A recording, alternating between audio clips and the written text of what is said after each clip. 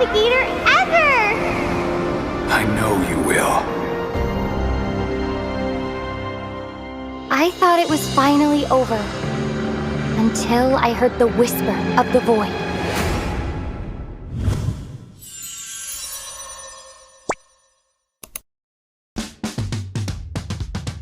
What's up guys? Kasama ko ngayon ang ating co-host sa Super Fan City, Ivan, dahil kami kanina ay nagkaroon ng awarding for MDL Philippines Season 6 where we awarded AP Rough World Era bilang champions ng ating season. We also awarded the All-Star Team, which is the whole lineup of AP Rough World Era din. Meron din sa kanilang regular season MVP, which is Tibor, and the finals MVP, which is Matt. And hindi lang yan, meron din tayong awardees na Rookie of the Season, Eman, at meron din tayong Most Improved Player of the Season, Cinderella. Of course, aside from that, we did have our meet and greet wherein our mythic ticket holders had the chance to meet the winning team, which is Team Liquid of Philippines. And right now, may makakasama tayong super fans para malaman how was the experience dun sa meet and greet natin. And now, we would like to call on here sa ating area, si Miss Kiara and Miss Kim, obviously fans ng TLPH. Gaano na ba kayo katagal na fans ng TLPH? Actually, ako parang 1 to 2 years na yata. Ako yung since echo pa lang sila. Tapos nag-change ng name ng TLPH na Team Liquid ako. Wow, it has been a long time na sinusuportahan natin ang Team Liquid Philippines. How was the opportunity? How was the experience na na-meet nyo yung mga idols nyo kanina? Sobrang saya po, lalo na nung nakita ko si Sunny. Same din. Masaya kasi nakita ko na sila in person, yung malapitan. Yun nga lang, ang dami nagpa-picture kay Owen. So, medyo nalayo ako sa kanya. Pero, super worth it yung pagpunta dito sa BELI. So, si Oheb ang bias mo? Hindi ko siya. Hindi halata. Si Madam, sinong bias mo? Si Sanford. Natabihan mo ba si Sanford kanina? Nahawakan ko yung kamay niya. Grabe Sana naman all. talaga ang karisma ng ating mga players sa iba. Ibang-iba talaga ang dating ng ating mga players. And of course, Team Liquid Philippines is moving on to the next round of our playoffs. Kaya naman, imbitahan nyo ang iba pang part ng Cavalry and of course, the other super fans para manood dito sa ating playoffs. Manood po kayo ng playoffs hanggang sa finals. So, sana magkita si TLPH at si AURORA. At para sa inyo, sino magcha-champion sa Season 16? Siyempre, TLPH. At yan lamang naman ang mga kaganapan natin today sa ating Super Fan City. Kaya naman balik muna sa inyo guys.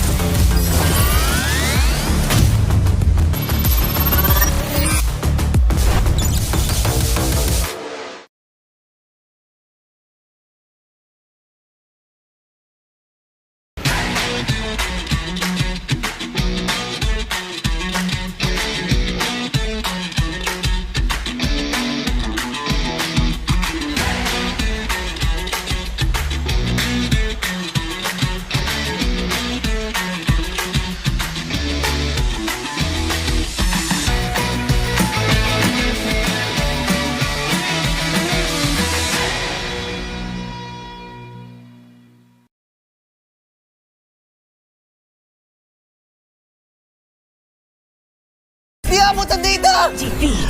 GG bro! Don't worry! The Only with Smart Power All 99. Hindi bitin with 10 gig data to power your games plus only Facebook or only TikTok. Load now!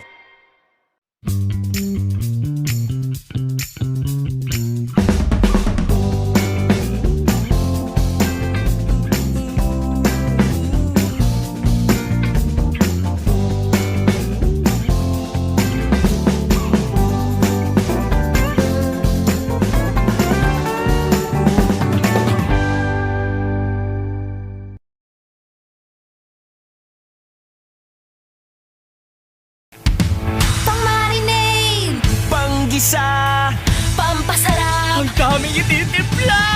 Luto mo yan with Knorr Liquid Seasoning. Mula luto tong plato, sarap panalo. Luto tong plato, sarap panalo. Luto tong plato, sarap panalo. Luto tong plato, panalo.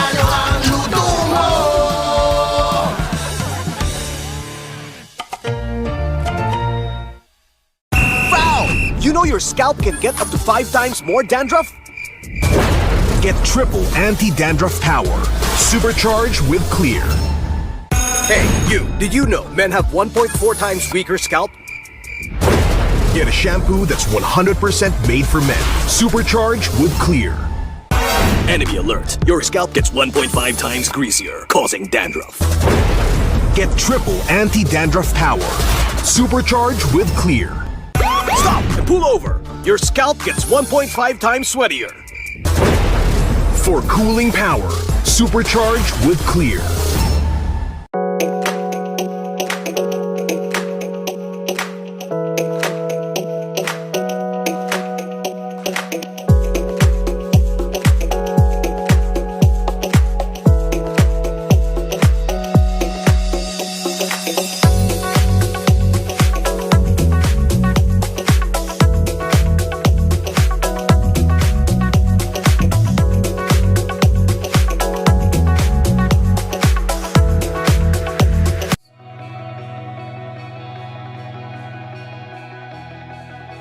Contact Arctic Aircon today. Let our team of experts provide the perfect solution for your cooling needs. Stay cool, stay comfortable with Arctic Aircon, your trusted air conditioning rental and services provider across the Philippines.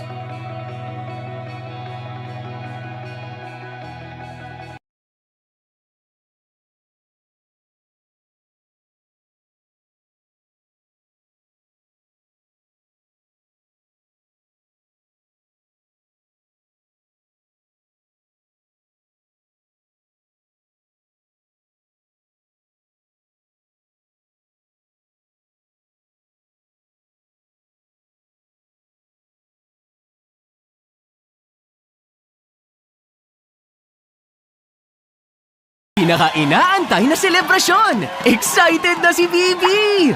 Marami pa siyang kailangan gawin para maging ready ang lahat. Bibi, huwag masyadong pen. Focus! Ganito ba? Ha! Ay, naku! Gatot kacha? Need help? Injection! Wala ako. Ito na lang! Wag na! Please, ibalik niyo na ako sa maze! Wag! Bibi! Bruno! Hello? Gising, Bruno! Okay na ako, Bibi! Let's go! Asikasong tunay si Bibi. Tumulong sa heroes, nag-set up ng event. Kahit koryo, hindi niya pinalagpas. Magsisimula na ang pinaka-inaabangang performance of their lifetime. Pwede nang huminga ng malalim si Bibi. Pero teka, tinatawag ata si Bibi sa stage.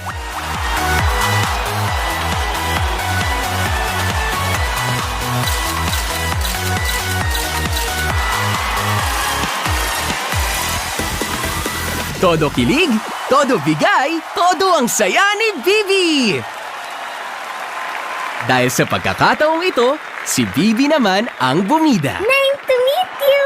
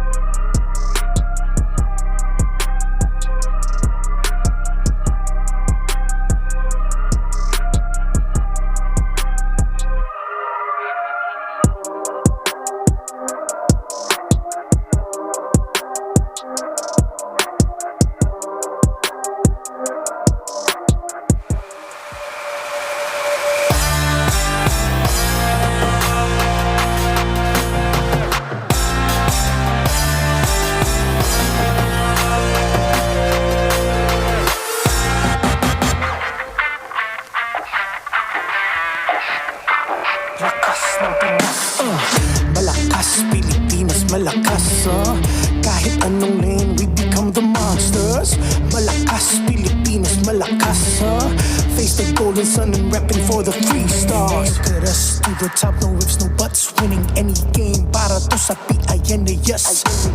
Di mo matitinag aming boses sa new level. Nasa kalye man o mobile, you know I become a legend. Listen, open fire, we unite, we winners. But with pressure, like diamonds are made of. Switching the lane na parang gera. HP Racing made a setup. Kakatang buhat ni Hilda, full dong SS parang Laila. Susundan ko ang iyong wakas. Kasama pataas, tagumpay natin to. Dahil tayo'y malakas para sa Pinas.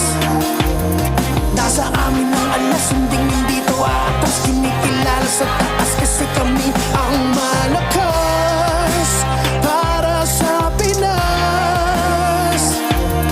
Nasa amin ang alas, hindi to atas. Kinikilala sa taas, ganito kami sa Pinas. Yeah.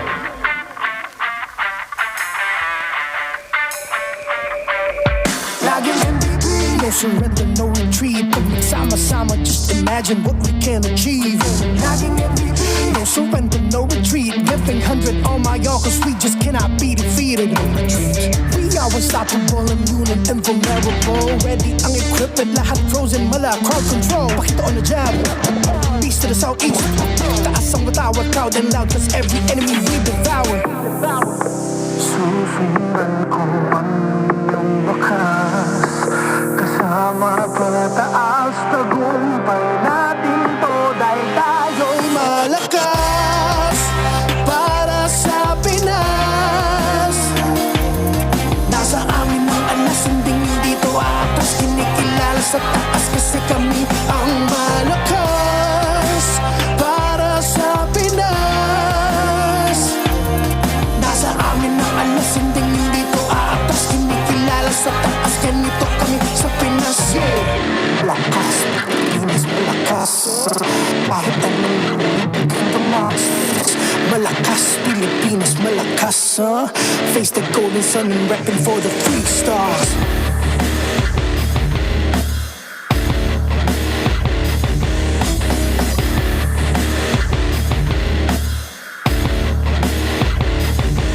Ang lakas ng Pinas, reunite with the stars. Ang lakas ng Pinas, reunite with the stars. Ang lakas ng Pinas, reunite with the stars. Ang lakas ng Pinas, with the stars.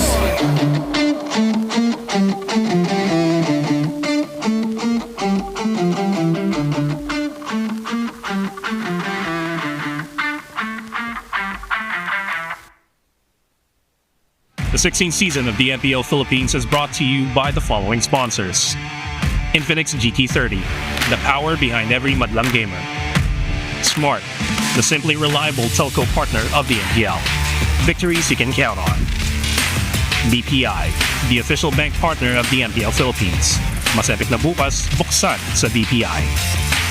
Our partners in eSports. Clear. Power up your dandruff-free scalp. Supercharge with Clear. Nor. Sarap panalo with Nor. And our official suppliers. Sip. Alis uhaw, sip na. Arctic Aircon. The difference in cooling. And Go Hotel. Tara na sa Go Hotels. Let's go explore more. Don't miss any action by following the official MPL Philippines pages and subscribing to our YouTube channel. Follow MPL Philippines on TikTok for more content. Witness and experience the new era of MPL Philippines Season 16 playoffs live at the Canada Astrodome. Go to the official MPLPH website to secure your seats. No ticket, no problem. You can still be part of the MPLPH playoffs hype. Experience the action live at the Superfan City Festival grounds and join the free watch party. Don't miss the fun, freebies, and the ultimate Superfan experience. And to ensure the equality and fairness of our games, MPL Philippines is also monitored and supervised by the Games and Amusements Board. Sino ang makakakuha ng unang panalo? Is it Onyx? Is it Team Liquid? Kuneta Maginga!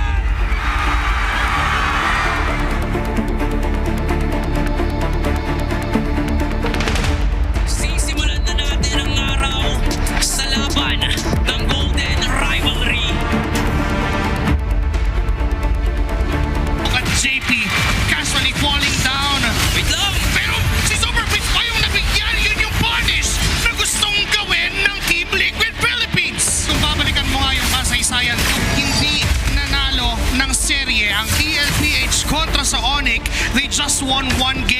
po kami kinakabahan. Sobrang na-excite lang talaga kami ngayon.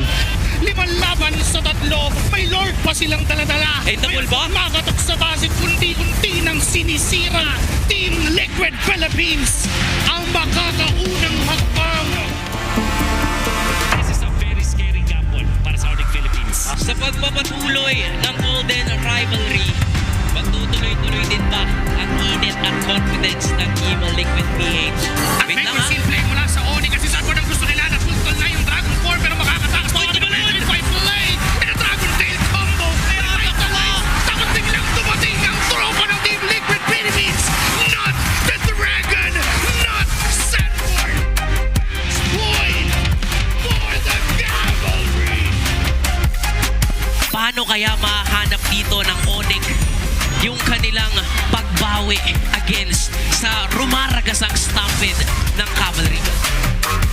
Pero ngayon ang Onyx, huwag sila naman maghahanap ng paraan para makakuha ng kalamangan. Picking off Sanji. Narito si King Kong sa paligsahan patungo sa ginto at sa tinatahak nilang gininto ang kalsada ni hindi mahaharangan ng Super Bang ang Stampy ng Liquid.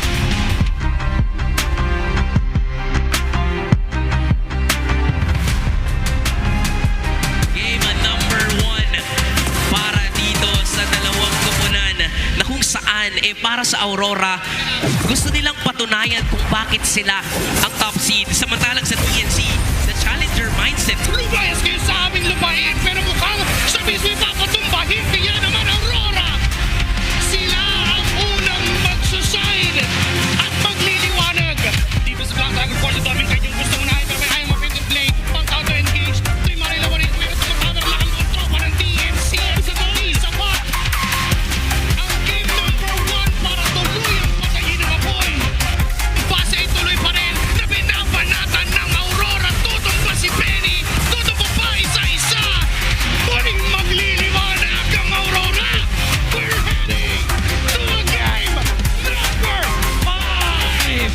Saka na Edward goes in para kunin ang buhay ni Zayda Tribar at Shakno. Benny Cutie na lang ang mag-isang dedepensa sa apoy ng Phoenix Army pero mas magliliwanag pa rin ang Northern Lights.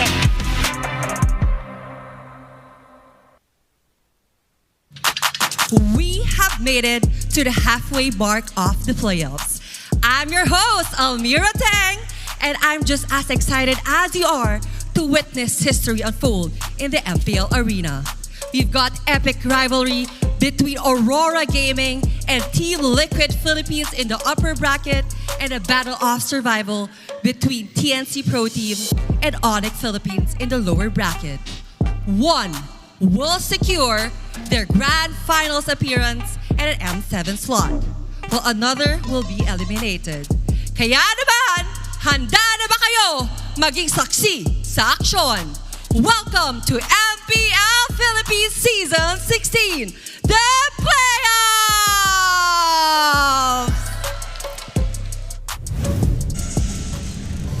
It's the third day of our playoffs here on Season 16, and so far we've seen some numerous level-up games for our players. Athena and Minute here for the third day. We're halfway through our playoffs, Midnight. Yeah, this is the halfway mark of the playoffs, and we've seen a lot of amazing MLBB games from day number 1 and day number 2. A lot of crazy moments, actually, and right now, I want to see more amazing matches, especially today with the upper bracket, having that M7 slot secured if they win, but also I'm a little bit sad because we're going to see a team drop out of the playoffs after today's matches. It will be a good run indeed, but still, we cannot deny that all of the games right now have been leveled up.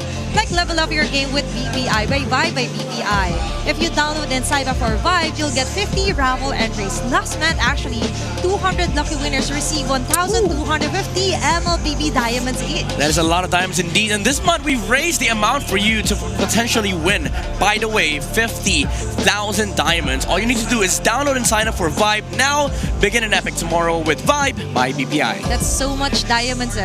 that you could buy any skin that you want, especially onto the aspirant skin. More skins. Even championship skins, by the way. Yeah. M6 for Onyx Philippines. And more data, more GG. Experience the winning power of Smart's only 5G and enjoy it with a Smart Digital Prepaid eSIM. Yeah, Smart, the simply reliable telco partner of the MPL. Victories you can count on. And we could count onto our teams to show us a very spectacular match today. And by the way, this tournament is also monitored and supervised by the Games and Amusement Board. You know what? This day, it brings me gratitude that we will witness the first team to secure grand finals and also the M7 slot. But again, as I've mentioned, it's also quite saddening because like most of these teams, you'd want to reach the grand finals, especially with the games that we've seen yesterday between AURORA and TNT. But unfortunately, there were only 3 teams that will remain after today. And with that, we will check out our updated playoffs bracket. From day one, it was sad to see, but we have to say goodbye for Team Falcons and even for Twisted Minds. Moving forward from our yesterday's matches where TLPH completed their stampede, sending Onyx Philippines onto their lower bracket. Yeah. And so far, for our last match yesterday, a blockbuster. Game 5 games for AURORA, eliminating or putting TNC onto our lower bracket where they will meet Onyx Philippines later on. You know, it's a lot of crazy matches that will happen today, but I just want to point out what happened yesterday was a complete opposite of a lot of the expectations from the community because people expected TLPH and Onyx to go the distance, go game 5, bring us amazing MVP action, but TLPH was like, no, we're going to stampede our way through the grand finals. But AURORA and TNT though, even though we see TNT in the lower bracket, they're going to be up against Onyx Philippines. At this point, you don't even know who's going to make it after this match because this is a hell of a blockbuster, as you've said. Yeah, honestly, by seeing TNC's performance so far for the first 2 days of our playoffs, they gave AURORA, our top-seeded team of the season, a very hard time. So for Onyx Philippines, this might be tricky. This might be a poison out to get them. And for our upper bracket finals, as Almira have mentioned, one will move forward onto the grand finals and also qualify to be our M7 representative. M7, baby. But it is interesting, like, after the first match, we'll get an M7 rep, but I'm more excited about Onyx and TNT. Like, who gets to drop each other? As you've said, this might be the poison that Onyx will have to find a cure with, because, hey, Chuck Mamba is still in the playing field. So, you know what? Predictions, all out of the window. All predictions actually yesterday was broken off. Yes. Especially onto our last match. And you mentioned you are excited for the Onyx versus TNC. But first up is going to be the epic rivalry of AURORA versus TLPH here onto our upper bracket finals. And even onto our PH bracket actually, we've seen some numerous KOLs, even streamers like Fuego, trying to predict what would happen or who will be able to see the first spot onto our grand finals. And I do not want to predict at all at this point because everything so far has been somewhat of a roller coaster of emotions, especially for our teams as well. Yeah, because the thing is, you could be wrong, you could be right, but at the end of the day, you don't get to project who gets to M7 first. And even if they lose, even if they drop to the lower bracket, they still have a way of climbing up, back to the grand finals. So again, TLPH and AURORA, there's a big thing at stake. Like it's M7, but most importantly, winning the championship all across the board for the Philippines, especially for Team Liquid Philippines, because they're still trying to vie for the Golden Road. And it's an international rivalry, of course, AURORA, knowing that they also have international experience as well. But Coach Knapp yesterday mentioned that he wanted to somehow see something new, especially onto a patch or updates. And so far, the update has been in favor for the side of TLPH, most specifically here for Sanford. And looking closer also onto the junglers, Carl TZ and Demon Kite meeting again. And this time, it's going to be the upper bracket finals. Yeah, I mean, you want epic rivalry? This is as epic as you'd get. Carl TZ, Demon Kite, all throughout MPLPH history, these two guys have been at each other's necks and throats. Even though they wouldn't admit it, they would give PR answers, like safe answers to the public. We all know the story, like Carl TZ had a heated battle against Demon Kite, but this smiling demon has had his smile never faded by Carl TZ. He's always managed to climb up, get his foot back in the stage. And right now, he does have the chance to say to Carl Tizzy, no, this time around, you get to rest. Yep.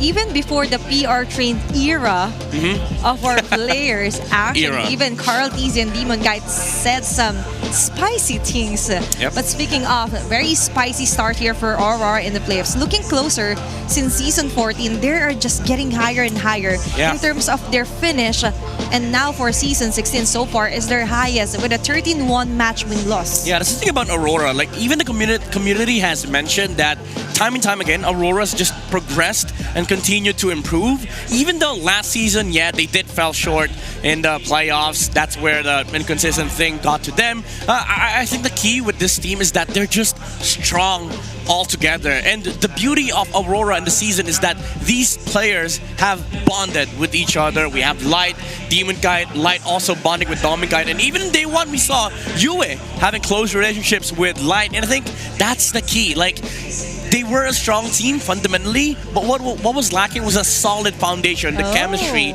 And I think that's what graced them with Light's entry. They were provided with like a good environment to actually start building up on the dominance that they've shown in the regular season. Dominance, and yes. Even the confidence here for Dominic. He mentioned that this season he's actually more confident onto the shot calls. Yes. Being more proactive, and confidence projects good results, and good results equals Team TLPH scores. We've seen a spectacular performance stampeding your way onto a 3-0 versus the reigning world champs. Looking closer here onto the GOAT during his playoffs mode zone. Look at the goal differential. Even under games that they lose, he doesn't have that much of a goal difference compared to enemy junglers. And as you've seen in the average, it's still very high. Like on average, Carl Tizzy's goal difference is 3 to 4K against enemy junglers, and when they win, it's almost like absolute dominance, as he's shown against King Kong yesterday, not just with gold, but also in terms of XP. By the time you reach the Lord Dance's 12 to 18-minute mark, Carl Tizzy is leading by 2-3 items. Hey, what do you mean? All I see is green. Kidding aside though, for Carl Tizzy, it just means that all of the time, or most of the time, is just really dominating, especially on his Lance Tizzy. I'm sorry, I combined it. Okay, his Lancelot. And so far, even their editors onto their pages are editing it onto a meet and greet, because he's always signing each and every player or hero that he is up against. So we will see if there will be an also meet and greet here for their battle versus AURORA. And for our game today. Oh, we have a game. Yesterday, I know you viewers were actually curious onto our debates. Oh. When we say debates, there will be specific answer in here, and we have to defend it. And it really depends on what we will be picking here onto our Magic Crystal Ball. Okay, you go pick it. Blank I have bad is luck. the best MPL Philippine era. I will be picking up the answer, and Midnight will explain and defend why. Okay? It's the global power. Okay, there were two good answers here, Age of Crown and that. Now, global power is the best MPL Philippines era, because that's when we actually dominated the global stage, and that's where when we retook MSC back, because we already took MSC, we lost it, and now we had it back. And we had the most dominant teams ever to exist in the international stage. We had Onyx, we have Team Liquid, and at this point, we were still kind of in the global era. Yes. Now we're kind of transitioning out into a different era, a new era for MLBB, but a lot of people would say, especially from other regions, this is when the other regions actually started to look at PH as the #1, because before we were just taking tournaments. We kept on winning the M series, the MSC. Well, MSC got stolen from us, but outside of that, international events, some teams would still lose to like their top 1, top 2 from other regions. But in the global era, it didn't it didn't even feel like it was close. For the global era. Yeah, there were a lot of sweeps in the grand finals. Yeah, it also cemented the idea that Filipino players worldwide are the most sought after imports as well. That too. And the start of other regions looking at us as the strongest contender for the crown, for the throne. May it be MSC, may it be the M World Championship. And now there are locked in here on MPL Philippines playoffs. So far, even other casters from different regions are speechless, especially onto the games that they're watching or restreaming. By the way, shout out to our streamers here for our playoffs. And succeeding on that is also our community supporting us live here on the Cuneta Astrodome. Let's take a look onto what happened earlier today, where Cavalry and even the Lights woke up early, got ready early, and managed to go and support their teams here live on Cuneta Astrodome. Yeah, it's fun because like whenever you're in the venue, and especially if you pop here early as early as you can see some of the parades that are going on. Right now we had TLPH and Aurora, so the Cavalry and the Lights or the Auroras showed up to support their teams. You can also do that, by the way. Just come here to the venue. By the way, get a ticket. Buy your tickets now, especially for day 4, day 5, because, well, day 5 already, sold out. Day 4, you can still, make hobble or... you could catch up, actually. Yeah, catch up. I was trying to look for the term, but... And it's okay. But so far, even if you didn't manage to secure a ticket for the grand finals, MPL Festival onto our Super Fan Series is actually free for all. So you could get to enjoy different games. We have Odin there, hosting some of our lively games there, and even the booth and merchandise for all of the teams. If you want to buy a jersey, wear it to show your support, buy some merch here from our sponsors. A very fun indeed day that you could get here if you watch live here on Cuneta Astrodome. And so far, all of the teams right now are very active for their community. And so far, for our Infinix Keys to Victory, we will head on over to Hull with Wolf. No, you're actually going to hear from us first. Howdy, Athena and Midnight. It's me and Brigida. Yep. I'm so sorry. I just miss Wolf so much. It's reflected here on But you don't miss us. How about us? FOMO. 50-50. But kidding aside though, it's going to be Leo and Brigida 50 here. for Leo, 50 for Brigida. Don't worry. It's full. So it's 100. So it's a total of 100. Yeah, it's 100. Let's add it up. But to add up to that, do you agree? But you have to agree though that Global Power is the best era so far. What better time than now? Midnight is right, because this is where we are. This is the wake of the Global Power, and until we figure out what exactly that next stage is, this is the best time to be an MLBB fan. Yep, and I've always said that I feel this was the era, or it's is because we're currently still in it. This is the era that I've been most part of. I got to experience it firsthand. I got to really turn into a fan of the teams who kept representing and winning titles for the Philippines in this particular era. So it really resonates with me. It's an era that's very close to my heart. But I also cannot wait to see how are we going to develop even further if or after we get past this era. It is the present and the gift to everyone from our players to present to the whole world that we are still the strongest contender for the throne. Global era had the power of Briggy Buff. Yes. MLBB, Mobile Legends, Briggy Buff. You cannot deny that there's still a Briggy Buff here. Yeah. And looking forward to long games and maximum games. And so far, thank you so much, Leia and Brigida, for sharing your thoughts here onto the Global Power being the best era of them all. And we could catch them live later on here on Cuneta Astrodome for exciting matches, play-by-play matches. And here midnight, we could also discuss on what should we expect here. Is it going to be a game 5, sweeps? Quick prediction. Okay, quick prediction. 5 games. I would say Team Liquid. I'd have to, even though I did say this is the least chance TLPH will ever get the Golden Road because they started in the play-ins, but they were already breaking patterns from day 1. So why not continue breaking patterns all the way to M7 and actually finish the damn thing? Okay.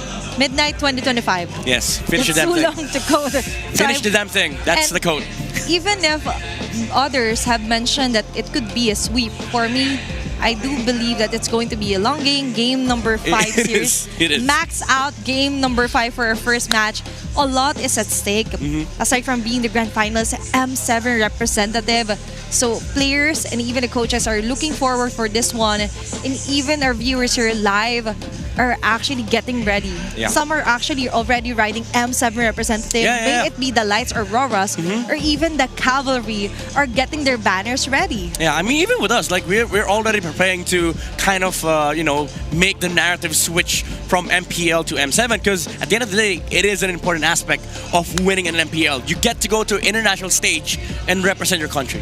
And the preparation is indeed grueling, and we've seen them adjust, but a snappy adjustment here for TLPH. And I do agree that they might have the higher chance to actually finish off this first series into their favor, considering what they did to Onyx Philippines. And I do believe that momentum is a really great deal onto our tournament. Yeah, getting a 3-0 sweep against the reigning world champions. Matter of fact, they took down M-Series champions, Falcons, Onyx. Now they're about, I'm not saying they're about to take down Aurora, but if they want to get to M7, beating down number 1 is the way to go. There is a list, and they've managed to take down one of the famous titans here onto our flips. That's the first day, and they are on a 3-day streak playing here live on Cuneta Astrodome. And to know further onto this game, let's check out our Infinix keys to victory, Dahal with Wolf.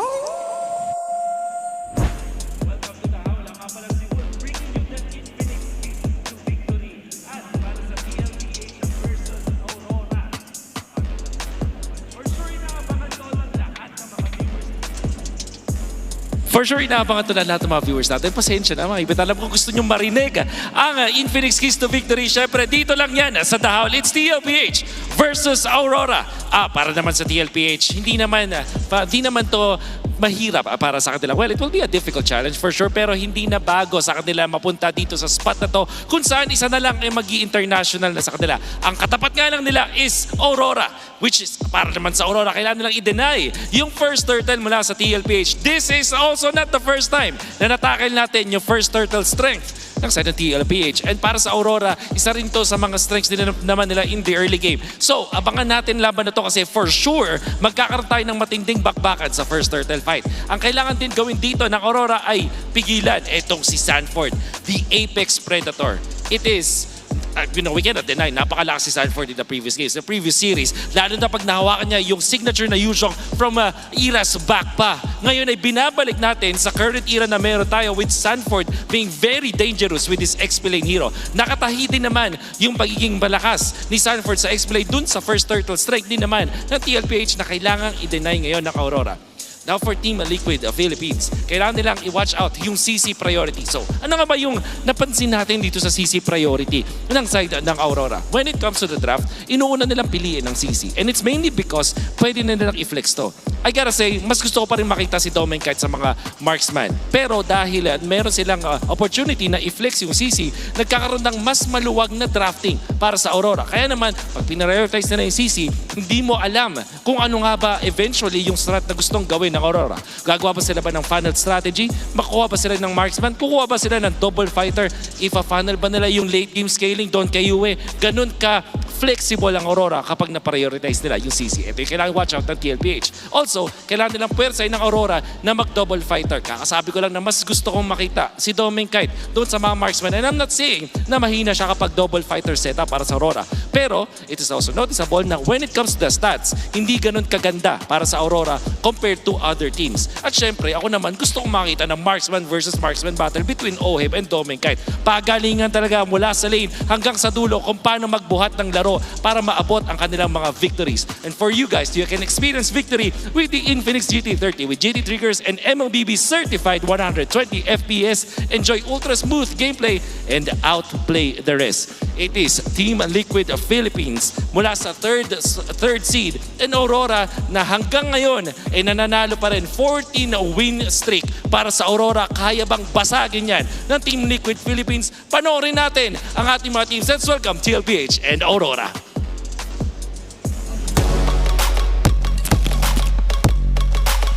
To oversee and uphold the tournament's integrity, guiding us through the Smash Hour marshals, Juven, Chico, JJ, and Yaku Jeff. It's a 14-match winning streak so far. Can they extend their streak in this epic rivalry? Give it up for Edward, Demon Kite, Yue, Light, and Domin Kite. Lights up, it's Aurora Gaming!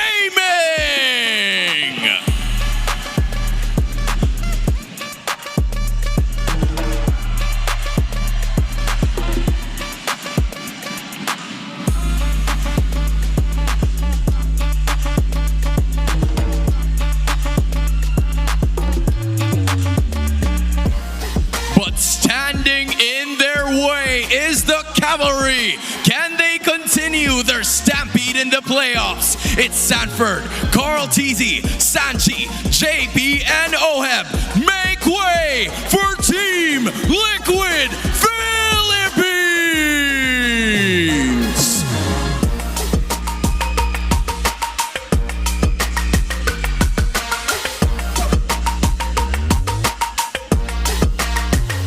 The two teams are also going to be joined by their respective coaches. It's Coach Master of the Basics for Aurora and Coach RC for Team Liquid.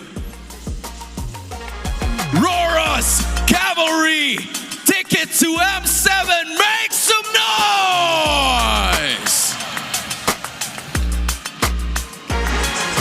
That is a very nice entry here for Aurora. We have Edward, Demon Kite, Yue, Light, and even Domin Kite. The bad boys of the playoffs, Aurora, vying for the M7 slot and also the grand finals. There's a lot of expectations for Aurora here. They have to keep the consistency in check because they're up against one of the biggest challenges in MPL Philippines. And a force to reckon with is TLPH, Sanford, Carl Teasy, Sanji, JP, and Oheb. I mean, it's the Stallion standing loud and proud, you know, rightfully so after sweeping on it yesterday. They just have to make sure that they play the same way, especially up against Aurora, who has beaten them in the regular season. It wasn't a close game, so there's a lot of challenges as well for TLPH. But again, that concept goes to both teams. And it also reflects onto our team head-to-head. We're in.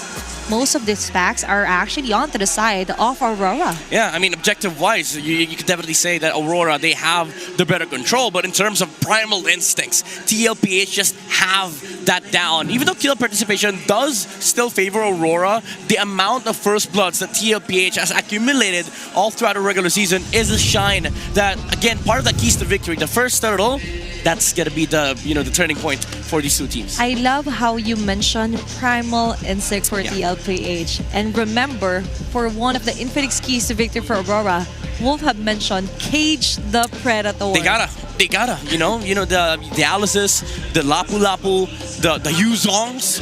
And the crazy thing is, those are 3 heroes. Sanford, he has more. That is only 3, and so far, onto a best of 5, we could definitely see some cheese picks or even pocket picks that we have yet to see so far for the regular season here on to the first 2 days of our playoffs. But let's check out on how our players are prepared. Let's all watch our Smart 5G ping test. TLPH, good luck. Oh, good luck. Bigyan nyo na sa amin to, nakakailang series na kayo, wala pa appearance, oh. Pwede ba kami muna? Pagkapasok namin grand final, sa inyo na. Slot lang, ha? Hindi, huwag ganoon. Ay, wag Mirror lang.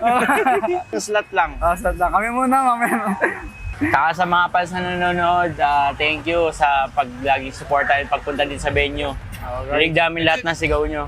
Tama, solid. Sa girlfriend ko, mahal na mahal kita always. Oh, you got power. Lakas, di kayang tawas. Oh, you got power. Kay Daniel Madilla. Di, maliw, iba yun. Daniel Caesar pala. Chico, paki-assist naman si Kalad. Bakit alis dyan? Di, dry yung lips ko, di. Oo, rin nga eh. Kailangan natin tubig dito ah. Oy. Kiss ata. Uy, iba naman sa'yo eh. Rory. Kaya mo ba yan, G? Aurora? Kaya ba yan, Aurora? Feel ko hindi eh. Ako din eh. Puso na lang ata tayo. Pusong Pinoy na lang eh. Pusong Pinoy. Gagalingan namin sobra. Ano message mo kay Yue? Gagalingan mo kasi gagalingan namin. Yun. Bruce Goat yun ah. Gaya kay Bruce Goat ah. What's that? I'm mic check again. Another words of wisdom. Give me some words of wisdom and that's in camera. You'll say whatever I say? Yeah. I love you all. I love you all. Boys. I love Again? Salamat sa inyo. Mahal ko kayo. Ang pangit ko. Full set. Salamat sa inyo. Sa inyo. Mahal ko kayo. Mahal ko kayo. Pangit ko. Ang pangit ko. Yeah! Let's go. And that is our Smart 5G ping test. All smiles and positive vibes here for our players from TLPH and AURORA. And somehow they're also wishing TLPH to let them go first. Yeah, go for it. That's a good trade, honestly. Like, okay, let us go to let us go to M7, and then maybe let's see who wins the grand finals. my But gosh. I don't think TLPH will agree with that because again, they're trying to build this golden road of theirs. But first pick, it does go to AURORA. Now I want to talk about like how AURORA should have approached this before they sat down to actually face off Team Liquid. I think we need a change. We need something different from this team because TLPH, they've brought on Gold Lane fighters, but so far even the community has discussed this last night. Gold Lane fighters for Dominicate doesn't seem to work. There are some sentiments that after the first game, oh wow, Dominicate actually stepping out of his comfort zone. But speaking of comfort zone, by the way, for Sanford's Yuzong history, an historical stats midnight, you take over. Jesus, 10-0 in season 11, season 12, 6-4, 7-4, season 13. Those are still like good stats, relatively speaking, because at that time there were a lot of like brawls in the XP. But now you bring it back to the semi-final meta, Yuzong once again shines because he just deletes people that wants to be in the team fight. That's a 3-0. 100% win rate here for Sanford's Yuzong.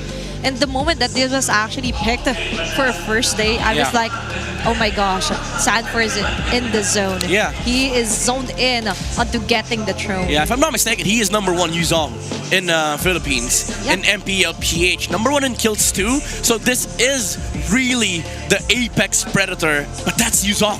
You still have to worry about Lapu, the Esmeralda, the Arlet, but you also have to worry about this guy, the man who is born out of consistency, AURORA's XP laner.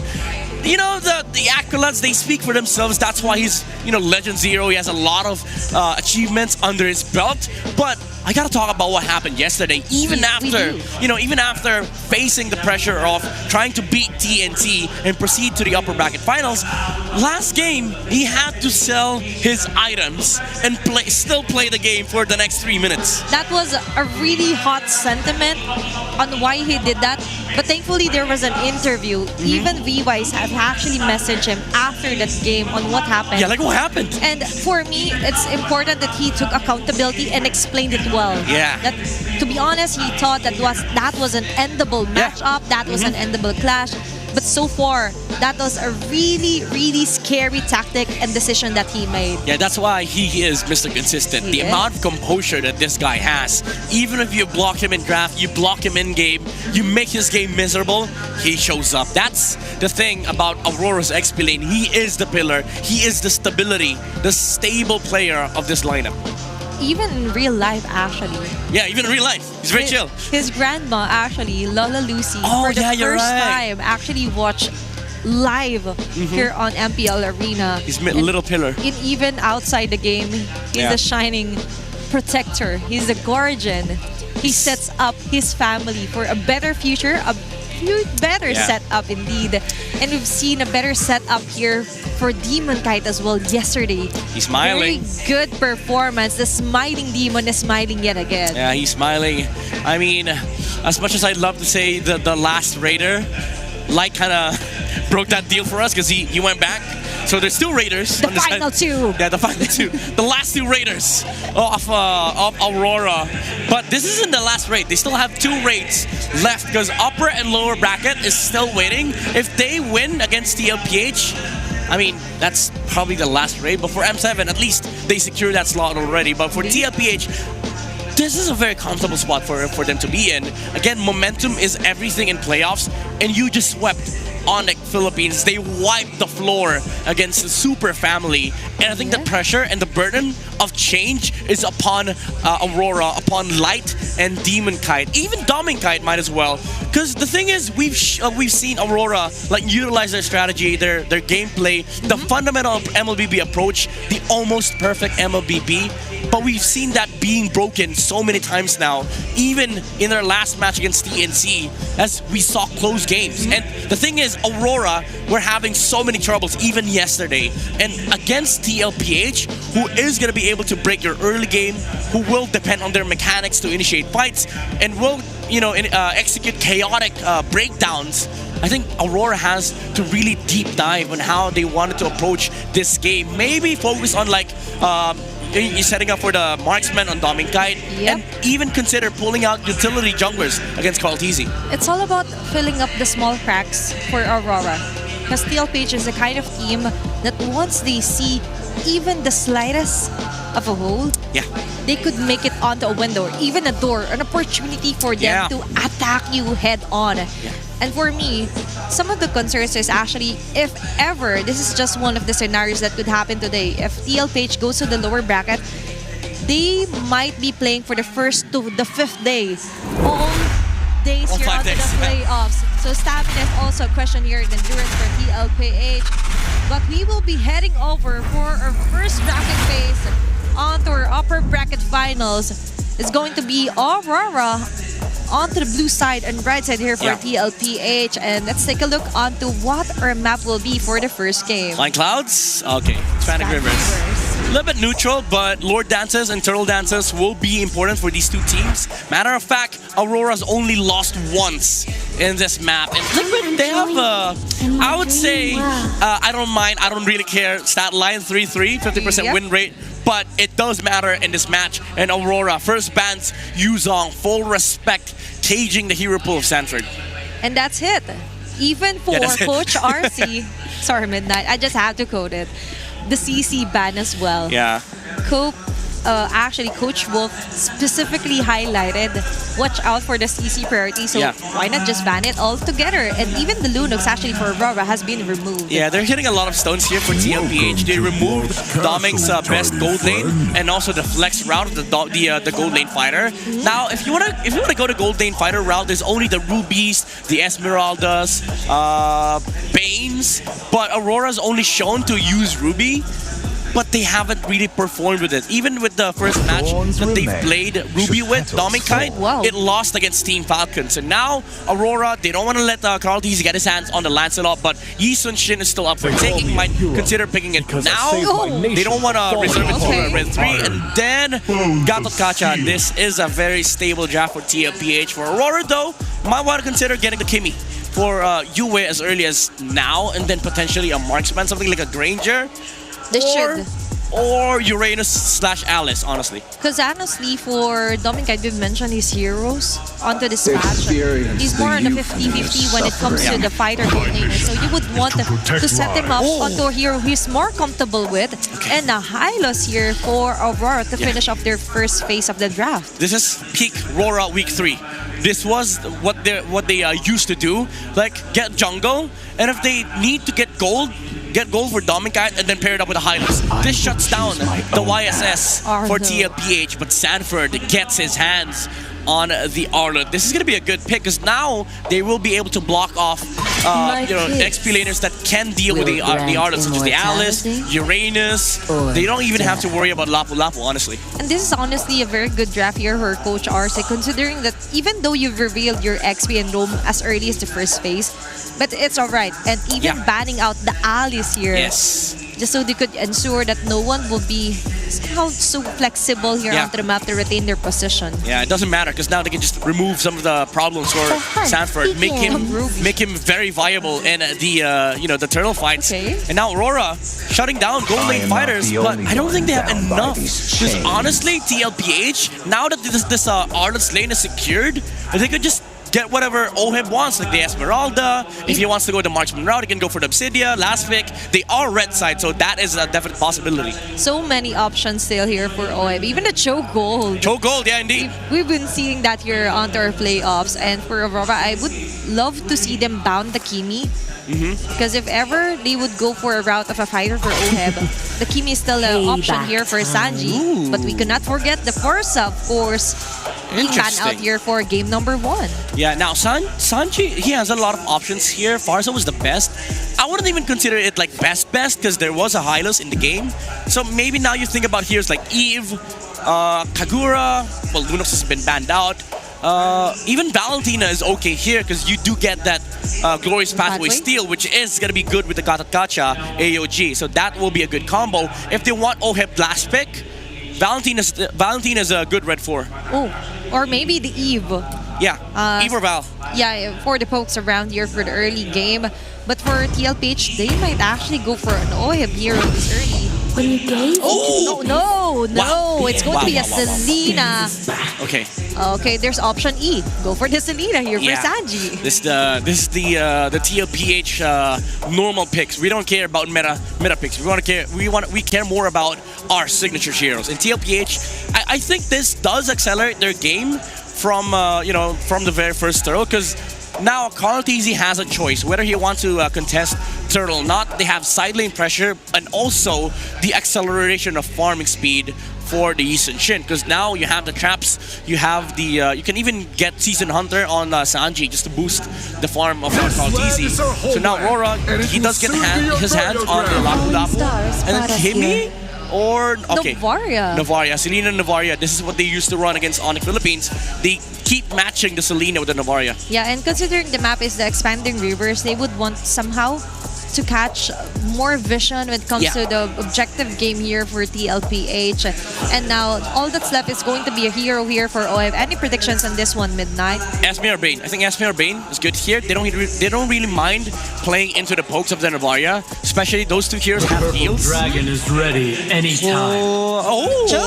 Okay, this is spicy. I just mentioned that earlier, but I didn't expect it to appear this early for game number 1. There's a big risk. This is funnel strat for TLPH. They're really focusing on Carl TZ's farm, which might cost them the late game, because there's a lot of ways for Aurora to actually deal with the YSS. It's also reflecting here onto our index, wherein onto the late game potential, there is where it will spike the most here for TLPH. So many crowd controls indeed here. But for Aurora, considering that they've got the Lancel Entrance of Demon Kite, this will be a battle for our king onto the jungle. But moving forward, let's see if who will get the first blood, first game here for our first match of our upper bracket, third day of our playoffs. Let's get it over and start with our game. Casters, it's your time. The race to Jakarta begins here. The upper bracket finals, first to the grand finals, first to M7, Game 1, Aurora, Team Liquid Philippines. You could feel the momentum seep through the way both of these teams decided to go in with their drafts. Very comfortable picks so far that we're seeing on both sides, and I cannot wait to see the XP lane showdown. Brigida and Leo at your service for this long haul slobber knocker, expecting no less than 5. Aurora last night was sweated by a TNC. I think that whole fighter side lane really gave them a run for their money. Now look at this, it's Oheb who's rocking a choke against Dominkite, who is proven. Our panel mentioned it. Athena and Midnight, they said, hey, Dominkite, he's not so good on them fighters yet. And I feel like Aurora also started to realize a few things, especially after yesterday. Because it's not like teams don't get to adjust completely after observing that Aurora does stick with this plan, but Carl, barely dodging the Star Shutter. Revitalize already used by Daddy JP. There's no way he's gonna let one of his sons die. Not like that. Edward! Not Carl. It can't be Carl. Sanford here against 2 though. He gets to walk under the turret and unbreakable from JP as well. But that's all the help we're needing for now. Alright, 2 close calls for Liquid. Aurora, they get a small lead off of that. They get to push the cavalry back out from their side of the jungle. Let's go back to that gold lane matchup. Again, a Granger versus a Cho. I think this will really make more of a difference in actual team fighting. I agree. when the more macro scale rotations come into play. Because we saw it even from Benny yesterday. There was a time that the Joe got to complete a solo kill against a Ruby who was just trying to rotate and regroup with his teammates. So it's not impossible for this Joe to do the same against a Granger. You gotta watch out. Oh my god, the flicker from Oheb! Baby Cake's doing work, but Dominkite refuses to fall! He gets to keep himself safe. That turret, the advantage that he gets, the additional sustain and defense, and that's a free turtle that Aurora takes. You know what? I think Aurora knew that something was afoot, that there was shenanigans around the lower half of the map, because Carl and Oheb, they don't usually do this. They don't usually telegraph where they are. So Aurora, again, kudos to their coaching staff, kudos to Master the Basics, to Dexstar, and to Khaled. They were like, Dominika, you watch out for yourself. You protect yourself. Yeah, and wasn't this one of the things mentioned in the Howl? That you gotta take away the first turtle from Team Liquid Philippines. Not that Team Liquid wanted to get it for themselves during that instance, but it feels like they didn't even allow for Team Liquid to consider even positioning themselves or contesting that objective at all. It was just that quick of a decision from Aurora. So Aurora is playing off of former knowledge. This is just, again, knowing Liquid inside and out from the playoffs, from the regular season, and this is going to be key to the Northern Lights getting a good start. Let's check out the items real quick. Not much of a difference between these two teams. Again, a paltry lead for either side. I guess it's the Encourage that's the most interesting. Again, Light on that high loss with an Encourage and of course an Elegant Gem. He's playing very low to the ground. Yeah, this has been Light's choice for the Roam Blessing since yesterday. And I feel like it suits Aurora so much. Hold on, try finding Sanford here. I know I did mention wanting to see the XP lane showdown, but Aurora, even though they don't get to take the kills, they're doing a great job at somehow caging the Apex Predator for now. Yep, by caging Sanford, you avoid him from making game-changing plays early on, delaying that rotation, delaying him from rotating out and affecting the rest of the map. So Edward's playing man-to-man defense, or should we say man-to-beast defense, because the Predator is currently just can't do much. Now we see them rotating down to the lower quarter of the map. Second turtle spawn. Liquid has a bigger presence here. Carl Beasy with an amazing push and a pull. Sanford checking that pixel brush. Oh my god, 3-man echoes! Oh, that's a 4-man actually. Yue also caught by the final slash, and that's going to be first blood for Team Liquid Philippines. Aurora still deciding to join in the glorious pathway already laid down. Demon Kite can't fight anymore though. He's very low, and Edward 2 will fall next. Like trying to run away, but then Team Liquid, they're able to take 3 and they actually want more. But will Light allow them to? Sanford picks a double. It's not up to Light. It's about that Apex Predator getting unleashed. He joined the fight, went straight for the important targets. And when you say gold lane fighter and you look at a Cho, I think that's a misnomer. This is a gold lane assassin. You see the precision that Oheb put on display. Totally ruining Aurora's backline. You gotta look for him if you're Yue. You want him to be part of that Astral Echo, but even then, you couldn't stop the surprise of a flicker way of the Dragon play.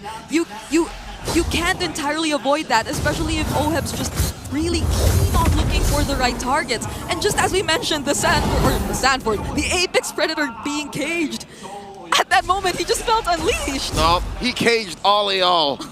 It was a total opposite. I'm not locked in here with you, you're locked in here with me, or something like that. Liquid up now by 3,000 gold. Brigida, 6 minutes in. They missed out on the first turtle, but that turtle was but a speed bump. It seems like the cavalry, the stampede is just getting started. Yep, it's gonna be a lot more terrifying if Liquid have learned how to adjust, even despite not taking the first turtle for themselves.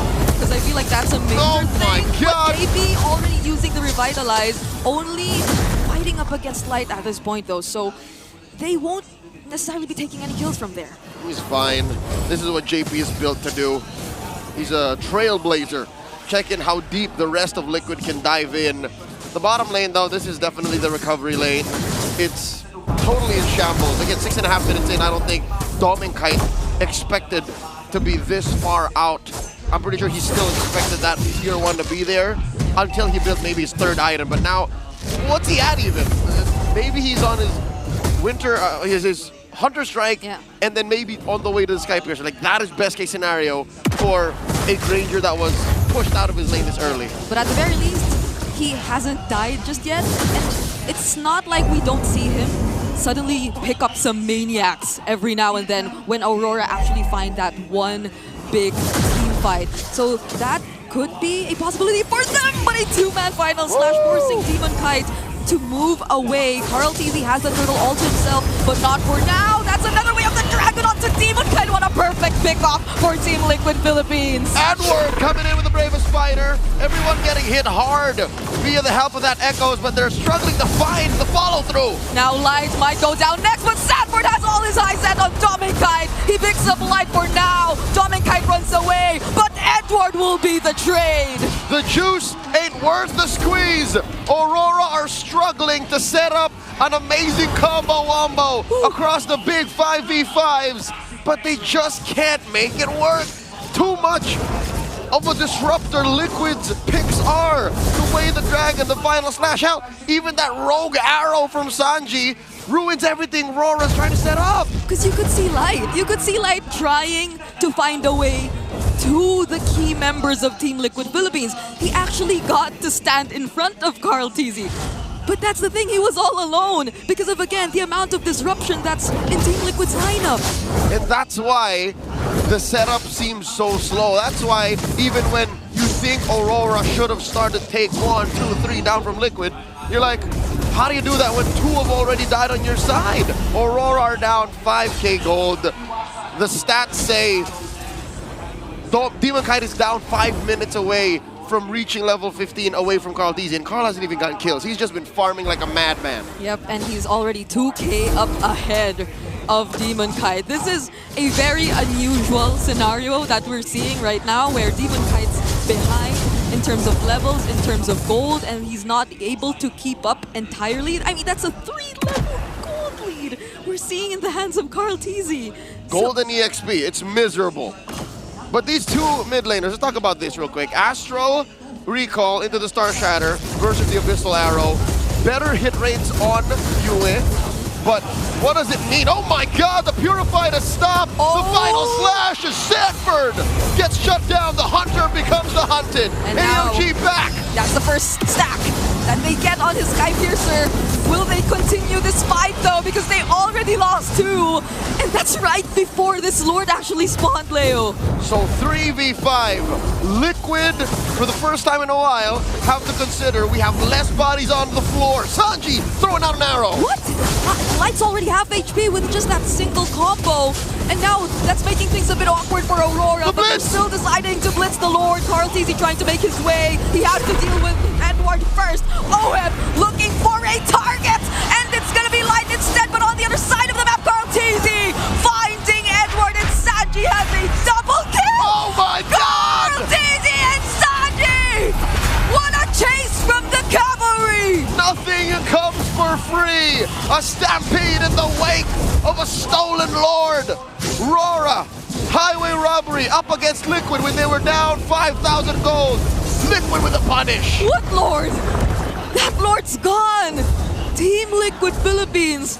It's as if it never even existed. It wasn't even able to get past their tier 2 turret. That's how quick they were able to deal with the Lord right after they just forced the fight. And normally, fights that are forced after you lose the objective are very dangerous, but they made it work. This is the prime example of living outside of your means. They spent their whole paycheck to have one night of fun, and they spent all of their resources to try and steal 1 Lord, and they lost 3. Make that 4 members on the way out. Liquid ended up with a bigger lead because Aurora got tunnel visioned from that Lord. 7,000 gold now between them, and all the outside turrets wiped out. And I just said, Demon Kite got his first Sky Piercer stack, but then He got shut down. He got shut down. I don't even know if you could consider it to be a shutdown. He just had a single kill. So he has like 5 stacks now, because you lose half of it. on the way out when you die. Looking at the items, so far, 2,000 between these gold laners. The time-tested Granger and the Assassin in the gold lane, that show. And then between Demon Kite, Carl TZ, forget about it. That's 3,000 gold now. That's too much. Even JP, knowing what he has to do and what his job is, prioritizing the Twilight armor. So that's why you always see him standing in front of wherever Yue tries to throw out those star shutters. But Mountain Shocker, Astral Echo thrown out as a response. But they won't commit anything just yet. But look at how Team Liquid Philippines constantly forces Aurora near the base. Dag nabbit, you see how many projectiles were thrown out? The boat, that arrow, a random final slash could come in via a flicker, an AOG from Daddy JP. It's just too much that Liquid is throwing at Aurora without even considering that gold lead. Again, 7,000 gold. Calculating now, that's a full item on each of the cores, plus change across each role. And although you would want to look at Aurora's potential in the late game, the way that you could definitely depend on the Novaria and the Granger for their late game damage, it feels like the setups take a lot more time compared to Team Liquid Philippines, who could just decide to fight whenever they want to. Oh, yeah. You could say, I guess, it's the same for Edward, but that's just Edward. When you want Light, Yue, and Dom and Kite to be in sync with one another, then there has to be a certain sequence to how they lay out their skills. Team Liquid Philippines, it feels like all these projectiles you mentioned are just thrown out whenever they want to. Yep, and it's not like Edward or Light can catch them for you.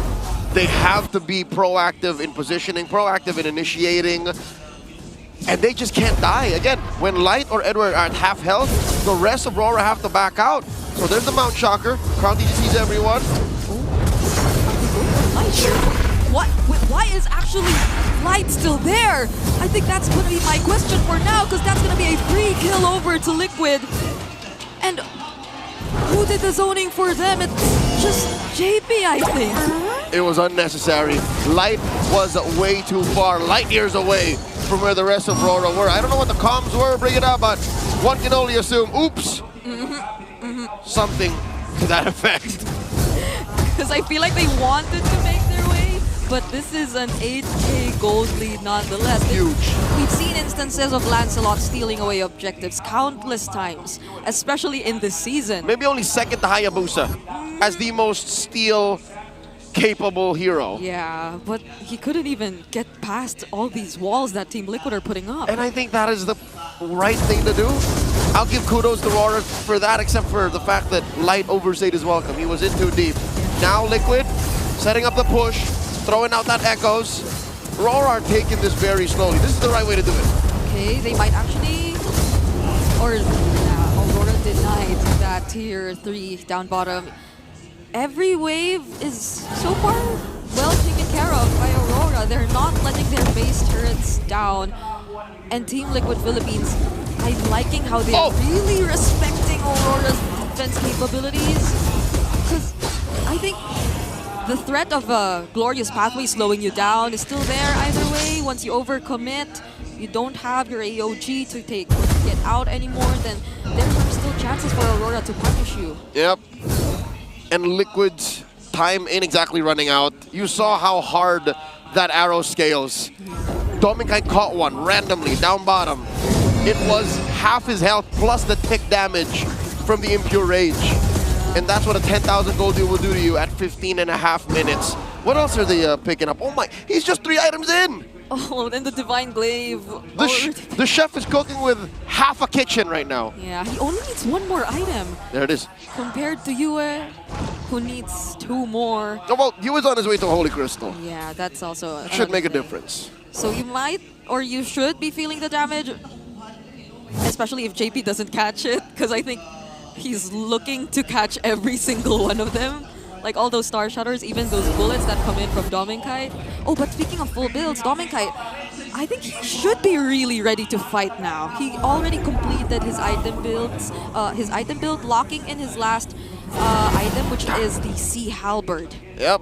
So all this healing from Sandbird, from JP, the shields that OHIP generates through Only Fast, should slowly be worked on. But again, this is the nature of their lineup. They need setup. They need light to stun the right target. Yeah. They need the echoes to hit at least 2 or 3.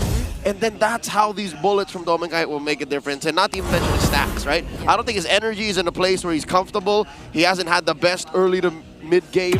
Now that we enter the late game with this Lord spawning in the lower quarter, we'll see if AURORA can do both those things. Set up for their team fight and take care of the map. Yeah. If Team Liquid even would let them find that opening, because I think they're so good at splitting the map too, just because they have a Cho in the goal.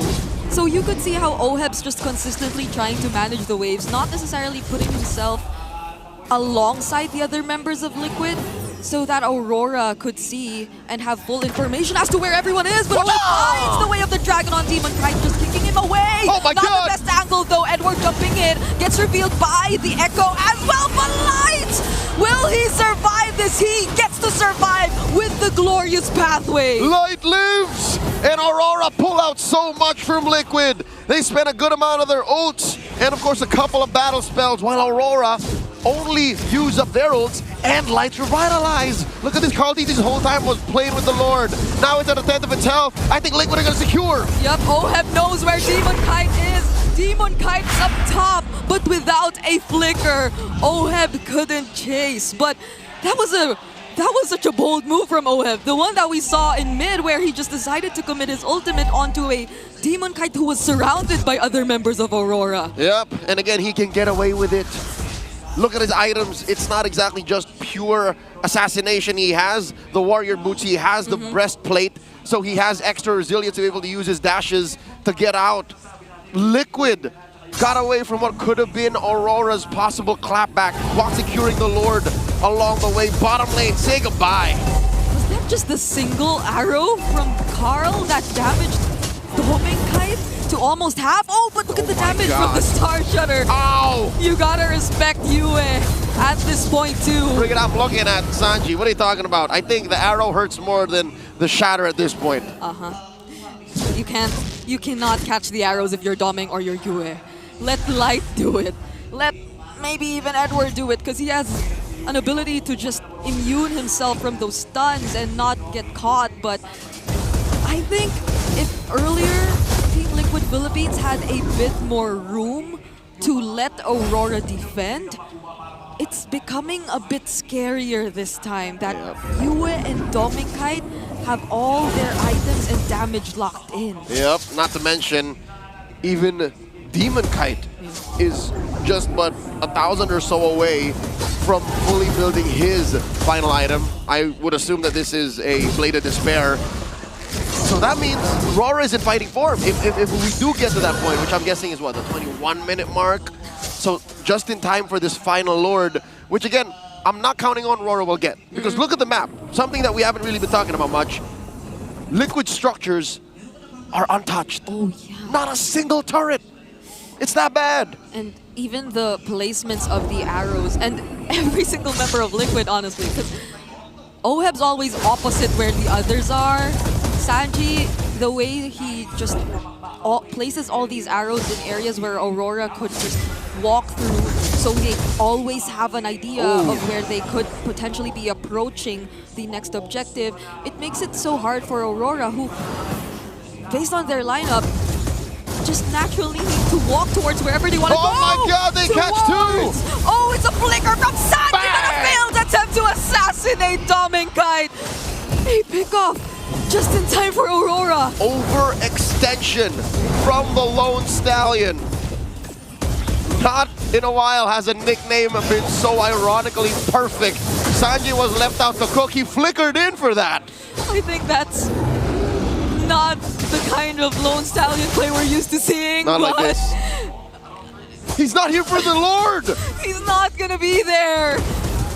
Okay, Sanford picking up the Oracle, but still they're one member down. Oheb, does he want to join this? This is the best shape for AURORA to actually go for this major objective, but they have to keep eyes on the Filipino sniper. He might get away with this split push, the rat strat. He's actually forcing a reaction. Who's gonna work and deal with the waves. You know what? Edward? I think it's worse than what we think. It might not be a split push. He might actually intercept whoever goes to defend. Oheb makes himself known, visible. Lord being pulled in by Carl. Lord at an 8th of its health. Yep, they denied Aurora from potentially blitzing the Lord. Now Carl's holding it. JP catching the Star Shutters and even the Thorn Growth, but the damage is a bit too much. Phantom Execution already committed, and the AOG is used as well. All right, Light holds the Pixel Brush away from the Apex Predator. Dominkite pulling in. Oh, Demonkite's very low. He wanted to recall, but Sanford just keeps checking the brushes. And now it might be Light. That's the target. Oheb just in time. Stunning Light. Taking him down, and Carl TZ takes the Lord. Baby Cakes doing work. Looping Rora. Round and round. Defend down bottom. Take the Lord. Defend the base. Steal this objective, and Aurora couldn't make a decision. Liquid score their 3rd major objective. What was the thought process of Oheb during the entire time? I thought he'd be a bit more pressured to join because they lost 1 member, but he just stayed down bottom, pushed the waves, and made Aurora let go of the objective. I think all the more he had to be as annoying. He had to be that much bigger of a menace to influence Aurora's decision making and to muddle their thought process. Because look, Sanji's missing. I have to make up for both fighting with the Lord and this push down bottom. I'll do both. Yep. Oh, does this arrow land on someone? Dominkite fortunately gets to dodge it, but that's a good seal. Astral Echo revealing multiple members. Phantom Execution in. Demonkite briefly gets taunted, but is this enough time for Aurora? The deal with the Lord!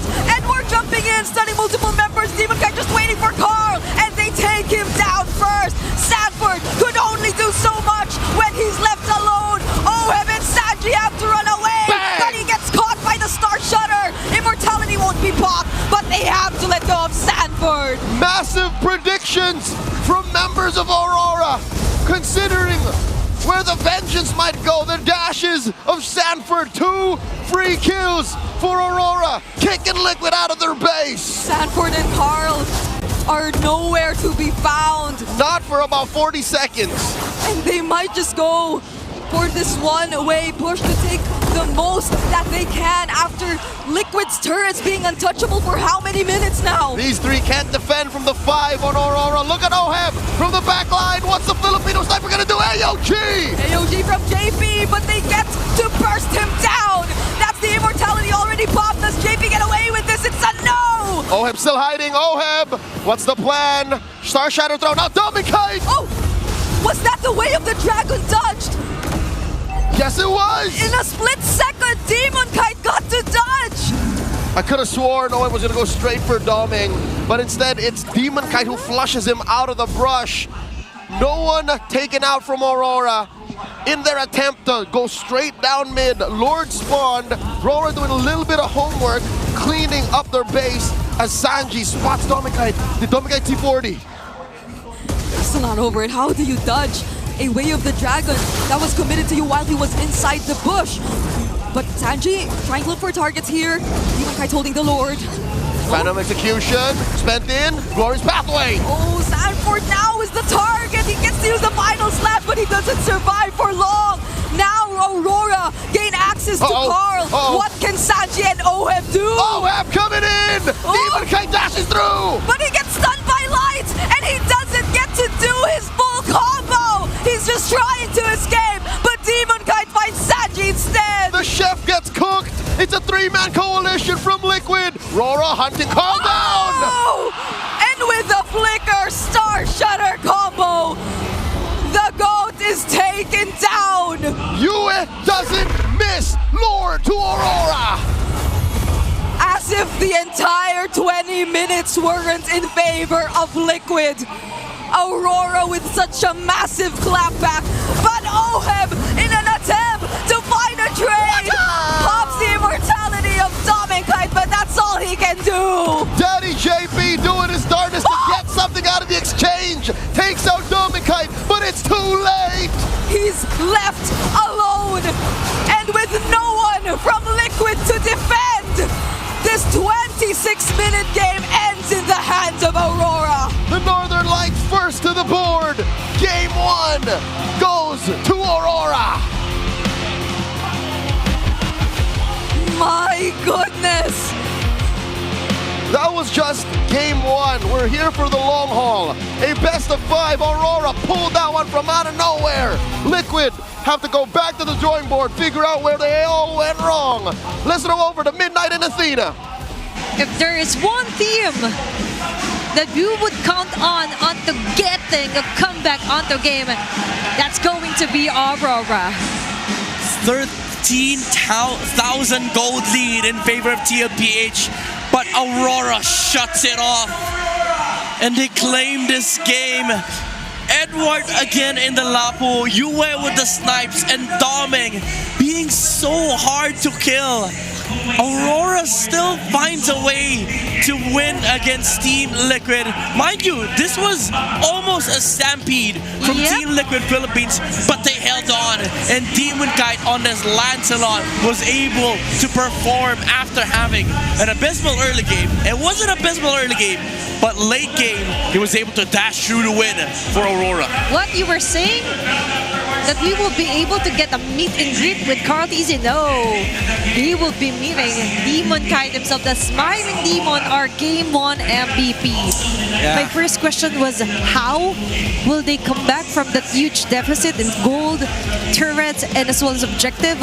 But the answer is just one thing.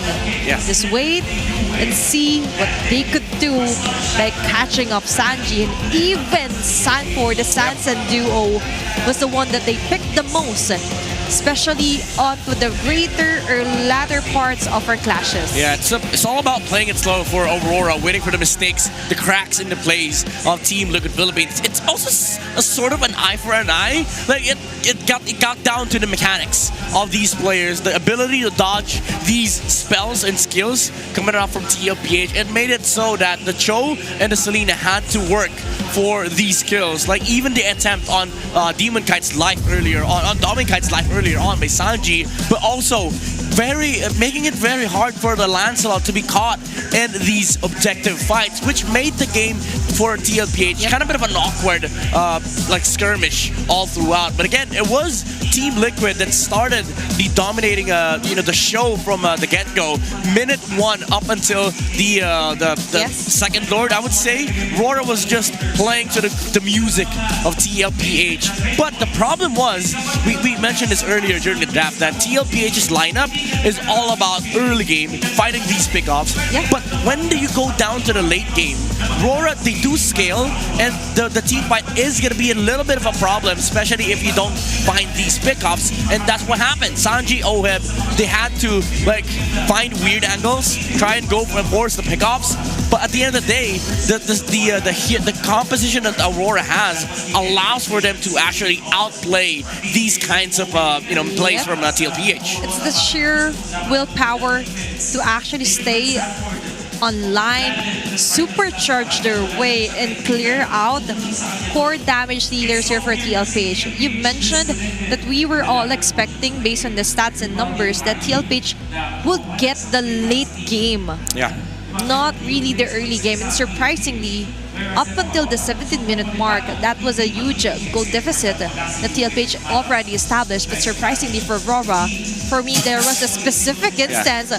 Even if I'm Doming, I will shout out your name with an I love you. But moving forward there, for me, one of the highlights for game number 1 was Demon Kite dodging out the Wave the Dragon here from Ohel. Yeah, the arrows, the boats, the attempts, the AOGs, the slashes, and also I wanna highlight Edward here on this Lapu. I've said this earlier. Like this Lapu isn't a bit of a problem for TLPH because they already had the lanes down. Sanford was performing really well, is able to get out of the XP, showed up for his team.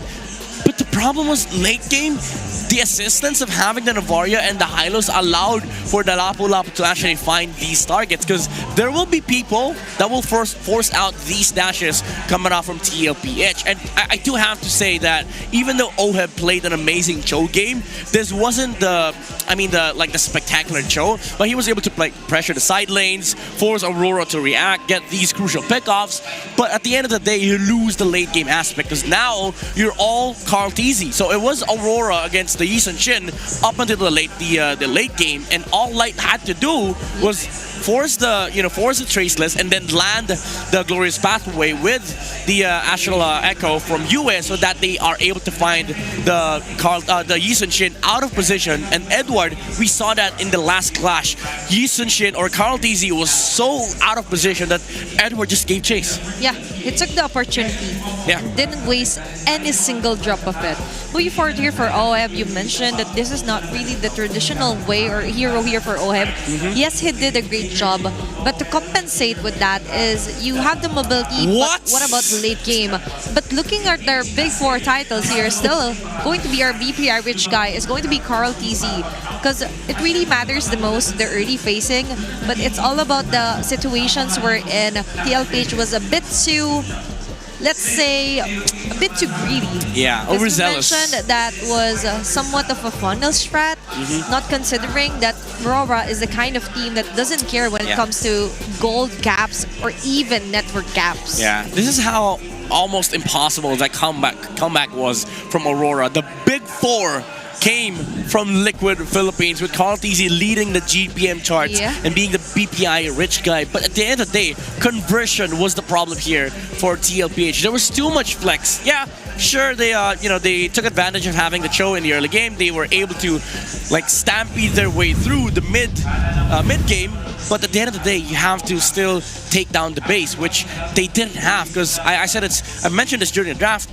The YSS cannot fully carry this game because of the heroes on the side of Aurora, and because of that, it got down to like weird fights for TLPH in the late game. They were actually having a hard time. We've seen some multiple instances. If ever OHEB didn't have the Cho, he could just go for a backdoor split push here onto Aurora's base. But that didn't happen, because we mentioned that he also has to think of a bigger setup, the bigger picture for TLPH. But moving forward onto our game number 1, there is further information that we could get from our solo analyst. Let's send it over to Wolf. Thank you so much sa ating mga talents, at madami tayong mga matututunan na naman dahil nandito tayo ulit sa segment The More You Know. Ang TLPH at Aurora ang masasabi natin pinaka-established when it comes to their strategy na gustong gawin. At kung usapang established lang, etong side ng Aurora, yun naman ang napansin ko sa kanila. When it comes to their hero pool, masasabi nating hindi ganun kataas compared to other teams. Pero bakit sila pa rin ang pinaka-successful na team natin mula sa regular season up until this very moment? Sila din ang may pinaka-successful na win streak when it comes to the series, and it's mainly because dun sa kanilang very compact na hero pool. Hindi ibig sabihin na wala kayong masyadong heroes na ginamit ay hindi na kayo ganun kalakas as a team. Kung ganito kataas ang efficiency ninyo, meaning to say, yung mga heroes nyo kadalasan ay naipapanalo nyo, doon na natin masasabi na napakaganda talaga ng inyong pinapakita. 83% na hero pool efficiency mula dito sa Aurora means na kapag meron silang ginamit na hero, talagang papalakasin nila yung strat around it. Bubuo sila ng mga compositions that will make it successful. Like their 12 wins sa Harith, 10 wins dito sa Lapu-Lapu, at 8 wins sa Yisun Shin, Lance, as well as the Kimi. When it comes to heroes with 0 wins, ito naman ay kakonti lang. Interesting dito na yung Hayabusa at Fanny, yung hindi pa nila naipapanalo. Kahit malakas naman sila maglaro sa ganitong heroes. Well, I guess, yung ibang teams dito din sa Philippines ay malakas din naman para makontra sila. But when it comes to their hero pool efficiency, meaning to say, kapag merong sinolidify ang side ng Aurora na strategy, papalakasin at papaganahin din talaga nila. Yan ang ating bagong kaalaman dito para sa Aurora. And sa sarap panalo with Nor, masarap din ang magkaroon ng bagong kaalaman. This is The More You Know. And I hope that you learned something from that. And I hope you appreciate yung ginagawa ng mga teams natin dito sa ating meta. For that, yun na muna. Balik na natin sa ating panel. Thank you so much, Wolf, and that's The More You Know. The More You Know. Number 1. Yeah, we appreciate you, Wolf. And of course, we appreciate the teams as well. Again, perfecting your craft, mastering the basics, and also advancing the strats. It is what definitely allowed Aurora to, pull off this comeback, because Lord Dance was the thing in the late game for both these two teams. It is. But at the end of the day, Aurora just had the answer versus the YSS, and Liquid didn't have anything against the crazy dodges coming out from Demon Kite. And Aurora maintaining a calm composure. Yeah. They've learned from their game yesterday with TNC to just come down, never sell items early. Plus, to note that you just have to wait for the perfect catch here for Edward. He really did his best. Props to him. Yeah. Biggest respect here for Edward for turning the game around, catching Sanji and even Sanford. Yeah. They're on to very latter parts of our game number 1. So be calm, be collected, don't sell your items, and also Don't sell it yet. dodge the kick. Yep. Yeah. It's all about the instincts and mechanics. I do wish I have that kind of awareness. Same. If I'm an XP laner. I suck. It's all about experience as well. No, you don't suck. Actually, sometimes I do suck. It depends on the lands, mood. all right? On lands. Okay. Thanks for the disclaimer. But for our audiences here on KUOTA Astrodome, put your game face on and make your smart power pose. All you have to do is copy Edward, making a triangle here. Is this a composure pose? It is. Is this like a ritual or something? Oh, it's a triangle of power. Like composure, never sell your items early, and then what's the third one? Dodge. The way of the dragon. Nah, it has to be an Edward thing. So never sell your items, be composed, and also I don't know, man. Put your game face on. Put your game face on. Yeah, maybe that's the triangle of power. Okay, we're seeing some students here. Oh, there's a strong contender here for the Auroras. 1v1. She's actually wearing a jersey, so yeah, she has a +1. She has glasses. That's +2. She's Edward, but girl a she. Version. Yeah, but a she. Because Oheb has a girl version. Yes, that's true. Version. An Edward multiverse. Oh, we've seen some huge familiar faces here, and it's going to be our winner for our smart power pose. Congratulations, ma'am. There's another successful fan here for KUOTA Astrodome. If you want to win prizes such as that, all you have to do is buy your tickets, watch the game live here on KUOTA Astrodome, and might as well just participate on other booths as well on our MPL Super Fan CD Festival. Yeah, it's again, if you don't mind spending your weekends, just buy a ticket, because it's gonna be a hell of fun watching live in the venue. You get to scream with the thousands of fans that are inside the venue. So if you haven't, again, you can secure your playoff tickets now. Head to the MPL Philippines website and join us at the KUOTA Astrodome for the MPL Philippines Season 16 playoffs. Yeah, please spend it with us. I'm begging you. For those who hasn't bought their ticket. Yeah, and you could get a chance to also get to meet and greet your favorite players. And by the way, the Alamat Awards is back. Who will rise to become legends of MPL? We will later know that. And so far, all of our audiences, even on our social media pages, are actually predicting on who will be the winners. You could watch it live later here on the MPL stage, October 24. Yeah, today is October 24, yeah. Yeah, right after this match. Yep. So we get to celebrate and again commemorate these amazing players that have played in our league. I'm actually excited for the MVP of the season. Who is it? I think it's going to be Midnight. No. Because that's why I'm coughing. Hardest working caster ever. That's Wolf. He works every day, so. Matter of fact, he works 8 days a week. All I see is Wolf. Even though I'm on the English broadcast, I actually called him over earlier on to our... See, he's also working English broadcast. That's double time here for Wolf. But check it out, guys. If you're ready at the venue, if you're watching us live there on the MPL Super Fan CD, shout out to you guys. And I do know that our second match is also sold out match as well, from what I've heard. So let's check out for first match. Obviously, if you're seeing our backgrounds, some have already taken their restroom breaks, preparing their clappers, their banners, and as well as regaining composure of their cheers. Edward composure. Pose. Okay, yeah, composure. They're doing this while they go to the bathroom. That's not right. That's not right. No, it's a Zen mode. It's okay. It's a ritual. Yes, it's a ritual here for Aurora. And going back to the game. Surprisingly, everyone, I've also seen a glimpse of the comments. They were actually like, oh, this is automatically a TLPH game. And speaking of TLPH, you're going to be on the blue side for game number 2, Midnight. There's a lot of pressure for TLPH for sure. They almost won game 1. I don't know how the talks went on with TLPH. Of course, obviously, we're still working here, so I haven't had the chance to talk with these players. But again, these talks are very important because you got to reset. Even though it's a best of 5, it's not an excuse to say that, all right, it's still a long way to go, because momentum is a thing, especially in playoffs. You get a good game like that for Aurora, they're just going to roll with it. And for TLPH, even though you could argue that, okay, we still have a lot more strats, you still lost with a commanding lead. So reset is a must for the Cavalry.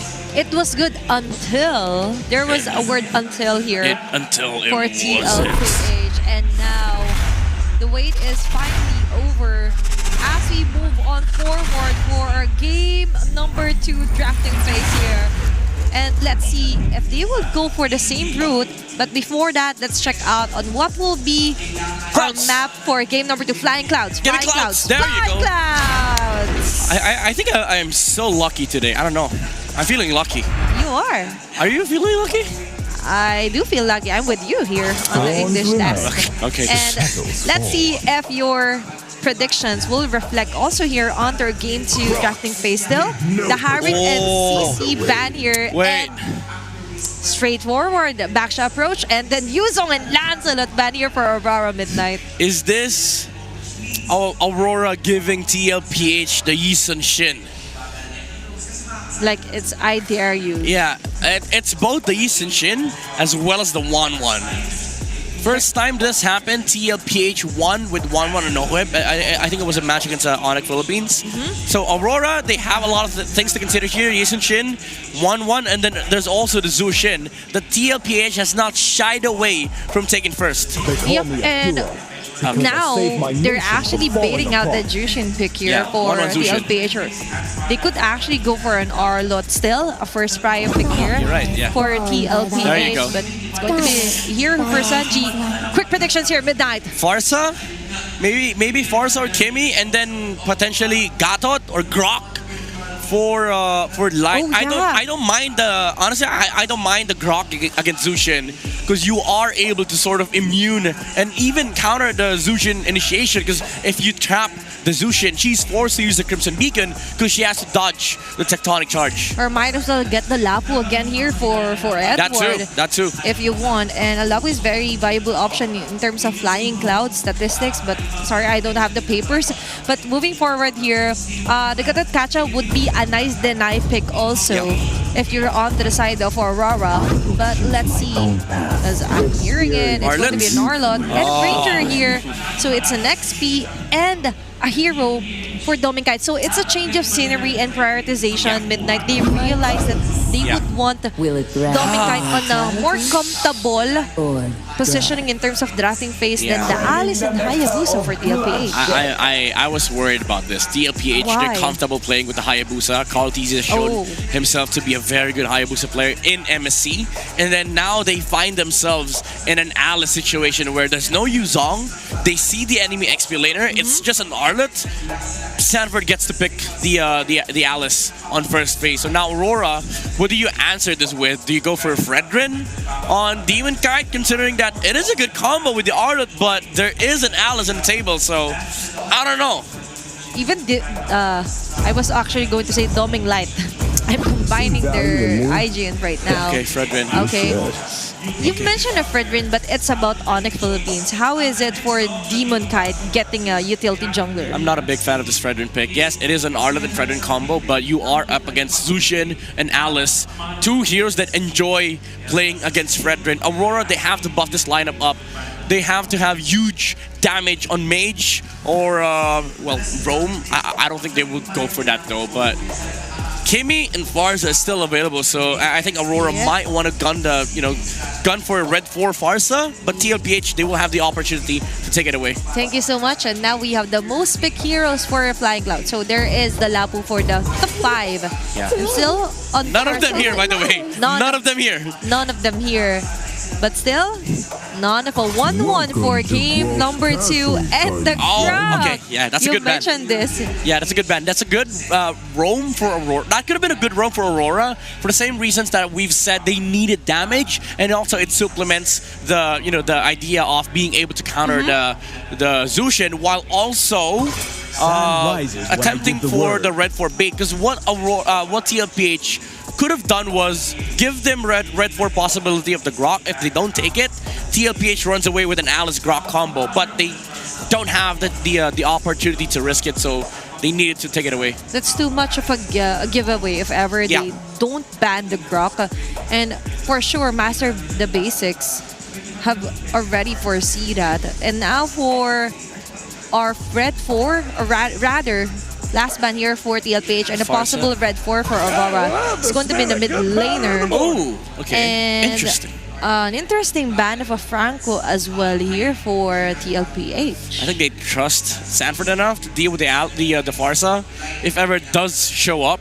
Even the Kimmy, honestly, for Yue. Kimmy, Cecilia, and Farsa, those 3 are good picks. You don't Eve here. Okay, they go for Gatot, so they save the best for last. They don't have to, because they had to rush the Gatot because TLPH could have taken it away. But even then, I think you could run this lineup with a Hylos for TLPH on JP, even the chip, honestly. For me, for TLPH, if they do pick the chick and it's a Flying Cloud, to be honest, there are just not much differences. So it's more familiarity in terms of where. Yeah, it's more about the draft. Where, than the map. And the mechanic as well, and the Respo when it comes to they go Hylos. Hylos, and then the Moscow here for OHEB. What? I mean, late game, and it's also OHEB. So Moskov, good matchup against both the Granger, decent against the Arlet, but I swear this would have been a good carry game, honestly, for OHEB, but they go with the Moskov and then the Kimi for Yue. I am feeling lucky today. Matter of fact, 1-1, let's go. I think it's your day. It's your lucky day. Yeah, it might be. It might be. Yeah, let's see if Aurora will also have a lucky day as they lock in the Kimi mid lane here for Yue. Interesting choice as well here for the Moscow for OHEB, but it's because it's OHEB. Yeah. So it's possible. I would have preferred, honestly, the carry, because I think the Moscow is much too slow. Because the carry would have been useful mid-game. OHEB, he has to farm till late. And Aurora, they do have early game comp, so there is a window where Aurora could actually punish TLPH with this gritty lineup. Let's see if the streak will continue here for Aurora Gaming as we move on forward for our game number 2 upper bracket finals. TLPH still missing a point. Let's head on over to the land of the Endcasters. It's your time. And I don't think there was enough time between game 1 and now to recover. We just came from a 26-minute slobber knocker. Leo and Brigida bringing you the second game in this best-of-5 series. Team Liquid Philippines looking to recover against Aurora.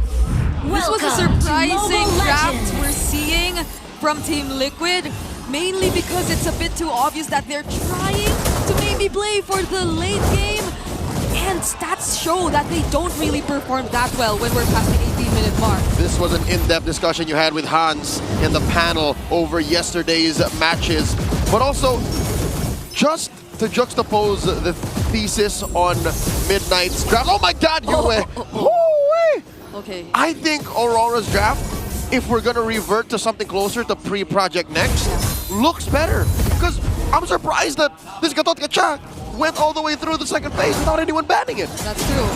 It's a mixture of them prioritizing the picks they really want to deny first, taking away the Arlot even from Sanford in the first phase of the draft, but it's not like they weren't able to prevent the Alice from coming into play, but then again, it just adds to how farm heavy Team Liquid Philippines and their composition is overall. So I don't think we'll be seeing them as aggressive to start things off, but at least they have a lot of ways to just deal with the macro and prolong the game as needed. But hold on, if it's about the aggression we're talking about, I think Carl Tizzy wants to show us that.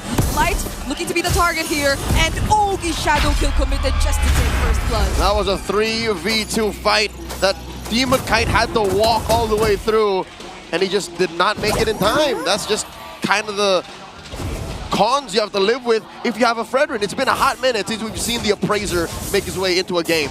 Yeah, and it's understandable if you're Aurora that you get to extend that much. You have a Kimmy on your side, and the mid lane supposedly really favors whoever has the Kimmy in their lineup. But it seems like Team Liquid might not get to contest this. Carl soloing a small camp, and Light could not stop him. I got his eyes at the minimap. So, despite all that, Light still has his eyes on Carl TZ, not exactly letting go of where this, I'd say, all over the map Hayabusa is. Yeah. Because even just now, before that first blood, he already showed us how aggressive he wants to play this game. Maybe even being one of the main players to play aggressive in this entire lineup that we're seeing from Team Liquid. That's right, Carl TZ's Hayabusa is a thing of beauty. If you talk about his best heroes in Season 16, I'd say Lancelot, Shin, and then this Hayabusa action breaking out at mid. Oh, Throne of Ruin for Sanford catching 3, SOD also landing, but the Oleh joined this. Edward doesn't land the final slash, but the AOG's bang! Appraiser's Wrath. Sanford gets taken down. JP might be next. There's just so much hold from Aurora.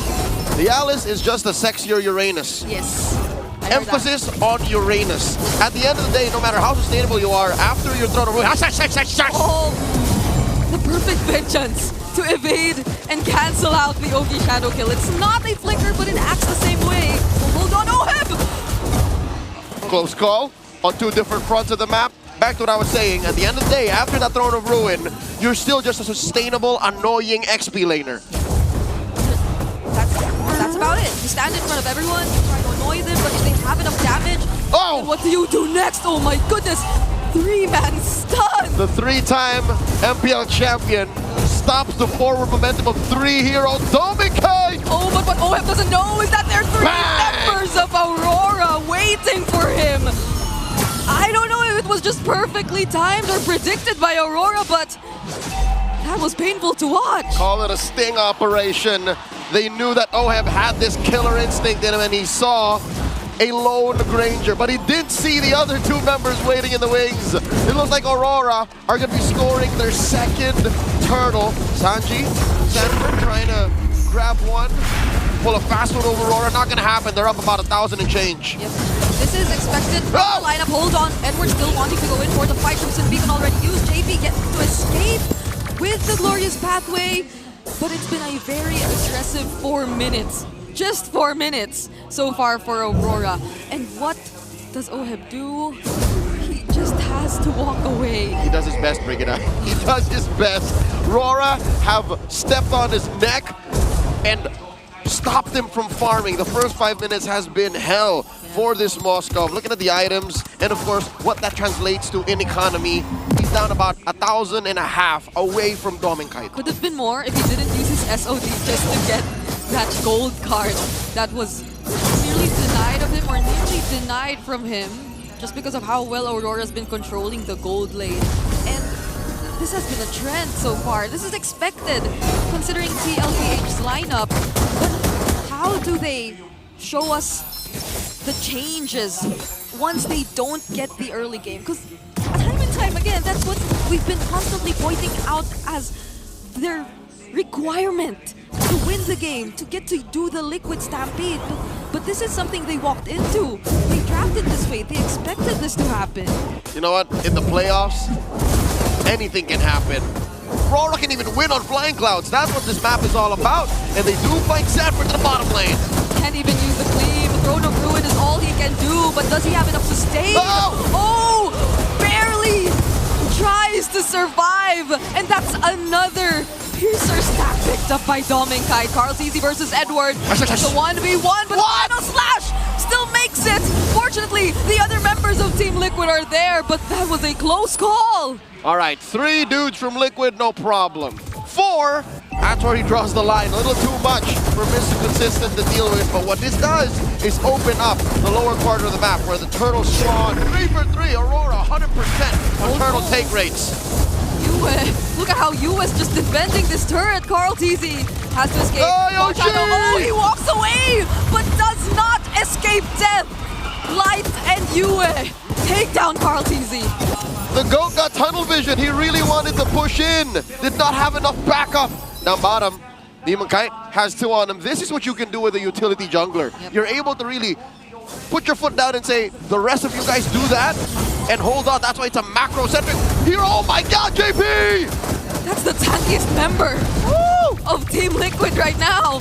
But Aurora, without hesitation, committing the final slash. That's how confident they are at this point. Demon Kite, though, he does not walk away from that. It's a little too much to expect to survive all that. But again, Aurora, sleight of hand. You're looking at the right hand, the left is already committing a crime. They pushed into here to up top. As I was saying, if you're a utility jungler, you can do these kinds of things. One of those things is sacrifice yourself because you're less of a asset to your team, so you can afford to die. Second is you can hold down fights so much longer. Carl TZ, when he died in the top lane, there was no business for him doing that. Not for that long. So Aurora, they're still on point here, on course. 4,000 gold up, 8 minutes in. This time it's Aurora who's had their turrets untouched for the entire past 8 minutes of the game. Team Liquid Philippines are struggling. They might be waiting for one team fight that they get to win, and it's from that where they just pivot and try to convert into objectives, because the way it's looking right now, could they even split up? Like, I know that's something Oheb would want to do, but based on how Aurora's been rotating, they're not making it easy for the Moscow. I think they can. They just have to be very specific about it. Like now, see this? It's clear where Aurora is. They show themselves on the map. It helps that the Lord is going to be a beacon, a magnet for TLPH to try and consider where they're coming from. But look, we're still looking at the maybe #2 best hero to steal Lords with. That's a high boost. Oh, Edward steps in. They find Edward. Final stack already coming to Throne of Ruin. Might just stun 3. Oh! Dominkite gets taken down by Sanji, but before he does, JP gets taken down as well. It's a 1-for-1 trade so far, and Oheb, that's what you were talking about. So he finally gets to push the waves. And it's also very fortunate that Liquid found Dominkite. If it was anyone else that died, maybe even Edward or Demonkite, that would have been okay. Aurora would have forced the issue, but no, it was Dominkite. It was their main damage source. It was just unfortunate that he was right behind that wall, and once he flickered, he found himself right beside the Lord and in front of Sanji's Crimson Beacon. So that was a very awkward position to be in if you were Dominkite, but they also probably didn't expect that there were other members of Liquid who could come in from the mid lane, because they were probably expecting everyone to just hold those brushes down bottom close to the back of the wall where the Lord is. So now, it's a second chance for Aurora to potentially take this. I think it was premeditated. Liquid really cordoned off Aurora's exit to compromise Dominkite's positioning, and then in turn they killed him. That was really good for Liquid. Now, Demonkite finds that taunt. Lord at about half health. That was a knockup from the Lord. Edward working on Sanji though, but Demonkite goes down! OM joining the fight as well. This Lord is going into the hands of Liquid.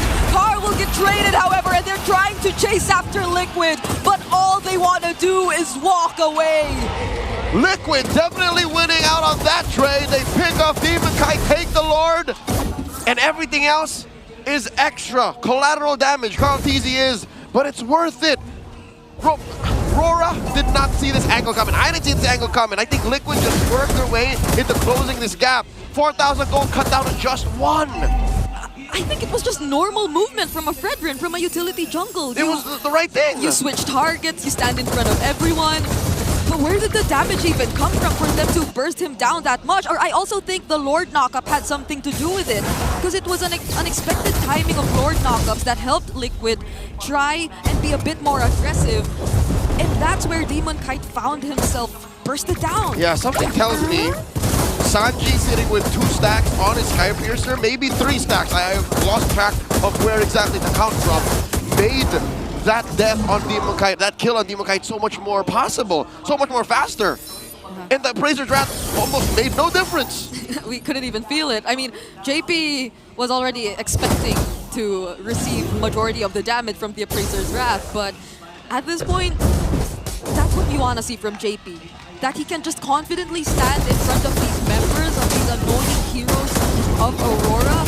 So Liquid Liquid can know where to position themselves, and finally, after trying to be a bit more careful for so long, they get to take away some turrets from themselves. Oh man, the map has equalized. Literally, 2 for 2. Aurora now just have barely 1,000 gold up over Liquid. Where did this go wrong? It's not like Yu is not in the right position to deal damage. Dominkite only died once. Demonkite died twice. One of them was kind of warranted. So it's just Liquid finding their groove. Looking at the items now, it is a Swift Trinity for Oheb.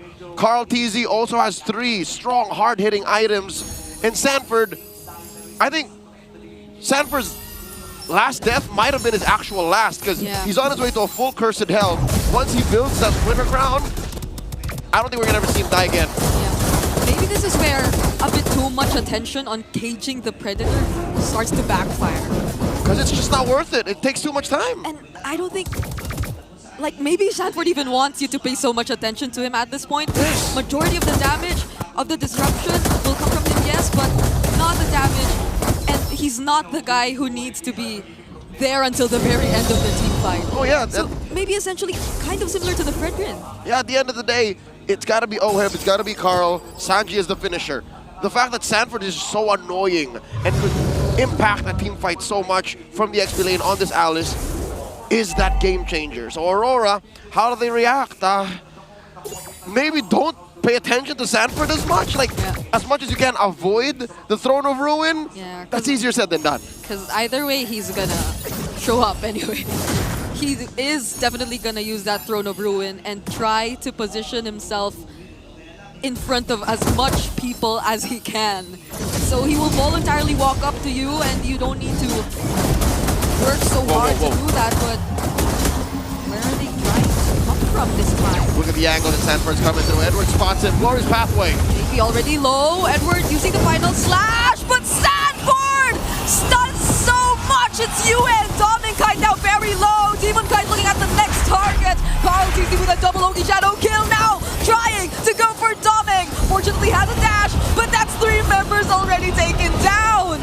Easier said than done isn't even the start of it.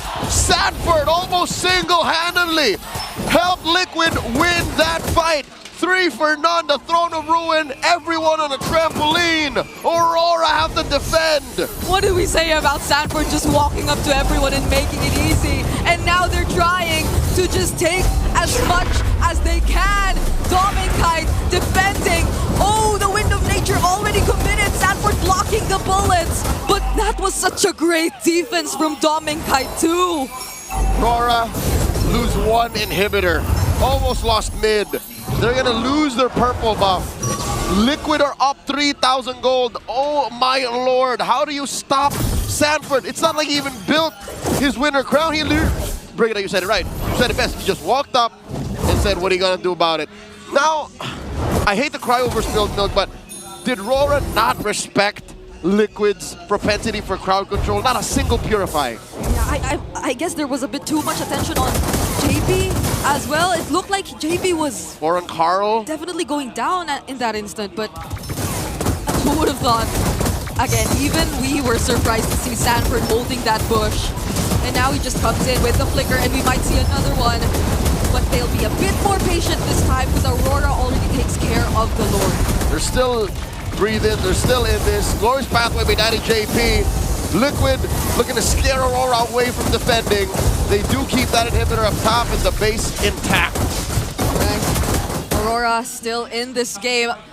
We're looking like we're about to approach another 20-minute game, honestly, if looks like it. Aurora are able to still hold this a bit longer. But I think there's not much in terms of the damage dealers if we're looking at gold. Because Sanji, Yue, Oheb, and Dominkite, there's not even 1,000 gold difference existing between these Yeah, heroes. no, it's not about a difference in firepower. It really is everything else that goes with it. It's the garnish, the meat, the protein is sound. It's tasty. But what else do you partner it with? Let's watch that sequence once again. Look at Sanford. I don't think it was enough that Edward was there to check him in. All right, 40 flickered in. He didn't walk up. He gleamed, flickered in, and I think that scared the bejesus out of Aurora. Yeah, and he came from the left mid-bush at that. Yep, it was an ankle breaker. He came from the left, cleaved to the right, and then flickered again to the left. All the while, Aurora probably thought they had everything under control. Nah, not this Predator. Nah. Not the Apex Predator, Sanford. Okay, so they have two anti-heals, right? They have the Sea Halberd on Doming. They have the Glowing Wand on Yue. Is that enough? JP, oh my god, trying to split up Aurora. Hold on, he's in the middle of 4, but Sanford once again finding Yue, forces the flicker as well, but Edward and Kite doing all the zoning! The Cyclone Eye actually did not help Aurora there! Sanji's unstoppable right now! Wise is watching from home. He knows how much that hurts. Dominkai backing up, almost gets choked out by Sanji. There's another Lantern Flare, Light trying to walk away, but there's another knockup play! A monster kill for the Lone Stallion, Dominkai and Yue. Can they defend this? Oheb doesn't care! The Cavalry will equalize the series. Now we have a ball game. 1-1. Liquid on the board. Bring it on, they deny us the 20-plus minute slobber knocker. They did. Liquid came to play. I can't believe my eyes. It's a reset for now, best of 3. Let's throw it over to our analyst and panel to break it down. Never letting expectations down. Another one here for TLPH. All one score for Aurora and TLPH. I think I am indeed lucky. 1-1 is the score. Not because TLPH won, but because we get to see more games in this series, Athena. I do love the fact that, again, Aurora, they maximized the window that they were given because of this early game comp. They were able to pressure Carl DZ away from his jungle, utilize the Fredrin and the Arlot, but when it came down to business, TLPH, they had the execution, they had the Alice, but most importantly, the Zushin was not alone in this game. The Lone Stallion was with the entirety of the Cavalry. Is putting on the lights and spotlights onto the Auroras here with his Jushin pick. Arcane 2 MVP 605, and then locked in item build. Even the brute force for the last item. Yeah, 100% kill participation. You want the lights, you get the lights from the Zushin. And Sanji was phenomenal in this game. The amount of clutch Sky Piercer kills that he had, and also the controls that was amassed by TLPH prevented the Fredrin and the Arlot to actually maximize their frontline combo. It was basically Aurora trying to find these initiations with their engages, but their frontline was dismantled by the Zushin. Light, Demon Cannon, and Edward, they all what they're doing in the fight was to sort of like look for angles that they were able to maximize, but the window was very short, because maybe 2-3 seconds, that's too much already against a Zushin, especially add to the fact that there's a glorious pathway coming out from JP that allows TLPH to just constantly find Dominkai behind the lines. Yep. Just being a lookout isn't enough. So what do you do with the info, right? So for the info for TLPH, on the other hand, Leo have mentioned they have multiple crowd controls, and for the side of Aurora, no one even got a Purify. Yeah, that's the greedy problem. Like, they were very aggressive. I think they were capitalizing on the fact that they're much stronger early game. But the problem of their line as well is that they're one-directional. By that I mean not because they only do one thing, but how they approach fights, it's all forward.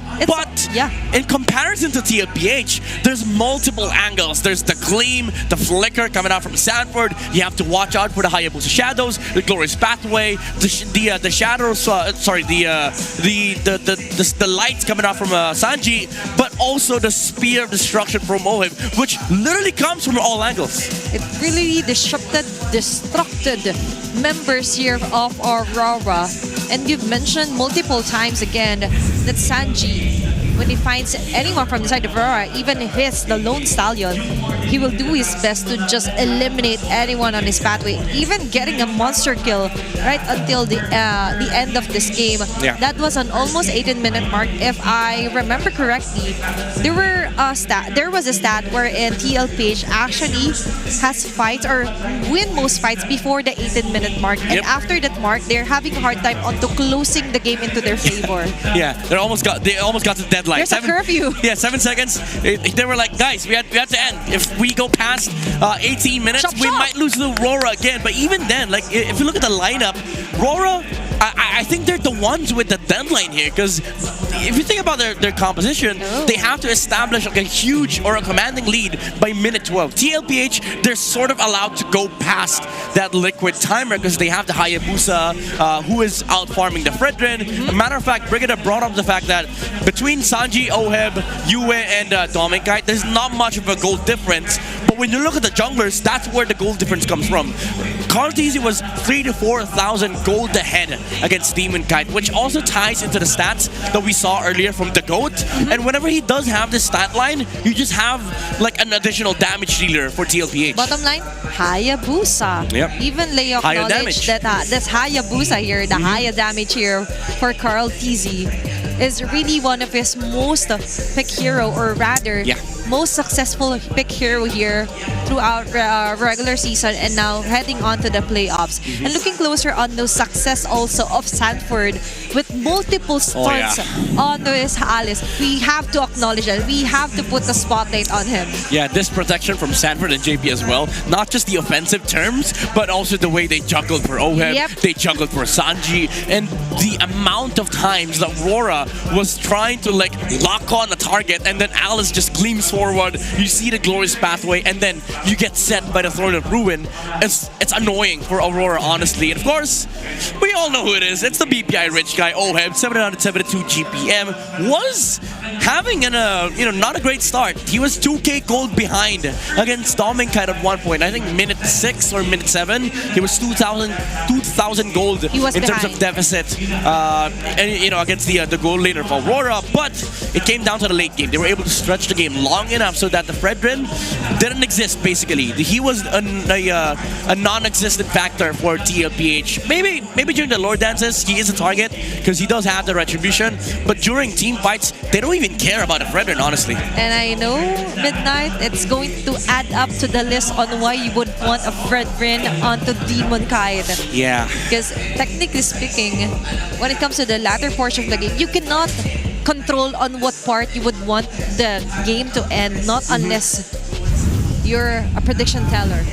But no, you're not. So for Aurora, they need to think of let's say a plan B, a safety net in case all else fails. And for that round, it's going to be a successful defense and a successful point here for TLPH. There's a world though that I think MTB would still consider like utility junglers, because you might say that it's still okay. It just came down to execution, because the turning point was when Sanford hit that massive Throne of Ruin in front of the turtle, which allowed TLPH to just sort of play the map, allow for the Moskov to farm up, pressure side lane. So maybe game 3 they would still keep an eye on those Fredrin picks, ban out the YSS and the Lancelot, because I think that makes the game fair for both sides. Yeah, and to be honest, if you have a highly mechanical skilled player like Demonkite, you would want to put him on a jungler heroes. It could better fit the whole persona of Aurora. Finish off being dominating, being superior, like establishing your supremacy all around our playoffs. And looking closer onto our head-to-head stats, talking about Karskizi and Demonkite here with their Hayabusa and Fredrin. Yeah, looking at the goal that they have at minute 12, this was the time when this was post massive Throne of Ruin Sanford. Goal at 12 minutes.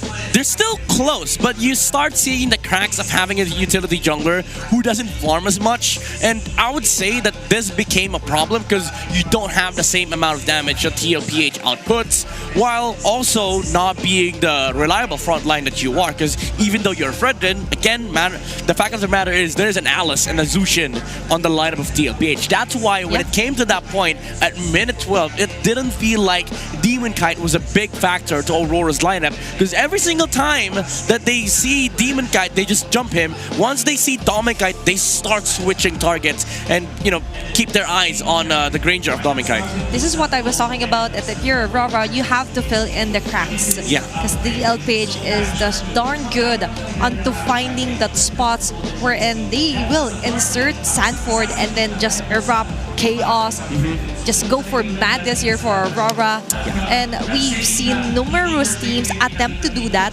But so far, TLPH is one of the most successful so far here onto our playoffs. Yeah, that's why, you know, they're gunning for that M7 spot. They're still 2 games away, you know. Both these 2 teams, there's still 2 wins from getting that Grand Finals championship slot and also the M7 slot.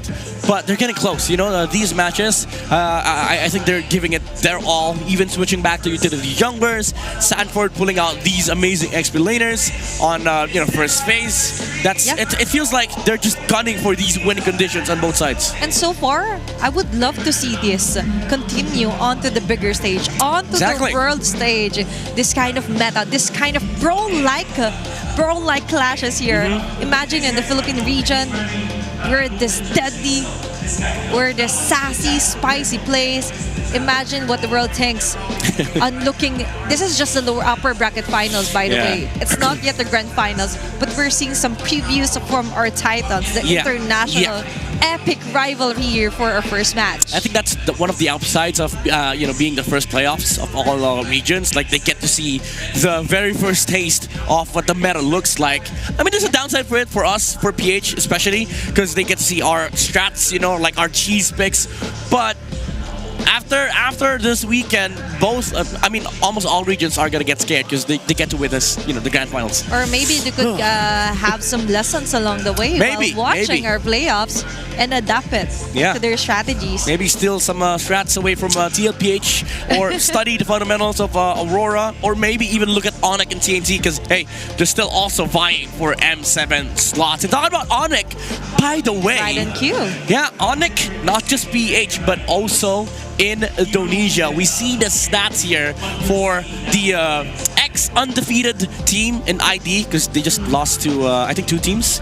And they're still pretty much, you know, on record to reach the M7 stage. And Kyrie, man, Lancelot, Kyrie, always spectacular. Kyrie! Yep, and talking about the Lancelot earlier as well, and this is why most sought after import players are Filipino players because of their mechanical skills. Yes, sir. Their innate capability to be adaptable in each and every environment that you put them in.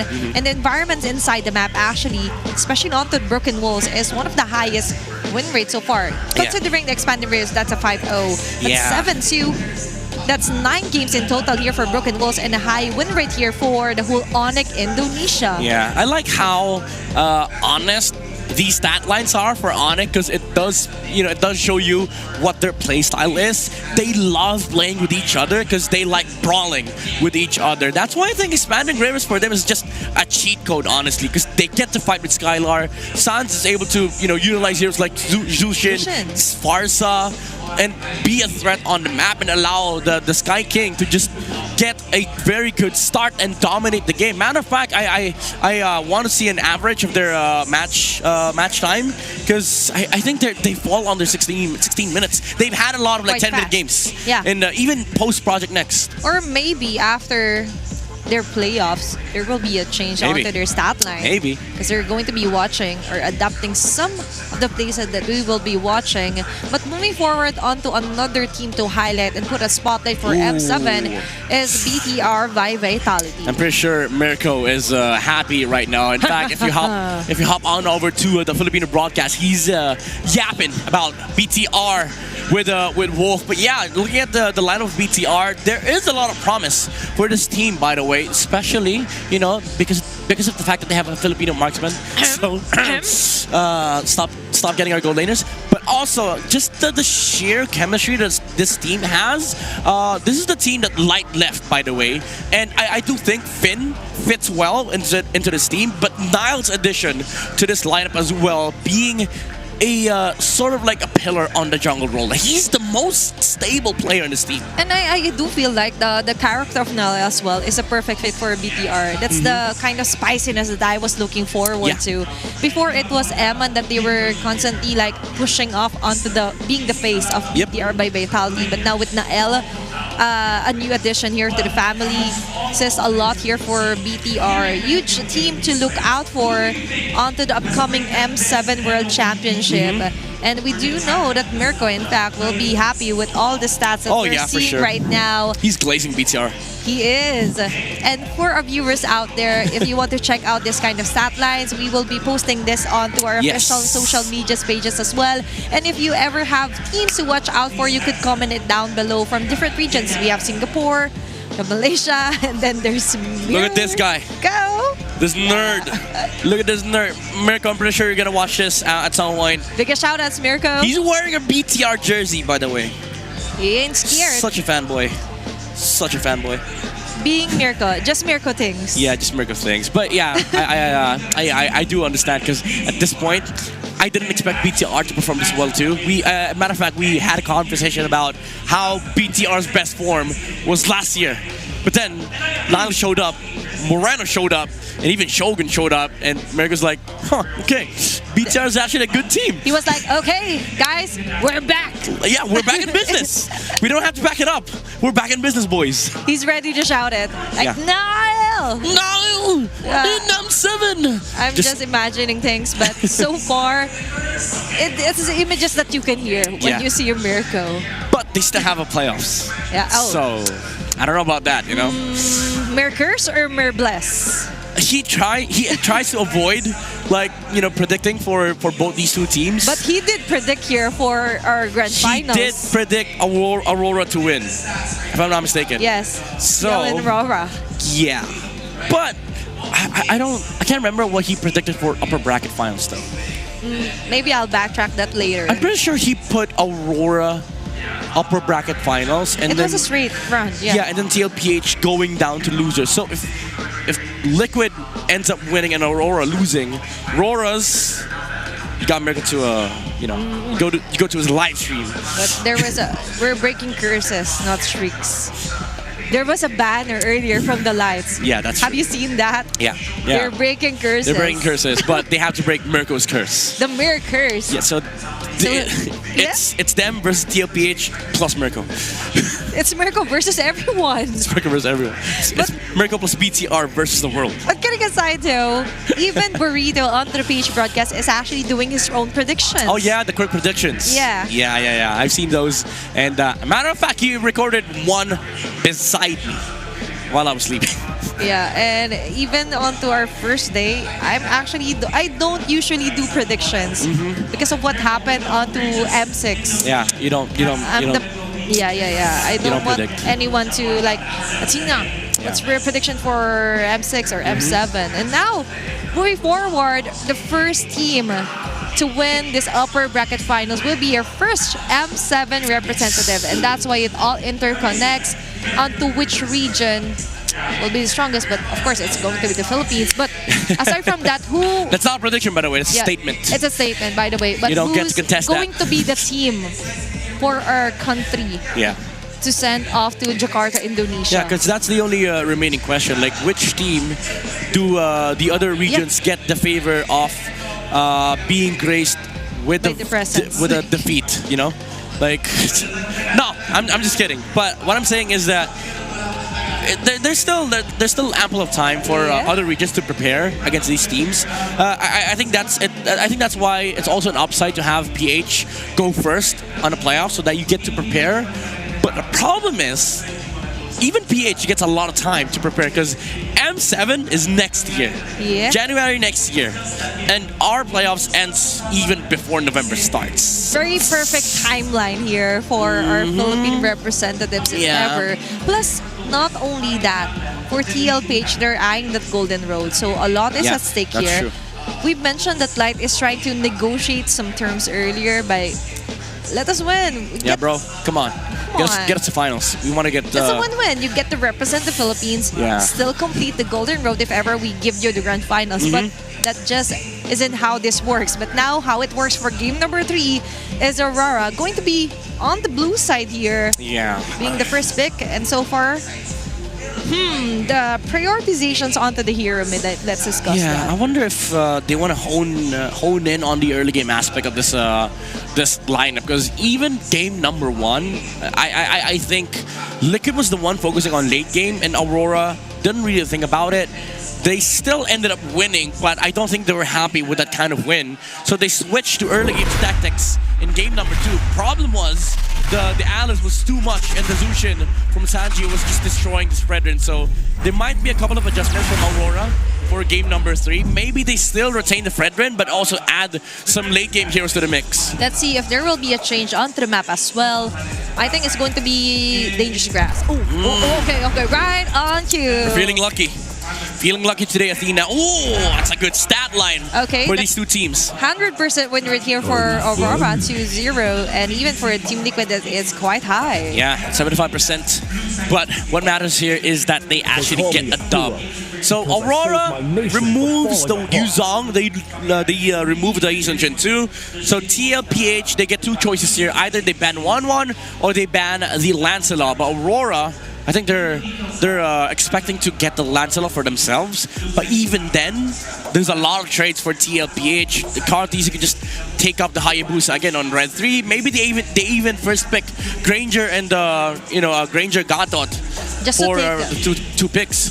Just to take away the momentum here for Dominica, although it's already been broken for game 2, because for first and second game, so far it's still a Granger prior here for Aurora. So just not to make it too obvious that you're like nurturing too much or you're protecting Dominica so much, and now for TLPH, it's up to them to try and get the deny, or Aurora gets a hero as early as an Arlet here for Edward. They were trying to trap TLPH into thinking that they're gonna get the Lancelot. So first pick Granger, because they don't want the Granger going over to the side of TLPH. But this does favor TLPH, because we just came from a game where both Yushin Shin and the Lancelot was off the table. So now TLPH, they get to pick whether they take the Fredrin or they take the Hayabusa.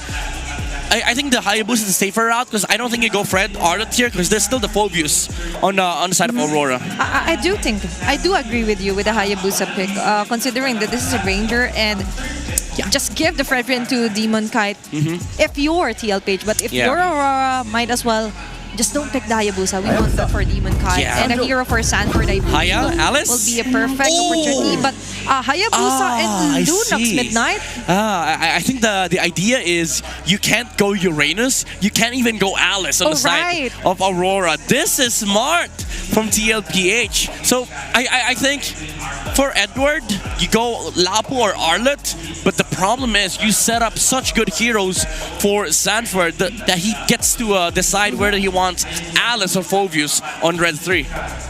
TLPH being consistent onto attacking Mr. Consistent here for Aurora. Such a good draft, honestly. You cannot just ban out heroes here for Sanford if you're Aurora.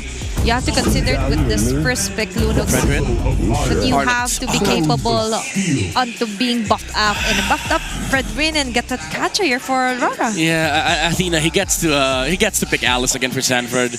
He might go Lapu, honestly, but there's no downside in taking the Alice now, because it's still the same thing. That you get Alice now, you remove some of the counters, and then Aurora's left with nothing.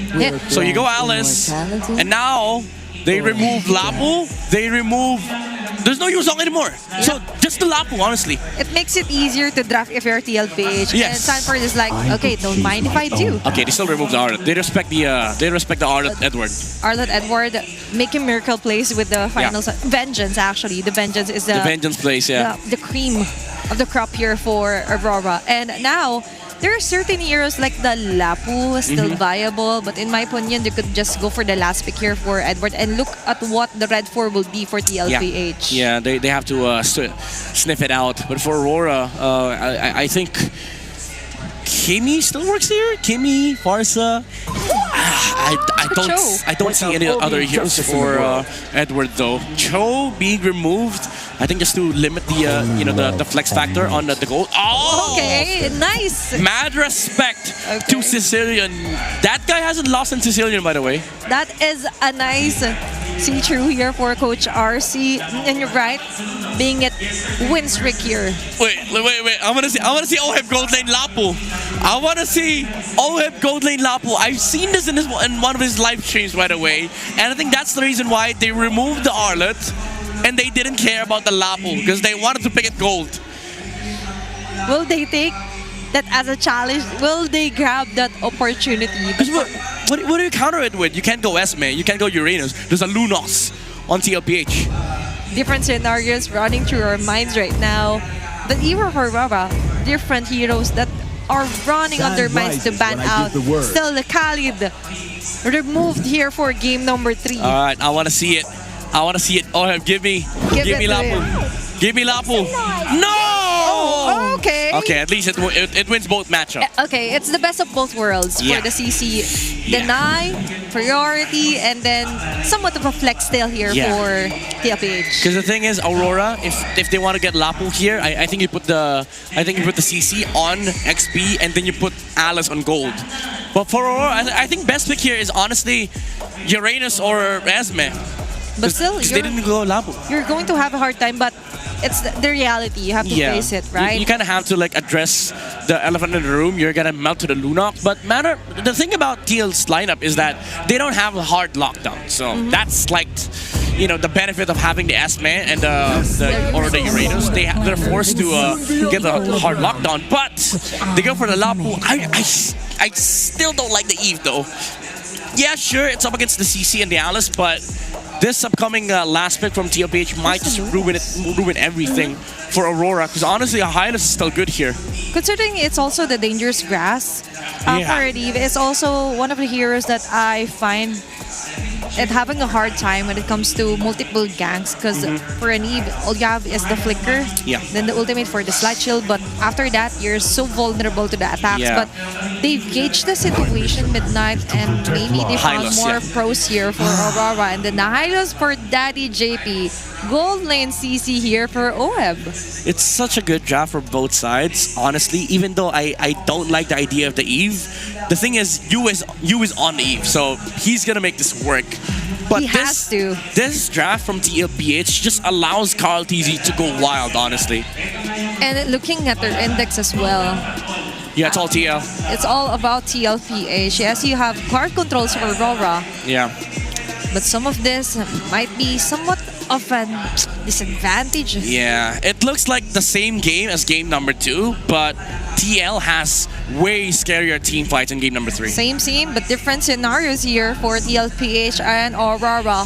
Lock and loaded for our draft. Let's head on over for our game number 3. Who will get another point? Casters, it's your time. You know what? I agree with Midnight and Athena. In addition to the draft, the way Liquid played in game 2 definitely dictates the pace. They have the momentum going into game number 3. And I also have to say that I'm really feeling how much Coach RC wants to get his revenge back. He's been so commendable in terms of drafting for how many games in a row now. It was a bit surprising to see the Lunox immediately come in, but for the past few games, it's been such a high priority. But for Sanji to go this route, I'm hoping this is still signature aggressive Sanji, but that's a bit more balanced compared to game number 2. I think it's signature aggressive everything for Liquid. Looking at the early game start, Aurora posting up towards that Little Wanderer, stopping a majority of Liquid from crossing over. Even this XP Crab coin will be contested very hardly, and JP coming in, looking for a sneaky pull. Can confirm, ladies and gentlemen, it is an undefeated Lunox in the hands of the chef, the Lone Stallion, Sanji. Yep, but it seems like they're really trying to make things a bit harder for Sanji. Yue on the Eve clearly has the range advantage, and they're probably gonna stay like this for a while. That's right. More on Aurora's draft before any more action breaks out. It's a very M4 looking draft. Like, look at it. Look at it. These heroes are old school. Yeah.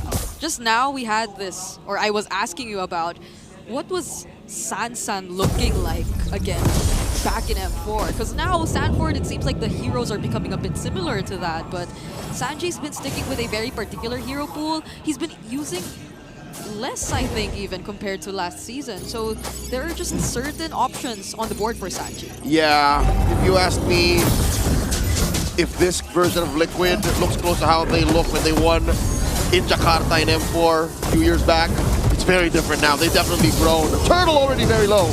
Shadow kill! Going to ruin just in time, but it's still not enough for Carl to steal away the objective. Oh! Now Sanford has to go down.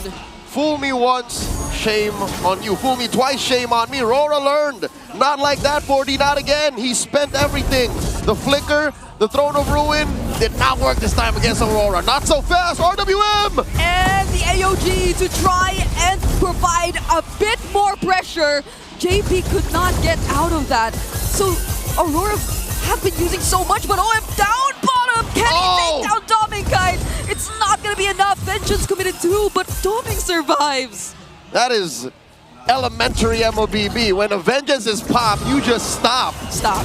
Hands off. Move away. No means no. Don't attack. Don't Sanji. do it. Oh, okay. Synchronized streaks. Yes, he is not having a good time. Next level synergy. Across the map, they're not done! Sanford, Gleam gets to keep him safe, but Carl cannot farm in peace. Demon Kite's in his jungle. He even might steal away this orange buff. Look at how Light's blocking everyone else. JP and Sanford trying to help him, but can he take it this time? He doesn't have the retribution. Nor does Carl. They push him, or they push Demon Kite away. That was a close call. If Demon Kite stayed there maybe for 2 or 3 more seconds, that retribution would have come off cooldown and Aurora would have committed Grand Theft Orange. Demon Kite the main culprit and the rest of them accessories of the crime. Looking at the rest of the map, the bottom lane I think is the closest thing you can say as a neutral lane for Liquid because everywhere else Aurora's winning. Yeah, I'm liking how Aurora are starting to put in so much respect to this Hayabusa of Carl Tizzy. Because even in the previous game, it's like this Hayabusa single-handedly tried to hold down the early game for that very farm-heavy lineup that they tried to go for. Oh my god, the flicker to save him! Oh my goodness, the curtain call. Is it going to be enough? AOG! Everything's there, but Domingkite under the turret will not fall. Bring it up. That's still a good chunk of damage reduction. They changed a lot of things in Project Next, but not the gold lane turret shield damage reduction. Turtle now at a 1/5 of its health. I think Aurora can easily secure. Even when Light had to respond to what was happening down bottom, Edward and Demon Kite were more than enough to take this objective freely from Liquid. But there's another concealed play. Does Oheb sense that there's something going on? Yep, he does. He had Daddy JP to check for him. Yue already made himself known, and then Light just flushed out those bushes. Aurora up by 3,000 gold, under 5 minutes. This is a great start for Aurora. Yeah. What happened in game 2, I think, woke up a beast in him. I agree. Now they're using this utility jungler, this Fredrin, so aggressively. And just as I mentioned that, he's walking back towards Liquid's jungle. Yep. That's something you can't do as an assassin. That is... Oh! Thought Sanji was going to use the brilliance there. Hold up. 2-lane push, top and bottom. The cavalry got a little cross-eyed, like they didn't know where to defend. That was free. Is this the effect of just how good the pressure is from Aurora? That their jungler doesn't feel as free and that they are a bit more pressured to provide some assistance to Carl Tizzy? I think, yeah, the answer is simply yes, because Liquid, look at this, they are a team fighting lineup, more now than ever. The other game they had a Moscow, so they could have split the map, but now they just really want to convert. They really want to win big and then take turrets. Without winning big, they can't take turrets. Oh no, Carl! Oh! The energy eruption. The taunts from Demon Kite. Now they gain access to the purple buff. Embracer's Wrath is dodged, but not the real world manipulation. JP gets stuck inside, but Oheb's just trying to do what he can. But they inevitably have to let go of that purple buff. They stole away Carl Tizzy's buff, and they go straight for the turtle. Demon Kite closing off the entry to anything from Liquid. No contest even for this turn in mid. they really want to take it this time. This is the fastest we've seen both of these teams actually get objectives away for this entire series. Another turtle might go into the hands of AURORA. Never mind, I take it back. Carl TZ just pops in, steals it away. But do they want to fight? Throne of Ruin committed. Light will not pursue. Bring It On, they did not respect the fact that Carl's retribution was off of cooldown and Demon Kite's was not. And I think it was correct for AURORA to do that, but they needed to clear the jungle first. They needed to make sure that there was no attempt. And Liquid, they rolled the dice, they flipped the coin. They dropped everything to be able to secure it. Now they're looking to punish. 5 gold, 5,000 gold still in the middle of them. Oh, they're going for Sanford. Oheb will not show himself anymore. He cannot afford to show himself. AURORA making quick work of all the remaining turrets. Sanji goes in, but all that just to prevent any more damage. See, this is AURORA just cracking that whip, reminding TLPH that, hey, you're still down this much gold, all right? 5,000, 6,000. Just the gold laners alone, 2,000 between them. That's what AURORA needed to do. They needed to make sure that this lead would be all that mattered. And the fact that they did not check that little avenue, that little entry from Liquid side of the jungle to that turtle pit meant all the difference. So, you know, it's a final turtle, a little bit of mojo boost for the rest of the cavalry, all the fans here in Cuneta watching the blue side of the arena. Well, technically the red.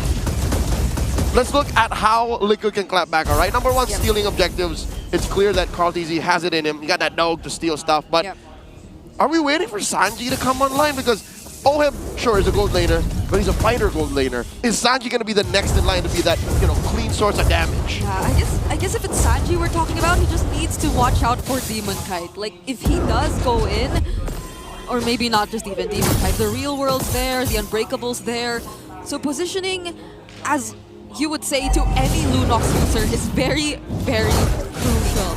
They cannot just go in and make themselves vulnerable to AURORA, because that's going to be one of their main strengths. It's just blocking every single member who wants to dive in. And that's why the Lone Stallion is keeping himself scarce. Look at where he's positioning himself. Very far away, hidden from AURORA. They'll never know where this Lunox bomb might come from. That Sanji DD, turtle at half health. Yeah, but Yue is holding this brush too. Lord, rather. Here we go. Oh, now Sanji goes for Yue, but the damage doesn't seem to be enough. Edward jumps in with a Bravest Spider as a response, but Light, he's holding Carl TZ down. Sanford touches the Appraiser's Wrath just barely, and Oheb goes in from behind. But for some reason, Carl, he's bursted down. And Oheb goes as well. Where one baby cake goes, the other follows. Sanji, the only one left. It's a 2v1. Yue and Edward chasing him down. Sanji tried. We saw it. He did. And he was doing the right thing up until the rest of Liquid could not hold the line. Again, a huge gold diff. Items just were the main factor. Firepower. And that's why Light was able to push back 3 and delay the inevitable. I think he even had to use his flicker there just to get close enough to Yue, which we might get to confirm in this instant replay. Which again, we will keep saying, oh, he didn't use that flicker. So it was just in this moment where he used it to find the right target. The final reposition. Oh, he got to take down Donald, but the damage, even when I think that... Okay, maybe we talk about that later on. Demon Kite takes the Lord. Edward holding down 2 AOG from Light. But will this be enough? Throne of Ruin already committed. Carl TZ's the first to fall. Not like this, says AURORA. Not again. As Demon Kite takes down 40 after taking Edward. It's a wipeout pending. Vengeance committed, but does that keep him alive? It's a no.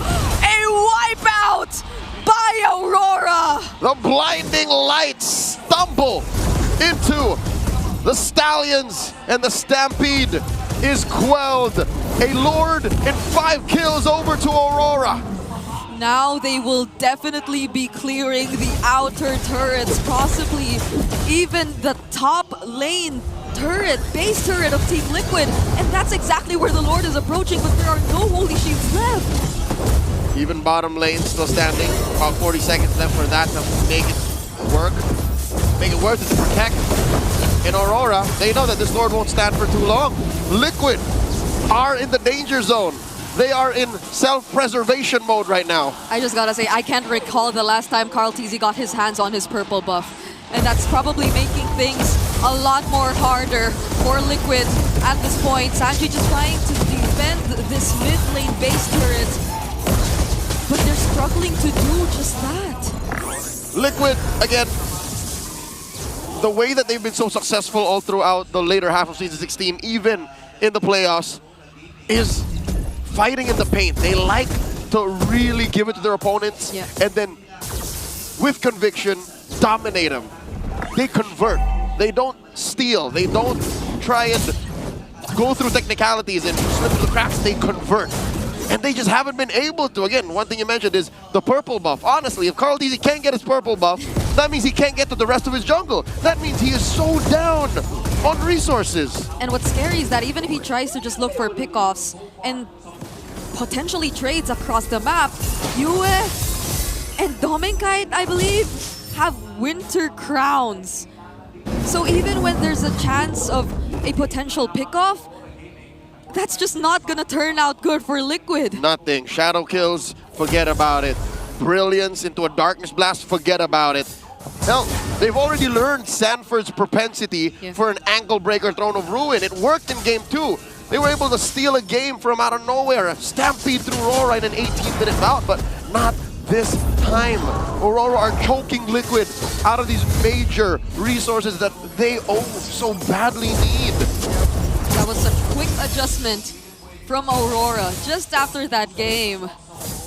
They're no longer caught by surprise, by any Throne of Ruin, by any shadow kill, not even the quad shadows. They're able to time their reactions perfectly. And I actually take it back. I stand corrected. It's not because of the lack of Purify. Liquid just went too hard and too fast.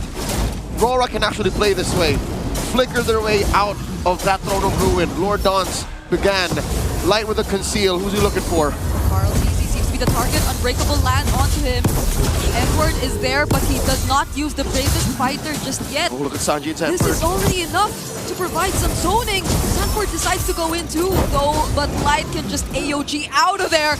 But he spots Sanji! Edward commits the bravest fighter, Lord of the Eighth of its health. Oh, now they're after Dominkite, forces out the Winter Crown, but the Throne of Ruin again landing onto multiple members, and Carl! He gets the objective for Liquid, and they're fighting back! Oh, have both fitted out for Demon Kite, and that is Sanford gleaming on out! He doesn't get to escape, and Sanji, he's trying to look for more! Brilliance Blast takes out Dominkite, and it's just Edward and UL left. They take out JP. The GOAT stands alone. He can clear the waves, but Yue and Edward, what could the plan be? The Lord is spawning right now, and they might not get to push any further. Carl still taking him on. Edward's all alone, receives majority of the Ogi shadow kill, but he's so tanky. All right, Edward here is doing his best to distract Liquid from taking that purple, and it's already too late. Yue yeeted away the purple buff once again from Carl TZ. Let's check out that instant replay, that moment, that play that led to this very moment. Again, I could have sworn that Sanford and Sanji, the way they're positioning themselves, and we thought they learned their lesson. We thought Sanford was all out of tricks, but no, he still found a way. It was perfect, because they knew that Doming did not have the Winter Crown anymore. And I couldn't even recall when Yue used his, or did he just choose not to? Oh, that's the moment he used his. There it is. So that's why he survived. But even Sanji, those last-minute decisions of still trying to fight, even when it was that dangerous, they probably had it all calculated either way. So for a majority of this 15-minute game, Aurora have been getting away from the Throne of Ruin flicker, replace, instant transmission combo from Sanford, shoot through sheer mechanics. But the Apex Predator evolves, adapts on the fly, and finds a way to make it work again. So they cut that lead in half. Aurora are now just up by barely 5,000 gold. So that means the firepower on Sanji and even Carl are catching up. Yeah, he might actually go for, or the way it's looking right now, maybe a Holy Crystal next too. He has room for 2 more items. Yeah. So that could be a Holy Crystal and what? One could assume Lightning Truncheon or people don't build that anymore. The lantern. Yeah. More extra damage. And it's not going to be a great time for all those who keep standing in front of Team Liquid, of Light or Edward. They're just always the guys tanking the damage, but it's not like Sanji takes them head on because he's always looking for different targets. Yep. Sanji has been very patient with his approach. Yeah, but even if that's been the case for him, once he gets all those items locked in, it may be a bit different. Carl, I think he finally got purple buff. Without using a retribution, if I'm not mistaken, Demon Kite used his. He did! I mean, no harm, no foul, right? We know that they're gonna dance in the next minute or so, but that's a clear sign again for those of y'all who are superstitious, who have a certain set of routine and beliefs. Much like Team Liquid, you know that Liquid have a set of beliefs, and if they do this, they will win. Yeah. If Carl TZ gets his purple, then maybe this changes things. Yeah. Especially as we're looking at a potential objective fight that started right now. Demon Kite's holding it so far. Oh wait, no, that might have been an animation bug. I think Demon Kite did secure. Look, it's gone. Or, yeah. So it wasn't... He did it. That retribution was worth it for Demon Kite now. The dance, fully breaking on out. That's a fourth of the health left on the Lord. Oh, now it's a bit different. Light going in. Sanji already forced to use his chaos. But Demon Kite, while those were happening, he just took the objective for Aurora. JP, can he get out of this? Oheb still not going in. Now he does. But look at the real world manipulation. Stopping them in their tracks. When it comes to honesty, no one can be Aurora in a fight like this. Sanford going in, but JP, he had to receive the damage from the Appraiser's Wrath. Sanji goes in as well, but this does not look like it's gonna be good for Liquid. It's gone sideways. Oh, but he still survives. Sanji still takes out Demon Kite. Oheb holding on. Down goes Sanji. Oheb the only one left. And now there goes another wipeout with no one left to defend. Aurora will take match point. One game away from the grand finals. One game away from that slot at M7. Aurora 2-1. Every single player just keeps adapting. Just keeps learning. I don't know what to expect in the next few games anymore, if any. Honestly, the writing was on the wall. Aurora was just waiting for that one window. Let's go to Midnight and Athena. The match keep getting more exciting as the game goes by. A match point for Aurora. One game from the grand finals and one game from Jakarta for M7. Amazing stuff coming out from the Northern Lights. That Lord Dance though, that last part, I thought it was gonna be TLPH like going to late game. They will have damage. They do. But this is the dance. It was the dance from Aurora that allowed these guys and Yue as well from the Eve, that real world manipulation that locked this game down for Aurora, shutting down Sanford, shutting down Carl TZ. Even though it's a small team fight, it's a big win for Aurora. Bow down to Yue.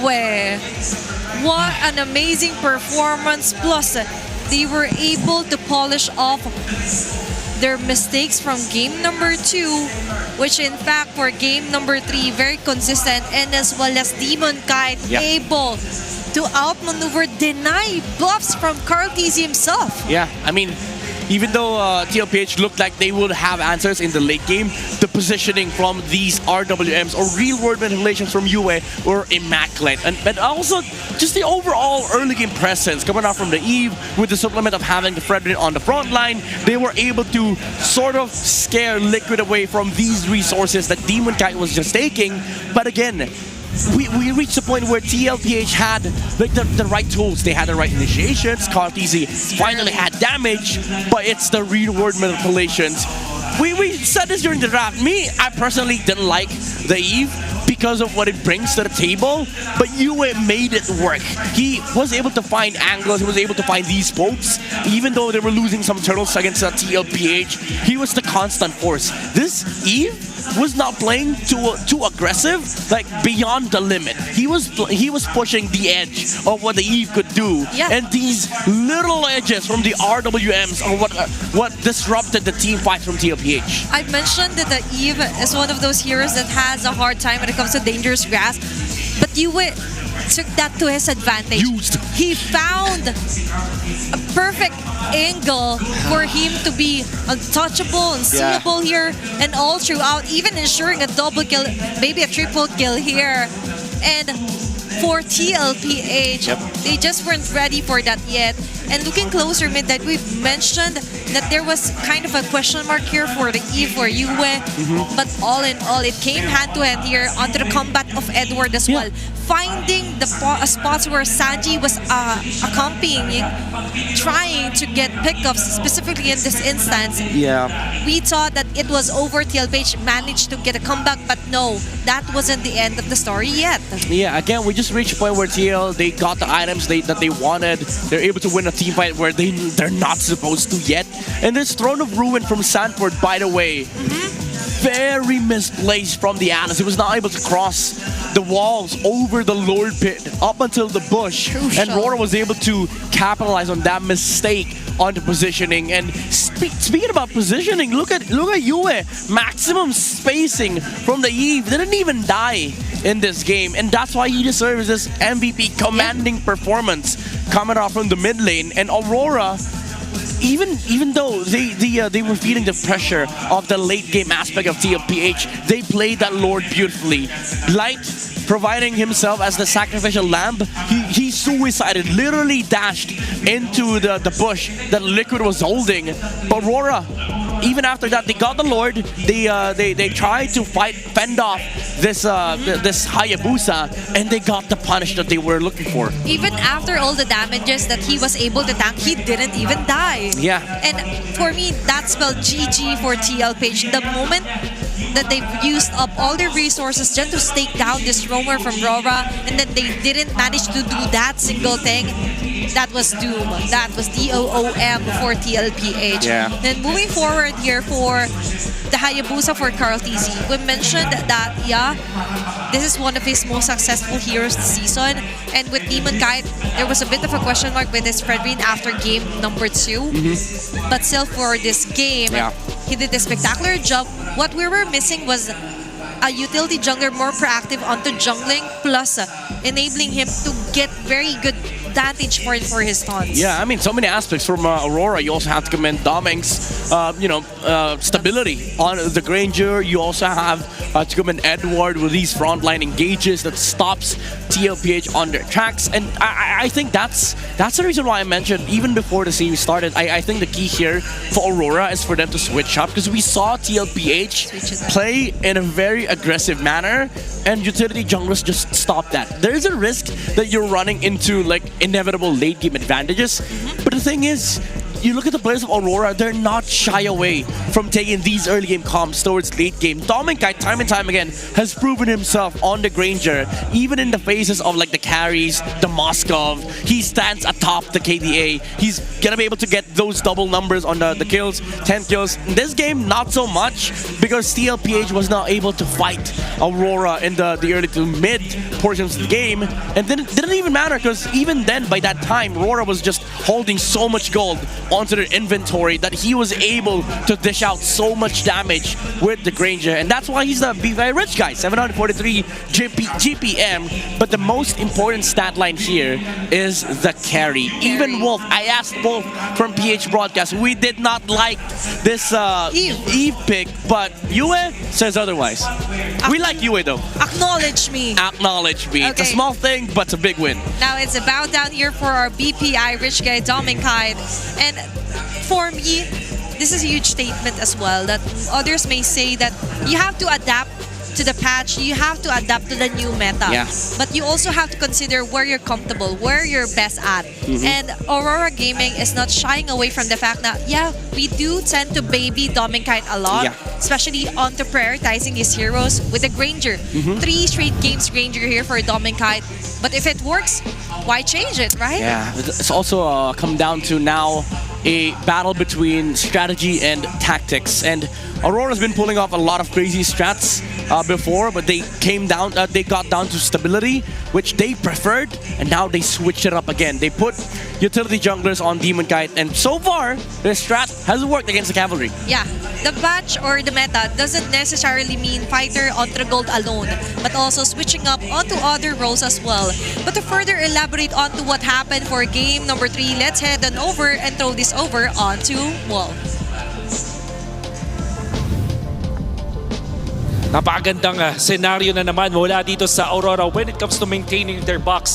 What you are about to see is yung placement ng mga pyesa ng dalawang teams natin with Aurora having the more superior box kumpara dito naman sa Team Liquid Philippines. To be fair, ang TLPH ay lugi naman sa gold. So ibig sabihin, pag tinignan natin yung mga pwestuhan nila, hindi ganun kadali para sa kanila makapag-deal ng damage. And ito yung sinabi ko kanina na kakaibang ginagawa nila ito playstyle from this Gatot Kacha. As you can see, ang Gatot Kacha ay typically ginagamit pang peel or pang protect kung sakali man nandun siya sa may, hindi naman sa harap na harap or likod na likod, nasa gitna lang, tapos gagamit ng AOG para tumulong sa kanyang mga teammates with the revitalize and with the taunts. Pero in this scenario, nakita natin si Light na siya yung naka-advance. And typically, ang alam natin ang AXP ang nag-zone out. Pero this time, it's actually Light. Etong si Edward, nandito siya sa way para matulungan niya etong si Yue kung sakali. And then Yue also helping out within arm's reach nitong si Fredrin. Ganun din naman si Demon Kite na nandun sa pwesto na hindi siya makukuha ng kanyang mga kalaban. And to be fair,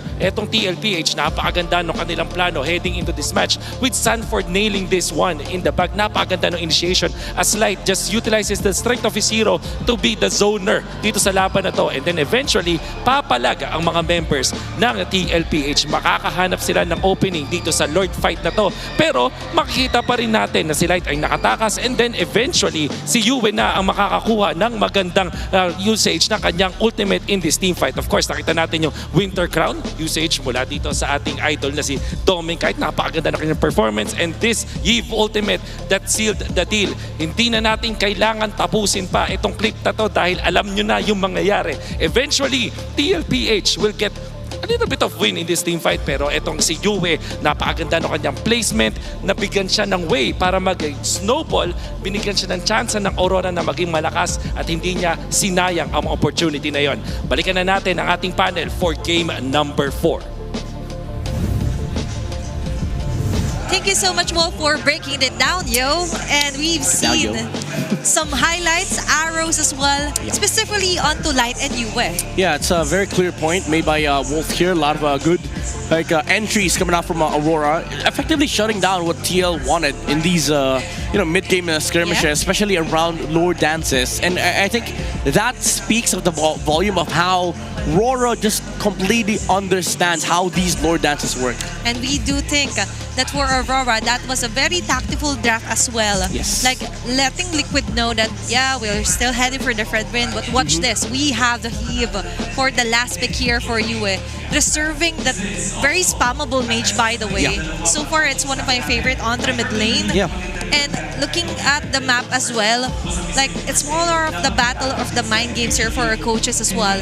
And looking at the head-to-head right on cue, it's Yue and Sanji here, the E versus the Lunox for game number 3. Yeah, I mean, if you just look at the bottom 3 stat line, these are the important ones. Gold at 8, XP at 8, and KDA at 8. This basically just means that this is their stats at 8 minutes. You can see some clear gold in XP disparity, but most importantly, the KDA. 5 kills or 5 total kills and assists without any deaths on Yue at minute 8, while you have Sanji sitting at 0.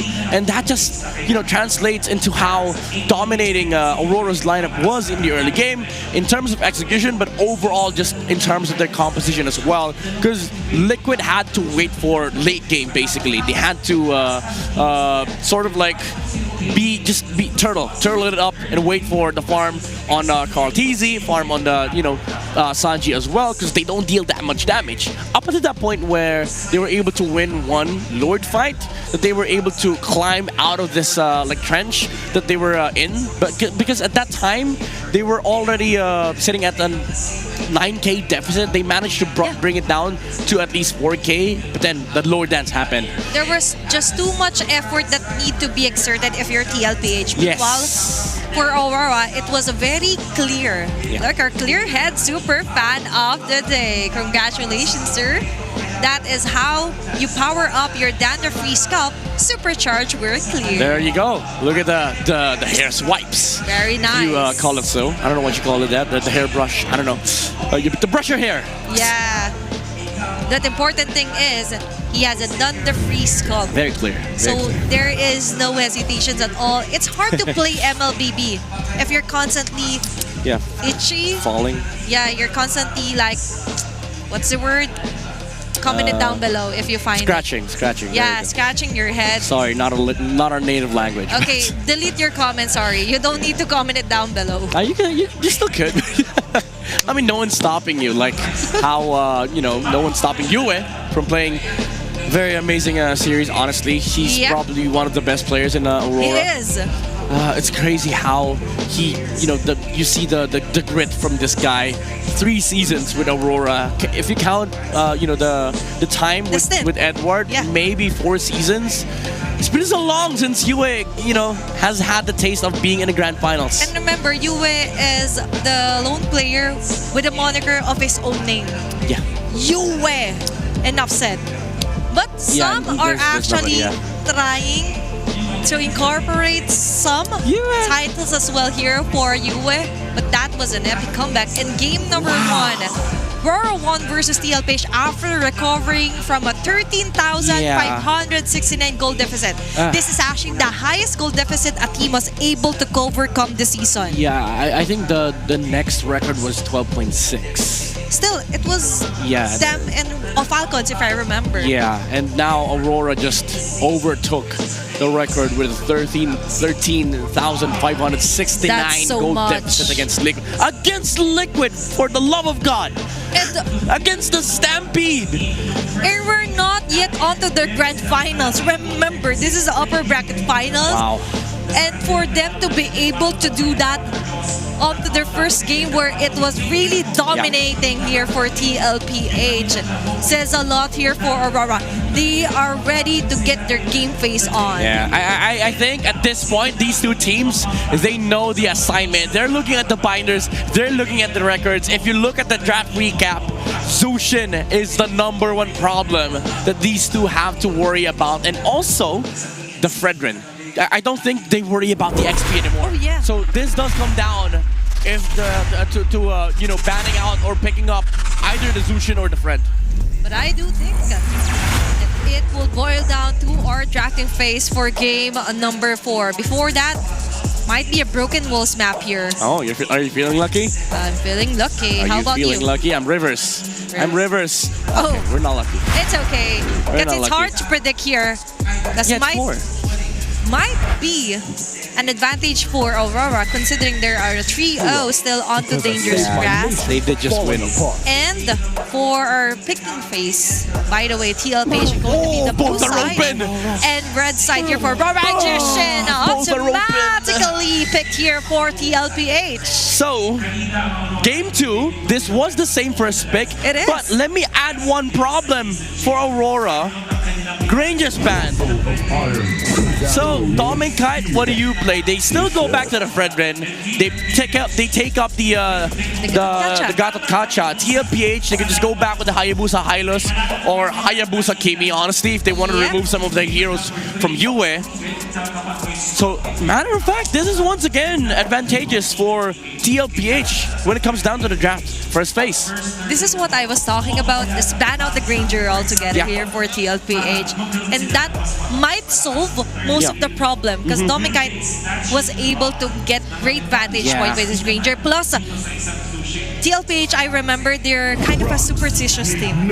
So by removing someone, but mind you, they steal the Arlet. Okay, Arlet and Baksha here for TLPH. I was wondering what was the hater that Granger replaced. It was the Baksha. And I think the mindset is for TLPH, they know Roar's gonna take the Fredrin no matter what. So this steal allows them to play the Arlet with the Zushin while also not worrying about the Phobius, because now you have a Baksha to deal with the Phobius if ever. And then if you think about these first 3 picks by Aurora, there's no answer against the Baksha. Yeah, and now we're able to see 2 from the top 5 most contested heroes for Season 16 all onto the side of the LPH and the right for Aurora. Okay, I like this. Okay, that's an Eve here for Yue. Yeah. So at least it attacks both the Zushin and also the Baksha. Kimi could have been good as well, but the problem was it was against the Baksha. So this Baksha pick blocked a lot of heroes from the side of Aurora, but MTB found a good answer. Let's rush the Eve pick. We don't have to worry about XP because we do have Red 4. So I think for Red 4, if you want to go down to the nitty-gritty, I think Lapu still works for Edward. You don't have to worry about the Arlet matchup. You have the bypass against the Zushin, you get the stun or the control against the Baksha. Alice for sure is not going to be played for both sides. Again, Red 4 Lapu is a thing. So TLPH could just also remove that, and then maybe we go down to the Uranus of Edward. Yeah, and also for the Baksha, they tend to go for a flex around this. Yes, remember, that's JP true. is also using a Baksha onto the roam. And for Aurora, they could dance around what this child is also doing here. Yeah. Biggest shoutouts to the fans of the Cavalry and even the Lights here present on the Gonata Astrodome. But what is not present is still the Khalid being banned out here for Aurora. Might be a hero here onto Oheb. Claude ban. I think Claude works here. Oh, Chip. Interesting. It's an interesting ban, by the way. JP ban. You mentioned a Chip for game number 1, right? Yeah, but I don't think Chip is okay here because you have a Gatot, you have an Eve. I think they overreacted too much. There goes the Lapu ban. So now Aurora, you go down to the Uranus or Esme? Boss. Esme will have a hard time. Yeah, I don't like the Esme here, honestly. Basic options here for Edward. Glue? Glue is a possibility. Yeah, I think Glue, but they have to worry about these 2 picks coming out from TLPH because it could be a Claude, but then there's also a world where Oheb just picks up an Esmeralda. What if we go back to a Hylos Edward? That could work. Hylos XP or maybe Hilda. Okay, they still go for the Phobius. Okay, somewhere in the setup here in the Dark Wave for Aurora. TLPH. Moskov for Oheb. I don't like this Moskov. I don't like this Moskov. Maybe it's all about the vantage point here for Oheb and the Matilda for JP. So it's going to be a jungler Baksha here for Carl. I mean, if you ever wanted a Gold Lane fighter for Doming, I would say Esme is very good here. Even though there's a Baksha, I don't think you die against this composition if you're Esme. But so far, Doming Kite's success onto fighter gold heroes is not yet that high. Actually, never mind. They don't have a final, so they need a marksman here. Let's see. He's not hovering over any heroes at all. Very nice catcher for camera guy. Yeah. What about Natan? Natan, Bruno. Go back to the carrier, Brody here. If ever. I'd say Natan. Natan's the better pick here. The 1-1 is actually open, if ever. Obsidia. So it's going to be... No. Do you lock it? It is an Ixia. There's a Matilda in the game. He was actually touching the Matilda before he picked off and locked in the Ixia. Yeah, maybe they're worried about it. Maybe he was like, are you sure, guys? Are you sure? There's a Matilda in this freaking game. There's an Arlet as well. But maybe somebody was like, don't worry, we'll protect you. All right, let me lock it in. That is a very huge statement to get a Nixia against a Matilda. And I do feel the contemplation there for Doming Kai. Yeah. And that's a very nice POV to see as well. To be fair, before he was Aurora, when he was in Minana Evos, this was his most successful hero. But still, risking it all for the match point here for Aurora. Let's see if this will be the final game. Will they be a representative and go to the grand finals? Let's head on over to our casters. 1 win away for Aurora to cement themselves in the grand finals and booked their ticket to Jakarta. One more game for Liquid to win to take us all the way. And in that very crucial game, we see Kite pick up an Iksha in the gold lane. This is a debut and a re-debut, if you'd like to call it. Midnight did throw back and allude to Kite's early days. Yep. Once known as Domingar or Domingar. He was with Minana Evos. That's, I think, when we started calling him Pal Doming. Yes. When he started to, really rack up the farm. And Brigida, you mentioned how you saw this on like a TikTok or something. Iksha and Eve. There's this certain combo between the Iksha and the Eve, which lets you just lock down all your opponents if you get to put or launch the real-world manipulation With the full barrage. And the full barrage at the perfect spot. So it's like geometry. Like a triangle with a square or a rectangle. But what I'm thinking about is that Sanford has a vengeance. Carl TZ may be somehow affected, but he does still have the Backshot Shield Unity. And But- there's a Matilda that can just yeet them Yeah, out. but there's a Guiding Wind and the Crimson Beacon. So there are just so much blink skills That for could Liquid. get you out of that box. Which is, again, something Aurora is willing to play with. Again, this is the threat we present. What are you going to do about it, Liquid? While Liquid is sticking to a very Liquid identity. Look at their draft and look at how brazen Carl TZ is taking that small cap away in the bottom lane. They're up by about 200. Like, that's what that small, sneaky rotation got. Yeah, if anything, I feel like Liquid have decided to just pour all of their attention to Doming, because it's been a bit too obvious that Aurora are sticking with the Fredrin. So now they have to target Doming. But now, who is going to be the first target? Carl TZ just goes for Demon Kite straight up. There goes the RWM. And they just try to get out of the box, as mentioned. And it's so easy for them, but Edward flickers in with a Dark Wave! Coming in with a demonic pursuit by Sanford! That's gonna be the first casualty of the game. First objective goes to Aurora 2. And they just get more out of that. With that first trade, would have been worth it. And the turtle made it even more, giving both of these gold laners what Joseph would like to call the gold lane experience, and I think Kite is having the time of his life. He is making things harder for Oheb. Oheb just barely tried to get the remaining gold from that wave. His SOD didn't even land at the right moment to get the last hit on that second minion. Doming sidestepped. And he just had to risk it to take that last minion down bottom, but maybe it's also about the laning advantage.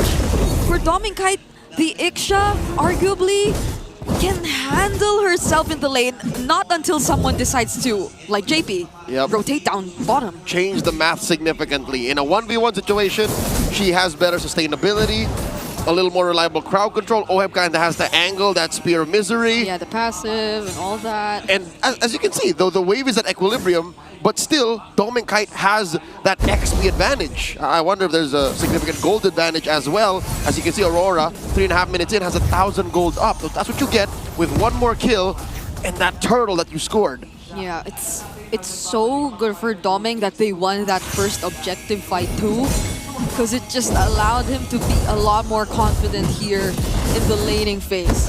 The bottom lane doesn't seem to be a problem for Aurora, at least for now, because you would expect that Light might have to pay a bit more attention to this Iksha. JP could be a bit more aggressive on this Matilda, but all I'm seeing are guiding winds provided to Oheb to reposition and keep himself safe. They're not guiding winds that try to push forward or threaten Kite. Yep. So it looks like Liquid are hunkering down for what could be the inevitable defensive state that they'll be in if they have to give up every single turtle in the early game. This is the second one spawning in the lower quarter. Quite the pull from Aurora. Again, we have two utility junglers. So expect that these dances will last a little longer. Turtle approaching half health. Yep, no one's really committing just yet, but Aurora decides to go in first. There's the real world once again. Sanford using the final slash, but no follow-up will happen. Aurora are just going all in, and Carl TZ's the next target. Saji's Crimson Beacon out, but Edward follows him under the turret. And that That's 2 members down for Team Liquid. And one of them is the retribution holder, so Aurora can take their sweet time. Oh my lord. You mentioned all the dashes. You mentioned how it should be easy to dodge that RWM full barrage combo, but guess what? Mr. Consistent likes it when you dash away. He gets to chase you with the Infernal Pursuit. And guess what? They're not doing the combo. They're using it at different times. Exactly. They're layering it. They're not getting their cake and eating it too. They're getting their cake and keeping it in their back pocket for a rainy day. And that rainy day is today as Aurora take mid lane. Aurora on the way to taking the bottom lane. They're up 2,000 gold.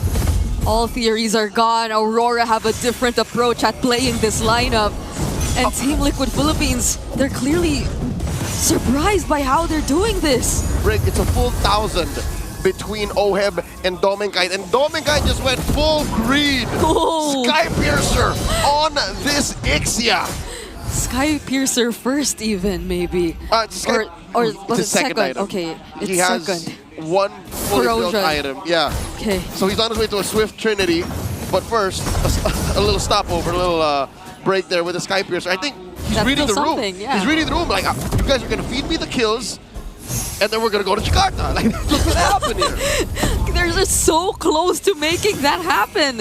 Because at this point, not even Sanford can look for those final slashes to make things work. Not without triggering Edward. And not with the real-world manipulation in front of them. That too, he has to stop. Again, sure you can dash through. You can, train on your targets with the Vengeance, but it's not like the front line of Aurora's making that easy. Yeah, I think Carl, TZ, and Sanford have to be a lot more calculated in terms of the timings in which they go in, because it's so hard to back out when Aurora decides to punish you. You know what? Here's one of those times when I wish Liquid had that Hayabusa to hunt down this Ixia. Because the last time it was picked was Season 14, about a year ago, September 27, 2024, by Kozen, when he was playing for TNC. So the last time it happened in MPL Philippines, Aurora was on the receiving end of an Ixia. Yeah, and that was a completely different TNC that we're talking about at the time, a year ago. Oh, Edward again has all his eyes on Sanford.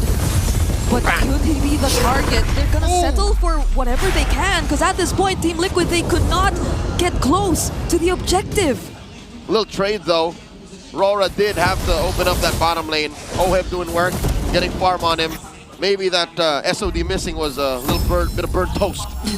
even if it did hit, like he wouldn't have to press it. Like he should keep himself scared. I think that's step one in Liquid's recovery. Don't pick fights. Guiding wind away, saving Oheb from Edward. That's all we're seeing for now.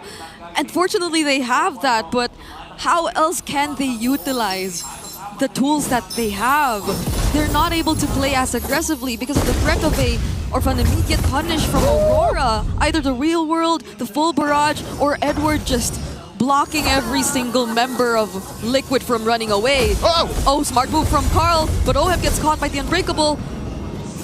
Oh my goodness. Something tells me Aurora have put the fear of God into Liquid. You see how fast JP flickered away? Yeah. I think he was expecting a full-on collapse. He's like, no way! Because it could happen. Edward was so close nearby. It was a jump scare. And now all they're doing is just going for the split push. Team Liquid Philippines, they're stuck in this position of they can't even pick a team fight. Nope. They can't even try to look for pickoffs. No one seems like a safe target if we talk about Aurora. Not until Oheb is ready. And Oheb is so far behind. He's almost 2,000, full 2,000 behind Dominkite. And he only has 2 out of 3 on that Swift Trinity, while Dominkite is on his way. He's 2 in, but also he has a Sky Piercer. Luckily, no stacks on yet. Yeah, but he also has the Sea Halberd, so like, even this early on, they're finding ways to deal with every single form of sustain that Liquid has. Right, shield, heal,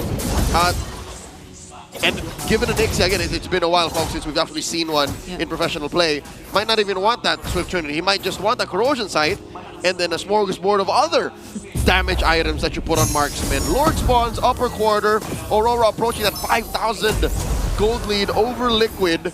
And I'm not so sure this is the right call. I don't think the cavalry wants to smoke. JP really want to stand up front. Edward, once again, it's always Sanford that he's trying to look for. Oh no. Carl TZ trying to close in. Edward forcing a fight down or on the other side of the map as well. But the AOG is already committed. SOD finally connects. Sanford goes in and Demon Kite actually falls. But Edward gets the Lord! Mr. Consistent secures it, and they take down so many. The Liquid Stampede is quelled. Rora finds the wipeout. Kite is a maniac. A sidestep full barrage from Kite to take down 4 members from the cavalry. 40 couldn't flicker, JP couldn't flicker, could have maybe saved someone with a guiding winds, but Kite was too damn deadly. Fortunately, the death timers aren't that long just yet, but they'd have to say goodbye to their holy shields. And Aurora, they're so terrifying, they actually go for Yue, but is he the target? Kite! It's Kite they want! It's a shutdown from Sanji! Oheb coming in from the back line. Kite trained on him. Traded 2 for already. JP and Sanford. Oh no. 3 members of Aurora are on him. Down he goes. Yue gets him. That was time for Liquid to clear the Lord, but was he the best option to get that time? To buy that time for the cavalry? It's gone sideways as the RWM comes out of Yue. Carl TZ and Sanji, they still have to deal with a single minion and another wave in mid, but Carl, he's trying to close in Demon Kite.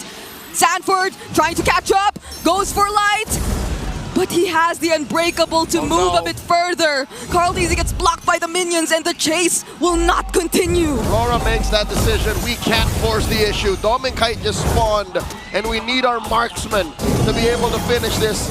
Put a dot on this match. End it with an exclamation point. 6,000 gold up. Kite just built that malefic gun.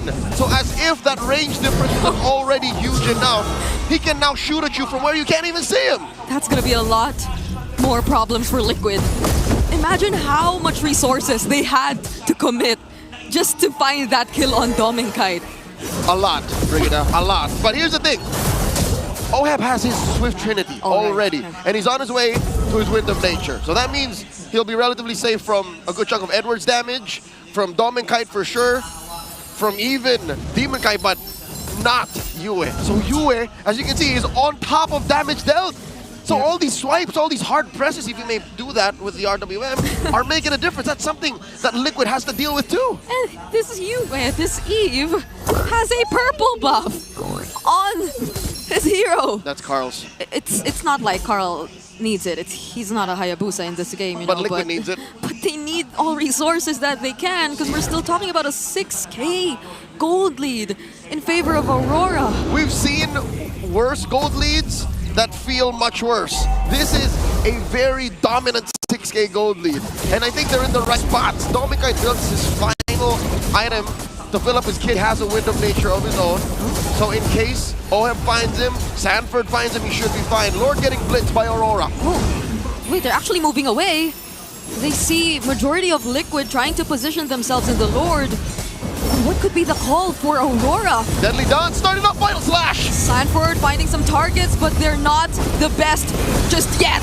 Like jumping in, Kite secures the Lord, Demon Kite rather, and now they're going in JP. All in, Sanford's next. They're losing members one by one, Aurora. They're going for the chase, but Liquid has to run away. The Stampede goes backwards, they roll out. The Lord spawns up top. Aurora is inside the base. They crack through mid. Do they have enough wave clear? Can Oheb deal with this alone? Sanji, what can they do to delay the siege? Full barrage! Oheb is down. There's no one left to clear. It's a double for Domeng, and the Northern Lights, towards their redemption, are headed back to the world stage. Aurora are going to Jakarta, 3-1. They're going to M7. They lock in for the grand finals. Brigida, They didn't end the regular season at number 1 for nothing. Top 1, 14 win streak, now make it 15 this season. And they're so close to potentially ending the entire season with only a single series loss. GG, well played to the defending champions, to the MSC champions, Team Liquid Philippines. Tonight they take their bow, but they will be back. They will be competing in the lower bracket. But tonight it's all about the Northern Lights. Tonight we know one of 2 M7 representatives. It's gonna be all blue. AURORA. We'll be hearing from them on stage. They're joined by our hosts. What a moment. Here are our victors. Roras, your winners, grand finalists, and the M7 representative, AURORA Gaming! Wow, incredible. What a moment. Almira, let's just give this to them, an incredible opportunity. Coach, team, congratulations. Edward, I have to look for you. Welcome back to the M World Championship, Edward. Ayun. Pero ano, Edward, may tanong ako. Sa Game 1, ikaw nakakuha ng 3-man stun with a lapu-lapu para ma-set up nyo yung comeback. That's right. So ano yun? May communication ba kayo? Kailangan, alam mo ba na may mag-follow up ba ng setup mo? Sabi ko lang sa kampi ko, tiwala lang sa akin, mahuli ko si Carl, parang ganun. Parang sabi ko, tingin lang sa akin lagi, anytime. May mahuli ako sa kanila. Alam mo, Almira, yan yung nakikita ko all throughout the season coming in from Edward. Talk to us about yung communication nyo kasi less than 12 hours ago, kinailangan nyo pang maglaro against TNC. Naka-apekto ba yun ngayon? How did you guys condition yourselves? Ayun, nag-review lang kami ng saglit sa against TNC. Tapos mas prioritize namin yung tulog namin Tapos yung draft, hinayaan na namin sa coaching staff. So, ayun. Okay pa rin naman kami ng 8 hours tulog ganun. And Coach MTB and Dexstar made it happen. Coaches, congratulations. Doming Kite! Doming, yung Iksha, hindi ko alam kung saan ang galing, Almira. But hey, I think we have a different question for him. Doming Kite, may tanong naman din ako sa'yo. Nahirapan ka pa sa pag-adjust sa fighter gold lane meta ba? Hindi naman totally nahirapan sa pag-adjust ng fighter gold. Siguro tinatiming lang din yung tamang composition ng pagpasok ng gold lane ko na fighter yun. Hindi ka naman kinonvince sila coach, sila Dexstar na gumamit ng iba pang mga fighter heroes. Actually marami pa talaga, hindi pa talaga nalalabas yung iba. So this means na mas marami pa kaming makikita sa inyo heading into the grand finals. Yun ba ang binibigay mo sa amin? Mas marami pa kaming makikita sa inyo. Possible kasi long series So hindi naman natin masasabi kasi PH to. Malalakas talaga yung team. So parang lang, composure lang din na yun. Tamang lang. Yung magagamit ko pa yung ibang hero ko talaga. Ibang klase, ibang hero. I said ibang klase, ipasa mo sa katabi mo who has been very emotional all throughout. Light! You were the light at the end of Aurora's tunnel. You made it back into the grand finals. What makes this so special for you? Kasi nung mga times na malapit na ako sa grand finals, lagi ako natatalo sa TLPH Laging kinakapos. Tapos after nun, parang napunta na sa Indo. Tapos parang napil ko na di ko na kaya. Parang baka hindi ko na kaya makapag-international gano'n. First appearance ko rin kasi sa Worlds, kaya sobrang special talaga sa akin. Tapos, ayun, para din sa girlfriend ko na lagi sumusupport sa akin. And Roras, this is Light's first M World Championship! Woo! What a statement, Almira. What a moment for Light. Once again, give it up for your winners and grand finalists, AURORA Gaming!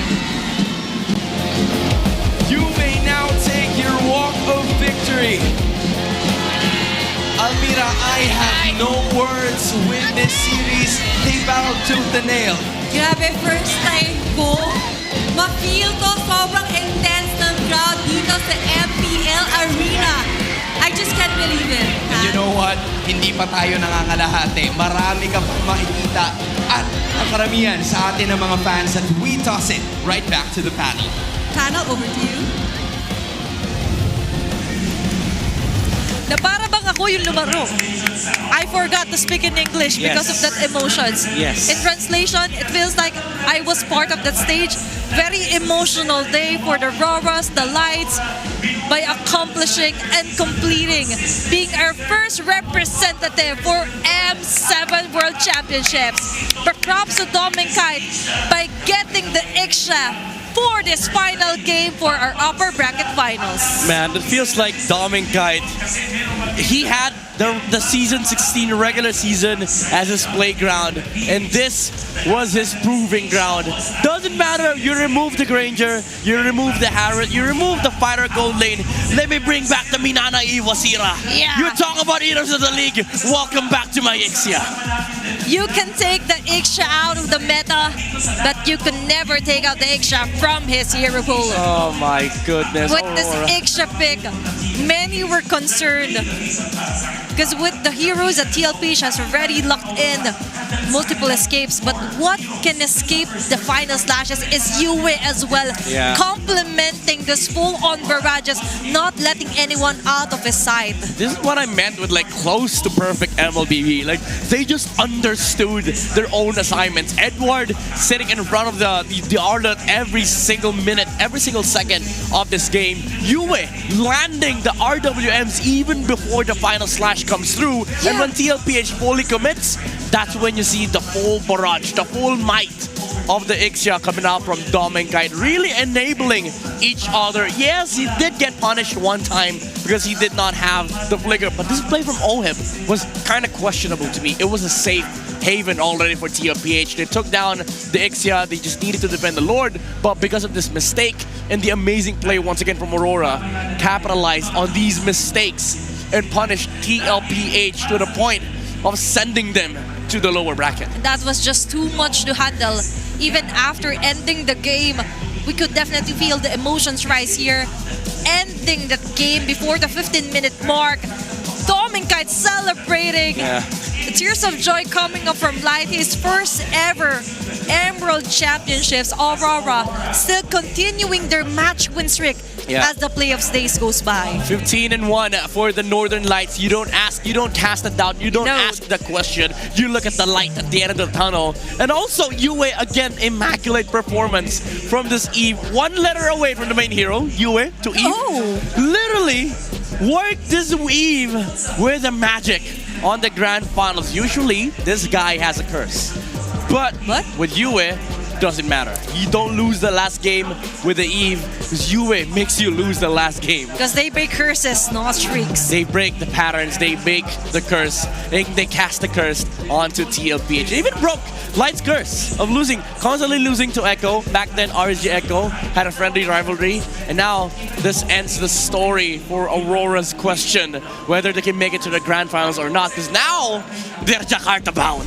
And now for our story, of course, the Demon Kite Curl TZ saga continues. Yeah. It's not done yet.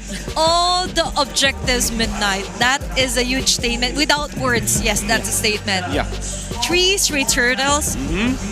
Even all the lords, all onto the side of Demon Kite. Like, even the buffs. He was like, take a few hours rest before your match tomorrow. He was like, Carl, I know you took a lot of turtles and lords for the past 2 days. Maybe you want to take some rest. Let me farm these up. Let me get your greens. Let me get your buffs. Sometimes Yue comes in and he was like, let me get a share of that. And it left TLPH scouring for resources, and they were starved. And at the point where Ohib was looking to just, you know, get a, I would say a desperate pickoff against Aurora. That's why these mistakes were heavy, and it cost the TLPH the advantage in the late game. And I think that's the reason why this lineup worked for Aurora, aside from the fact that they brought up the utility jungler strategy that we did harp on even before the series started, when they brought up the Eve and also the Ixia with the Phobius as well, it felt like TL didn't have damage in the early game. They had a Baksha, they had a Arlot that was heavily countered by the Eve, and then when you fully commit, you just melt under the full barrage. That's why Dominkai was just able to again free up the map, get some farm, and Yue as well being a threat, landing the reload manipulations first before the final slashes, allowing them to really not just cage the Predator but also cage the GOAT. They cage everyone for TLPH, and still our BPI rich guy is going to be Dominkai with his Ixia. A lot of his net worth came from the fact that there was no one that really could stop him from farming up the minion waves, even on the Turtle and Lord fights or dances, as we mentioned, was all covered here for our BPI rich guy Dominkai. And big props to Edward as well for covering up the final slash that Sanford was attempting to do just so he could reach Yue. He was on Predator duty. He was, no, you can't, sir. No, that sir. is not allowed No in here. slash for you. Not on my watch. Yeah. And again, Aurora, they just played this massively. Like the tactic, the strategy was there. It was beautiful when they tried doing the old techniques with the assassin junglers, the switch up between the YSS and the Lancelot. Didn't work out. Immediately switched to the utility jungler strategy. And it worked out, perfectly for Aurora. And I think this was an amazing planning from the coaching staff. I know it's too early to celebrate, but for this moment, I think we could bypass that saying. Yeah. Because it is a moment to celebrate, considering that they are heading for Jakarta, Indonesia for the next year's M7 World Championship. Yeah, that's M7. I was, all right, M7. There you go. Hey, okay, spells M7. Congratulations, Aurora. You deserve Only it. one spot is left. Yeah. And considering that TLPH will be going down onto the lower bracket finals midnight, waiting on whoever wins for Onyx Philippines versus TNC Pro Team. It's a tight pit. It's really hard to say if it's going to be an easy fit because it's not. Remember, TNC was able to get 5 games out of Aurora, our grand finalists. But let's check on how it went with their communications, their shot calls onto that last game. Let's all check out our Infinix mic check.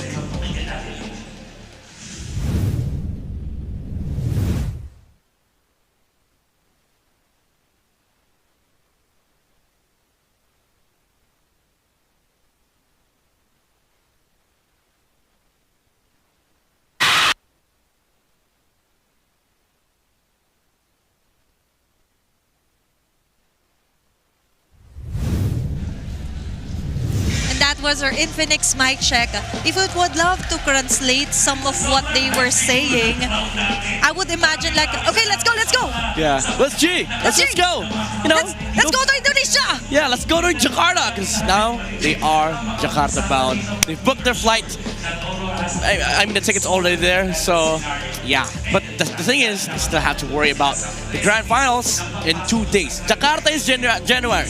So that's like November, December, January. Okay. January is 3 months away. And playoffs is 2 days away. I mean, grand finals. And this is also somehow of a huge block to TLPH because remember, they are trying to accomplish the Golden Road midnight.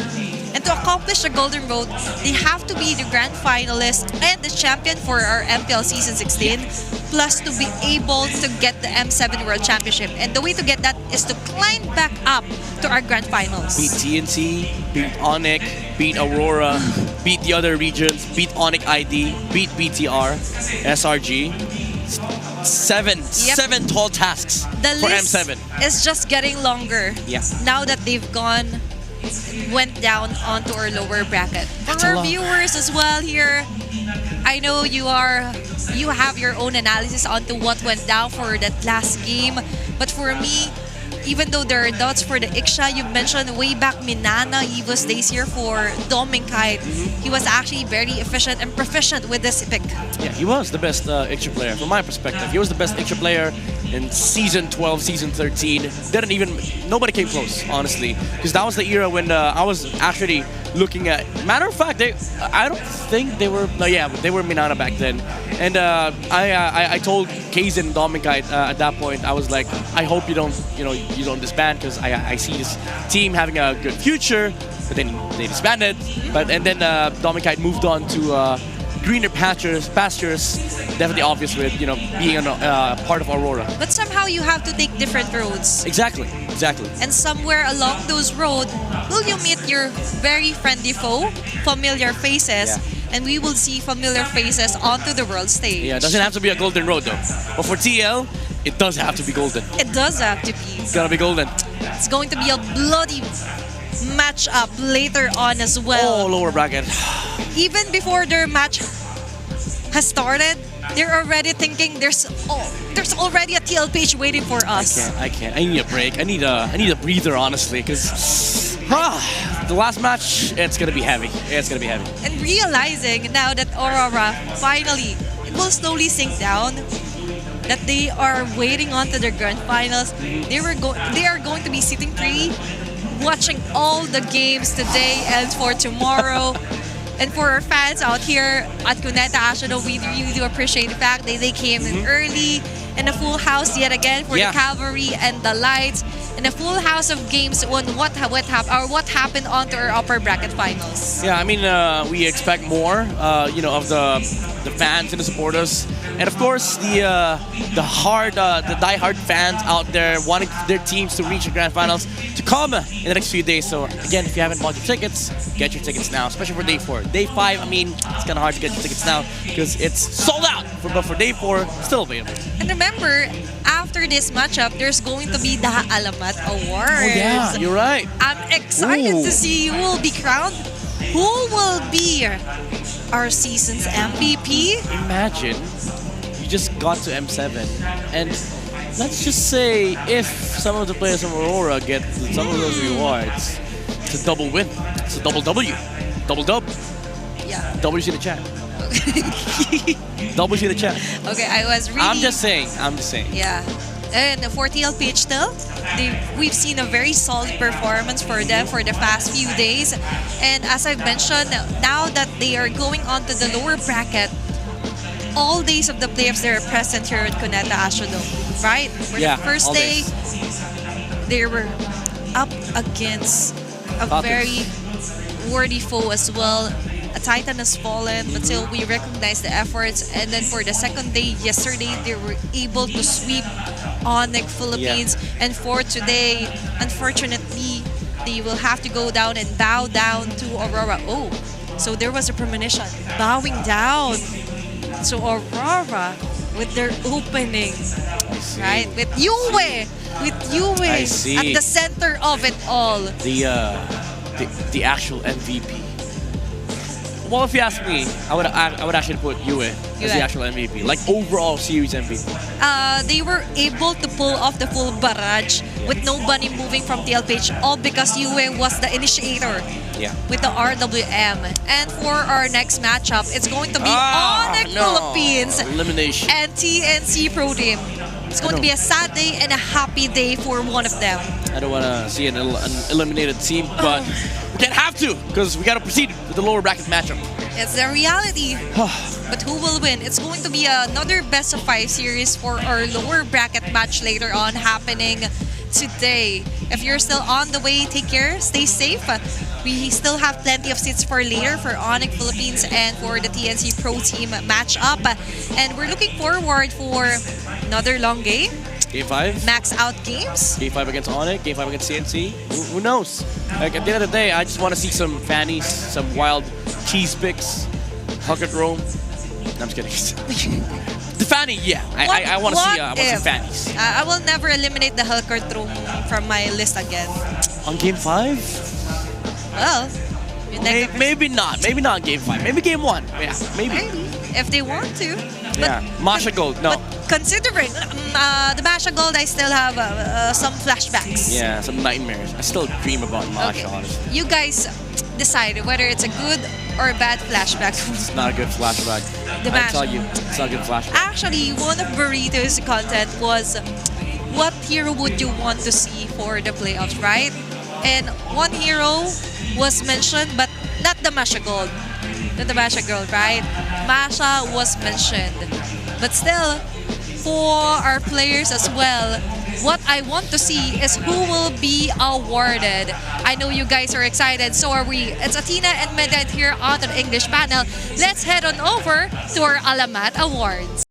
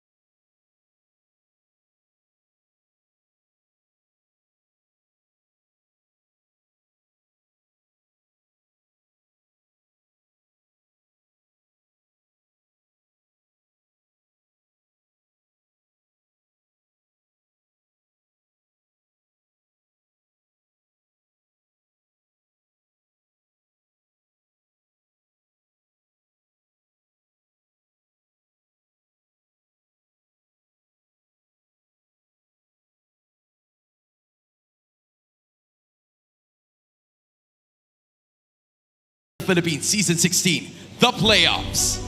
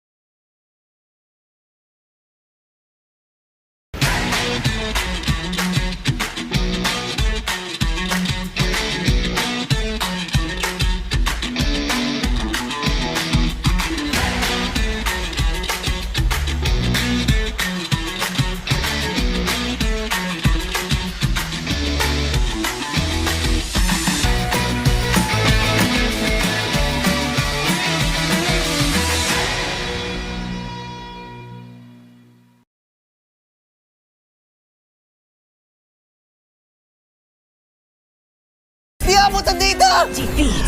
GG, bro! Don't worry. The Only with Smart Power All 99. Hindi bitin with 10 gig data to power your games plus only Facebook or only TikTok. Load now!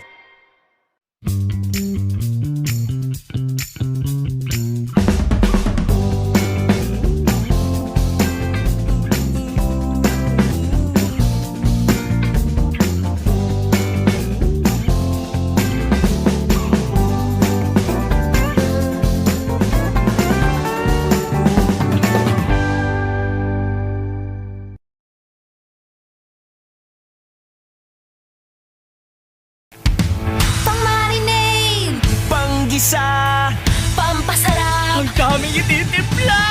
Luto mo yan with Knorr Liquid Seasoning. Mula luto tong plato, sarap panalo. Luto tong plato, sarap panalo. Luto tong plato, sarap panalo.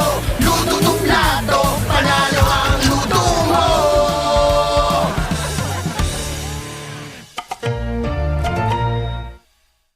Wow! You know your scalp can get up to 5 times more dandruff? Get triple anti-dandruff power. Supercharged with Clear. Hey, you! Did you know men have 1.4 times weaker scalp? Get a shampoo that's 100% made for men. Supercharged with Clear. Enemy alert! Your scalp gets 1.5 times greasier, causing dandruff. Get triple anti-dandruff power. Supercharged with Clear. Stop and pull over! Your scalp gets 1.5 times sweatier. For cooling power, supercharged with Clear.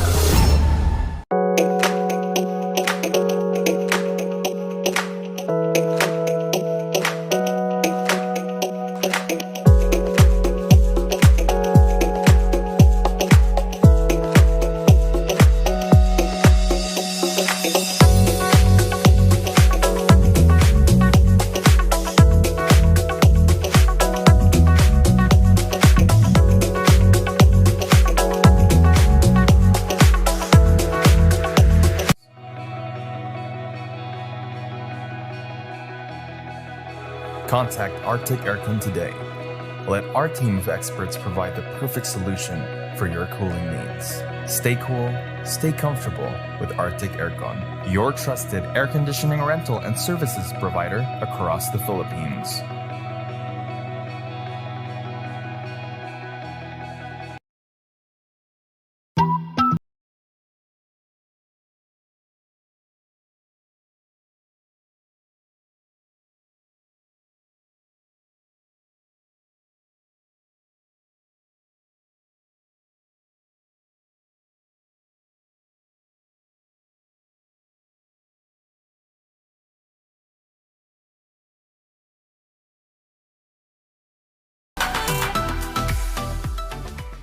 Ito na ang pinaka-inaantay na selebrasyon! Excited na si Bibi!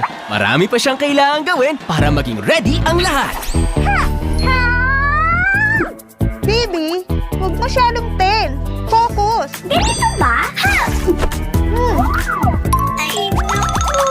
Bibi, Balot kaca? Need help? Injection! Wala ako. Ito na lang!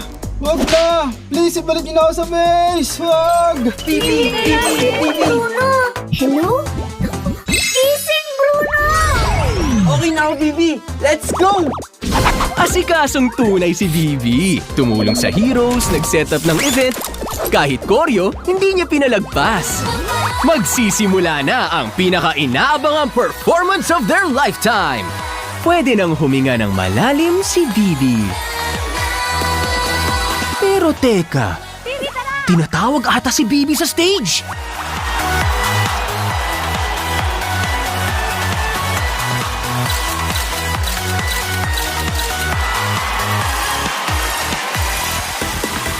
Todo kilig, todo bigay, todo ang saya ni Bibi! Dahil sa pagkakataong ito, si Bibi naman ang bumida. Nice to meet you!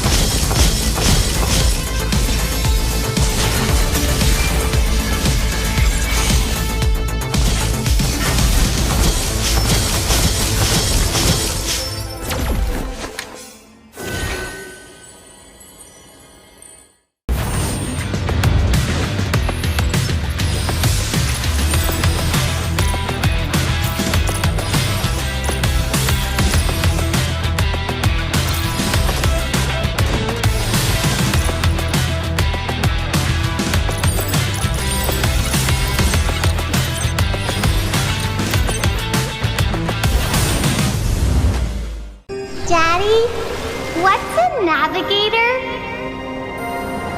Navigators safeguard the lighthouses across the Nexus Sea. It is a responsibility that we must uphold.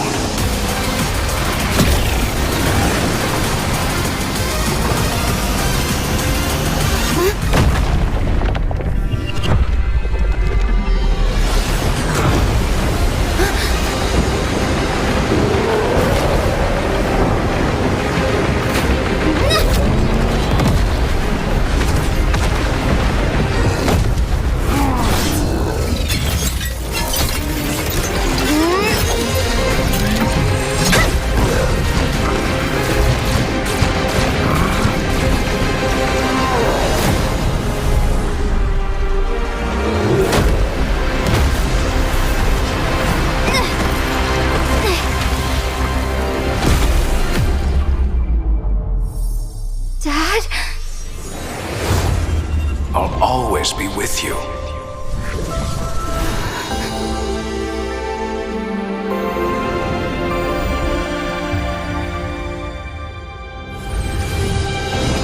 Target acquired! Frontier Justice! Ready, go!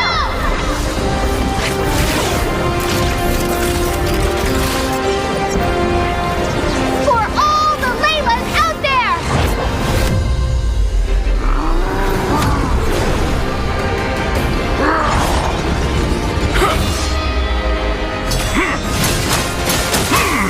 Layla, now! You should have never tampered with the lighthouses. Because I am a navigator!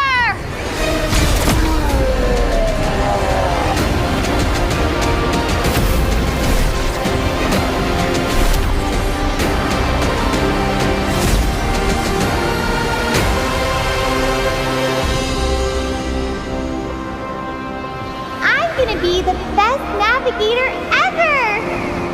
I know you will. I thought it was finally over. Until I heard the whisper of the void.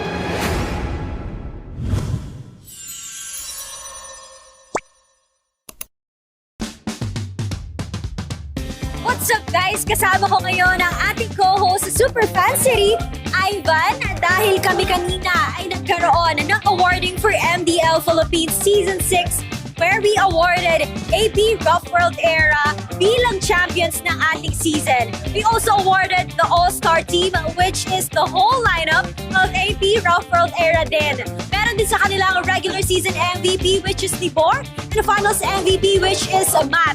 And hindi lang yan, meron din tayong awardees na Rookie of the Season, Aban, at meron din tayong Most Improved Player of the Season, Cinderella. Of course, aside from that, we did have our meet and greet wherein our mythic ticket holders had the chance to meet the winning team, which is Team Liquid of Philippines. And right now, may makakasama tayong super fans para malaman how was the experience dun sa meet and greet natin. And now, we would like to call on here sa ating area, si Miss Kiara and Miss Kim, obviously fans ng TLPH. Gaano na ba kayo katagal na fans ng TLPH? Actually, ako parang 1 to 2 years na yata. Ako yung since echo pa lang sila. Tapos nag-change ng name ng TLPH na Team Liquid ako. Wow, it has been a long time na sinusuportahan natin ang Team Liquid Philippines. How was the opportunity? How was the experience na na-meet nyo yung mga idols nyo kanina? Sobrang saya po, lalo na nung nakita ko si Sanford. Same din. Masaya kasi nakita ko na sila in person yung malapitan. Yun nga lang, ang dami nagpa-picture kay Owen. So, medyo nalayo ako sa kanya. Pero, super worth it yung pagpunta dito sa BELI. So, si Oheb ang bias mo? Hindi ko siya. Hindi halata. Si Madam, sinong bias mo? Si Sanford. Natabihan mo ba si Sanford kanina? Nahawakan ko yung kamay niya. Grabe Sana naman all. talaga ang karisma ng ating mga players sa iba. Ibang-iba talaga ang dating ng ating mga players. And of course, Team Liquid Philippines is moving on to the next round of our playoffs. Kaya naman, imbitahan nyo ang iba pang part ng Cavalry and of course, the other super fans para manood dito sa ating playoffs. Manood po kayo ng playoffs hanggang sa finals. So, sana makita si TLPH at si AURORA. At para sa inyo, sino magcha-champion sa Season 16? Siyempre, TLPH. At yan lamang naman ang mga kaganapan natin today sa ating Super Fan City. Kaya naman balik muna sa inyo guys. Sa TLPH, good luck. Good luck. Bigyan nyo na sa amin to. Nakakailang series na kayo. Wala pa appearance, oh. Pwede ba kami muna? Kami muna? Pagkapasok namin grand final, sa inyo na. Uy, ba't Slot lang, ha? Hindi, Joke lang. huwag ganun. Ay, wag ganun. Mirror lang. Slot lang. Slot lang. Kami muna, mamaya. Saka sa mga fans na nanonood, thank you sa laging support tayo pagpunta din sa venue. Rinig namin lahat na sigaw nyo. Tama, solid. Sa girlfriend ko, mahal na mahal kita always. Oh, you got power. Lakas, di ka tawas. Oh, you got power. Kay Daniel Madilla. Di, baliw, iba yun. Daniel Caesar pala. Chico, paki-assist naman si Kalad. Bakit alis dyan? Di, dry yung lips ko, di. Oo, rin nga eh. Kailangan natin tubig dito Oy. Peace ata. Uy, iba naman yun sa'yo Rory. Kaya mo ba yan, Rora? Kaya ba yan, Aurora? Feel ko hindi Ako din eh. Puso na lang ata tayo. Pusong Pinoy na lang kami, pusong Pinoy. Gagalingan namin sobra. Ano message mo kay Yue? Gagalingan mo kasi gagalingan namin. Yun. Bruce Goat yun Gagaya kay Bruce Goat What's that? I'm mic check again. Another words of wisdom. Give me some words of wisdom and I say in camera. You'll say whatever I say? Yeah. I love you all. I love you all. Boys. I love Again? Salamat sa inyo. Mahal ko kayo. Ang pangit ko. Oh my God. Full. Salamat. Sa inyo. Sa inyo. Mahal ko kayo. Mahal ko kayo. Pangit ko. Ang pangit ko. Yeah. Let's go.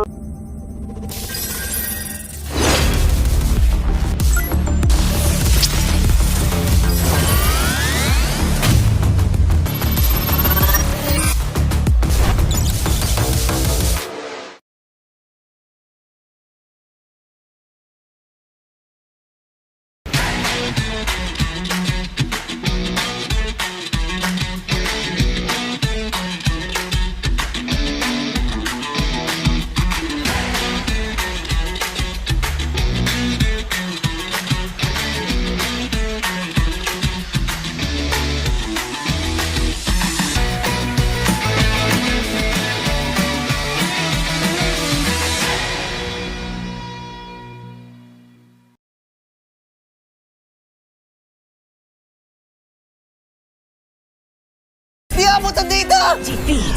GG, bro! Don't worry. The only with Smart Power All 99. Hindi bitin with 10 gig data to power your games plus only Facebook or only TikTok. Load now.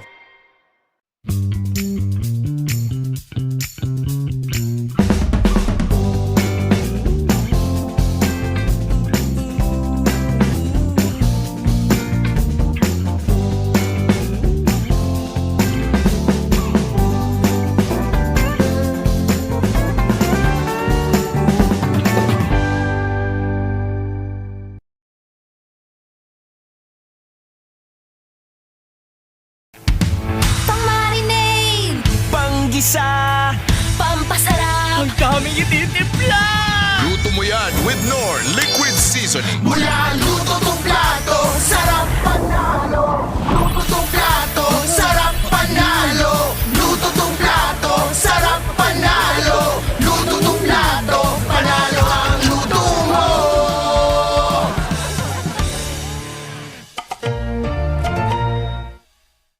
Foul! You know your scalp can get up to 5 times more dandruff? Get triple anti-dandruff power. Supercharged with Clear. Hey, you, did you know men have 1.4 times weaker scalp?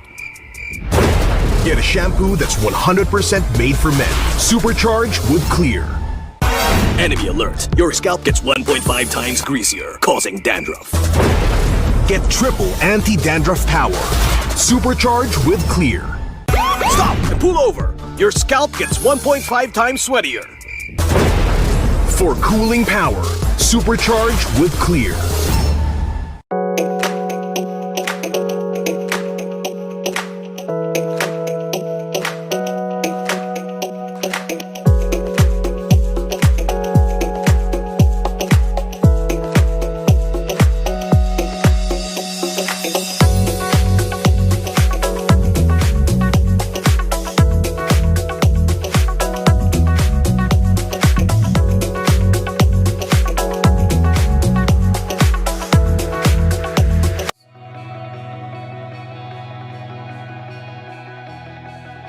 Contact Arctic Aircon today.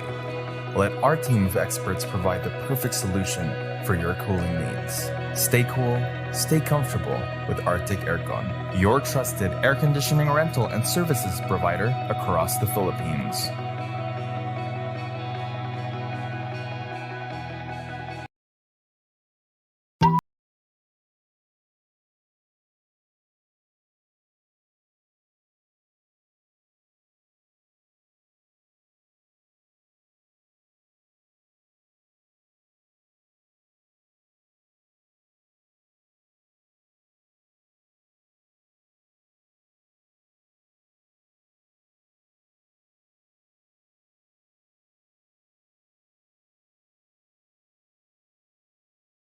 Inaantay na selebrasyon! Excited na si Bibi! Marami pa siyang kailangang gawin para maging ready ang lahat. Bibi, huwag masyadong ten. Focus! Ganito ba? Ha! Ay, naku! Bibi! Gatot kacha? Need help? Injection! Wala ako. Ito na lang! Wag na! Please, ibalik niyo na ako sa base! Wag! Bibi! Bruno! Hello? Gising, Bruno! Okay na ako, Bibi. Let's go! Asikasong tunay si Bibi. Tumulong sa heroes, nag-set up ng event. Kahit koryo, hindi niya pinalagpas. Magsisimula na ang pinaka-inaabangang performance of their lifetime. Pwede nang huminga ng malalim si Bibi. Pero teka, tinatawag ata si Bibi sa stage.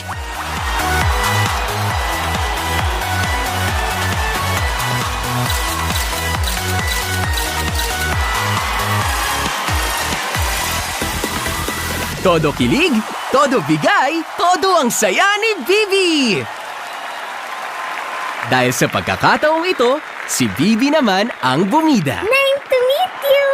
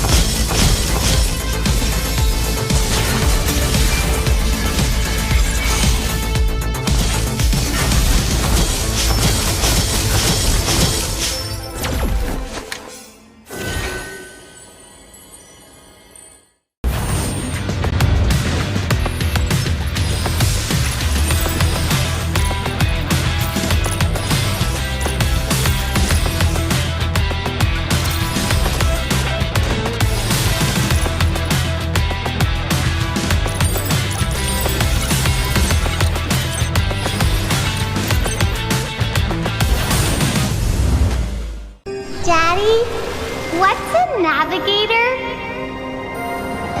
Navigators safeguard the lighthouses across the Nexus Sea. It is a responsibility that we must uphold.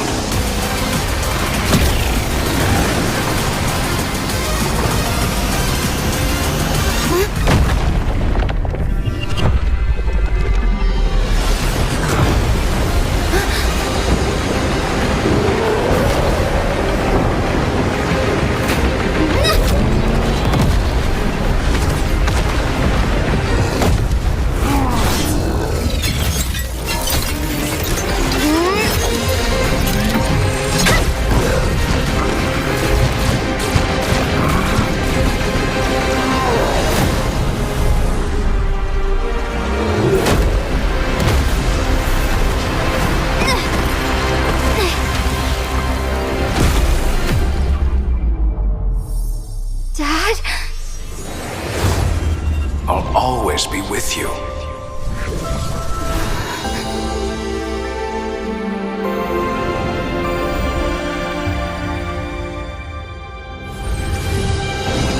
Target acquired!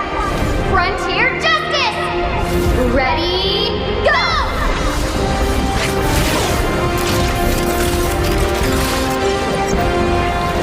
For all the Laylas out there!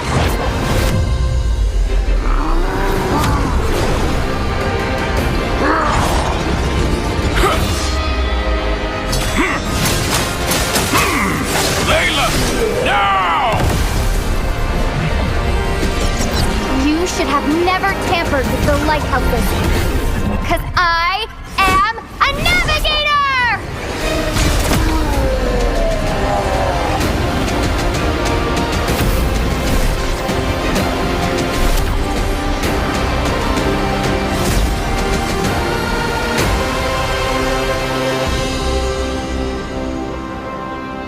I'm gonna be the best navigator ever! I know you will. I thought it was finally over. Until I heard the whisper of the void.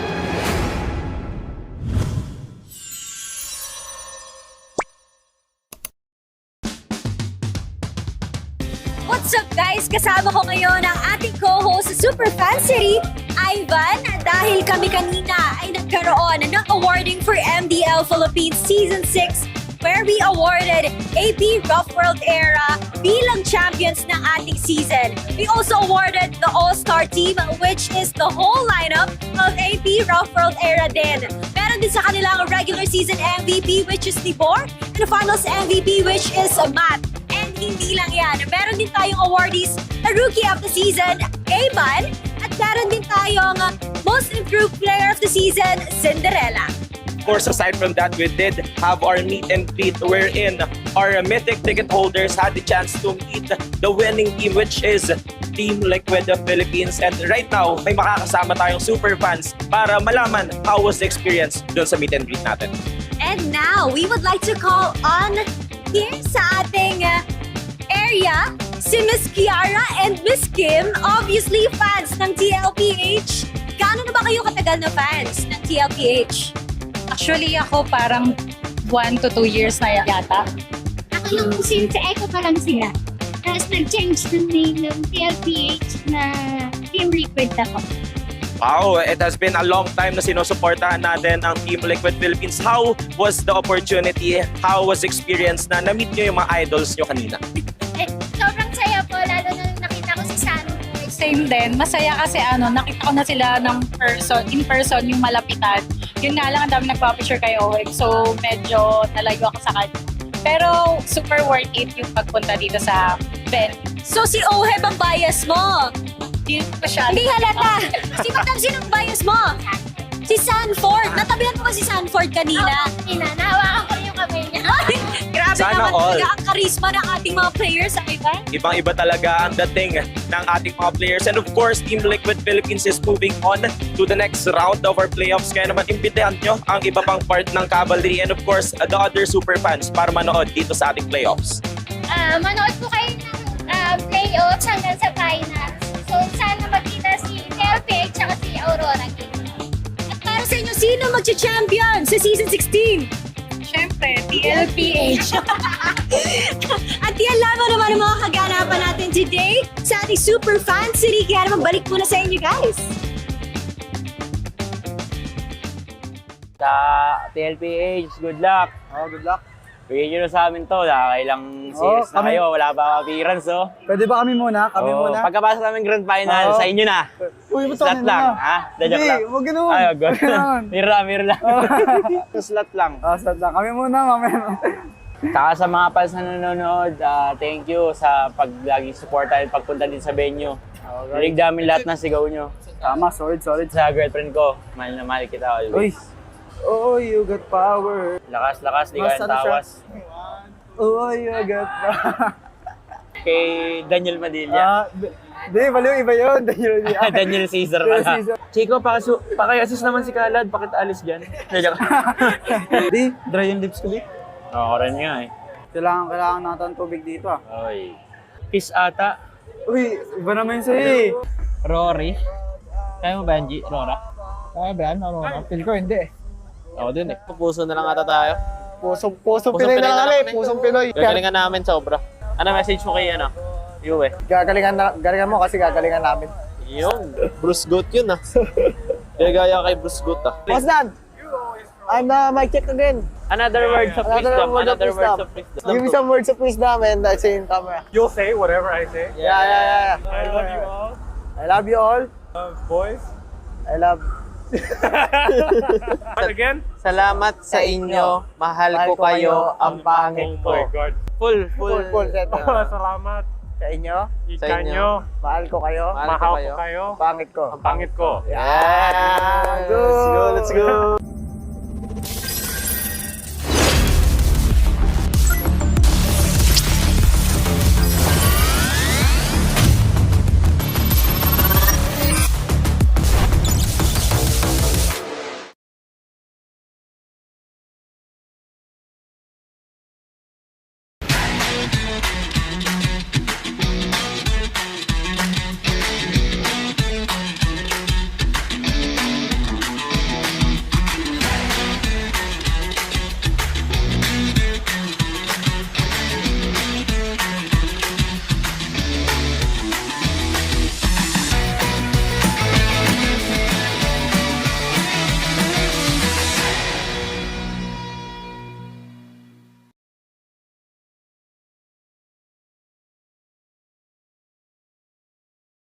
Di abutan dito! GG bro!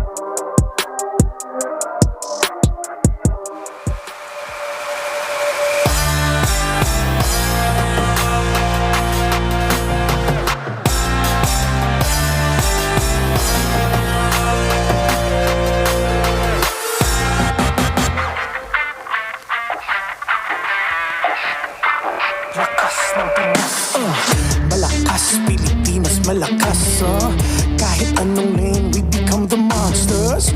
Malakas, Pilipinas, malakas face the golden sun and repping for the 3 stars. Look at us, to the top, no ifs, no buts. Winning any game, para to sa PINDS. Di mo matitinag aming boses sa new level. Nasa kalye man o mobile, you know I become a legend. Listen, open fire, we unite, we winners. But with pressure, like diamonds are made of. Switching the lane na parang gera, HP racing made a setup. Pagkakatang buhat ni Hilda, full dome SS parang Laila. Susundan ko ang iyong wakas, kasama pataas, tagumpay natin to dahil tayo'y malakas para sa Pinas. Nasa amin ang alas, hindi to atas, kinikilala sa taas kasi kami ang malakas para sa Pinas. Nasa amin ang alas, hindi to atas, kinikilala sa taas, ganito kami sa Pinas.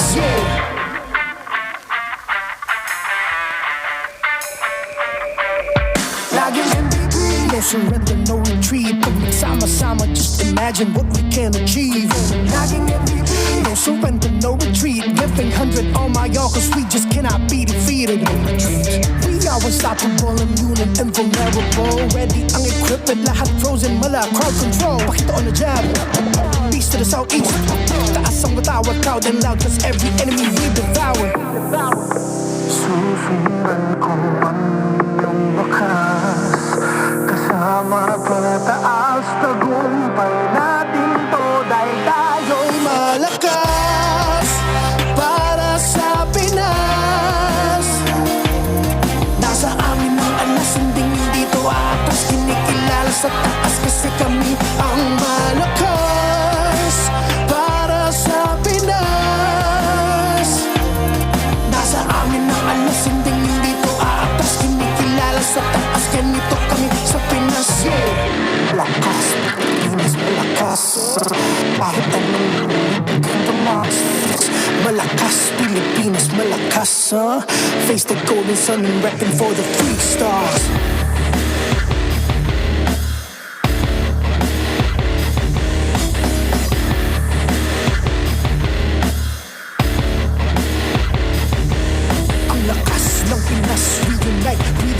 Ang lakas ng Pinas, we unite with the stars. Ang lakas ng Pinas, we unite with the stars. Ang lakas ng Pinas, with the stars.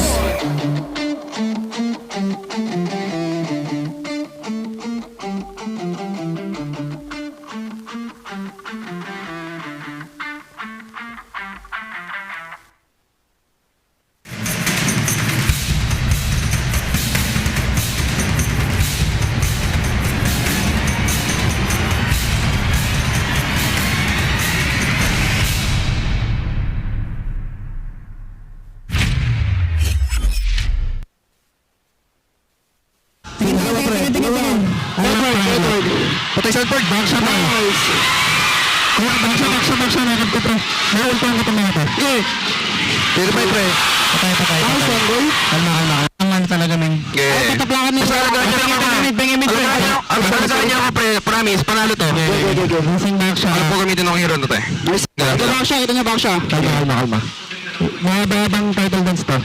Gawin pa pre ko resort. Sige, pamin na. Pag lumalalim Ready kayo Sanford daw? Mamaya kayo pag ready na. Pang Sanford pro. Ang gawin ako. Ready dito. Ang gawin ko lang ako. Sanford.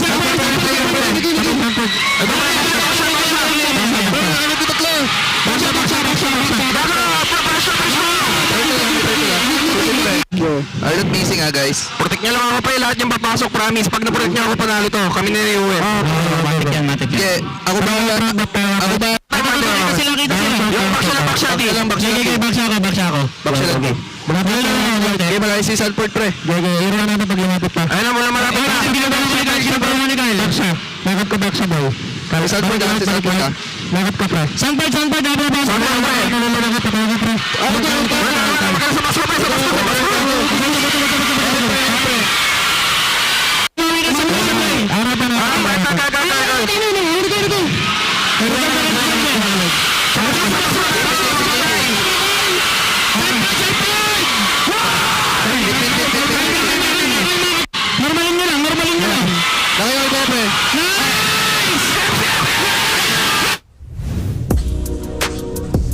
Ladies and gentlemen, confirmed we have our first grand finalist in the MPL Philippines Season 16 playoffs and our first M7 representative. That is Aurora Gaming. At your service, my name is Leo, here with Brigida to bring you the next best of 5 in today's broadcast. That was a very intense exchange of comms that we heard in the previous game, and a huge majority of it was actually onto a single player of Team Liquid. That's Sanford. If you watched that series, you'll know that the single win that Liquid had was off of the back of a well-placed flicker and Throne of Ruin. We'll talk more about that match and, of course, its conclusion in just a bit.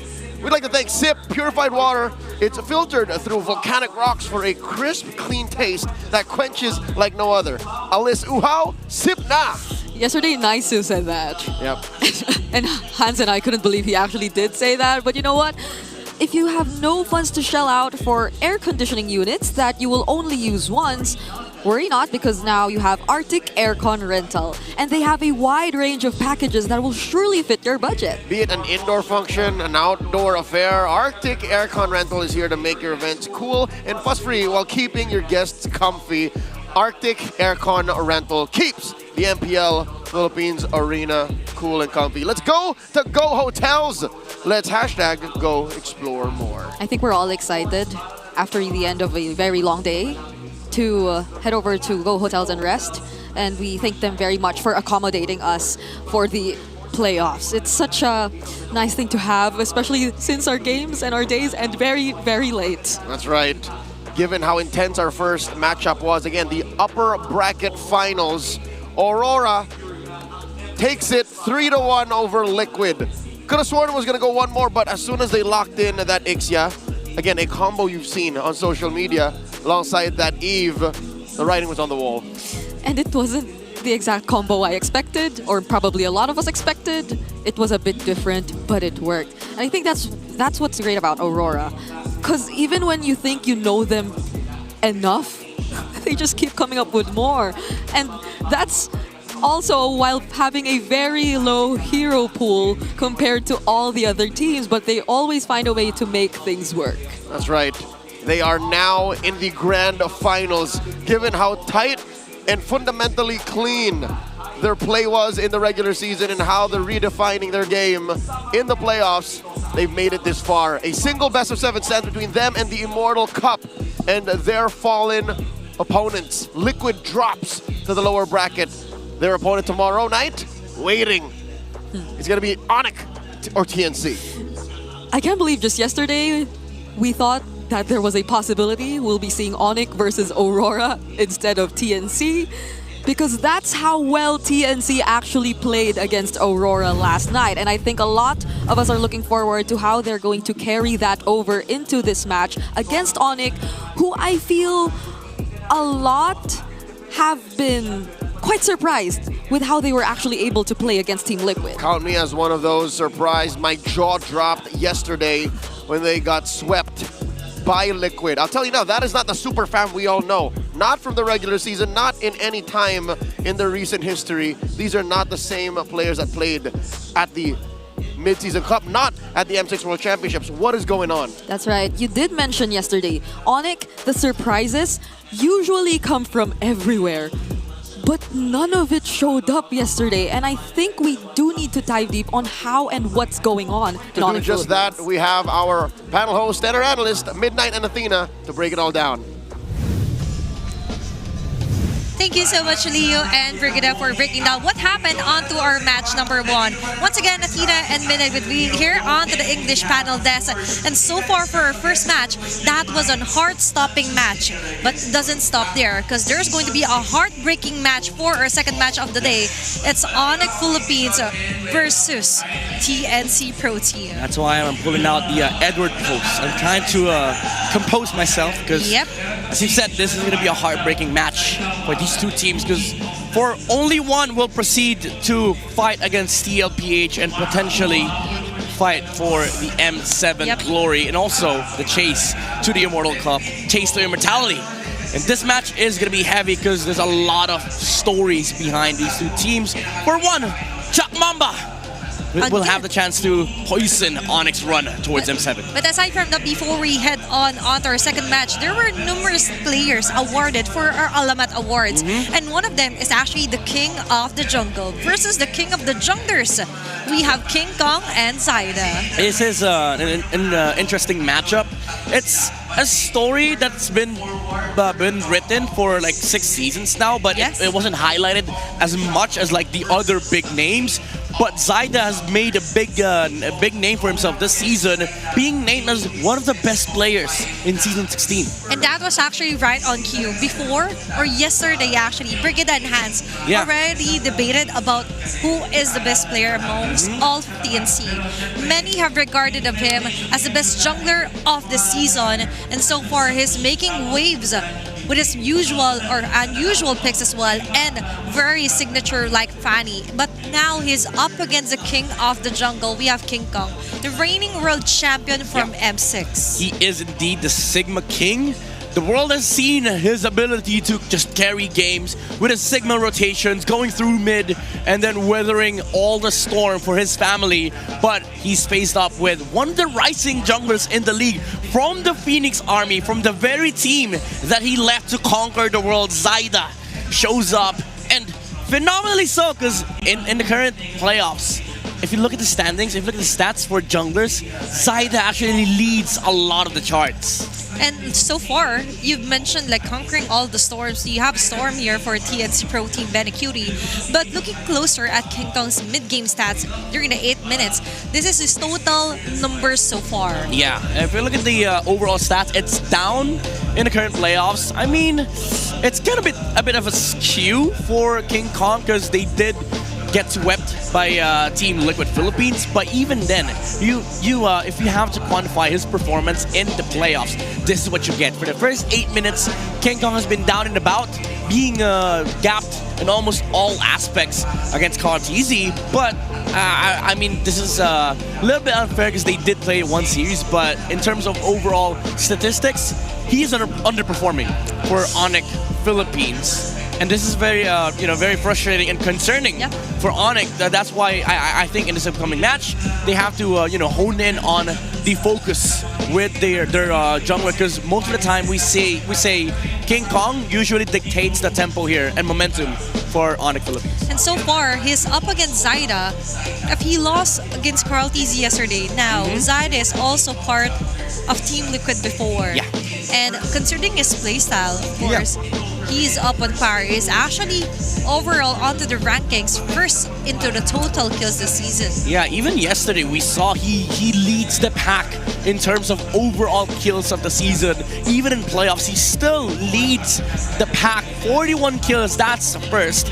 I mean, they did play a lot of games, but in terms of GPM, gold share, and turtle control, he is still like a very consistent force in the playoffs. And mind you, this is a team that nobody expected to perform this well. Nobody expected for this run to go this deep. And who leads that charge for the Phoenix Army? It's Mama Coco. And aside from that, I see Coach Hito pressuring him to flex some of his muscles. But for me, the overall rankings is enough of a flex here for Zaida. That is true. Considering the TNC Pro Team was someone who forced out a Game 5 out of AURORA, our top-seeded team from yesterday's match. But so far, let's discuss further for our head-to-head for our junglers. Let's see if we will remind you of whatever hero comes first. Is it Zaida or King Kong? This is first pick. Okay. What are the here? Am I? Are you ready? Okay, I'm ready. Okay. I don't know what I'm doing, but I'm ready. I don't know what it is. Okay, for funny. Zaida. Zaida. Yeah, I'd have to say Zaida. Okay. I'd have to say Zaida. It's a unanimous vote. Yeah. Zaida for the Fanny. Next, please. Let's see which next hero. Oh, Lancelot. King Kong. Yeah, King Kong. Okay, King Kong. Next, please. This is fun. Yeah, this is like Leo's first pick, honestly. Yep. Right again, Yisun Shin. Zaida. Oh, we didn't talk beforehand. Okay, next for the fourth hero for the jungle, Yin. Zaida. Can I say Zaida? Yeah. Zaida. I'm a Zaida fan. Because I remember way back MDL, I've seen the first Yin being played out on the regular season. He's more flexible. Yep. And concerning Zaida's gameplay, actually the Yin is between them. But for Fredrine, Zaida, of course. Let me just say though, both of them. Do you want to defend? Both of them are statistically they're bad with Fred, but Zaida's been more of unstable Fred, I would say, than King Kong. For me, King Kong fits best onto the heroes like the Joy, right? Yeah, but next, please, let's see who is the next hero. It's going to be the Baksha. Zaida. Okay. Yeah, that's his. I would say that's Zaida's best utility, not Fred. The Baksha is his best utility. It's more of a go-to, and that's why I really reckon that Zaida somewhat mirrors some of the hero pools for Carl TZ because they've been together for a long time. Next, please. It's going to be Balmond. I can't recall a King Kong Balmond game. I do recall a Zaida Balmond game. Season 10 MPL against Next Play. If I remember correctly, he also used this for his MDL season run. So I will say Zaida for this round. Okay. You're surprising us, Direct. Harley, King Kong for me. King Kong, Z4 against Euphoria. I remember that. Yeah, very nice memory here for Midnight. Okay, let's have the next hero. Gushan. Zaida. Sure. Live streams, bro. For sure. Yeah. He's one of the Gushan gods, and even Kelvij acknowledged that he wants to be a teammate with Zaida. Okay, next, please. Joy, King Kong. King Kong, you gotta be fast. You gotta be fast with the answer, you know? King Kong. Okay, no questions at all. Suyu. King Kong. Zaida. Suyu. Zaida. Come on, Athena, what? Sorry. Zaida. M6, man, M6. Okay. King Kong. Hayabusa. Zaida. Okay, it's going to be Zaida. Oh, that's hard though. I mean. But King Kong is also efficient when using the Hayabusa. All right, Zaida. I'd have to say Zaida. Okay, Zaida. Okay, the Ling. Oh my God. King Kong Z4 days. Yeah, I mean, even there's an era.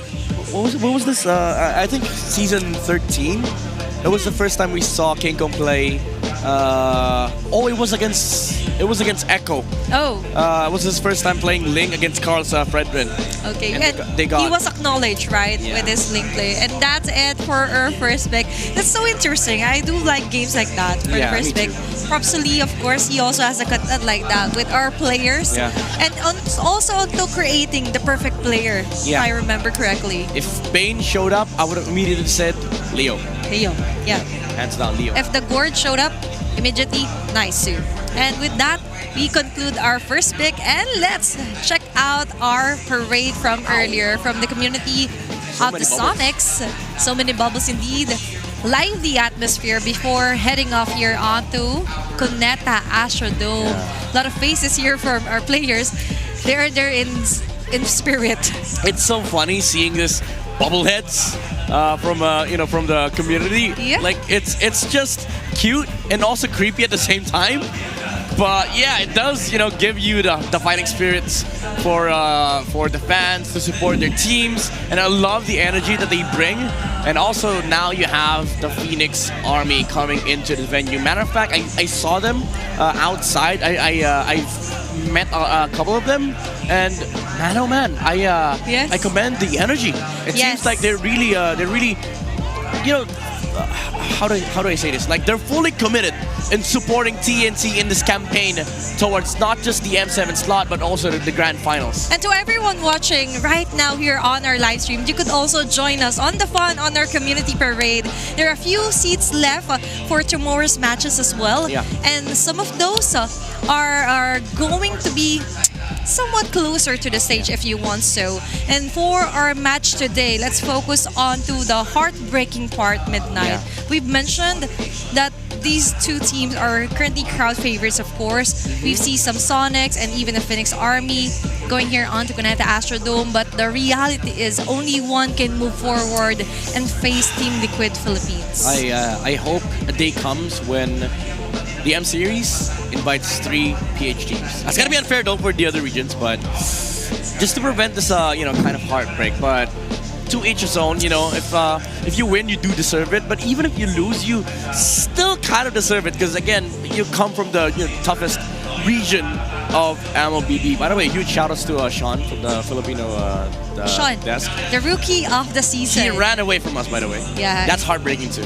He was like, Ate Tina, I could speak English so well. Yeah. He called me Ate and then he was like, no, I'm done. Yeah, and I was like, you wanna do a panel for English? And it was like, yeah, but I gotta go home. Look at what home is. MPL is home. MPL is home. That's a good line. Okay. MPL Philippines is home. And it's okay. He's a rookie of the season. That's true. Oh, for yeah, season 16. Congratulations, Sean. And for our All-Star Team 1 and Team 2. And a regular season MVP line. Yeah, amazing players, amazing achievements for a lot of these young fellas. And I'm really excited for more. I'm really excited to see more from these players as we progress with MPL Philippines. And also interested on what we could pick onto what the players could actually help them win this round. Let's head on over onto our Infinix Keys to Victory onto the Howl with Wolf. At ang ating bakbakan ngayon, it's going to be TNC with the hot streak going up against Aurora ng 5 games. Although natalo sila recently, makikita naman natin ngayon na nakakalabanan nila ang Onyx na nag-struggle dun sa unang round ng playoffs na nilaro nila. Nung pag-uusapan ng dalawang teams na to, ano nga ba ang kailangan nilang gawin? Ito yung mga keys to victory na kailangan nilang sundin para sa Onyx Philippines. Una na dyan, protektahan ang farm ni King Kong. Hindi nila ito nagawa dun sa TLPH. And it's clear na kapag hindi na poprotektahan ng farm ni King Kong, hindi nakakakilos ang Onyx Philippines. Hindi natin nakikita yung malakas na early game para sa kanila. Yung aggression, wala doon kapag hindi nakapag-farm si King Kong. Now, kailangan din nilang i-limit test yung TNC sa mga mid-lane heroes. Nakita ko kahapon na ang TNC ay nagre-rely dun sa Lunox exclusively. Kung sakaling hindi yun yung mahawakan nila, nagmamadali silang nakawin yun sa kalaban o kaya naman hindi sila nagiging successful at all. Dun sila nalulugi sa ating first turtle at ito yung pwedeng gawin ng Onyx Philippines. Now, for TNC, magaling silang mag-draft and I'm very impressed dun sa nakita kong draft pattern.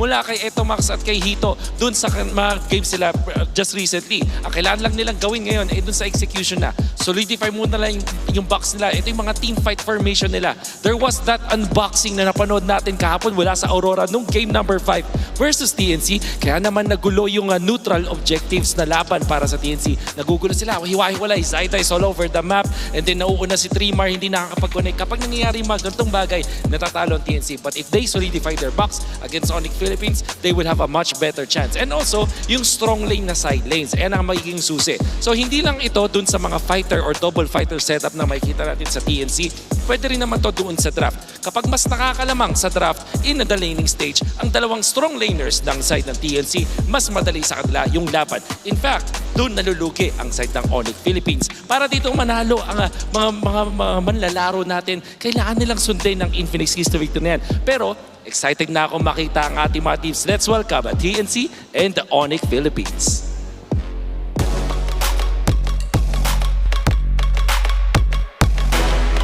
To oversee and uphold the tournament's integrity, guiding us through the Smasher Hour Mark Starks, Joshua G, JJ, Patrick, and Yaku Jeff.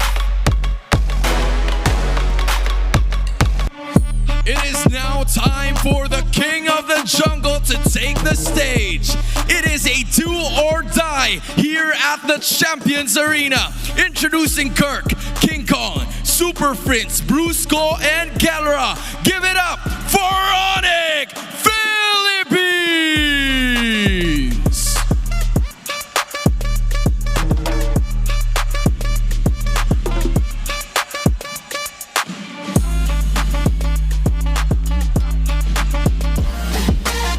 The skies are ablaze because the Phoenix Army has risen from the ashes in this battle for survival. It's Thremar, Zaida, Lancy, Chaknu, and Betty Cutie. TNC Pro Team!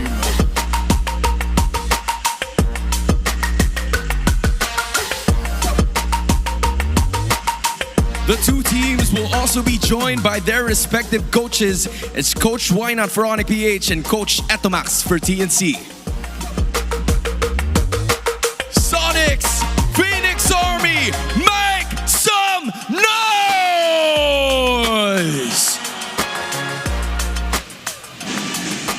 It's a do or die match day. We have the King of the Jungle leading the pack here for Onyx Philippines. Kirk, King Kong, Super Prince, Briscoe, and Kelra. It's the Super Family on their campaign to defend their world title, but what stands against them is the Venom. And like what Wolf said, they have to hone in and regain the Sigma pattern of King Kong. And for the side of TNC Pro Team, still have three more: Zyda, Lancy, Chaknu, and Benny Cutie. A very strong contender and able to inject their venom from yesterday's matches. Yeah, they're now in this, their deep run. It's their deepest run since Season 9. And TNC, they're looking like they're in good shape. Looking at the first blood rate, this is the point of contention that these two teams have to make. The early game aggression, especially for Onyx Philippines, it's sort of like a requirement from the squad. But for TNC, I feel like it just comes naturally. And we could definitely see that slowly reflect and slowly integrated onto their draft and patterns as well. And later on, we would see more if there will be surprise picks as well. Will Benny Cutie stick to the Fighter Gold Lane meta, or will we see something new from TNC Pro Team? You know what? Maybe even Kelra goes for the Fighter Gold Lane. Maybe we see a fighter to fighter. It's a little tongue twister. It's a fighter and fighter gold lane bout between Benny and Kelra. Or maybe we just go down to the traditional marksman. I don't know. Maybe. Or the Masha Gold coming back here for the do or die. I just had to say it. I'm so sorry. But ensure the quality and the comps of our players, let's check out on what they have to say onto our Smart 5G ping test. Sana wag mo sanang masamain. Nabaliw. I'm a flirt. Hoy, ano? Hoy. Chaku, shut up. Hoy, plano ko. On a first sight, sa akin si Curse One. Chorus at first. Nakamakita ka ba? Ang masasabi ko sa preparation namin ngayon is, we are born ready. Sa Aurora, congrats. Palo Aurora guys, palo. Good luck. Try namin silang abutin guys. Nasa baba muna kami. Hello, mic check! Sa kamusta ang lahat? Panalo tayo ng last mic check ko ah. Paano nga ba kami babawi? Babawi kami ngayon. Paano ka babawi? Talo kami kahapon eh. Gapang malala to guys. Gapang tayo parang pagong. Mabagal lang pero... Bagal! Buhay ID karera tol. Congrats sa Aurora Gaming guys. Lalo na kay Dom. Nakaka-proud ka Dom. Love you. Message ko sa message ko na guys yun. Siyempre, sobrang nakaka-proud kasi nakalaban namin sila kahapon. Ngayon, nasa M7 na sila. Let's go. May sinasabi si Bonok guys. Shout sa mga trapahan ko dyan na dadalo sa laban na ito. Anong lugar sa shoutout mo? Oy, Nak! Shout sa Quezon City boys dyan. Pasay, mga taga-Pasay. Sana nakangiti pa rin kami paglabas ng venue na ito. Watch and learn guys! Ang laki niyan And that is our Smart 5G ping test, leading you against Data C. And they've mentioned, although life is not a race, but this match is the race towards the grand finals. But before that, this is the first pit stop, the do or die match between them and TNC Pro Team. Yep, now Onyx, they take first pick.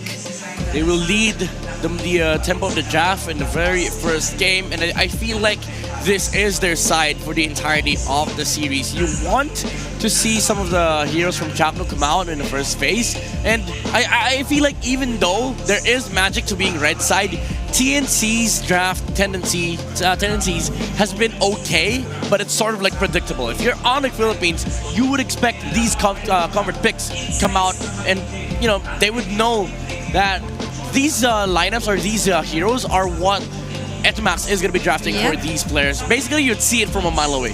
Like from time to time, you also have to spice it up, right? Because if you're too predictable, you're like an open book that's going to be easily manipulated and countered out. Now, for TNC Pro Team, you've mentioned and highlighted Etomax, but I would also like to acknowledge Coach Hito.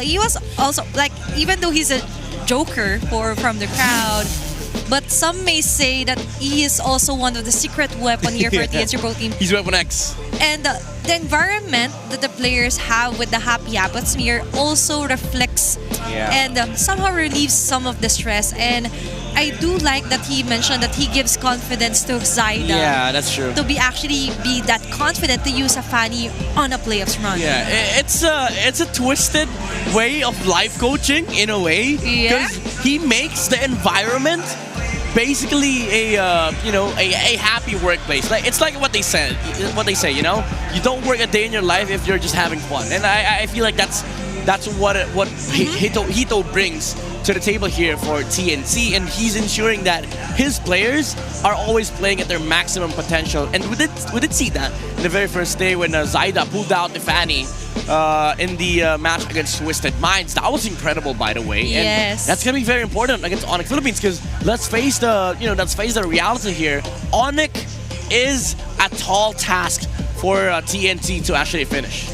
People work best when they're inspired and motivated. And who wouldn't be motivated if there's a crowd, you have your loved ones supporting you? Biggest shout-outs, of course, to the Phoenix Army and to the Sonics as well. Yeah. And some also flew from different country. Yeah. I also saw Waifu, if I'm not mistaken, taking the effort to watch Brusco live here on the Cuneta Astrodome. Yeah, the support is all there. But the question is the focus, is the tenacity, is the will there to actually take them to the lower bracket final? Let's find out. Drafting phase for game number 1. Again, Onyx is blue side. And we will be drawing map. I'm feeling lucky, by the way. Go! I think we go Broken Walls, game 1. I think it's Expanding Rivers here for game 1. But let's see as we tune in onto what a randomizer will be. Okay, it's Expanding Rivers.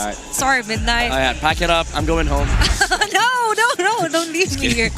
But anyway, though, looking at the win rate for our teams, it's not that high. But of course, it really depends on the heroes that they will be locking in here also. And speaking of which, direct ban Fanny and Hayabusa Midnight. Onyx, it feels like they realize this draft is not against TNC. This draft is against Zaida. We don't need to worry about the Lances and Shin, probably. We don't need to worry about the Lunox, the Zushin, the Valentina. No need to worry about the Chakno heroes, the Grok, the Gatot. Because all of those, Onyx plays. What they can't replicate is the success that TNC has been able to do to boost Zaida's game. Exactly. And one of their Infinix keys to victory, according to Wolf, was actually to protect King Kong's farm. And the way to do it is to actually limit the hero that could interrupt King Kong and Zaida getting the most out of it. And eliminating also the Lancelot here from Coach Etomax. Now, we're down to if the Yusinshin will be open or banned out here for Onyx PH. They probably think that they could leave Yusinshin open because they have a Joy player. So, you know, Onyx Philippines, they're not too crazy about first picking Yusinshin. I think they're more worried about, there you go. They're more worried about like phenomenal XP laners that could come out from 3MAR. Heroes like Alice, Yuzong, Arlet, and also just the ability to move around the map for Zaida. Because funnily enough, TNC in this current playoffs, they're the ones who have been implementing the Sigma pattern. Zaida's always rotated towards the middle lane, given enough space for Lancy and Chakno to walk out of that lane and make sure that 3MAR0 is utilized. So now I think that's the idea for on the Philippines. They shut it down completely, and TNC, they have to find a new variation from this draft, or maybe find a different draft that executes the same. You're right about that. Like, if you would want to somehow tilt the balance here for TNC Pro Team, don't let 3MAR get solid heroes such as the Yuzong. And considering that the King of the Jungle is threatened because there's a new challenger here. Actually, he's not that new, but this for me is one of the strongest seasons yet. And the Yusinshin, as I mentioned, will be the first pick here for Onyx Philippines. We know for TNC Pro Team, they could go for a 3MAR and a Lancy hero as early as possible. I think TNC, their last remaining choice here is to go utility. I don't think you go Joy on Zaida. Or maybe even the box shot. I mean, you know what? You can actually consider the utility jungler route here for TNC, similar to what Aurora did against CLPH. So since Zushin's out, I think you go Fred or Baksha, and then maybe supplement it with a Kimi so that Lance has a hero. So they go for the Gatot. It's Chaknu's best hero in the playoffs. And they go for okay, I thought they went with a Zetyan. Or a Lunox. Lunox. Okay, Lunox. Yeah. That's alright. I see a very stable performance so far for Lancy with his Lunox. But so far, and partnered up with the Chaknu hero, you mentioned you need a very signature-like setup here for Chaknu. Now for Onyx Philippines, it's up to them to somehow get a hero that could escape and could also be solid onto the mid lane for Super Prince. Options like Kimi, Arlo, CC, these are the options. I think that these are great options for Onyx. Maybe you go mid here. My tail's been itching for a real fight. Oh, they bring it back. Brusco, Kalea on blue side. It's funny. You know what? Where was the Kalea for the past games? Where were you? Against Yisun Shin. Actually, it wasn't even banned out. Just wasn't. Exactly. There were so many like Yisun Shin games without any Kaleas in them. But it was the counter back in the regular season, but maybe it's because of the fact that the Gato was just overly prioritized by a lot of these teams. But now TNT's gotten themselves the Gato. You go back to the to the Kalea route for Onyx, and it is a signature pick for Brusco. Yeah, and you would want a instant pick-off hero here if you are Onyx Philippines, but they pick Joy with the in-game sounds that I'm basing. They picked Joy, I think, for TNC. This is Zyda's. I can't remember when was the last time he played Joy, but I'm pretty sure it wasn't that great. Because it does need a lot of time, and TNC usually loses steam in the mid game if they don't have that, that mid game down with their comp. So this is a little bit worrying, even though late game comes, this lineup is a monster against a YSS. His secondary problem is that he's playing Joy into a Kalea, so that's another layer of issue that they have to solve in the late game.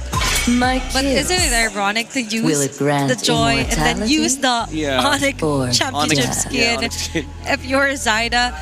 Somewhat of a taunt also, like I could also do that, or he can do better, but let's see. Because he's a strong challenger, as I mentioned here, a threat to the king of the jungle. But now Alice has been banned out, even if Pubius here for Coach Etumax. And for the side of Onyx Philippines, they could also try and limit an XP hero here for Tremar. I think Tremar has been one of the most consistent when it comes to TNC alongside on what Zyda is doing. Yeah. It was all made possible by Tremar and Chaknu. Yeah, and now, again, Onyx is just honing on this these heroes that gives Tremar the ability to change the tides of the game. They remove the Alice. I also like the fact that TNC removed the Farsa. It is annoying, even though they have a Gatot and Joy. It's annoying for the Lunox. So if the Lunox can play, then the Joy and the Gatot will just fall victim to the CC and the Kalea. So this does open up the route again for the Joy and the Gatot to be able to play this game. But I still think this Kimi is a big problem for TNC. If they ever manage to get the Kimi on the hands of Super Prince, yes, you have damage, you have front line. But what Onyx Page have is early game. I don't think that Onyx Philippines could also go for the Evo if ever. Just so when Brusco catches someone, it's already inside the RWM. But Ruby is a very good ban here for Onyx Philippines. But there's going to be a Lapu prior here for Tremar. I thought it was gonna be Arlet, honestly. It's either Arlet or Exberg. You either deal with the CC early game and then provide team fight for mid game, or you go full greed. Like late game heroes for the side of TNC, Exberg would have worked against Kalea and the CC. But now Onyx Philippines, if they want, if they want the gold lane fighter, Esmeralda is the way to go. Even though there's a Lunox on the other side, Esme is just overall good against Lapo and Joy. Or maybe just go for the traditional route here. Because considering they also already have the CC, but basing on the Kirk's hero so far, they might pick a new hero as well and give the CC to Kelra Selena for Super Friends. Okay, Arlott against the Lapu and then CC gold lane. I still think Xborg works here for TNT. You go greedy route. There's no harm. If you're TNT, put Benny on the Lapu and utilize an Xborg XP for 3 Mar. It's not as heavy on playmaking, but it's more so like Onyx PH. If you don't capitalize on the mid game, you just lose out late game. That's it. Or maybe they want a late game hero here, like a Moskov for Benny There you go, QT, Xborg. or something like the Xborg as you mentioned. And they will be picking it off onto their last pick here for first drafting phase. Now, with the stage set and the hero set midnight, for TNC Pro Team, they kind of got the gist of what Onyx Philippines is trying to do by getting the Selena for Super Friends and even the Kalea. But looking at the index now, it's more of a late game spike here for TNC Pro Team. Yeah, I mean, again, it's as we've mentioned earlier, Onyx, they do have mid game. They have the capacity to snowball, but if they don't get King Kong enough, if they don't give King Kong enough farm and space, they're just gonna naturally lose to this lineup of TNT. Let's see, because it's going to be a do or die match for our second match of the day. Only one can survive. Let's head on over to the Land of Dawn to get to know more onto this game. Casters, it's your time. And it's time for a lower bracket bout between TNC Pro Team and Onyx Philippines. Last night, TNC came so close to locking in for that upper bracket bout. At the same time, last night, Onyx got hard swept. This time, though, it's elimination that's on the line for Onyx and TNC. And that's what they're fighting for, to get into the top 3 and to stay in this tournament. And possibly even redemption, especially if you're talking about Onyx Philippines. Looking at the lineup that TNC brought in, we've known them to have this very specific brand of MLBB. Post-Project Next, they have played so much fighter gold lane. Medicutie, the Storm, we know that he does this often, but here he's rocking an Xborg. Yesterday, we saw Kelra hovering over an Xborg, but in the post-match interview, he confirmed that it was always going to be a Moscow. Yeah, that's something Onyx hasn't fully committed to trying again, because it's not like they didn't try using fighter gold lanes at all. In the regular season, we did see them try explore, but this was the first one. This was the first one, and then we saw another hero. I believe it was along the lines of a Ruby, but it wasn't as successful of a campaign from Onyx. But maybe after what happened against Team Liquid, they've realized a few things that maybe they have to find a way to make it work. Yep, this first game will definitely set the tone for what has elapsed and what transpired in the Onyx boot camp to try and reset after yesterday's tragedy. Again, a sweeping loss against the Cavalry. This is their recovery. It starts now. Turtle about to spawn in the lower quarter of the map. Chakno gets knocked up here. TNC members are very low. I'm not so sure how they're going to be positioning themselves for this first tournament. I'm surprised he's not actually trying to reset prior the objective. This is expanding rivers either way, but Chakno's still staying here.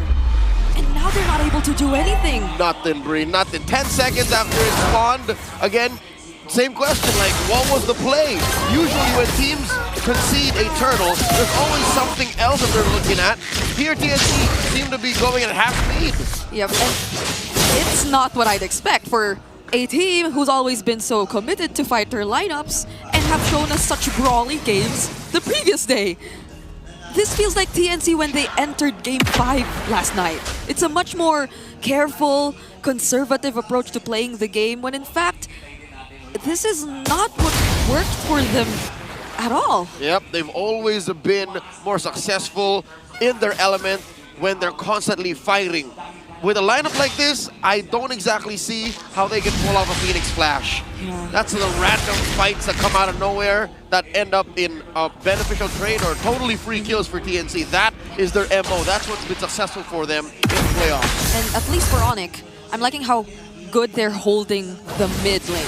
And now speaking of mid lane, Chaknu might actually fall here. He's trying to sustain everything, and he will with the revitalized Super Prince. Fortunately had the flicker. Oh, but that's the Tsunami Slap from Brusco. Still not able to pick up a kill though, even if Kellera, or even though Kellera did join the fight. You see that? Both teams had their own fair share of doubts. Ult's thrown over here. Revitalize is popped over there. Flickers even from Super Prince. That's a lot. Yet no one fell. I'm even surprised that Chaknu still lives.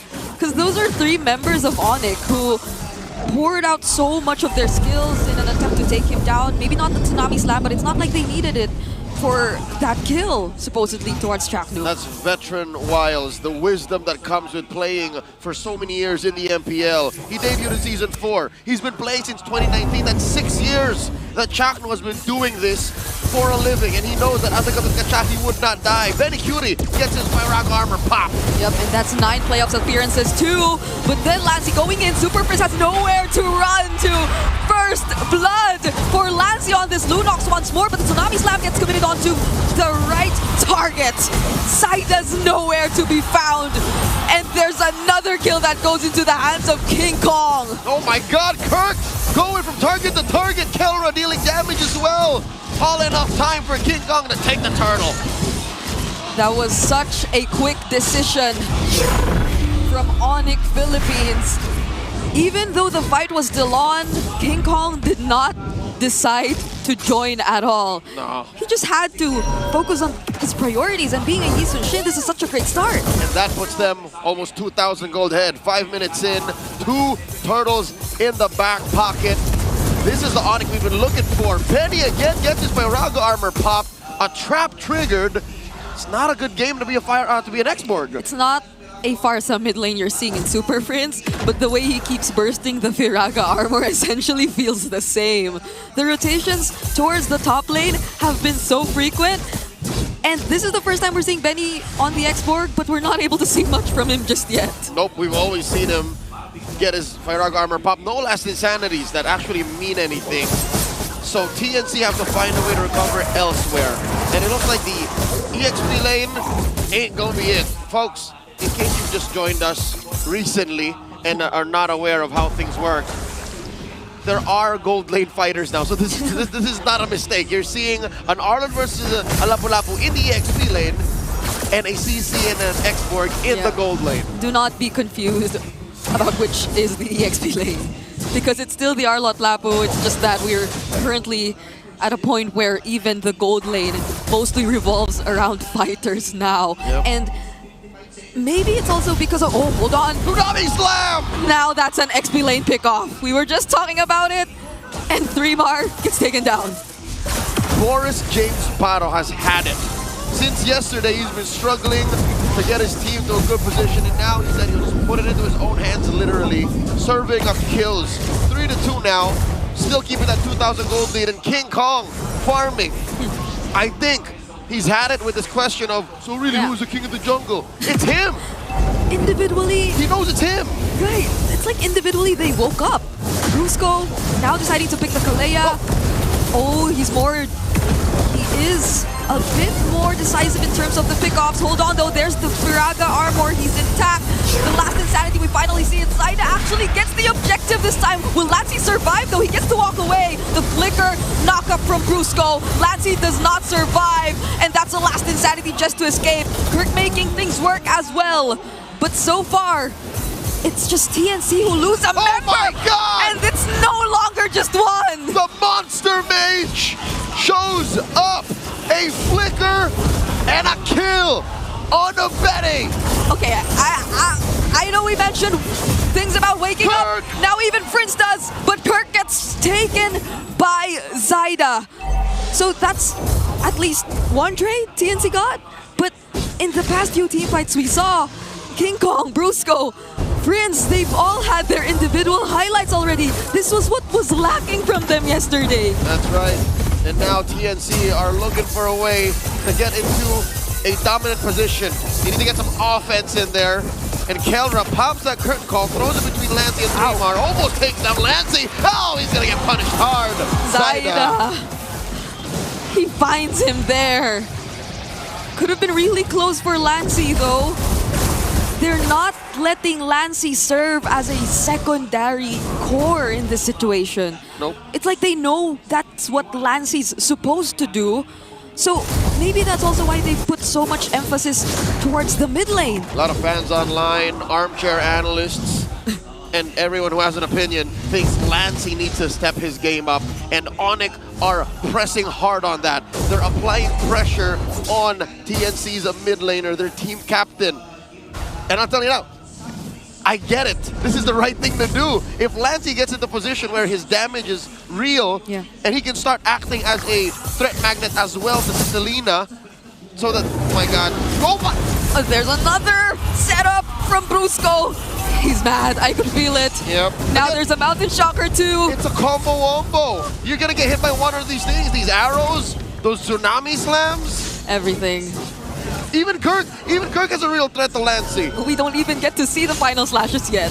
It's like everyone else is able to look for openings even without Kirk starting things up. Brusco doesn't have the Tsunami Slam, but that's already enough to take out the Braga Armor. There goes Kirk. He finds a 3-man setup, and every single member of Onyx just decides to go in. Betty Cutie keeping himself safe under the turret, but another knock-up, denying sight of his attempts.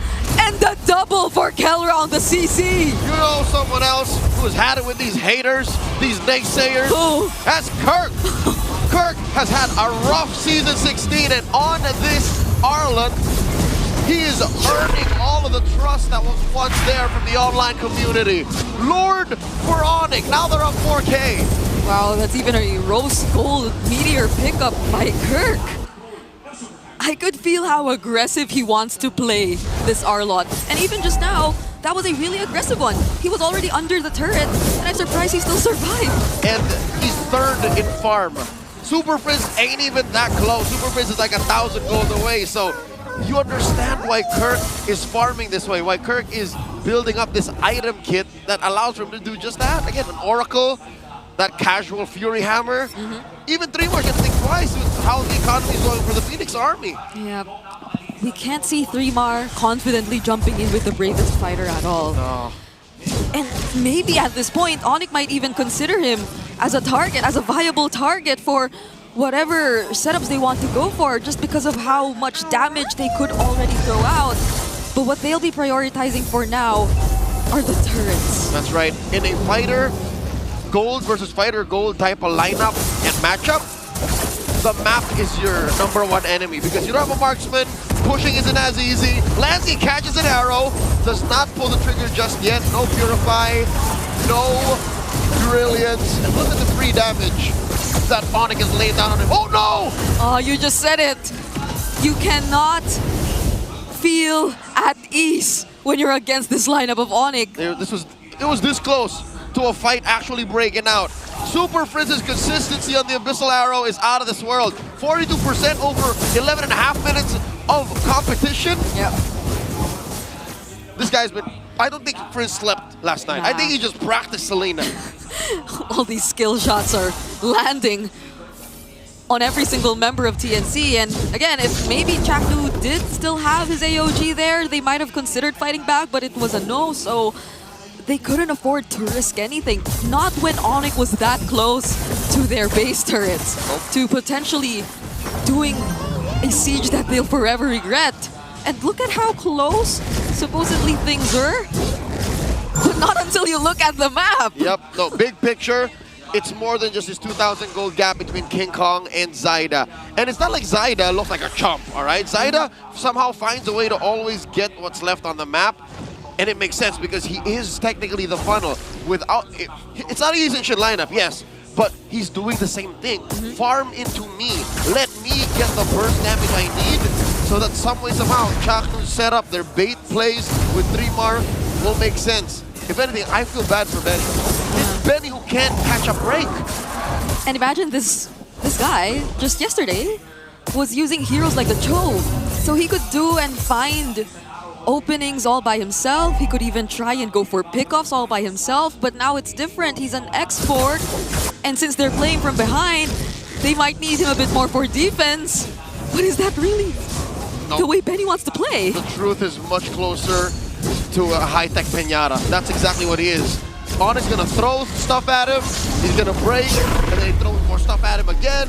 And it's rare that he finds them with his Firaga armor intact, is what I'm trying to say. 7,000 now, as Onyx secures their second Lord. Item game is looking so much worse. TNC are getting depraved, even these small camps. You see here, Super Prince and Brusco are checking this purple. I think they understand that Zaida needs the purple more than the orange. It's another situation of choking out resources from an assassin jungler. And arguably, maybe that's why we're seeing a lot more less joys come into play, because again, the joy feels as if it needs a bit more time, it needs more farm. Yep. And now Onyx know exactly how to prevent Zaida from getting to that point where he could just fight head on. Oh my goodness, the brilliance was already used. And it was quite a point-blank arrow. It's just, you can never tell when Super Prince decides to flicker in and jump you. Approaching a 9,000 gold lead Onyx has, and it's miserable. The purple does finally spawn, but King Kong's gonna take it away like their lunch money. Joy is in this category of junglers like Hayabusa, like Liga needed. Final slash on 3! Now they're looking for action. Zaida trying to go from behind, but the Tsunami Slam was ready to deny him of another trade. They actually get to take down 3mar with that setup by Kirk. And that's 3mar, that's a Lapu-Lapu. Mind you, did not have the time to get the damage reduction, did not have time to get some spell vamp, and that's the last insanity! Oh my goodness, because of the brilliance, the arrow landed on Benny. And now Jackno's next. Zaida trying his best just to clear the ways, but it doesn't stop Onyx from clearing every single base turret left. Mount Shocker by King Kong, threatening a TNC. There's a Tsunami Slam! That's a fleeting time, Kalea. And Onyx will not prolong this game any longer. A 15-minute game that goes over to Onyx. The Super Fam are back with their first win in the playoffs. A lightning round against the TNC. Pro team, 1-0. It's been a while since we saw the Kalea, and it's great we saw it in Brusco's hands. Now this looks like TNC. I want to hear what Athena and Midnight have to say about this quick one. Onyx Philippines finally secured their first win for our playoffs this season. Yeah, even though TNC looked like they are going to be able to match up the tempo of Onyx Philippines, once the actual power spikes and the timing came through, we saw the aggression coming out from Onyx Philippines. Even the, just the sheer presence of the CC, the East and Shin, the AURORA, they're able to group up on the map.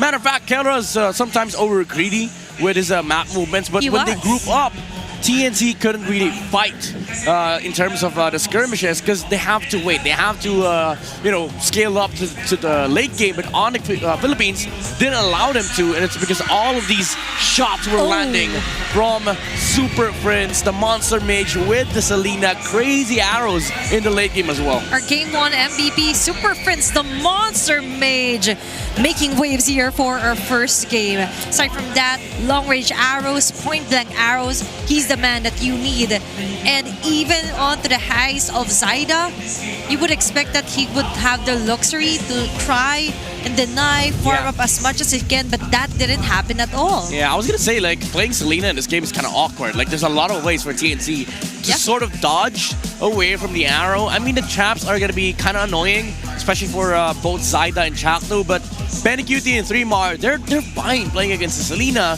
but what they're not fine with is Onyx moving his 5. Every arrow that lands it converts into a natural kill for Onyx, and they understand that this is the way to play this game. Every single thing, every single kill that they could get should be taken, even if it doesn't necessarily convert into objectives, because what it converts into is map pressure and also resource advantage. Yep, and the resource actually was in favor of King Kong all the time.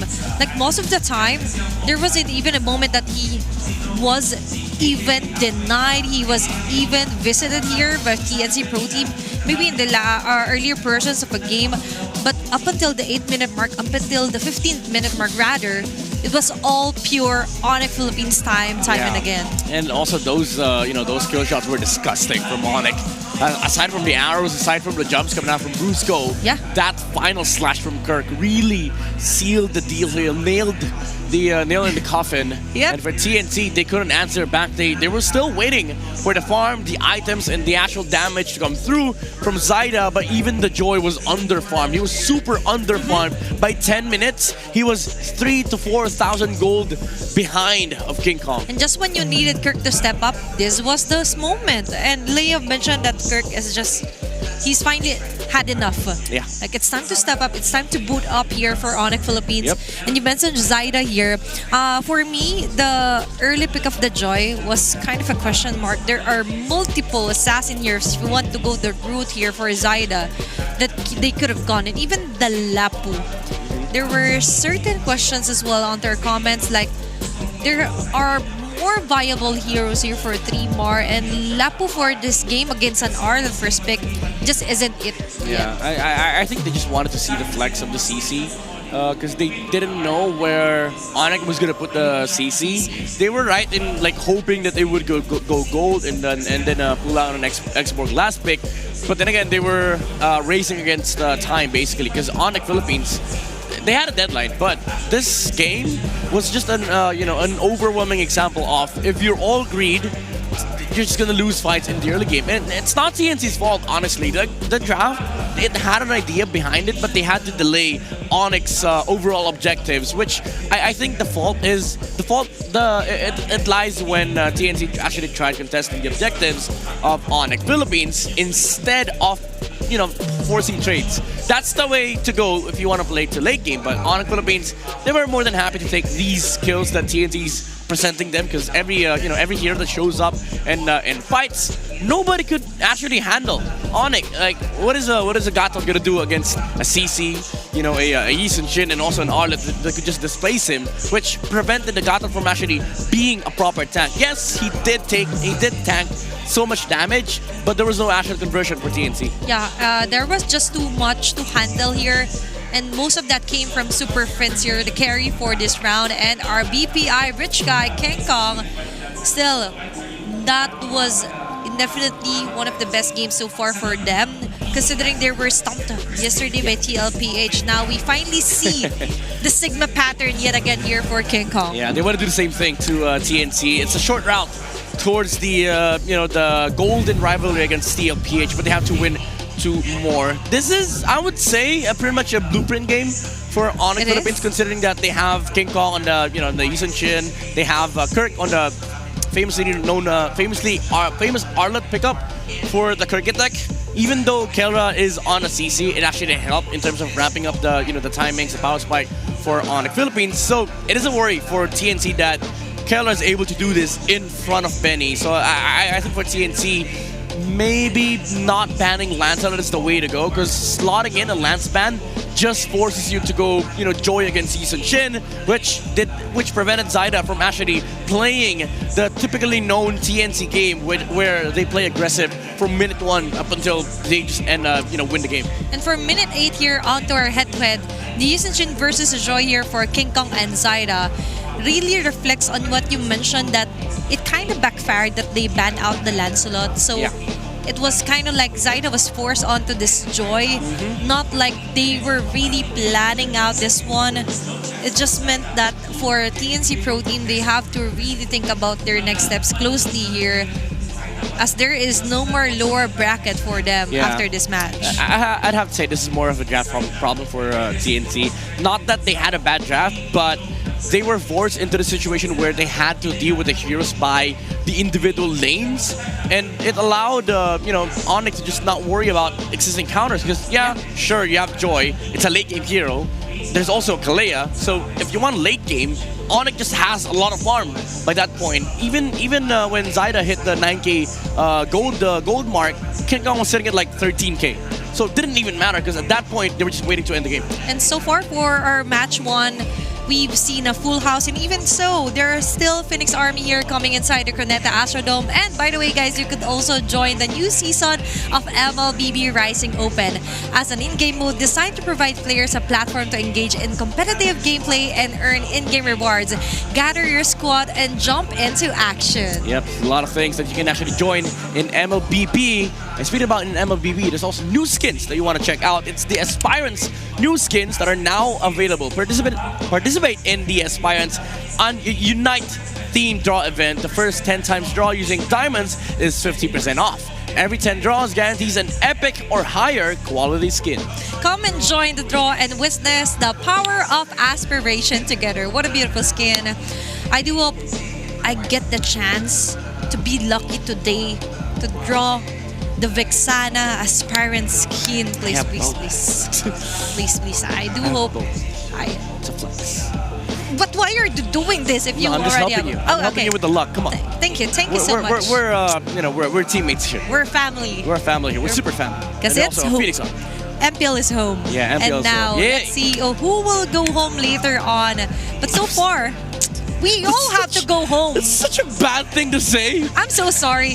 They all have to go We're home. gonna have to send somebody home. Yes, we That's do true. have to send somebody home. And we all have to go home later on. So take care for everyone who will be commuting their way home. It caught I'm me so off guard, sorry. honestly. Yeah. Don't clip that, please, to everyone watching the English stream. Clip that. Please, this is our secret now. You are part of the inner circle. But for that circle, there was a pearl circle mood here. Like, I was like, oh, picking a joy against against a player who has his own skin. Yeah. And then how ironic it is, like, was it a trigger to, like, actually, you know what, guys? Let's bang them. Yeah. Yeah. And too violent. I'm so sorry. Yeah, you're sending somebody home and you're also being violent on a player. But don't do that. Don't worry, King Kong denied all of that. He was like, you're not Sigma. But so far for our matches today, there will be so much surprises. But let's head over on to Odin with our merch giveaway. What time is it? It's Onyx time! 1-0 now for Onyx Philippines against TNT Pro Team. This is your very own Odin on the side with Ate Aliana. Napakaganda mo naman, Ate. Ay, thank you so much. Ate Aliana, gaano ka na ba katagal na fan ng MPL Philippines? Simula nung nag-start yung kapatid ko sa EXE. Okay, Season 7 pa. At sa mga hindi po nakakaalam, siya po ay ate ni... Kelra. Ate ni Kelra. And etong jersey mo ngayon is one of the jerseys na meron tayo sa ibang seasons pa. Kailan pa ba tong jersey mo? Nung nag-start siya na lumipat sa Onyx. Okay, so nung nag-start mag-Onyx Philippines, meron ng jersey si ate. And ano ba ang mensahe mo ngayon kay Kelra? Ngayon na, do or die na kasi tong match nila eh. Ayun, sanay na sanay ka naman dyan sa ganyan. Pero yun nga, natutuwa ko kasi hindi sila lahat nawawala ng pag-asa. Message ko lang, consistent lang, tsaka kaya natin yan. Naniniwala si ate sa kakayahan mo na gumapang at ipakita ang iyong lakas hanggang sa dulo. At dahil matagal ka na super fan ni Kelra, since birth ni Kelra, meron kaming hinanda na merch para sa'yo.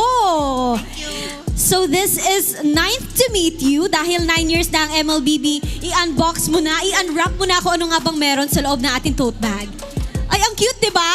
Ate, bagay yan sa'yo. This is bucket hat with BB. Meron ka pang sticker. Ayan, meron ka pang... O, di ba ang ganda? Gusto mo ba yan, ate? Ipakita natin. Ang parang blanket na banner. O, hawakan natin pareho. O, di ba? This is limited edition at hindi siya nabibili. Dahil pinamimigay lang siya sa mga super fans ng MLBB. At kanina lang din, nagkaroon tayo ng mga palaro off-broadcast dito sa MPL Arena at namigay din tayo ng ganitong merch, tote bag sa ating lucky super fan. And Ate Aliana, I would like to ask you to do the honors na ipa-cheer naman ang Sonics dahil kailangan nyo na manalo this match. Guys, what time is it? Diba? Grabe ang energy ng mga Sonics. Ate Aliana, invite mo rin ang mga MPL fans na manood dito. Punta na kayo dito sa Cuneta Astrodome Pasay. Iba yung feeling pag nanonood ng live. Maraming salamat, Ate Aliana. And once again, thank you so much sa ating lahat ng super fans na sumusuporta sa MLBB. At ibalik na muna natin sa aksyon kasama ang ating mga panel. Salamat. Thank you, Odin, together with our super fan, the sister of Kelra. She is actually the older sister, the ate in Tagalog here, and all support since the start of Kelra's career here on MPL Philippines. Yeah, I mean, she was with us when, on Philippines won M6 and Kelra was named the MVP of that tournament. She was very ecstatic and was literally crying in tears and, of course, in happiness. Even Kelra's dad was there with us. Yeah, they were there. And that's the happy thing when we see on-site viewers as well, and it turns out they are loved ones, family. They're very low-key, but now they're very vocal onto their support to her brother. Of course, Kelra playing, finally getting the first point here onto their playoffs run. But let's see, because as she mentioned, sanay na kayo dyan is actually in translation in English like, you're used to it, Kelra. Yeah, you're used to it. But he's been with Omega for like a couple of seasons, and he's always like down there. You know, they're always close to being eliminated and then getting a podium finish. And I don't know why that happens. And we went to the point like his sister actually isn't nervous at all. Like, you can do that. You're used to it. Come on, just let me know when you're flying to other countries. They're actually getting ready for the next round. And for the next round, it's going to be TNC Pro Team for our first pick onto the blue side. Okay, even though I said earlier, Onyx should stay in the blue side, them being on red side isn't that bad. Because TNC, again, at the blue 2 and 3. So far, we've seen some very locked-in gatot catch-up picks from our previous seasons, our previous match rather. But for this matchup, would you think that they should just let the Lancelot go here, as you mentioned from game number 1 draft here for TNC Pro Team? It depends. If let's say they're on the blue side. Yeah, let's say they ban Yi Sun Shin on red, then you definitely take Lancelot on blue. If they don't ban Yi Sun Shin, just leave both open. Because honestly, if you're forced to sort of get Lancelot first pick, then you're kind of not dictating the draft, the tempo of the draft. But let's see if that will be the case as we move on ahead here on to our game number 2 drafting phase. Before that, let's check out on what will be our map. Broken walls? No. It's going to be flying clouds here for our round number 2. This does favor TNC. They've won some amazing games with it, and this is a map that usually tends to scale towards the late game because the ability to defend lanes is there. Now, Onyx Philippines, they removed CC and Hayabusa.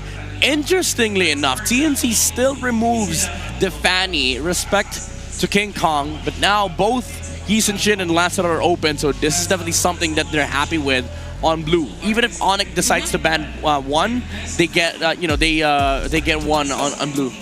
Even though they banned out the Kalea, as you mentioned, there are multiple heroes here available for Busco. They could go for the Grok route. They could go for the Catcher route because you only get one first pick here for TNC Pro Team. Nice ban onto the Yuzong here by Coach Why Not. Will they prioritize the Lancelot? Yes, indeed, for Zyda. So this is I think Gatot Yi Sun Shin for Onyx. If they don't want the Yi Sun Shin here, maybe Gatot Kimi, Gatot what's left for XP? Maybe not XP, maybe Marksman. Maybe. Or maybe you take the Kimi. Or get the Arlot all in all here for Kirk. Yeah, you could get the Arlot. Problem is TNC is gonna play the Phobius. Or the Yi Sun Shin, of course, here for King Kong. Or yeah, that's the safest. I think you just go Yi Sun Shin Gato. There's no point flexing the Yi Sun Shin to red 3. Yeah, and considering TNC Pro Team just could get the Kimi onto their hands. Are you good?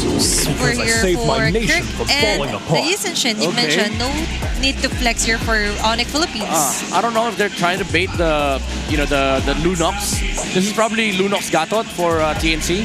If they don't take it, then some either Lunox or Gatot is gonna get taken and banned, or maybe both. Honestly, if they don't take both, so TNC, this is a little bit of a requirement, which is a problem because again they're not dictating the draft. This is all Onyx plan.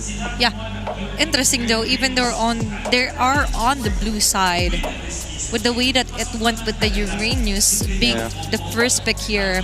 Lunox. Onyx PH took the wheel out of their hands, but Hilda and then the Lunox you mentioned. It's a must for TNC. This one I like. They did this against Aurora, the Hilda Flex. Was it Aurora or was it Twisted?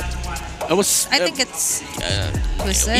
Either. Yeah. Like the game plan is there for TNC. Like they could flex this Hilda against the Uranus, and the Lunox could be played on both the mid and gold lane. So Onyx, they're gonna run into like flex problems down the line. So just maybe play it safe for Onyx. You get the you can't even take up the Kimi here. So Farsa is too tempting, honestly, if they wanna go that route, because it's a good hero against the Lunox. Could force the Order of Brilliance. You don't mind playing into the Hilda, honestly. So that might be the case, unless they want to go for the Selena again for Super Prince. Might be a possible option, or just go to Evo if you really don't want to have that firepower. But Valentina this early for Onyx Philippines. Quite interesting take here for Coach Wynett and Hayes. Yeah, I mean you have a good ult, I guess, the Order of Brilliance, but that's about it. Other than that, you don't feel that much against the against the Hilda. They can also run into problems later on if TNC just decides to go for the Khalid Roam instead of the Grok. I think they're banking on the idea that this Valentina pick is gonna block the Grok, and then they can get the Grok red 4. They're just giving that option, of course, with a Gatot Catch also. Still open here for TNC Pro Team, considering that 3 more so far is the main user of the Hilda here for TNC Pro Team. And Alice ban for Onyx Page, not really overlooking the flex part of Hilda as well. Full respect. So for TNC, I think you just ban the Grok. No point in risking giving Onyx Philippines the Grok here. Even though Grok is too tempting to have on TNC, just accept the Khalid and Gato trade, honestly. But interesting though, we still yet to see what the hero will be for Kelra. Will this be a Kelra ban or a Kelra ban hero here for TNC Pro Team? I think it's wise to ban Kelra here, honestly. There's a lot of good heroes. The Grok. But there's also another Chaknu on the crowd here. Yeah, it's a multiverse. He looks like super red, by the way. Oh yeah, the moment that they brought down the poster of Chaknu, especially on the eyebrow part. Yeah, so it's super Chak. This is actually the crowd and supporters of TNC Pro Team, the Phoenix Army. And so far, they're very supportive of each other. I'm loving this crowd. For now, TNC needs their support as well. Yeah. Maybe this is going to be the time we finally hear the cheer for Phoenix Army, but we would not be hearing and seeing Esmeralda for game number 2. What are they cooking for Onyx? Why ban Esme? That's 3 heroes. They could have gotten Esme, by the way. 4 heroes. Considering the CC is a flex onto the XP lane as well. Wait, are they going for a Lapu Gold? Are they going for a Lapu Gold? For Kelra? I don't know. That's probably last pick material, so maybe Onyx just gets either Gato, Khalid, or Hylos Red 4, and then they look at the TNC's last 2 picks, and then maybe pick up a Lapu last pick. Maybe. For now, for TNC Pro Team, it's going to be the show. Wipe out all the injustice in the world. Very nice housekeeping here for Coach Adamax, because Brusco really is good with catch heroes, setup heroes, and the show is one of them. Yeah, Khalid's good here, honestly. Sand rises when I give the It's going word. to be a Khalid right on cue here for Brusco. Okay, TNC. We're still missing the roam and gold part, right? Yeah. We don't know if it's Rome the on Hilda. Hilda. There's a flex. Honestly, there's a 3-way flex going on for the side of TNC. Safest bet would be to go Lapu for 3 more and then put the Hilda onto Chaknu?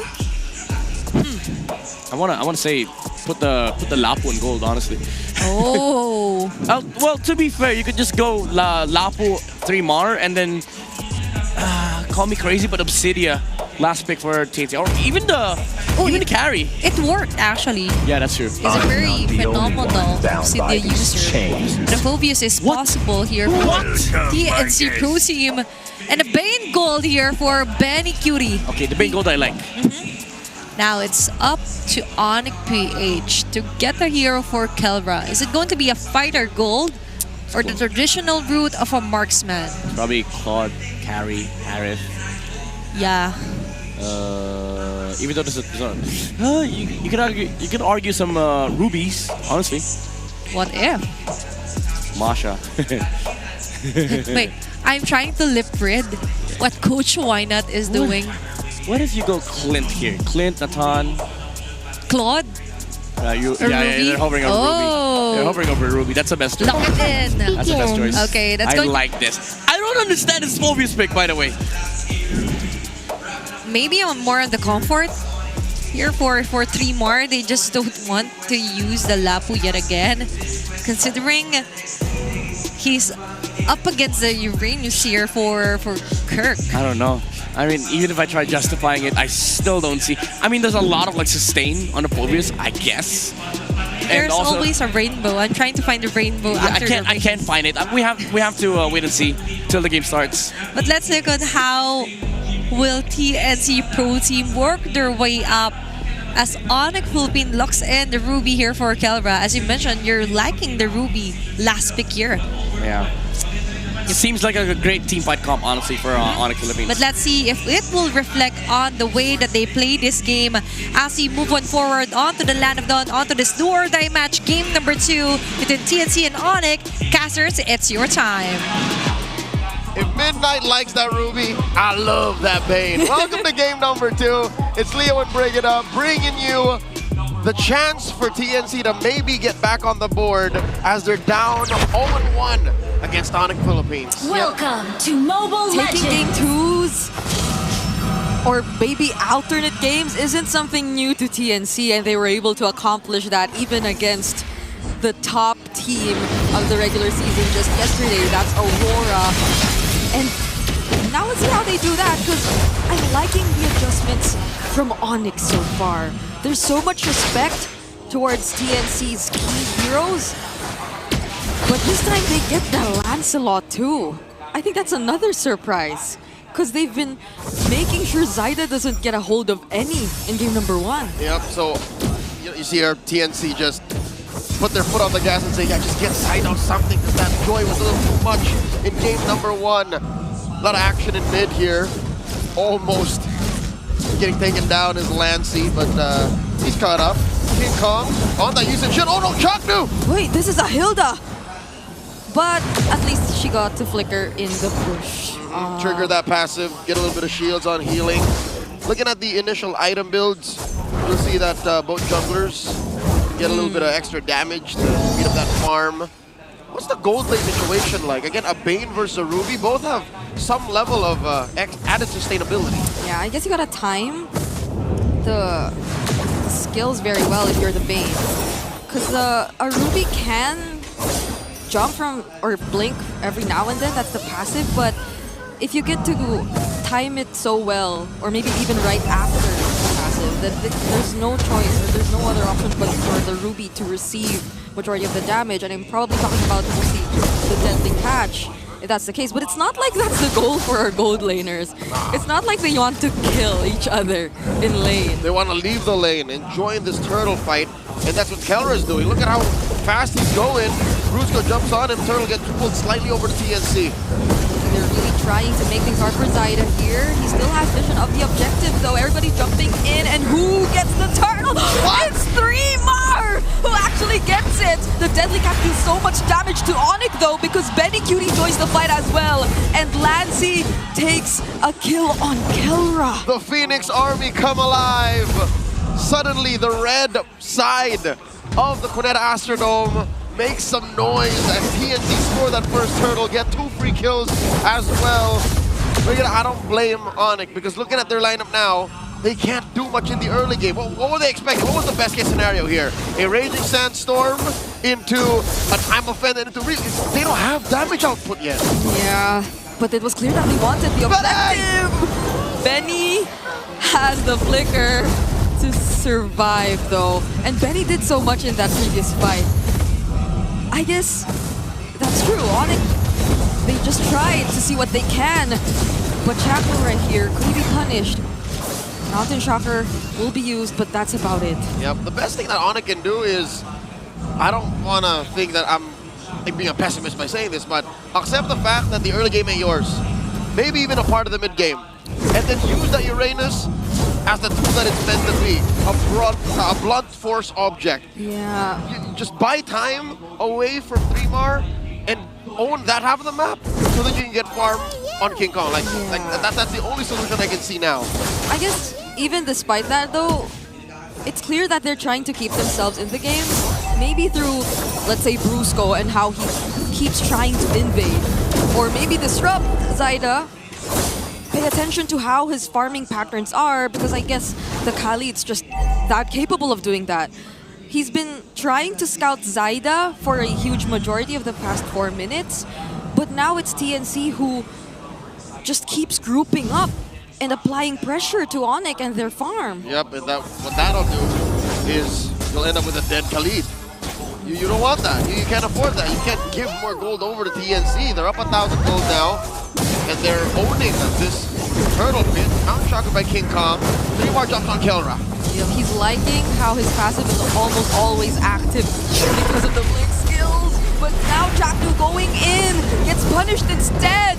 There's the Infernal Pursuits from 3-Mar though, but he gets dragged all the way in between their two turrets. Kurt fighting back. It's a double kill for him already. Lancey though using his ultimate. Will he get to buy the trade? What? The damage from Benny Cutie! He spit on that thing as if a deadly catch wasn't enough. He hit that ale on a Kirk too. Again, Kirk had it coming, all right? He's but a baby Uranus. He's just a little small floating boy, and he can only build so much. I want to see the items because I want to see what he's prioritizing first, right? Is he going physical defense or magic defense first?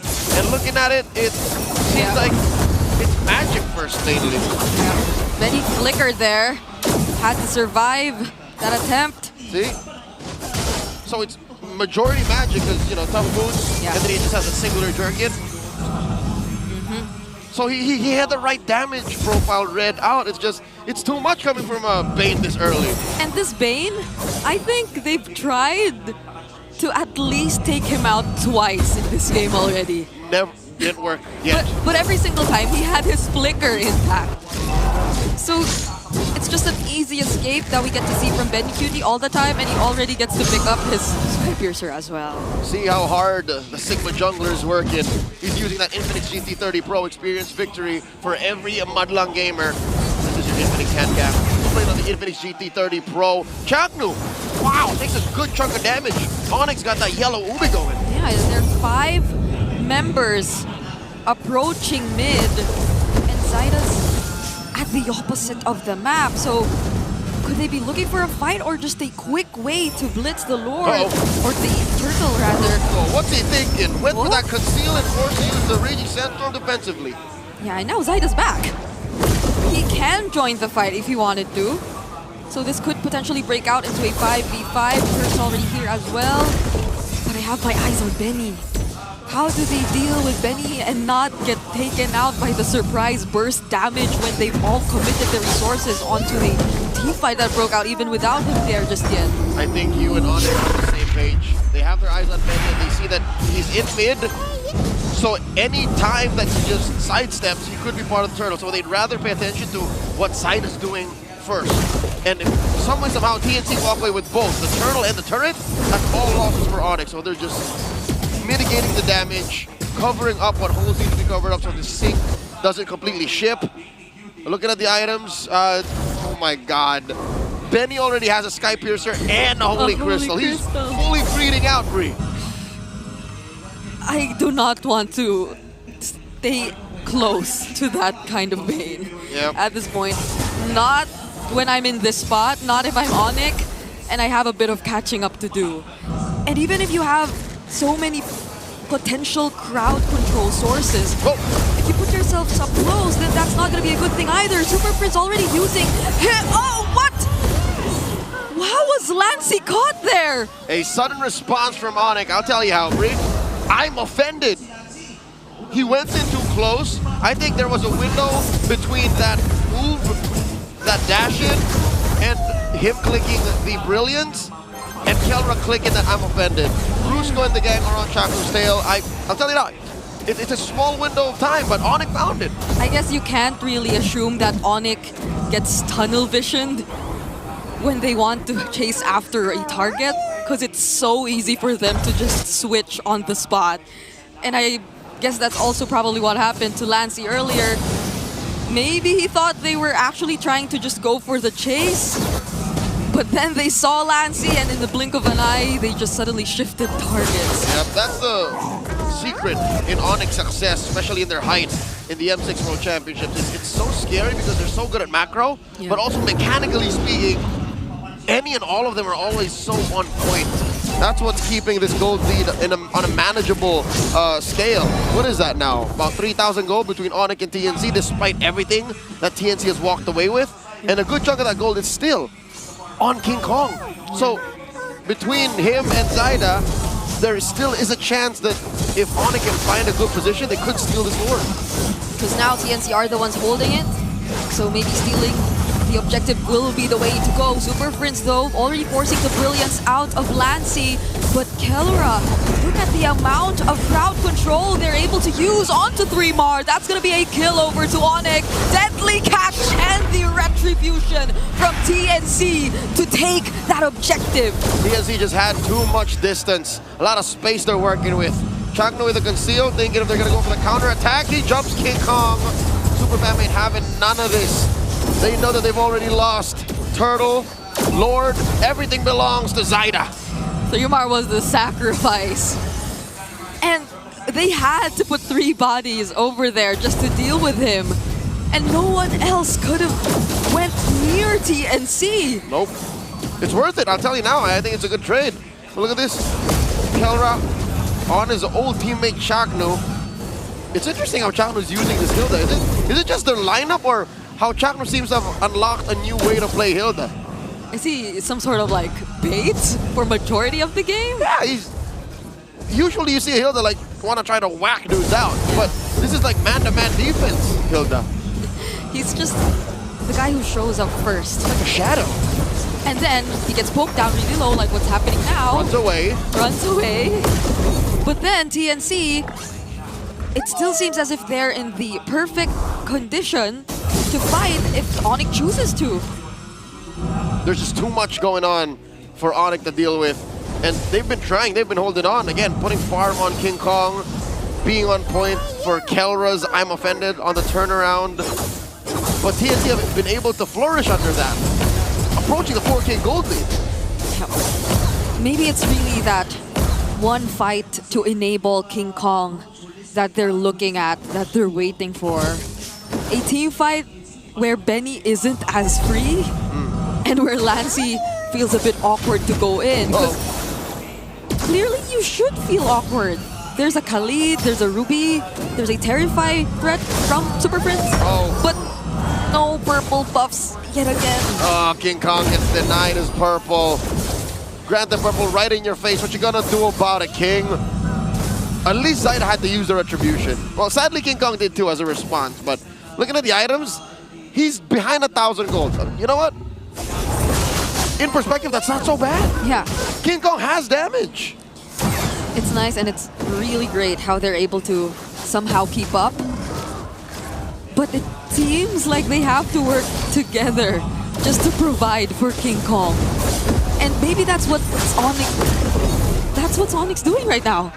Like maybe sacrificing a couple of structures because all they really have to pay attention to is King Kong and him not getting left behind too much.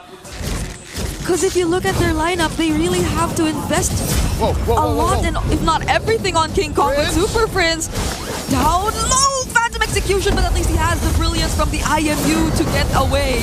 All right, the answer from Onyx. It's a 4v5. And all this while, hey, ever seen a split pushing Uranus? That's what Kirk did. And TNC, they respond by going at the Lord. They know that they can't take this because Kirk has already rotated.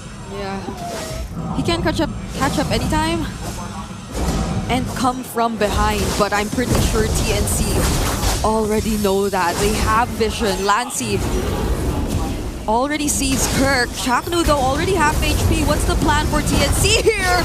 The plan is to just keep disrupting and zoning as Zyda takes the objective, but it's not just zoning that they do. They take out King Kong and Brusco too. I can imagine the communications. Let him hit the traceless, let him in! And TNC punished now 3-mark, chasing down Kirk. Kirk's trying to run away. It's a Uranus, he can! What? Off camera, Fringe gets popped! By Zyda and Benny. Zyda is a monster! No, rather. They got a Lord coming through bot. Mid lane's gonna go down. There's very little things that can stop a Bane from taking your structures. We're at 7k up now.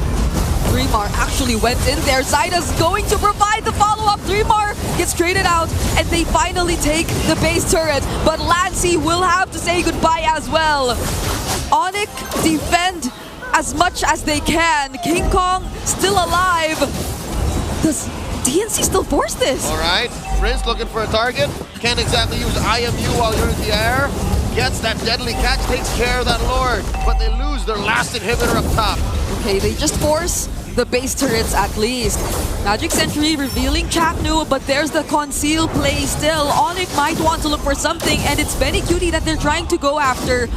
But they spot Zyda, and they have to back away. Here's the real dilemma. How do you stop Zyda purely? Like, how do you take him down? Because Prince doesn't have exactly the best crowd control. Brusco has just one big one.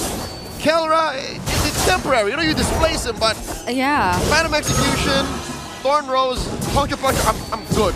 I think that's a huge dilemma here that Onyx has. And ideally, in those brief moments, you should have enough burst damage to deal with the Lancelot, but it seems like they don't! Phantom Execution gets held for a bit, but still, Zyda making his way, dealing enough damage, forcing Super Prince to walk back to the base. See, it's even in those small openings that you don't get to see the damage coming from Onyx just yet. And that's when he was already serving himself up on a silver platter. You see how he punctured into the rest of Onyx, and none of them could stop him. That is the real issue here. Zyda has gone unfettered. He is running through Onyx side of the jungle and through their lineup with impunity. 7-6, a bare base. Onyx haven't even broken through the tier 2s. I mean, I'd like to see them come back to that tier 2 up top. I'd like to see somehow maybe Kirk set it up, because that seemed to work. And he's had a looking at the stats, Brigida, he's had the best game out of all the Super Fam right now at 3-2-1. Yeah, that's true. But Zyda and the rest of TNC might not let Onyx do that anymore. They've been paying attention to the top lane even, especially now that we are about to see the next Lord spawn. So they're keeping or they're managing everything before this objective, which feels like it heavily favors them either way. Yep, again, that's what you get when the map is on your side, when you got a huge 6k gold lead, and when the opponent's utility, I'm talking about Onyx, just isn't enough. Like, there's so many things to set up for you to even clap back. This ain't even a dance. This is literally a sting operation. It's an entrapment by TNC. They're gonna do the same thing. They might even let King Kong trace this in just for them to kill him again. Yep. But look at how Prince and Brusco are holding this rush. Oh no, the Flicker Raging Sandstorm doesn't connect, and Keller actually gets targeted by Zyda over here. King Kong is looking to be next. Another Thorn Rose successfully takes him down, and Chaknu's blocking everybody. They use Benny as bait, and Zyda gets a triple. He's on Brusco. A failed attempt now turned to this. A flicker from Benny, and they're not letting him go back home. With Kirk left on the map, there's no way this Uranus defends. Godlike for Zyda as he gets a hold of the Lancelot. TNC are not letting us have a sweep. 1-1. TNC snatch back the momentum as they take game number 2. Could you hear that? I could hear the Phoenix Army. They're alive. Very affectionately called the Phoenix Boys by Chakno. Let's hear from Midnight and Athena. You like? Oh, yes, we like that. And now we finally hear the cheers from the crowd of the Phoenix Army as they finally get a point versus Onyx Philippines. I just don't like, I love the way TNT played this game, the aggression. Again, this is what I was saying earlier. Like, now you see TNT, they're the ones doing the Sigma pattern. Onyx lost mid lane control. They didn't have anything on his Valentina pickup. Super Friends, I gotta say, this was an underwhelming performance on the Valentina, and also they did not really address the the full use of Trimar, and Zaida was just allowed to puncture through game number 2 and get the win for TNC. Almost perfect game for the Lancelot. In fact, he didn't even die in this game. Our crowned MVP for that game.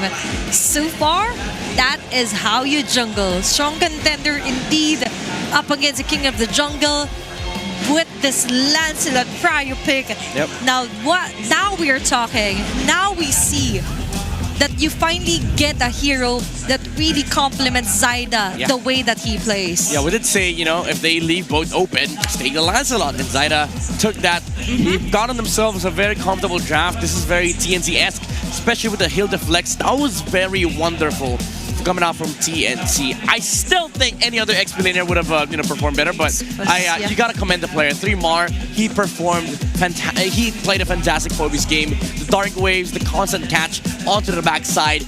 Also Chapno shutting down Super Prince and Brusco, even though Onyx Philippines had a better team fight comp. The fact of the matter is these team fights are awkward. It's all scattered. Every position has to be accounted for Onyx Philippines for them to actually engage. But that's what made the game for TNT so good, because Chapno was just constantly breaking these positions and these orders from Onyx, and this is what I love about TNT. They bring in the chaotic gameplay. And that's how you do it. The Chapno way, of course, we have to acknowledge that Super Prince wasn't able to maximize the IMU because all the time he had to copy the Order of Brilliance for Lassie just so he could survive once Chapno pounces on him. But now for TNC Pro Team, this is the way that we saw them get 5 games out of Aurora. Yeah, and not only that, we finally see Lancey as well on why he really locks in this Lunox. Yeah. We see him shine. Yes, for game number 1, there was a struggle.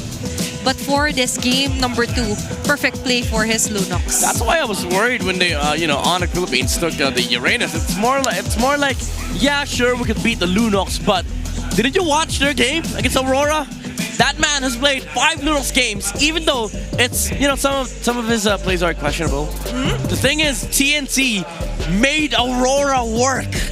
And now you force them to play this lineup, and this is what you get. They got the Sigma treatment in the middle lane.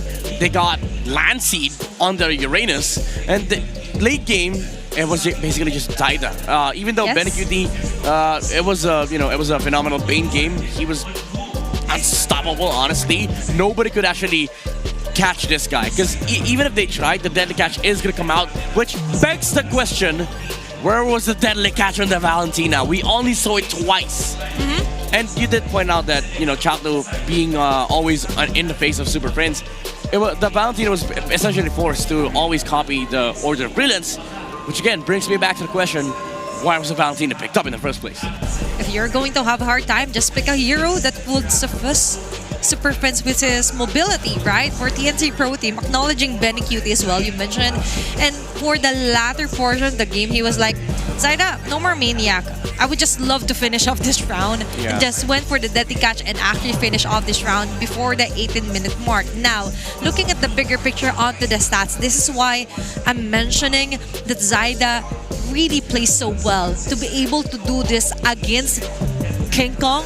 He's actually using one of his comfort picks here for the season. 3 straight turtles, then two lords here for game number 2. And not only that, he actually was able to deny the jungle against the Sigma jungler. It's very poetic because like you match these two, they came from the same team. King Kong left TNC, got the championship with Onyx Philippines, but now TNT, Zyda sending a different message. I don't need to leave my team. Let me carry my team, and Zyda did just that. Phenomenal gameplay all across the board for the boys, the Phoenix boys, and TNT, as Chaknos rightfully claimed so. But Onyx Philippines, again, there's a lot of problems on their draft, in their execution as well. And so far, the Ruby Gold Lane Fighter has not worked for anybody, even in the regular season. So I think, even though I did say, in the draft, it looked good, I just think that, it's such a risky pick, honestly. I do agree with you. It looked promising. Yeah. Okay, it looked promising. But looking at this one, full of hopes for this guy, the carry in both the rich guy is going to be Zyda's. The Sandbag Kirk, of course, really defended a lot of the damages, but still, the setup just isn't there. And the damage here, as you mentioned, Super Prince wasn't able to maximize copying the deadly catch or whatsoever he wanted to copy. But for this round, the BPI rich guy, Zyda, did a spectacular. He not only carried the game, he ate. Yeah. Arguably one of the best players in Season 16, honestly. Like, this guy just continues to impress so many people. Again, commended by so many, prominent names in the MLBB scene. Oh My Venus, even Kel VJ yesterday. And now, he's actually out jungling the Sigma jungler. Now, I want to call him Sir Zyda. Sir Zyda? Yes, because he used the Lancelot. He's a knight. Sir Lancelot. Sir The knight in shining armor here is going to be Zyda here for TNC Pro Team. You mentioned numerous KOLs, pro players, even analysts as yourself. Zyda is not really at the prime, but is at his best this season. And acknowledging the fact, of course, that this is still a do-or-die match, and to be able to recover from the game number 1 and for game number 2, a total reset for the draft, of course. Props to Coach Etomax and Coach Hito, of course. Yeah. And so far, Hito. always acknowledge Hito. And even though we've seen the Selena being picked up for game number 1, for game number 2, the Valentina right now for Superfest just isn't it. It wasn't it. It wasn't it. There are multiple heroes that we could finally see if ever. This is just a game number 2 for the second match of the day. Still elimination match. Only one can survive. Only one will be able to face TLPH tomorrow. Yeah, it's going to be a tough potentially 4 games for these two teams, because it's going to go back and forth in draft and gameplay. And to go back and forth onto what happened onto game number 2, let's dive in deeper and get to know what happened there together with our analyst. Let's head on over to Wolf. Isa sa mga criticism ko sa TNC ay yung kanilang box. Sinama ko yan sa keys to victory na pwedeng i-unbox ng Onyx Philippines yung ginagawang formation ng TNC, but it wasn't true in this game. Particularly dun sa last clash na nakita natin. And nakakatuwa kasi reminiscent siya ng mga ginagawa ng TNC in their match going up against Aurora. Pag titignan natin dito, exact the same spot. And dahil merong konting triggers para sa side ng TNC na malaman nila na walang nag-shove ng side lanes para sa side ng Onyx Philippines. Tapos etong si Uranus ay nakita nila dun sa may gitna. Ang kailangan lang gawin ni Chakno ay check itong L-Bush, pati na rin itong tinatawag na Nubush. Nung nakita niya si Keldra na walang kasama, dito na nagpanik yung Onyx Philippines. Hinawakan ng Lord ang TNC at unti-unting nagpakita itong si Benny QT, pero nakaramdam siya para ba talagang may senses bilang isang carry ng team. At nung pagtalon dito ni Brusco, nakita natin na nagmintis na. And if you're looking at the positioning ng ating dalawang teams, mukhang hindi na nga talaga na forma ng side ng Onyx Philippines so kanilang box. And in the other side, ito namang TNC, napakaganda na pwestuhan nila dito sa mapa. Nahanap nila yung crucial na mga heroes. Keldra, for example, safe. Etong si Kirk ay hindi makakaabot dun sa laban dahil mabilis din namang kumilos etong TNC. That eventually gave them the advantage. Nauna pa ni Zaidang makuha itong kill kay Keldra at sunod-sunod na nga yung pag-snowball dito. Di na natin kailangang i-explain, kailangan na lang natin panoorin because at this point, dahil walang tamang formation ang side ng Onyx Philippines, TNC literal na kolekta na lang ng kanilang mga kills. At syempre, etong triple kill mula doon kay Zaida. Tinahi pa nga yung mga minion wave that actually was not in favor of Onyx Philippines. Etong laban na to ay napaka-importante ang draft, pero mas importante pa rin ang formation sa ating mapa. In this Lord Dance, na alam nating lugi ang Onyx Philippines, mas lalo pa nilang pinalugi yung sarili nila by isolating Keldra at pinunish siya ni Chacto. Hindi pwede yan kay Chacto. The improvements from TNC are great. At nandito na nga tayo, pabunta sa game number 3. Back to the panel. Thank you so much, Will, for dissecting onto what happened for game number 2, specifically pointing out key moments here for TNC Pro Team, eliminating the box, the circle, or whatever shape it is that Onyx was trying to form for game number 2. But you could also form and be featured as the next MPL Philippines Super Fan of the Month. All you have to do is join the MPL Philippines official group, engage with the community, and just go keep those interactions positive. Share any MPL related news and updates to the group for your chance to be named as the MPL Philippines Super Fan of the Month. And so far, we featured numerous super fans here on our MPL Philippines official group. And you could also get to know the players and interactions with our audience analysts there onto our official groups. And you could also showcase your esports skills and passion for gaming by organizing your own local tournaments through eProject Esports for Everyone. Participants in this program will be provided with special access to tournament modes, in-game items, styles, and many more. Visit the MPL Philippines website for more information and, of course, how to apply. And that's also a start if you want to grind. You have the tournament access. Yep. You want a community of your own. If you're actually willing to make an effort and create your own tournaments, this is a big help. The esports project for everyone. And for all the communities out there, we have interesting booths here on our MPL Super Fan CTR and MPL Festival. You could also see your favorite players. MDL teams, of course, are visiting here, and the merches from different teams across MPL Philippines. Yeah, there's a lot of things to look at here. So I think we have a surprise for these guys. You will be able to see what's happening on our MPL Festival. So let's all watch this. Magandang gabi and welcome back to Super Fan City. This is your very own Odin in another episode of Adding Merchandise to My Collection. And we are here at TNC Pro Team's booth with Miss Sophia. Ano po ba ang mga bestseller natin dito? Actually, ang bestseller namin is jacket at season 16 na jersey. Napakaganda talaga nitong jersey na to. Ano ba yung kakaiba dito sa booth nyo? Meron kami ditong light stick. Parang gusto ko yan mga ganyan kumikinang. Maraming salamat! Next up, the Minds booth with Kuya Jerome. Ano bang meron dito sa booth nyo? Mga merch po natin na may jacket po, tsaka jersey. And then yung cup. Parang bagay sa akin to, Kuya. Bagay ba sa akin to? Patingin niya akong bagay.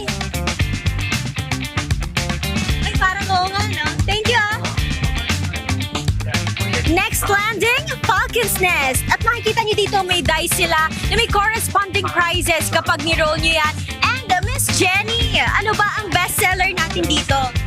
For the Falcons booth po, we have the best seller, our hoodie po. Do you wanna try the hoodie po? Ay, ako pa yung tinanong mo talaga. Maraming salamat, Miss Jenny. Sa'yo na yung hanger, akin na yung hoodie. Maraming salamat. Let's go to our next stop. Ngayon naman ay pupuntahan natin ang Onyx booth. Ano po ba ang bestseller natin dito? Sa ngayon po ang bestseller natin is yung jersey na yellow po. Fancy edition. Tapos meron din pong black. Thank you kuya, favorite kay yellow eh. Salamat. Thank you po. Meron din po tayong freebies. Ay, meron pa. Freebies? Ano to, clip? Yes po. O, diba? Salamat. Malapit na makompleto ang aking collection pero parang kulang pa. Kaya nandito tayo ngayon sa AURORA Gaming Booth. Ano po ba ang bestseller natin dito? Of course, available pa rin yung Season 15 shirts and they are still our bestseller. Official Tai Chi uniform is still available in AURORA Booth. Madam, ano yung para sa akin dito ngayon? Lanyard. Love it. Thank you so much, Madam, ha? Dadalaw naman ako dito sa kabilang barangay ng Smart Omega. Kuya, ano ba ang meron tayo dito? Meron po tayong iba't ibang jersey at saka mga jacket po. At tulad po ng S16 na jersey po namin, bagong-bago. Ganda naman yan. Ano ba yung para sa akin dito? Mayroon po kaming photo card ng mga players at saka mga sticker po. Tina Magic, sino kaya? Ikaw na to, James. Thank you, kuya. And last up, dito naman sa TLPH booth, ano po ba ang bestseller natin dito? Ang bestseller po natin is itong jersey, yung home natin. Ating varsity jacket, naka-discount po siya 10%. And sa lahat ng mga products natin ngayon playoffs. Maraming salamat. Bagay ba sa akin yan? Bagay na bagay. At nakompleto na nga ang aking merch sa lahat ng booths dito sa Super Fan City. At kung hindi ganito ang itsura mo na aalis ka sa venue, kailangan na dumaan dito lamang sa MPL Philippines Festival Super Fan City dahil marami din discounts and meron din mga freebies na naghihintay para sa inyo. Kaya naman tara na! Balik na muna tayo sa MPL Arena.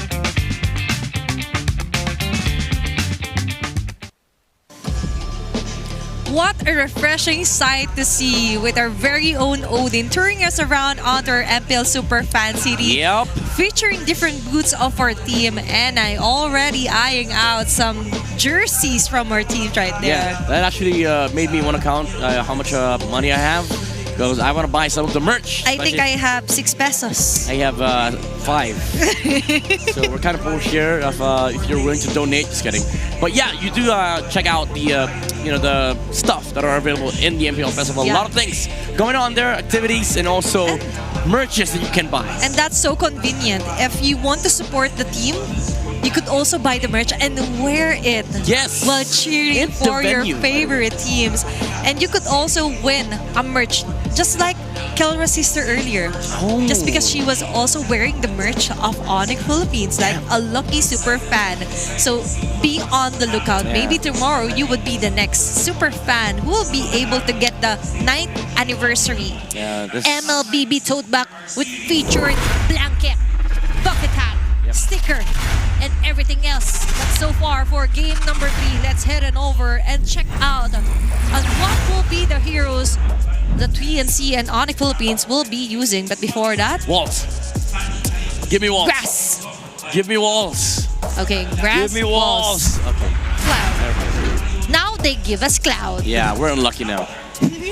Looking at the win rates on a 50 and 57 here for TNC and Onyx Philippines. Not bad. Not bad. For the sides, I think it's going to be Onyx Philippines onto the blue side and red side here for TNC Pro Team. Ban out Lancelot and even Yisin Shin Hayabusa Fanny. Oh no. Okay, wait. Onyx. There's a chance. They trapped themselves now. What do you put King Kong on? Joy? And then TNC just straight up picks utility junglers. Or, yeah, the utility Fredrin Baksha. Will we be able to see that? Okay. And Jushin, by the way, is open here for both of our teams. Is this first pick Yuzong for Kirk? Oh yeah, the Yuzong. So far, Yeah, it got left behind. So wait, Onyx? Or the back. I'm seeing a back shot in the mouth of Coach Wynot. Yeah. Is this CC first pick? Or yeah. For Onyx? Flexible. Karatkacha? Or maybe the CC. Just get the CC overall Just get here. CC, honestly, because it could flex on both XP and That's it. gold. So now TNC, it's time to just get the Yuzong here, honestly. I think they shouldn't let go of the Karatkacha in my opinion. Yeah, maybe Gatot Yuzong. They don't have to pick up the jungler here. They have Fred and Baksha. Or even a Gatot good Jushin, as I've seen that combos numerous times. And it's not that hard to execute, but might be an overkill. That's if you're convinced that Kirk doesn't play the Yuzong. Maybe. What? Wait. Joy and Jushin, midnight. I don't know, man. There's something when they're on the red side here. Yeah, I think TNC is convinced that okay, let's just take away the Joy because it's still one of the still one of King Kong's signature picks. Just give him utility jungler. If he's on Fred, if he's on Baksha, TNC's happy. I think that's the game plan here. So that's why they picked up the Zushin too. Maybe. But So is it enough of a reason here for King Kong to be threatened. Because remember, Should he could just go for a debut like a Suyu here. Mentioned that. That's hard against Zushin and Joy though. But let's see, he's the king of the jungle. The Kimian got a catch here for Onyx Philippines. There And the you go. Yuzong There you go. for TNC Pro Team. Matter of fact, add Hilda to the mix. You're complete for TNC. Hilda or Hylos, last phase. So, you know, Onyx, they have to clear those out. Those two heroes are just gonna be problematic for them. But let's see. Now we're heading on to the banning phase. Now, you ban a hero again for King Kong if ever, or even for Kirk. Because I'm convinced that this is going to be a Keldra CC from basing on the games that we've seen so far. Yeah. This is a big problem for Onyx. I think this will come out to bite them after this game. If they ever lose, this limitation is going to expose them for the remainder of the games. Yeah, and remember, whoever wins this game What's happening? will get the match point, and now they ban the Fredrin. Okay, maybe they just don't want the Joy to be matched up with the Fredrin. It's still a decent answer, but the box should still open. That's I think TNT hopes to give King Kong the box shot so that it gets heavily countered by the Yuzong and the Zushin. So if you're Onyx, this is the time to bring out new junglers. Okay, Hilda gets removed. That's a good ban from Onyx. Yeah. This is the time to showcase how wide King Kong's hero pool is. Suyo's still there, but it's just a terrible choice for him to make, especially seeing these three heroes. I think Lucas could also be a good good pick Yep, for and just Onyx. we just want to put it out there. And that's a very deep dive here onto the bans for Coach Etomax and Hito, considering that even if King Kong picks off the Ling, you will be having a hard time being chased down again and again. You have the Yuzong here for 3 more, but there's a obvious possibility here for Onyx PH, by the way. Yeah, I don't think they don't care about the phobias, honestly. 3 Mar's gonna have a good time dealing with the phobias. Grok, they man Grok instead of the Hylos. It should be an easier Hylos for TNC, honestly. Need no protection. They could just go for a back shot. They took the box shot! Oh my god, there's no hero left! There's no hero left for King Kong! Now they go for that checkmate! What do you pick? Barats? What do you take for King Kong? There's none left! Lucas, Suyo, Helkert, Heck, Amon! They ate and left no crumbs. Yeah, they cleaned up. They were like, okay, we're gonna eat it in your room. We're gonna order room service for you. They licked it clean. They licked it clean. They washed the plates, and they called room service. On King Kong has no hero left. He's exposed. This guy's exposed. Now they're contemplating. We have to show them something new. Okay. And it's going to be Anakai. That's a good jungle. Close call there. Yeah. Midnight. That's a remedy. They still are able to pull off a combo between Arlott and Akai, but these are terrible heroes against Yuzong, by the way. Now, Benny, let me see some fighters. Let me see some Esmeralda. Let me see some Yuzong Gold. Because honestly, Phobius is open for 3 more. I was actually counting on the Phobius for Onyx, but you're right. It also fits onto TNC Pro Team's lineup after that Akai and Arlott pick. Whatever they want to pick, just go for it. Go for fighter, Benny. Just don't get an absolute trash hero, honestly.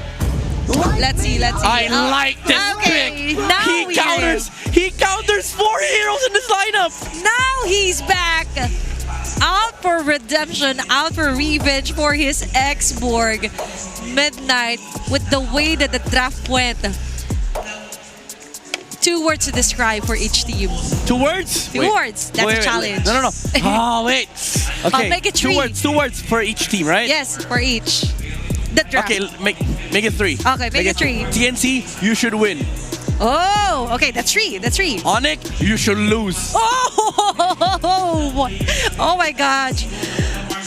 Is this a hot take? An epic take? Yeah. A mythic take? No, after that draft, TNC should win. If they lose, The loser deserves it, honestly. But let's see if that will reflect onto their game as we move on forward. And let's head on over to the Land of Dawn with our casters. This honestly wasn't in my bingo card for day 3 of the playoffs. Hack a King! TNC are deploying Hack a King in an effort to get the match point first against Onyx Philippines. This probably wasn't on my bingo card at all this season. The whole season! All season! An Akai in King Kong's hands! The mechanics! All assassin picks gone! Hey. In defense of Akai, right? Okay. I'm an Akai user. Yes. There are some moments where you really need to be in the right place at the right time. So there's some mechanics involved. But that's more so if you're a flicker Akai. I guess, you know, the reposition.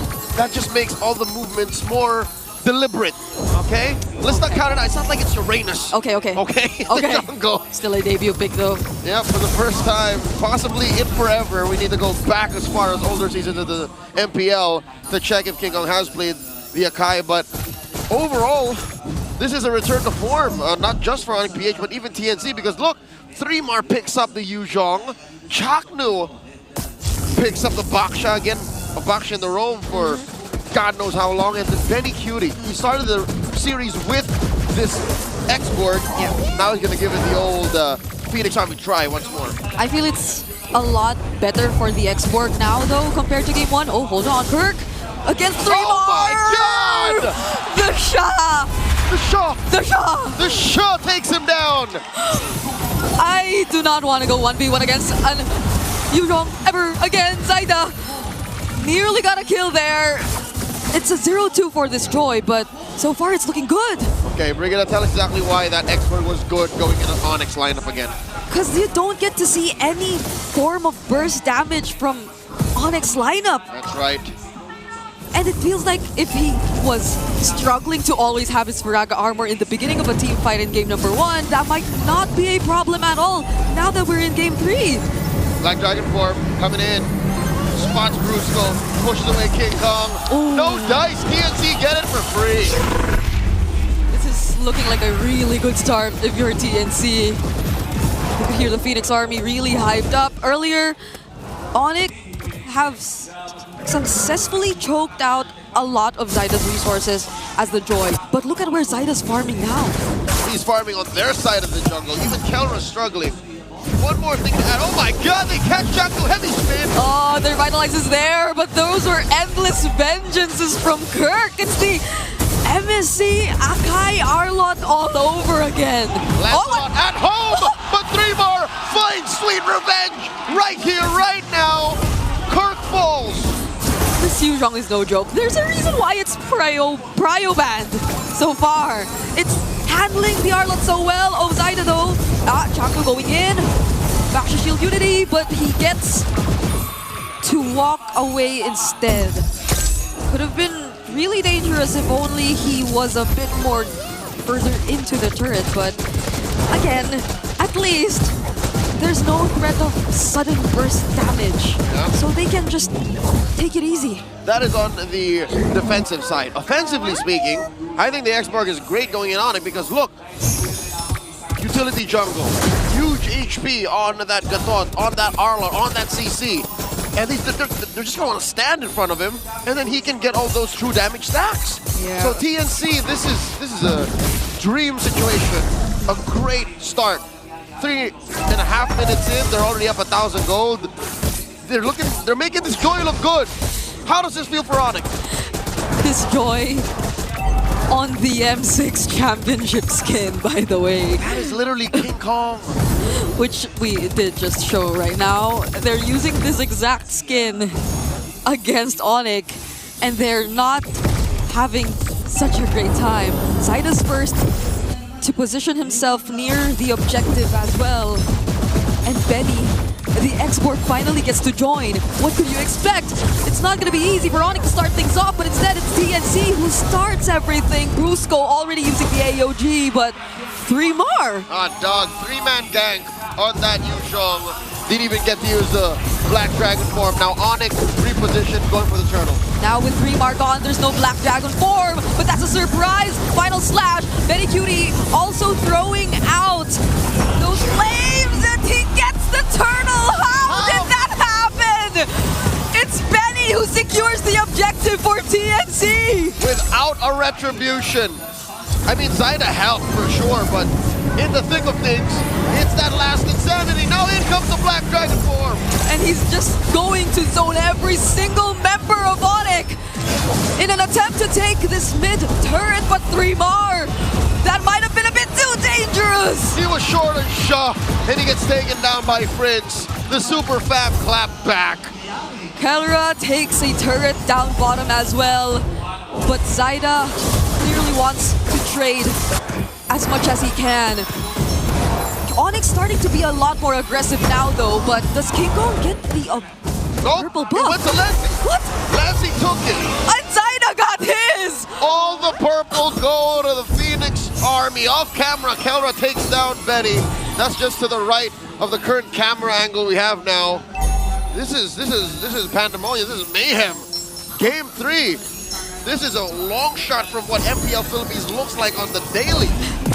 Still a bit more closer than we thought though. Oh, Crimson Beacon. It's less than 1,000 gold lead, but Brusco, Lantern Flare stacks coming in. The Revitalize was already used. And that's just because of Lancey and 3-mar in mid. Could have been lethal. If 3-mar stayed a little closer to Brusco with another big choke slam, could have been it for the Bruiser. All right, Onyx able to recover just a little bit. Truth be told, they're doing so much better than we expected, given that they've taken down 3-mar.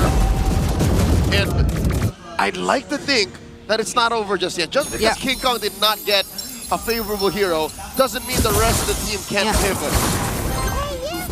We just don't see Onyx choosing to fight and sync up just yet.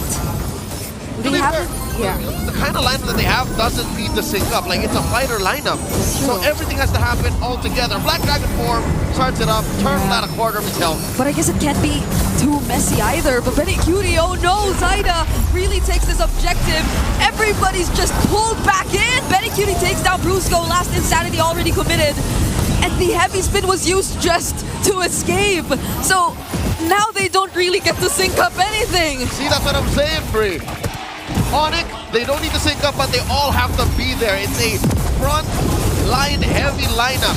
TNC, they love that. Benny Cutie welcomes that all day, any day.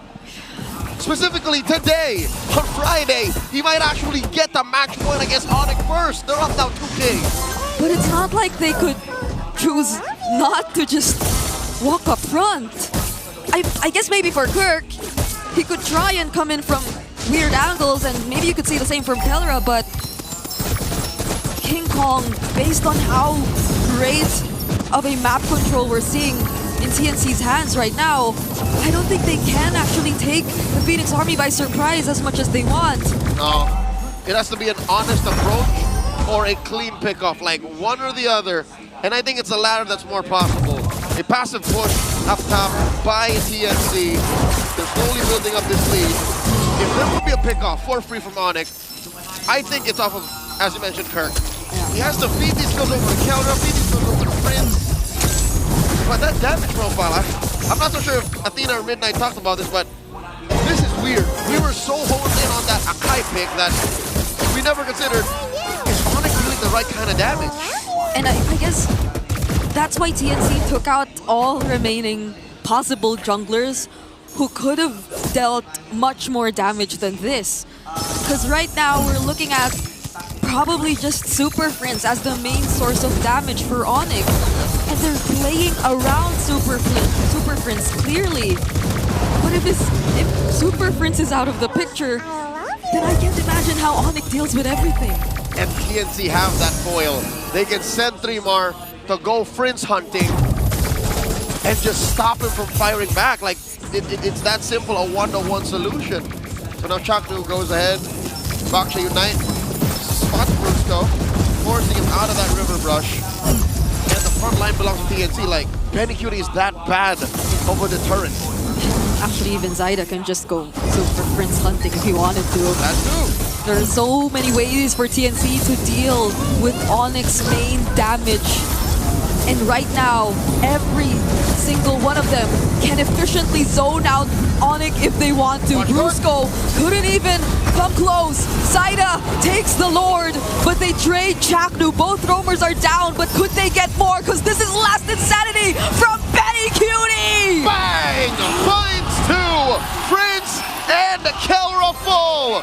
3 for 1, the Mamba for all that, and the Lord! Very much worth it. That's super worth it if you're part of the Phoenix Army. You can even try and take much more. They're definitely gonna go for this tier 1 in mid, and Kirk can only watch. Kirk tried, all right? I think he knows, he understands the way that we see this picture as spectators, that it's on me. I have to somehow stop this forward momentum from the Phoenix Army. And he came from that weird angle. Like, at best, what was he gonna do? Stop Zaida from coming in and blasting the softies from Onyx? Because 3Mar's job was done. Again, they'll always have the initiative. They will always be first to say, 3Mar, go jump someone. Go jump Prince. And as we've mentioned, Onyx are looking to lose a huge majority, or if not all, their outer turrets at this point. I am wondering if the Flying Clouds can actually help them. We did see King Kong use one just now. I think even casters, we've been talking about maybe Flying Clouds favoring those who are on the defense a bit more. Yep, you can kind of catapult your way towards a advantageous angle, but here's the thing, Bree. Your opponents see that coming. Sure, you can't interact with them, but still honest. You see that little head in your mini-map. These are pro players we're talking about. These people do it for a living. Some of them have become world champions. So you have to know that, wait, that's not right. we can't let that fly. So I see what King Kong was trying to do. It's just, you won't let that fly by, not by the Phoenix Army. Not if they stay careful. And that's what they're doing right now.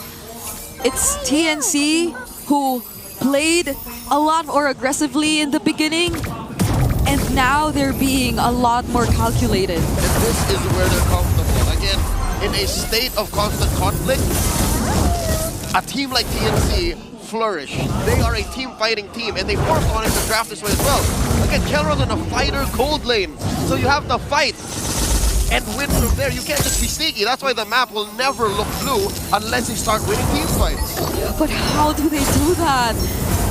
Even this purple buff gets denied from them. Traction Pulse already used though. Could they be dealing with Benny Cutie first? But it's not just the Firaga that he has. If we have to look at him, he also has the immortality picked up already. Effectively 4 life bars. Effectively, multiple ways to trigger the last insanity, even if you get bursted. And again, we mentioned, we agreed, there is no burst from Onyx. No. Not now, not in the mid game.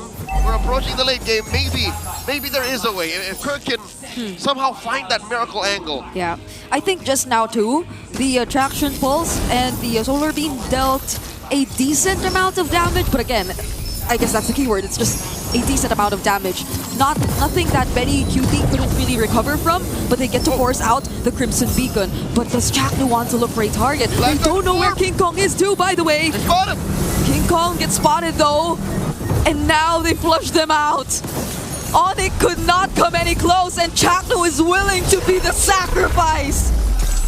The same play. King Kong, 3, 2, 1, go shoot, gets a heavy spin. Benny Cutie still has his immortality. Kirk finding the setup onto 2. The damage might just be enough right now, but 3Mar knocks up so many. But TNC, with 2 members down, might not force the fight anymore, not unless they actually want to. Benny Cutie, no Baraga armor, in comes Zaida. Enough damage to disincentivize Onyx from pushing forward. This is a blunt push by Onyx, by TNC. I think Onyx should be thankful. Onyx did a great job there. King Kong did a great job. He stopped Zaida from using the electrifying beats to potentially go for the cleanup, but Brusco, he doesn't get to stun anyone, even with the Flying Clouds. But it was enough to force TNC away. Brigida, I see exactly what TNC is doing here. That's why Chaknu sent himself over to Onyx. That's why he said, hey, kill me now. I respawn sooner. I join much faster via Flying Clouds. But the timing wasn't perfect. I think TNC lost more than they expected they were going to. And that led to that Lord getting neutralized by Onyx in about 0.2 seconds. So it sounded like a really good plan, but I think it was a bit too specific for TNC to have been able to pull it off. They did get the objective, they're still in the lead, but it's starting to not feel as significant if Onyx get a bit more confidence to engage in the team fights. It's not impossible, it's still pretty miserable, but there are solutions, as you saw. I think Onyx should thank the Lord for that, because again, that's all that TNC had their eyes on. Possibly, my theory is they tunnel visioned into just the Lord and finishing, assuming that Onyx will take this lying down. It's clear that the M6 World Champions will do no such thing. A minute before the Lord spawns lower quarter, TNC have to be very particular about how they approach the next fight, because Prince has racked up quite a few stacks. I don't know if he died post Skypiercer stack take, but he's starting to hurt. Yeah, and I think it was Prince who actually started that fight. He used the traction pulse, so Lancey had to use his Crimson Beacon.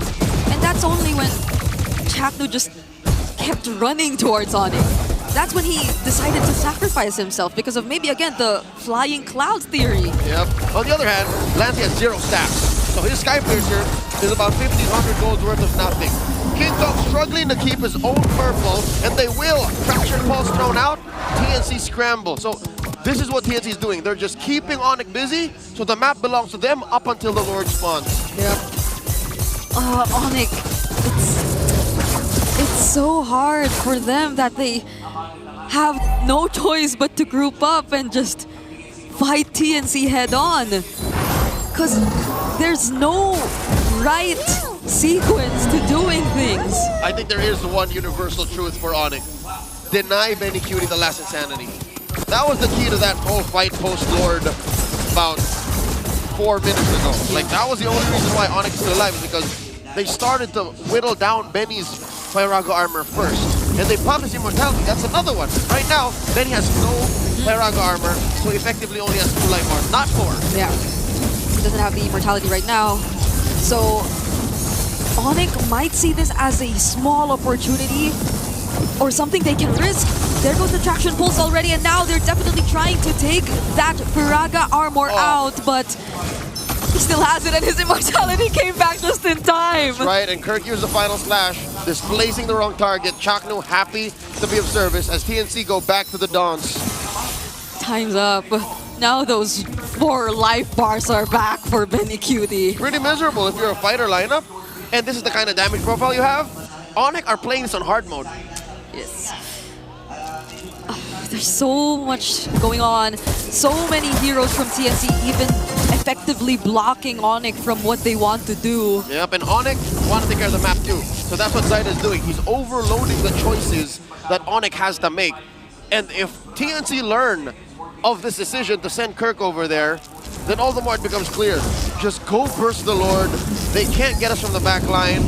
No solid amount of CC here. And King Kong shows himself. Yeah. Because I think if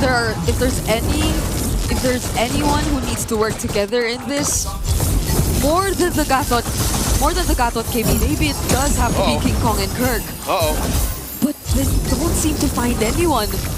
Not at least Benny Cutie, we mentioned, is the important target. Traction pulse already used. Chaknu rolling around. 3 more holding on to the Black Dragon form. Checks in on that long brush. Chaknu pops that Baksha ult. Puissance. Oh wow, these 2 are just holding out. Lord at half health. They're fighters, and they keep fighting. No one's going down while Zaida just keeps holding the objective. That's the final slash finally committed onto Benny Cutie, though he still has a bit of the Braga armor, but he will use the last insanity effectively on 3 as 3 more and Lancey just go for the chase and take down Onyx 1 by 1. 2 for 1, and Brusco will not survive. 2 kills for Lancey. It's just King Kong and Kelra left. You were looking for the stacks, and now he got 2 kills. TNC, they want to take down the base turrets. We're 19 minutes in, and they might just go straight for the base. They can't do this. It's not enough firepower to defend. Firaga armor's back. Last insanity. Kelra's bursted down. King Kong takes out Chaknu, but he's next. The Phoenix Army are at match point.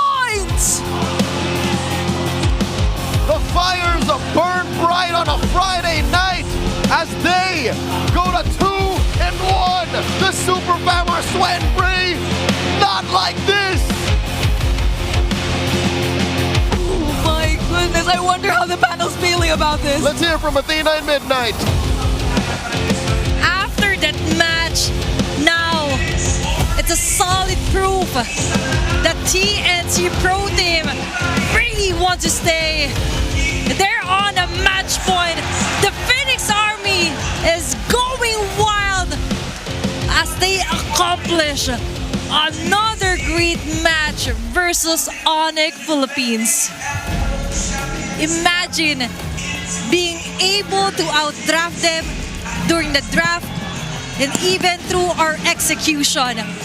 What a play here for TNC Pro Team, and now we see Lancey having enough of the charades.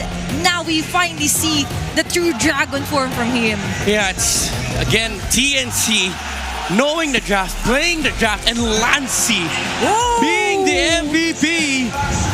Lights for the doubters and the haters as the Lantern player was able to shut down the Super Family. Now I imagine what our analysts, viewers, and even our casters have to say about this performance.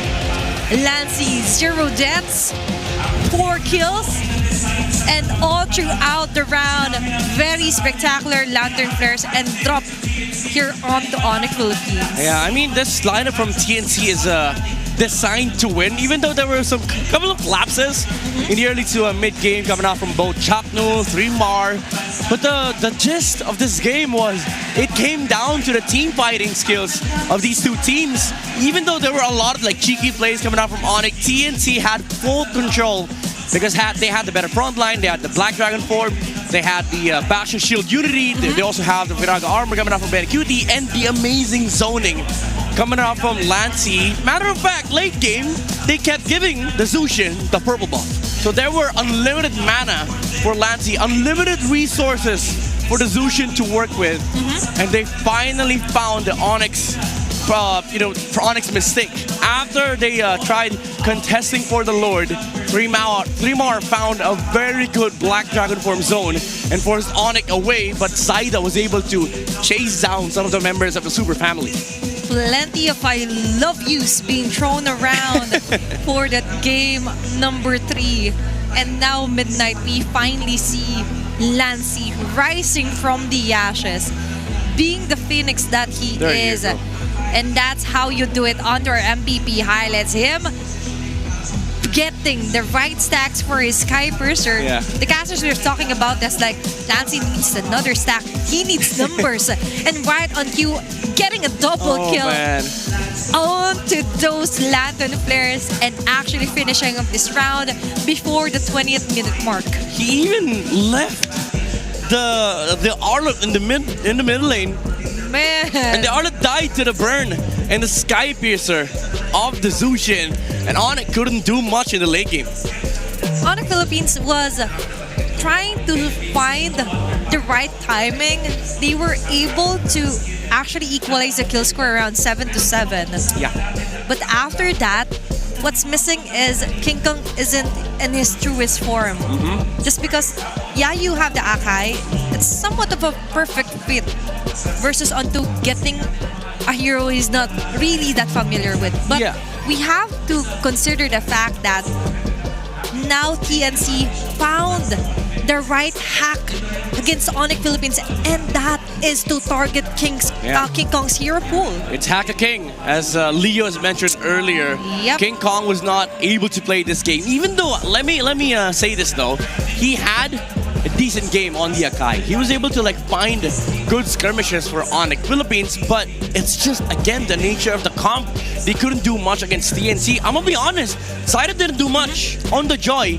They had failed many Lord resets, but it's just the nature of the composition. Sometimes you have to flesh out the player, but the problem was, even if Onyx was performing at they're 100%. One Black Dragon form, that is expelled already. Final Slash, as much as you want, Final Slash as much as you want on the Baksha, but the problem is, there's the X-Borg zoning the other members of Onyx, there's no follow-up damage, there's blade armors coming out from TNC, even the Kimi couldn't do much damage, Kelra couldn't really latch onto anybody. That's why, at some point, he stopped dealing damage, because who do you use your Yo-Yo Blitz on?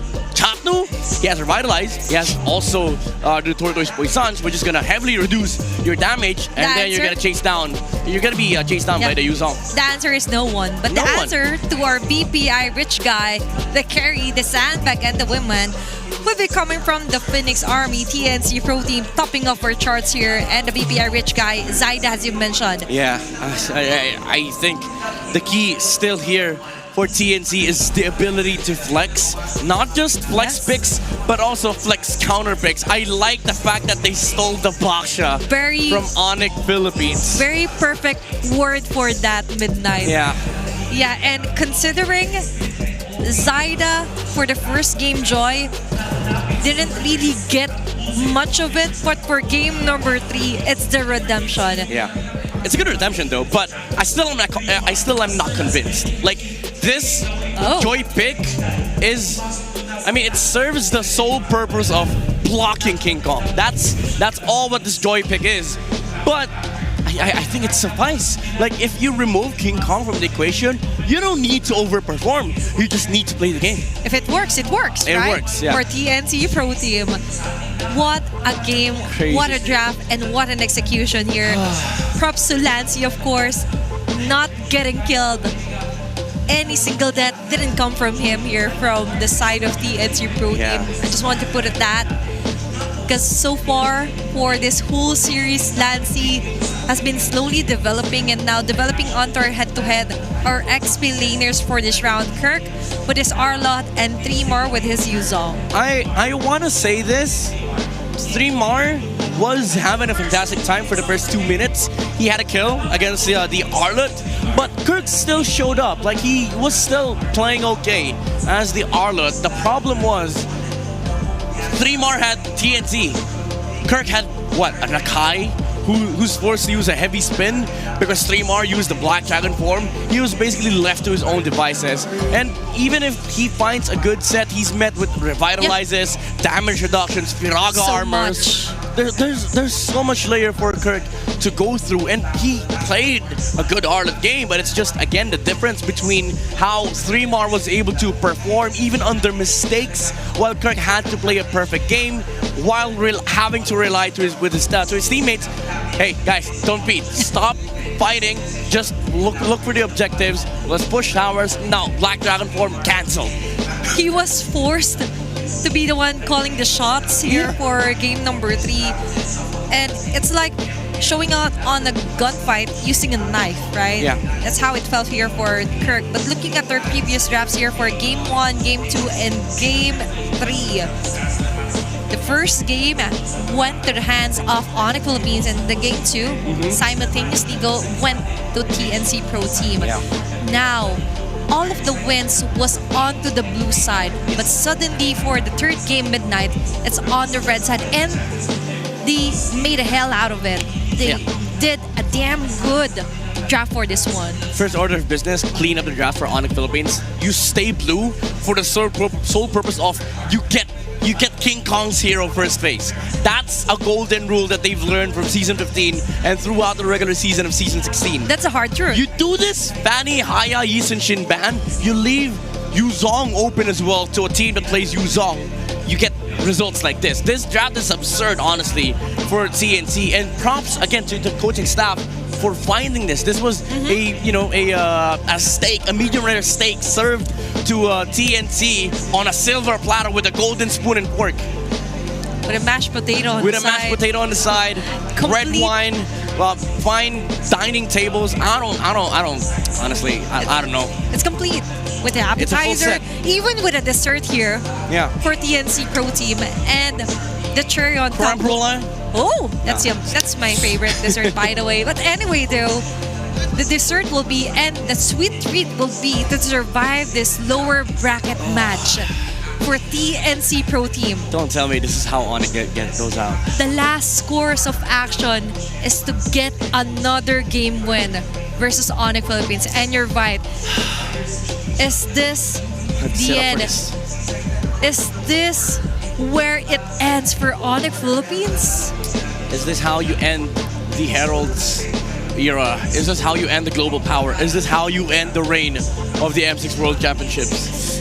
After making noise with your thunders, taking the time to introduce yourself to the world, even going to the MSC, and now you want to defend your throne. You want to defend your throne, but you have to defend your spot first before taking a step onto the Emerald Championships. And there's a TNC Pro Team ready to block you in any point you make. Oh my God, it's the Chalk Mamba.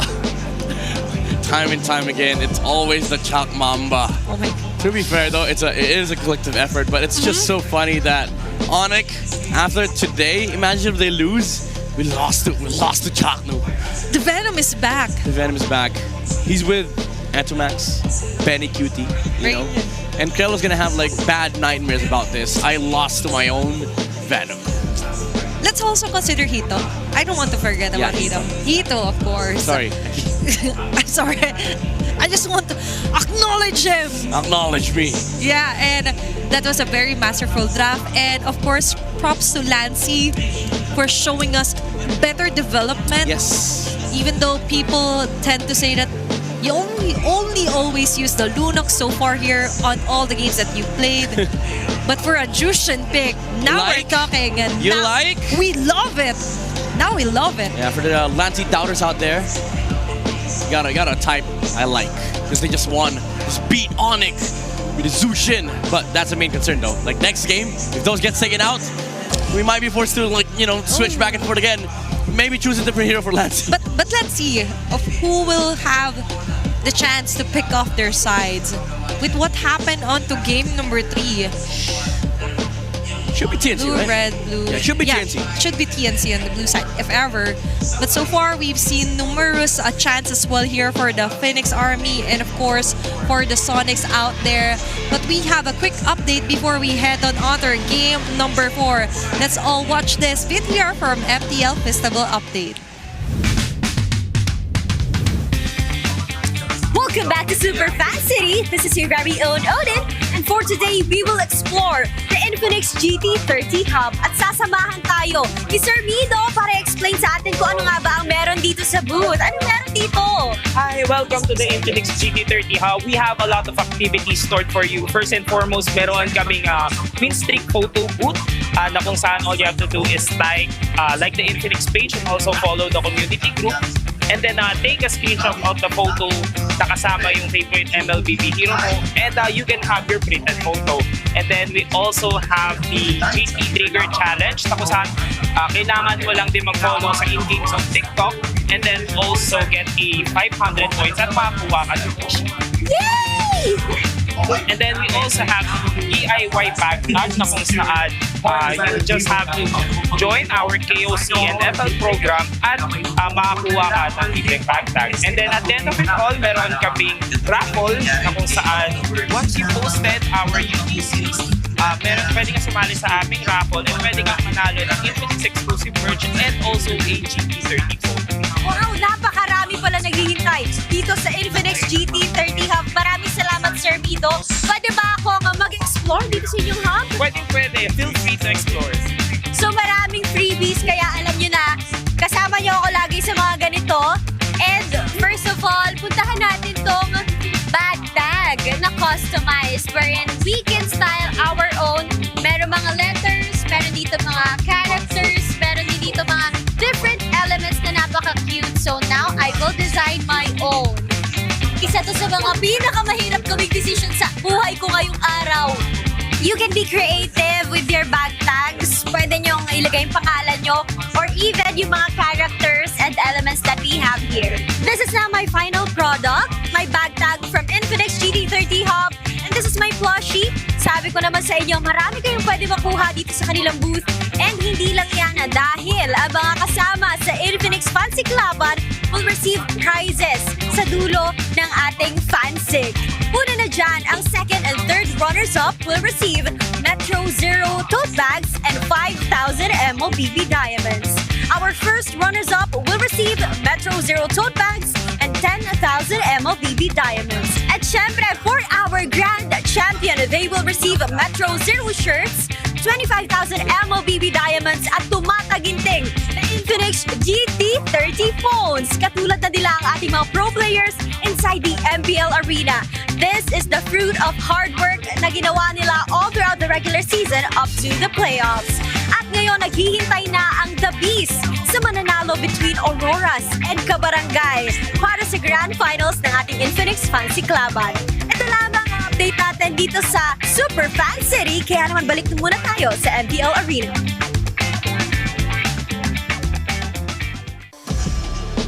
Very exciting prizes and merch awaits you when you visit our MPL Super Fan City. What a great effort and a refreshing sight to see our very own Odin touring us around on what we could do or what you could do if you watch here live at Cuneta Astrodome. Yeah, that's why you get your tickets, you go to the venue and enjoy the show, enjoy the festival, and enjoy the amazing MLB games. By the way, we're right. TNT goes first pick. And this is a lot scary for Onyx. Now that we've seen King Kong exposed, I swear to God, if they don't first face King Kong, we might just see our defending champions go out of the tournament. Let's see. Because right now, we're too focused on King Kong that we also have to consider that maybe now they will have the chance to actually let just one hero here for King Kong to pass through with the help of the red side here for Onyx Philippines. If ever. Because they're going to be on the first two picks. We'll see. Let's all check that out as we move on forward and get to know our game. And let's see on what our map will be moving forward here on to our game number 4. Honestly, I don't care about the map anymore. I just don't want to see a higher ban. I don't want to see a higher ban. I don't want to see a Yisenshin Lancelot ban on any side. Broken walls, the most neutral map, fair fighting ground for both sides, but TNT is first pick, so they do have the power to dictate how this draft will go. Let's see the bans. Okay. Okay. Oh my God. Thank you, Lord. The Lord in the game also helped, of course. Yeah, I mean both. Yep. And now for TNC Pro Team, they're allowing for the YSS and even Lancelot being picked midnight. I'm seeing you. Yeah, you go ban Lance. If you're on it, you ban Lance. If you're on it, you ban Lance. If TNC takes Hayabusa or any other else, you can just go back to Yisenshin, Gatot Gacha. What will they ban in this universe? It's going to be Hilda. So they're going wild. They're letting they're letting the Yisenshin, the Lancelot being opened up, even the Hayabusa, just so they can ensure that King Kong wouldn't be boxed out. I think if you're TNC, you take the Lance. Saita's been really, really good at the Lancelot. And Onyx, the sole reason why you remove Hilda is so that you can flex your jungle, and it also removes the flex factor coming out from TNC. So this is good for both sides. TNC, again, Lancelot is very, very good. And the response would be the Yisenshin Gatot for Onyx. Bottom line, just take the Lance. Just take the Lancelot. For TNC Pro Team. So Onyx Philippines will still have the option to get the Yisenshin. And then they are willing to let go with the Yisenshin. And now even the Arlot here, if ever Kirk will prioritize that. Gatot. There you go. Okay. So if you're TNT, you go Lunox.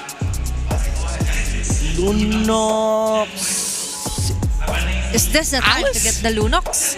I think Lunox Alice works here, honestly. Give me Alice. Just give me an Alice, honestly. They shouldn't let go of that, you're right. Yeah. Because there's still a possibility for it to be picked off here for Kirk. Although the Uranus is actually still open here for Onyx Philippines. But on this very nail-biting round, you would want more firepower here for a TNC Pro Team. Lancey, just get the Lunox. Yeah, just get a Lunox. You don't need to flex anything else unless they want a Valentina. It's valid. When I give the word. Oh, they steal the Khalid. Okay, we forgot this one, and Alice. I like this. I like this from TNC. It's still a flex. This Khalid could be played XP Rome Gold. Everywhere. That's super flex here for TNC Pro Team and very sustainable heroes here for the Alice and Khalid pick. Now for Onyx PH. What route do you go if you're Super Friends? I think they're going to pick off a Super Friends hero here. You need a mobility hero. I think Valentina's okay. Selena, not too bad.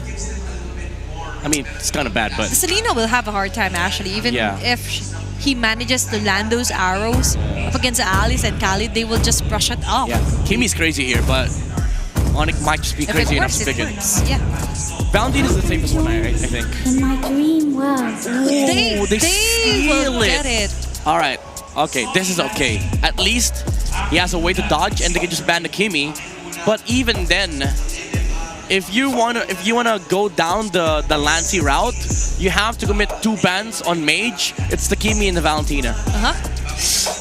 Kind of tricky here, if ever. Now, what we're not yet seeing here for Onyx PH is actually here for Kelra.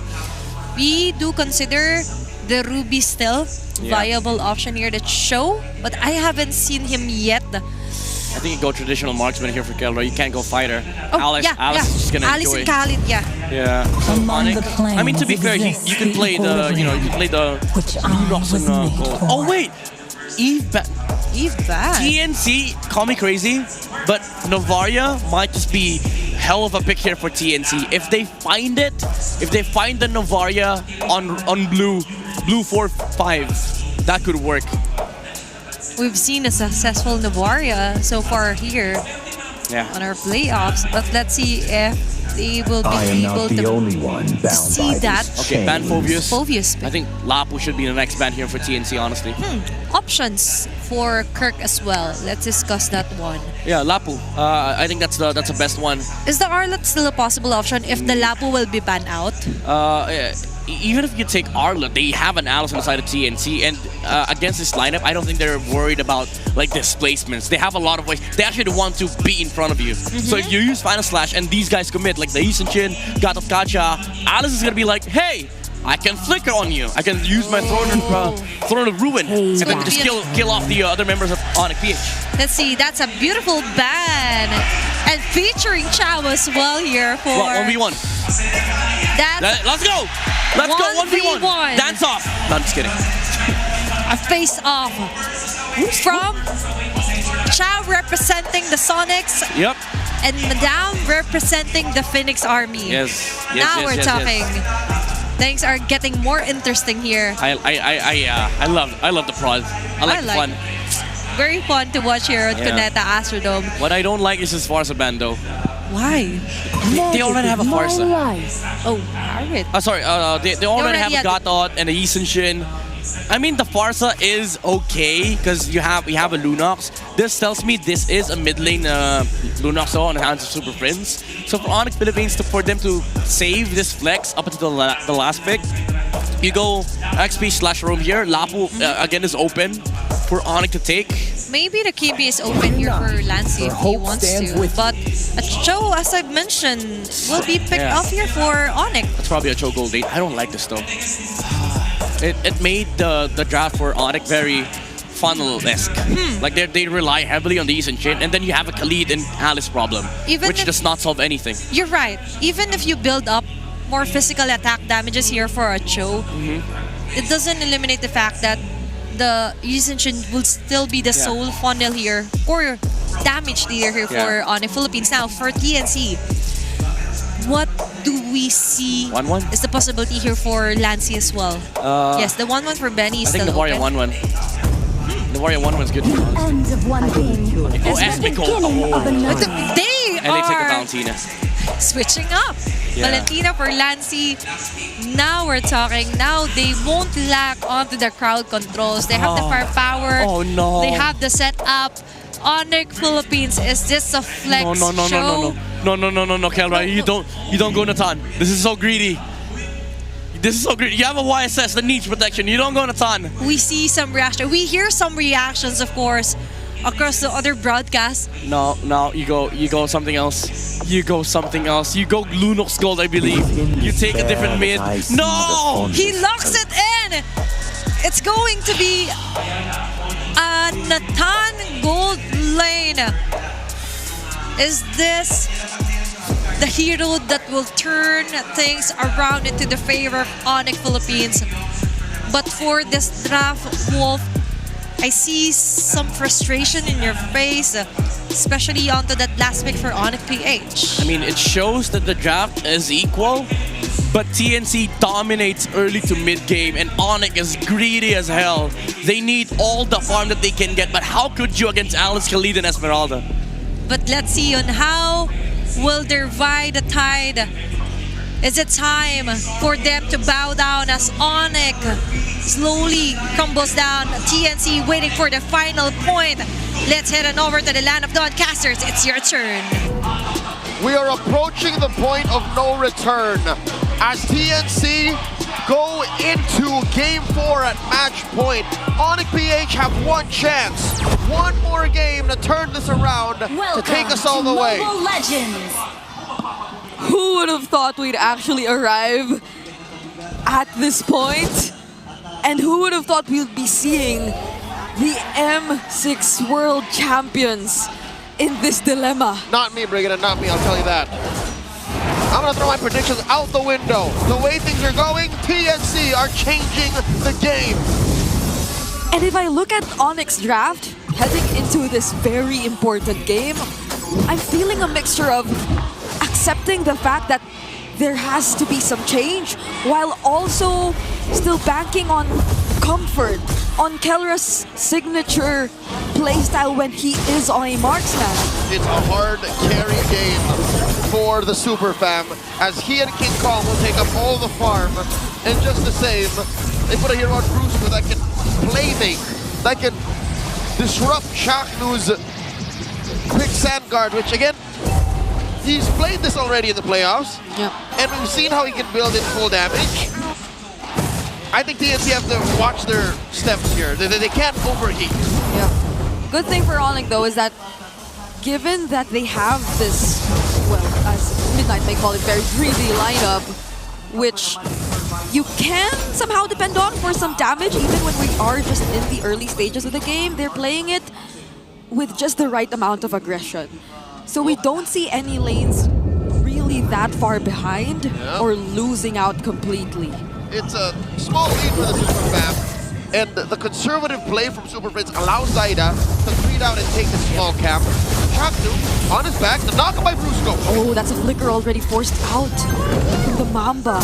So Onyx might have a slight upper hand here, but Kirk doesn't have his level 4 yet. There's a Mount Shocker, kick off them all. Turtle at half health. I'm so not used to it, got on in the EXP lane, but it is what it is. Right now, who will get the turtle? It's King Kong! A clutch knockup from Brusco, denying him that off cam, though Kelra goes down, and now Onyx are trying to look for more. They take down 3-Mar, but I can't imagine what happened down bottom. Yeah, no. Besides what happened in the turtle pit, very sad, TNC miss out. Moving on, that fight in the bottom, what was that? We missed out, we can only speculate, but Benny committed his flicker, Kelra did not, but a kill is a kill. Like, I would take Benny's position any day. It's an Esmeralda, so you would assume that Kelra should be keeping his distance, but I don't know if the flicker was just able to force his way through. That means Kelra overstayed. But then he has... Because you see, entropy is used up. To be fair, it did not cost him too much. It put him down maybe 200 gold. Up top though, Kirk! It's just very uncharacteristic of the gold standard. Oh but Chaknu! We did highlight Chaknu, but Onyx with the damage they have might just be enough. Kel right here with that half health. Click that entropy defensively. TNC signs of overheating. 3.5 minutes in, they may be forcing too much away from Onyx that it's costing them. Yeah. Chaknu might have to be a bit more careful in the rotations that he does, because in as much as you'd like to think that he's just doing it on his own and he's just gathering information for TNC, it's like Onyx are the ones following him. And it's not just them following Chaknu, it's them being able to poke him all the while they're doing that. That's right. Because they have ways to deal slow damage towards this Khalid. And the Khalid can play proactively. It's one of its main strengths. Rotate where I want to, fight where I want to, engage on who I want to. He's being very reactive. He's forced to be reactive. The push by Kelra, shredding through that gold lane shield. TNC, they're down 2,000 gold now, and forcing an AOG from Kirk. What's the plan here for TNC? How do they farm in a situation like this? Yeah, because so far everything's working out for Onyx. Their farm-heavy heroes are getting the farm that they need. Kirk trying to disrupt another knockup. Oh! Zaida doesn't get to use his retribution. He's the first one taken out from TNC. Brilliance already committed by Lancey. And they're forced to hug their mid lane tier 1, but Super Friends! He's the one on the Lunox this time, but look! It's the impure rage, Brock. Oh my lord, Lancey. He's still got that brilliance, but it was too little too late. TNC, they have to respect what Onyx is bringing. Yep. Folks, a gold lead across the board, roll for roll. Looking at the items now, this is not where you want to be at 5 minutes as a Lancelot. He is so underfarmed. Zaida is starving. It's not the Zaida we're used to seeing at all.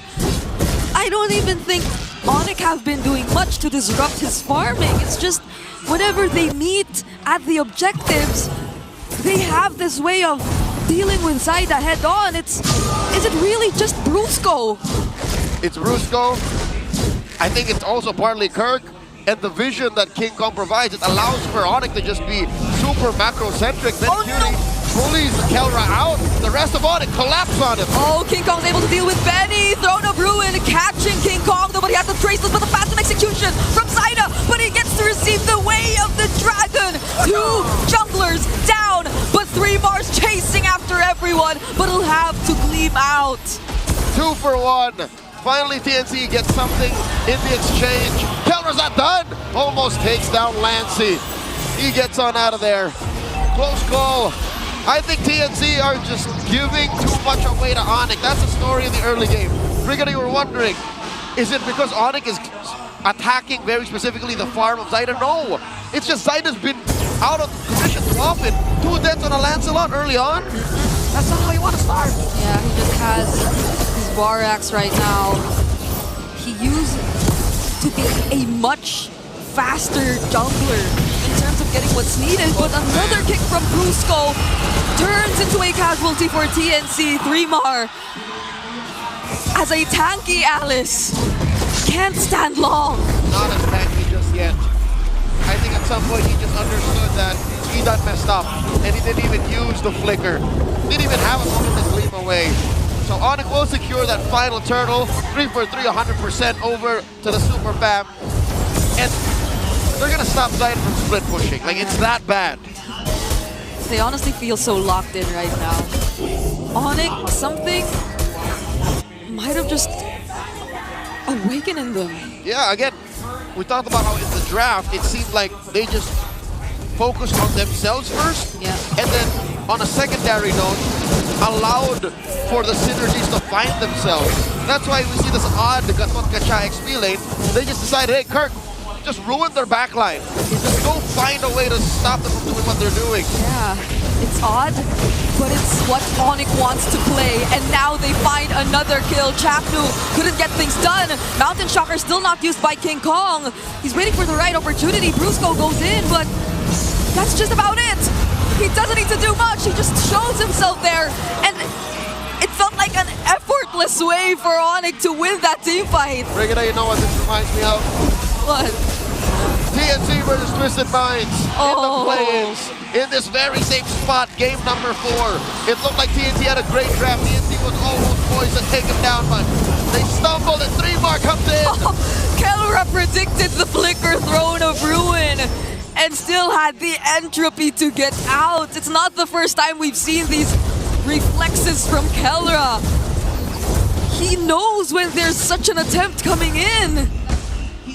That's what he did earlier with Lancey's Lunox while he was on the Ruby. He just found that perfect. I'm offended.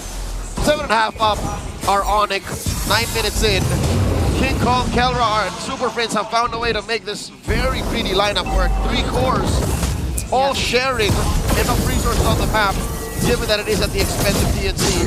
First door spawns in the upper quarter, and that's it. TNC have no outer turrets left. Right now, the most they've been able to do in terms of turrets was just damage the top lane tier 1. Another kick from Bruce! No! AOG helping secure the kill on Chaknu. The Mamba is a non-factor in Game 4. Blink and you'll miss it. Onyx, take the Lord. This is not favorable. Suddenly, a whole section of the Phoenix Army go quiet. Maybe Chaknu should not show himself alone anytime soon again. Brusco, without any hesitation, just goes for him when he sees him. To be fair, it is a delicate balance as a roamer, as a Khalid, to say, I'm not going to show myself, so we have more beneficial jumps. And also, I have to clear these bushes so my cores can farm. Like, where do you put yourself if you're in the Mamba's shoes? It's a lose-lose. Such a struggle for the Mamba right now. We don't even get to see a successful raging sandstorm come in just yet. Maybe the most they could rely on is a counter-engage for Onyx attempts. But they're not risking it just yet. They're just trying to clear the base turrets. The Super Pepper in the base. Top and bottom have fallen. Mid follows through. Super Pep, Onyx, PH, they smell blood in the water. You could feel the micro decisions coming in.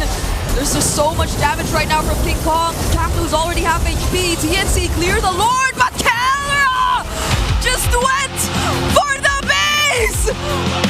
The drums of war beckon. The inevitable 5-game series we were gonna watch. TNC get stopped in the tracks. Onyx, take us all the way. You could see them, you could see the Sonics. They're saying that it's not over just yet. We're going to a game number 5. Let's go on over to Midnight and Athena to talk about what just happened.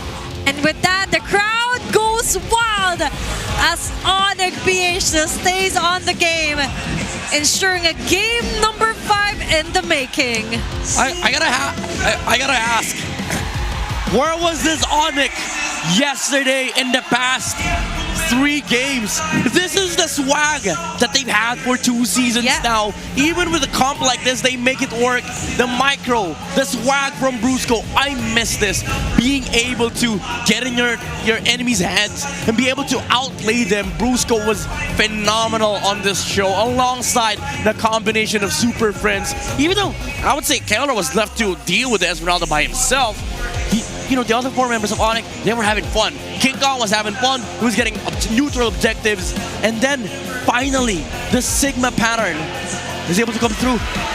And with that is the help of the Bruiser. Brusco, our Game 4 MVP. Getting those kicks in, ensuring a perfect setup here for Onyx. You see how laser-focused Onyx are. They don't even care about MVP. He didn't even realize it. They're straight discussing Game 5. They don't care. They were like, okay, Game 4, we're done. One last game.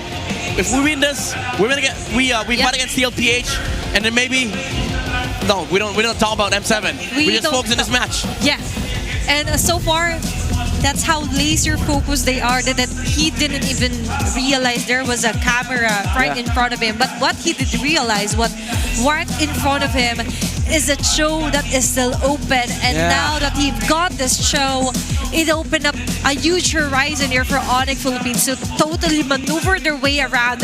Early game, let's take that lead. Early game, let's take those numbers in.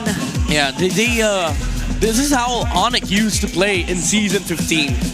It's a big throwback. This is how they were able to demolish other teams. Even Season 14, like the swag coming out from Brusco, and whenever they win first turtles, it's usually just game over because they just hold on to each other, they move around the map, they start from mid, they go to a side lane, and then they just take over, and TNC couldn't answer back. And the problem with this comp is that if you lose early game, you lose steam in the mid game, you essentially have no late game. That's why it feels like it's a stop. Even though Onyx, they still need time to farm. The late game just came much faster because the resources that they're taking, it's not just the creeps, but it's also the bounties on the heroes' heads. They have the freedom to choose. and they chose right here onto their targets. Without Shaknu, 10 minutes. so much damage to juggle with the remaining 4 players here for TNC Pro Team. Fast game here for Onyx Philippines. And then it's a lightning fast here for their game, and even so midnight looking at the post-game stats as well here for TNC. Yeah, it's the jitters from TNC. They feel like, you know, their bloods are pumping, but when the important fight came around, first Earl, I'm gonna use this word, they choked the first Earl. Even Chakno choked one Raging Sandstorm on the bottom side, and Onyx capitalized. These mistakes could not be happening. It's a lower bracket semi-finals, and one loss means you're out of the tournament. TNC, they need to keep their nerves together. They need to stay calm. They need to reset, because this was a game they should have won. They had the right tools. They had the mid-game spike. They had a better team fighting comp, but it just didn't work. There's another phrase to that. They were choked by Onyx Philippines. Yeah, that too. That is so hard to breathe. Goes hand in hand. Yep. And it's so hard to go outside of your TNC Pro Team. Yeah, you have the Khalid. Yeah, you have the Alice. But what can you do if he dies continuously year round or round? And even Super Fins had a great time with this Lunox being snatched out, like snatching a candy out of a toddler's hand here against Lancey. He was like, Lancey, this is what you've been feeling, huh? This is why you keep picking up the Lunox. Straight 5 games against Aurora. This is the Lunox hype train, and Super Friends is on it. 49,000 damage on the Lunox. Every setup, every stun that Onyx lands gets met by Poke, the Chaos Darkening, and TNT. The thing is, even if they fight back, you see a lot of like re-engage coming out from Onyx, refocusing on the target. Brusco keeps going against Zaida, and the Lancelot was not able to play the skirmishes even. The baits as well on the Jeet Condos just to force out those stone rows. Yep. It's what allowed Onyx to just have this massive lead in these fights. It's not about the economy, it's not about the heroes, the hero comps, but it's all about forcing the enemies to waste skills and spells, and then just, you know, resetting and then fighting again. Because you've mentioned that their third game was a bit too chaotic. So now they've established order under chaos. Yeah. They use it to their advantage, and now looking at their big 4 titles, understandable, the sandbag will be Chaknu, as he's continuously being hunted down with the rest of Onyx, and our BPI rich guy would also be King Kong from the side of Onyx Philippines. And the carry, as I mentioned, had a great time here. Super Friends with the most damage dealt. No threat. Order of Brilliance, such a nice skill. That's why he's been able to like just stand on the front lines against these, you know, amazing skirmishers. And King Kong as well being proactive in this map. This is what we need from the Sigma jungler, you know? This is what we want for Onyx Philippines. The rotations in the mid, going out of the mid lane to go to the side lane. Man, I'm so excited for game number 5. This now turned into an Onyx favored match because somebody woke up in Onyx. And now, survival mode is activated for Onyx Philippines. And you know what? When you're in the jungle, you know how to hunt, you know how to improvise, and you definitely know how to survive. And that is exactly what Onyx Philippines did. And even King Kong standing up to what is true. They want to stay, and the way to stay is to win another game versus TNC Pro Team. To do no further onto what happened and went down onto that game, let's head on over to Wolf to discuss our game number 4. Showtime, Onyx ang hinahanap ng mga fans ng mga Sonics, at ito yung ibinigay nila. Yung mga antics na nakikita natin sa Onyx Philippines nung kanilang prime, ito yung kailangan natin makita. Enough of the fighter, of the double fighter setup, enough of the slow plays. This time, kailangan maging aggressive ng Onyx Philippines, at sinimulan yan syempre ni Brusco with this Way of the Dragon into the flicker play para naman makakuha agad ng advantage, followed up by the next turtle fight. So imagine nyo kung gaano kaaktibo ang mga members dito ng Onyx Philippines. In just a span of a minute, makagawa sila ng back-to-back plays na hindi talaga makakahinga ang TNC. Itatry ng TNC na kumuha ng sneaky na turtle fight, ngunit hindi man lang sila makakabuo ng kanilang box dahil ganito kabilis mag-react yung mga members ng Onyx Philippines. isama mo na dyan yung sipa mula doon kay Brusco na tinarget yung Lancelot at tuloy-tuloy na nga sila nakakuha ng kills. Ang pinakahuli pa dito, etong si Super Fritz, abante dito sa laban, nakahanap pa ng kill doon sa kanyang katapat na Valentina. Ganon kabilis. Imagine nyo, mula sa 3 minutes 13, merong isang sipa na may kasamang flicker play doon si Brusco. Afterwards, nag-clear lang sila saglit. Nilabanan sa turtle yung TNC. Hindi talaga nila pinayaang makakilos dito ang Phoenix Army, kaya naman sila'y nakakuha ng advantage sa larong ito. I think that this is gonna be the theme sa upcoming game number 5. Mababalik ang site selection sa Onyx Philippines. It is recommended that they take the first pick. Pero kung ganito ang gagawin nilang klase ng draft order, kung saan bigla silang magsuswing ng isang Cho doon sa kanilang room, tapos kukuha sila ng marksman, mukhang ito yung pwedeng advantage ng red side. At the same time, kapag ibinalik ng Onyx Philippines yung ganitong klaseng kabilis na playstyle, makakounter nila yung relatively slower na playstyle ng TNC. TNC likes to set up. TNC gusto nilang medyo mas mabagal, naghihintay ng tamang openings for the perfect box scenario that eventually will give them the advantage. TNC nagtitiwala sila dun sa kanilang laning prowess. Tingnan natin kung makikita natin yan sa game number 5. Let's look at this game. Back to the panel. Thank you so much, Wolf, for dissecting that game number 4. Wonderful explanation as well onto the antics of Onyx Philippines. They didn't just wait for the timing, they created one. Yeah, no hesitation. That's what I really love to see from Onyx Philippines. Again, season 14, season 15. Heck, even the world saw that in M6. They see a play, they just go for it. And now we finally see their truest form and recap for our previous drafts here. So far, for the first 2 games, blue side wins. For the third and fourth, red side wins. I'm gonna be honest though, there are 3 games that CNC won the draft out of all 4 games. Considering, even counting the last game, I still think TNC won that draft. But now, what was right? Priority goes back to Onyx Philippines, and they should take blue because now they get to dictate the draft. There's no assassin, bans, and no 3 jungle bans. Enough of those. Enough of those. No jungle shenanigans, and also just ban the U zone. Don't leave it open. And so far for TNC Pro Team, they also have to somewhat consider nurturing the hero here. I'm finding a more right term here for a hero for Lancy. Protect the Lunox at all costs. Oh, okay. Like, get the Lunox at all costs, and then the rest might as well just adjust. But looking here onto Alice Project Next Expeline here is in week number 8.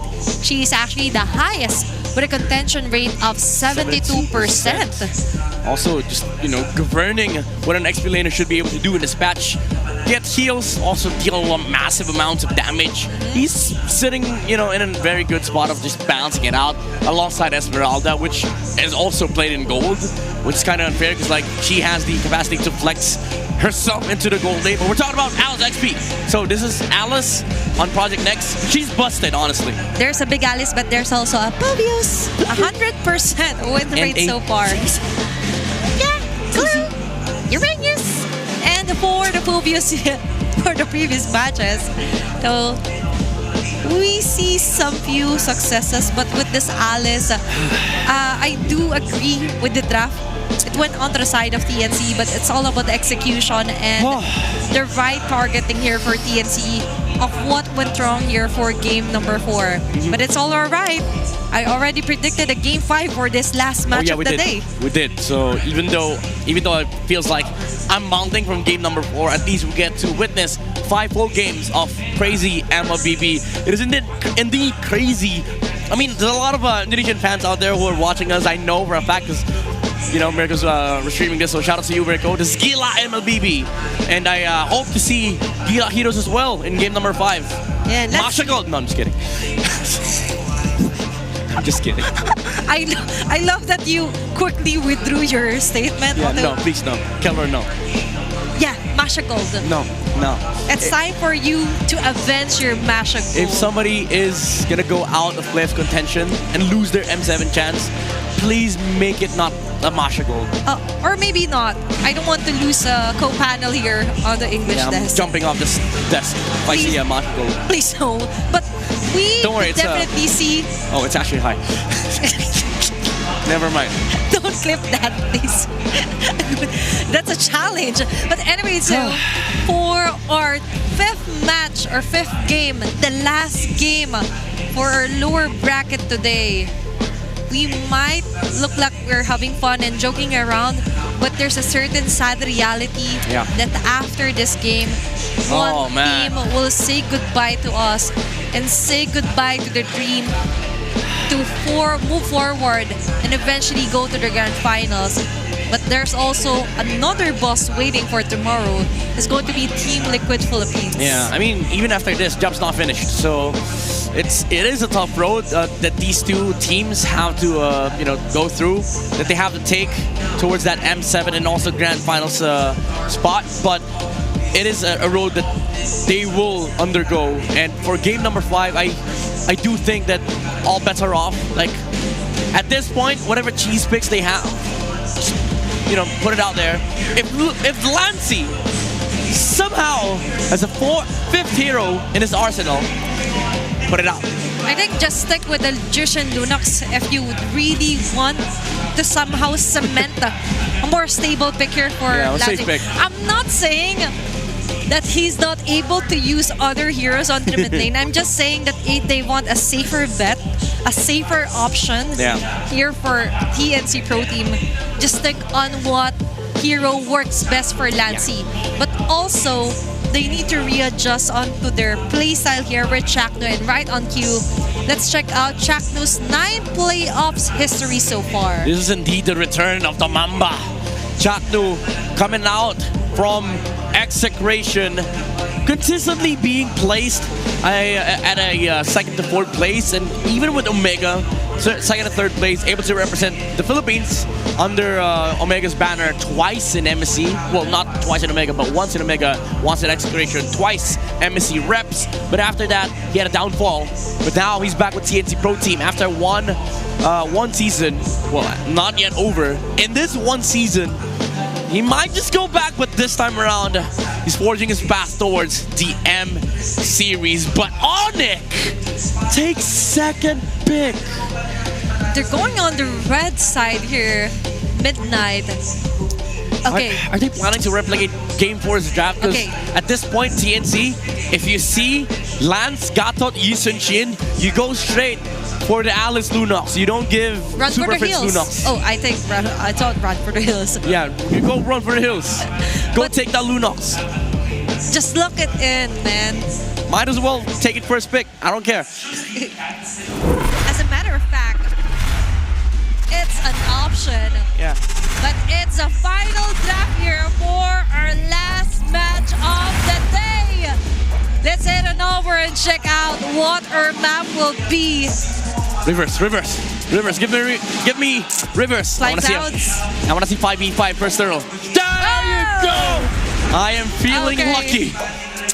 Now, finally we see the Rivers and a 50-50 for both of them. It's an even match in terms of win rate. Oh my. All right. The perfect map to end the game. Okay. I like this. Perfect draft 2. No Zushin, no Kalea, no Fanny, no Yuzong, no CC. Now, Onyx, Banda Hilda, there you go. Remove the flex. TNT, Yisun Shin is open. If you want to take it, you can take it. You can also take the lands. What if? Force the Yisun Shin Gatot. There you go. Yeah. Same set. Just take the Lunox, blue 2, blue 3. Is that the plan here for Onyx Philippines? Now they let it go. Gatot catch and Yisun Shin. Alice, Lunox. Alice, Lunox. Lancey, game 5. Come on, brother. Come on. Okay, grab. That's good. That's good. Lunox. Because if not, Lunox. Oh! All right. The world is celebrating. Highest MMR of Lunox in MPL Philippines Season 16. Red 3 though, Valentina is a good option. By the way, I'm not rooting for any team. I'm just rooting for the Lunox. Yeah, no, we're rooting for game 5. We're rooting for cinema. We're rooting for a better gameplay here for Lansing, giving his one of his best picks here for this season, for this playoffs. It's like what they say. If you go out with guns blazing. You can take the Lunox out of Lansing. But you cannot take Lansing out of Lunox. Yeah. Oh, Prince, go Valentina. It starts with the L, but right now. Valentina? Wow! A pick here for Onyx PH. Okay, it is one of his signature picks though. I would have loved to see a stolen Tectonic Charge though on the side of Onyx, but this Farsa is also sort of an answer against the Lunox. It is going to stop Lansing from playing aggressive in the front lines. Super Friends is like, you're shouting, you're too hyped up onto the Lunox of Lansing. You forget, I also have my signature Farsa here. Now, Hell is banned out midnight. Because they went with a Grok, so this is very obvious for Onyx Philippines. Choban removing Brusco's Cho and also the flex on the Gotcha. Now, I think it comes down to the battle of Arlets. Who gets Arlet, who gets Svovius, and who flexes Lapu Uranus? I think Onyx PH might get the chance to get the Arlet because they're going to be the first pick after this draft, right? But I don't think you want Arlet Red 4 because if you go Arlet Red 4, there's Phobius you're for letting 3 go. more. Yeah, you're letting go of the Phobius, right? Yeah. And the thing is, you also can't rush Phobius Red 4 because if you do that, then TNC just goes, Lapu, Esmeralda. For Benny. This land is our homeland. For Benny here. It will soon be your burial ground. Lapu ban. What's remaining here to ban out or eliminate from Kirk? I don't think you limit Kirk, you limit Kelra, honestly. Just remove the Povius all over. I think you remove Harith, honestly. Harith or Povius is the best option here. Yeah. If you're TNC Pro Team, but will they have the same thoughts as the same of us here on the panel? I hope so. If they don't ban the Harith, at least maybe they're prepared to pick up the Obsidia for Benny. Because these three, I mean, the Farsa is kind of okay against Obsidia, but it's still hard to hit the Dash right with the Phantom Shadow Mel, but they remove the Claude. Interesting choice. They're willing to part ways and to go up against a possible Povius, or you mentioned Obsidia, and Benny Cutie has seen some success with it. But now for Onyx PH, Kirk Hero. You can't rush Phobius. Is this the time for that? Yeah. You can't.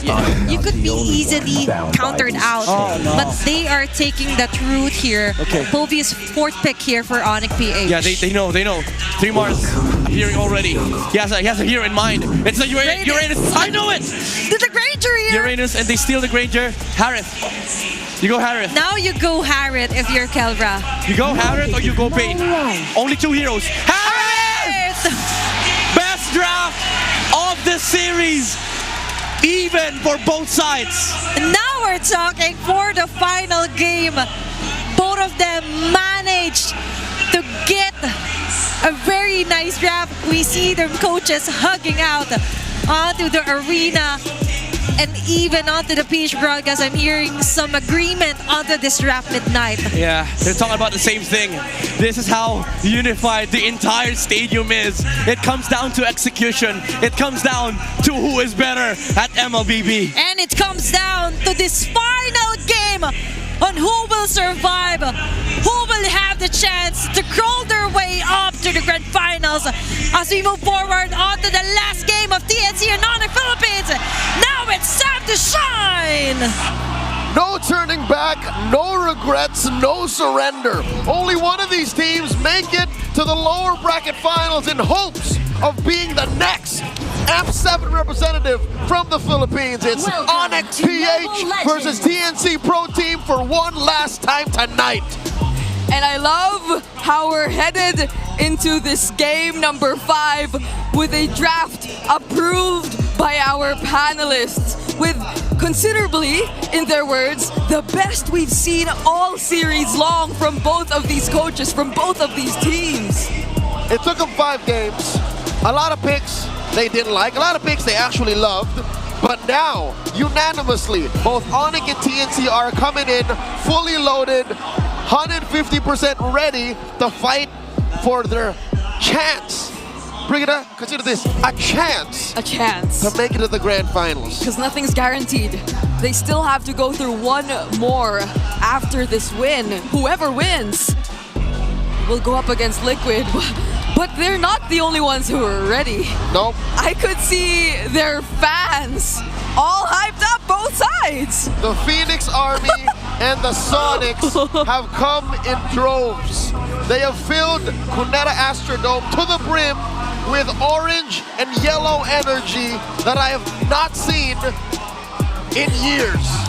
I'm loving it. Look at them. Just look at them. Every single time the camera pans towards either of these two teams' fans, they're either standing up, dancing, or being Sigma. Stardom young. Oh, wow. Look at this kid. 2-3. He believes that Onyx will take it. Oh, my But we got fans of TNC. You know what this reminds me of? What does it remind you of? Those TNC fans, they look like they've been fans for years. It's like they've been waiting for this moment for how many seasons long? The last time we've seen TNC this far, make it this far, was it that season 9? Our panelists mentioned it, but wow. Okay, that guy's from the Phoenix Army side. Quick translation, it says, we let him reach game 5 and they want to win the series. I like this, I like this. Waifu, Brusco's Paramore is not entertained. She's joining it. Oh my God. Why do they have... The Phoenix Army are ready to donate tissues. I'm not sure if that's tissue or wet wipes. For all the tears. That's not part of the two teams, but you know. All right, back to reality. Okay. Welcome to the land of Dawn. It all comes down to this. The winner goes on to the next stage. The loser says goodbye. It's an elimination on the line. We've said it in as early as game number 1, but now we're in game 5. We've made it this far, and this feels like a very comfortable draft for both of these teams. Those are the things we set in stone or set in place before we entered this game, and now we're finally in it. Of course, Lancey had to play his signature Lunox. Of course. 6-6, 12 games in total, going up against Kelra's Harris. By the way, was a final pick. It took a while, but this is some sort of homecoming. Yeah. Kelra picking the Harris, puts him in. Oh my God! Super Prince almost gets taken down. Woo, that was calculated for sure. He did not burn the flicker. He knew he would survive just through the wings by wings. But it still makes you so nervous. You know what's on the line for this game. A single mistake could lead to a small lead for the opponents. And if you give your opponents these little inches, they could walk away with a mile. Look at that, an early Mount Shocker. Here comes King Kong. Now that's a flicker from Prince. He can't escape Zaida. And Zaida had his eyes on him. No one could save Prince. No one could save Prince. He spent the flicker. And Zaida, the killer instinct on this young man. Chaknu staying in mid has put so much pressure on Onyx. Talk about a homecoming. This is a hero. He's played mid-season 16 after the rework on Brock, and he was one of the few to actually get a win on it. Chaknu on the Brock, helping lead Zaida to a first turtle secured. They're crowding the orange. King Kong can't farm. They're not happy with the turtle. Now they want to deny King Kong of his orange buff, but they might not force it anymore. All right, Zaida's holding on to that retribution. Onyx can't fight this. They don't have their level 4s just yet. Zaida steals it away. A flicker from 3mar. He'll try to walk to safety. Onyx tries to punish him. That's the Mountain Shocker. Oh my goodness! Off-cam kill from Lancey onto Prince. Lancey, with the help of Chaknu, kills Prince, but we saw 3mar flicker and yet still die. I'll tell you now, I think TNC are still in the lead. We're brawling right now. Everywhere is a fight. Everywhere is a brawl. But this is how TNC likes it. I'm not sure if Onyx feels the same. Constant fighting, no sense of safety. A Phoenix flash from any corner of the map. That's exactly what the first 3 minutes of this game was. Onyx feels very uncomfortable right now. You could feel it. You could see how desperately they need some breathing room for King Kong just to focus on farming, to catch up. And fortunately, he got a kill there on 3-Mar, because if not, I wonder how the lead would look like, because he's already trailing behind Zyda in terms of EXP. But at least that one kill helped him still stay a bit on track. That's right, at least an XP bar or a half closer to what Zyda's doing. You know what, I take it back. It's more than an XP bar. Zyda's still way ahead. Feather Airstrike starting it up.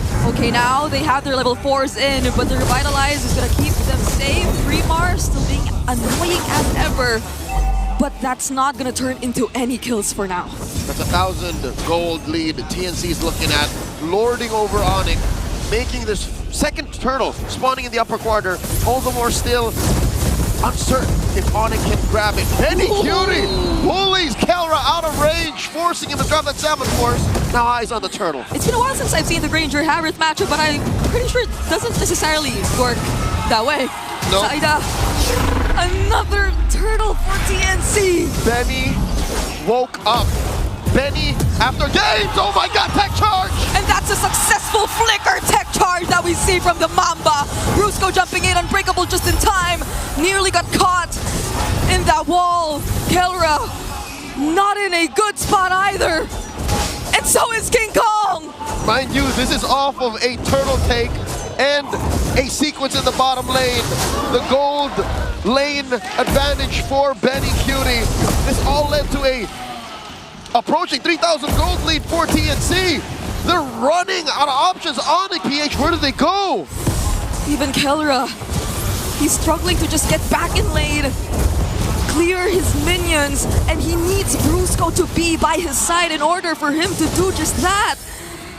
The pressure that TNC is able to provide right now is no joke. Onyx probably did not want this kind of grok from Chaknu, not in this moment, not in this game. Something had to give when you decide to go red. And on blue side, on the play, TNC, ever the proactive aggressor, takes it and now runs away with a 3,000 gold lead. Super Prince considering should he leave the lane. He's holding himself up in this brush.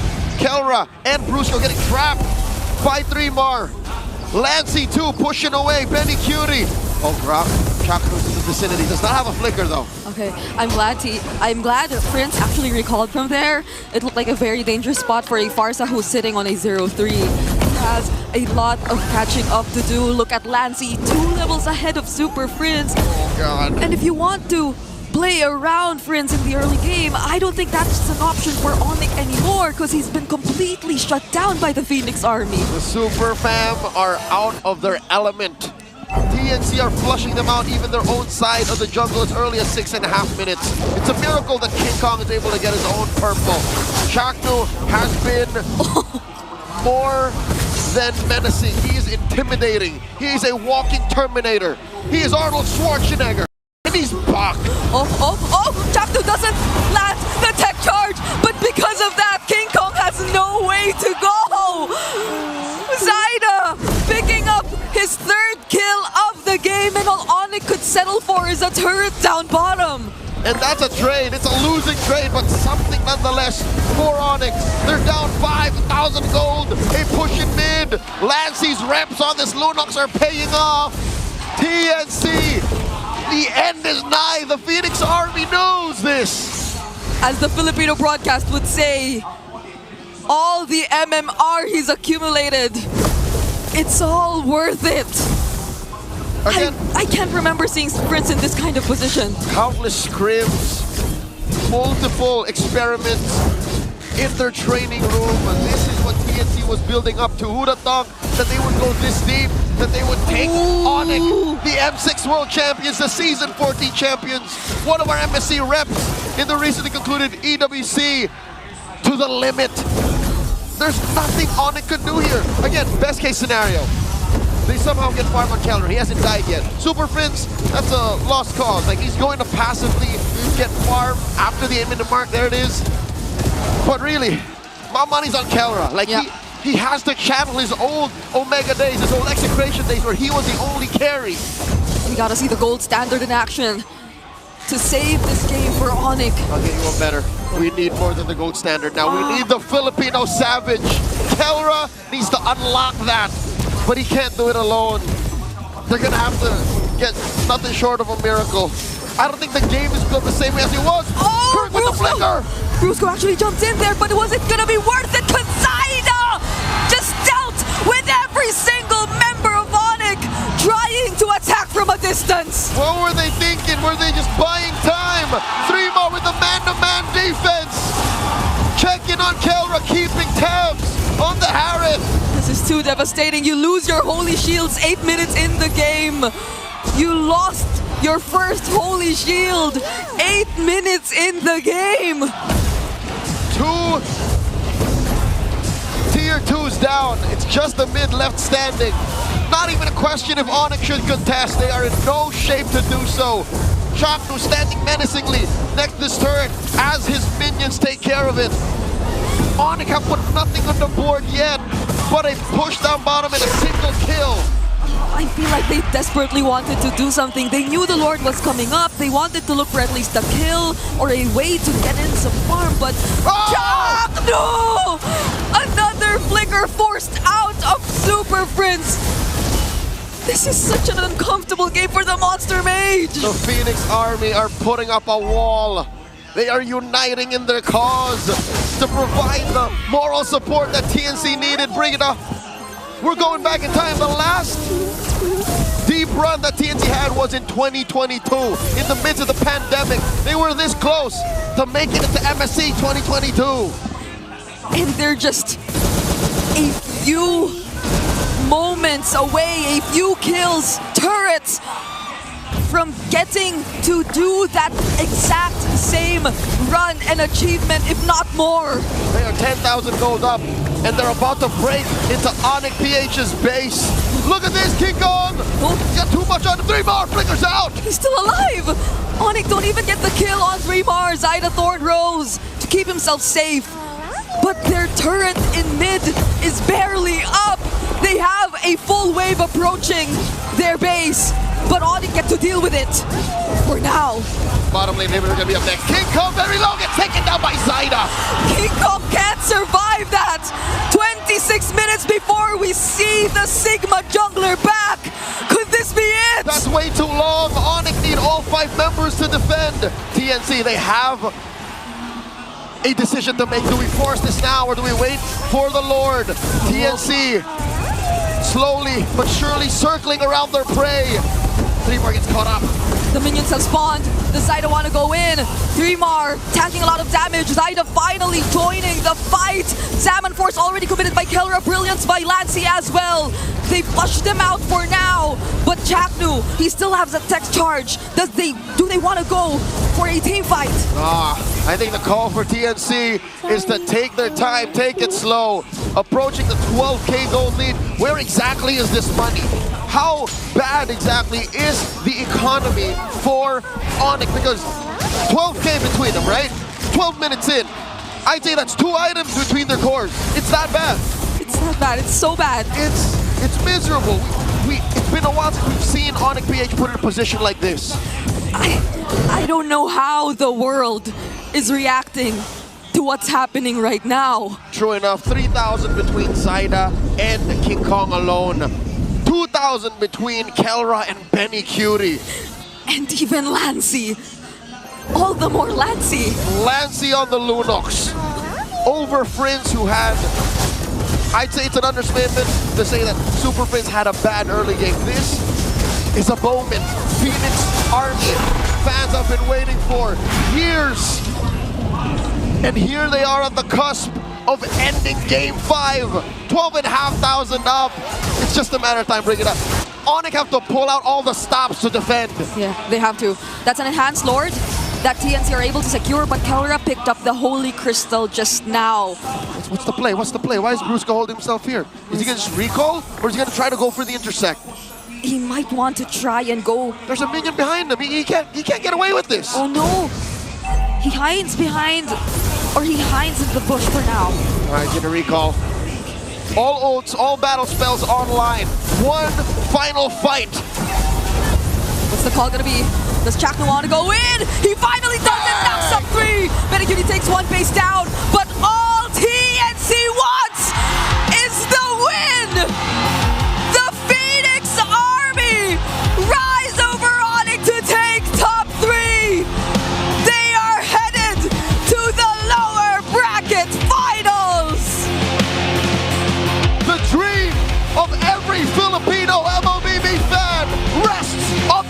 of the Phoenix. Just like the summer in 2022, TNC run deep into the playoffs.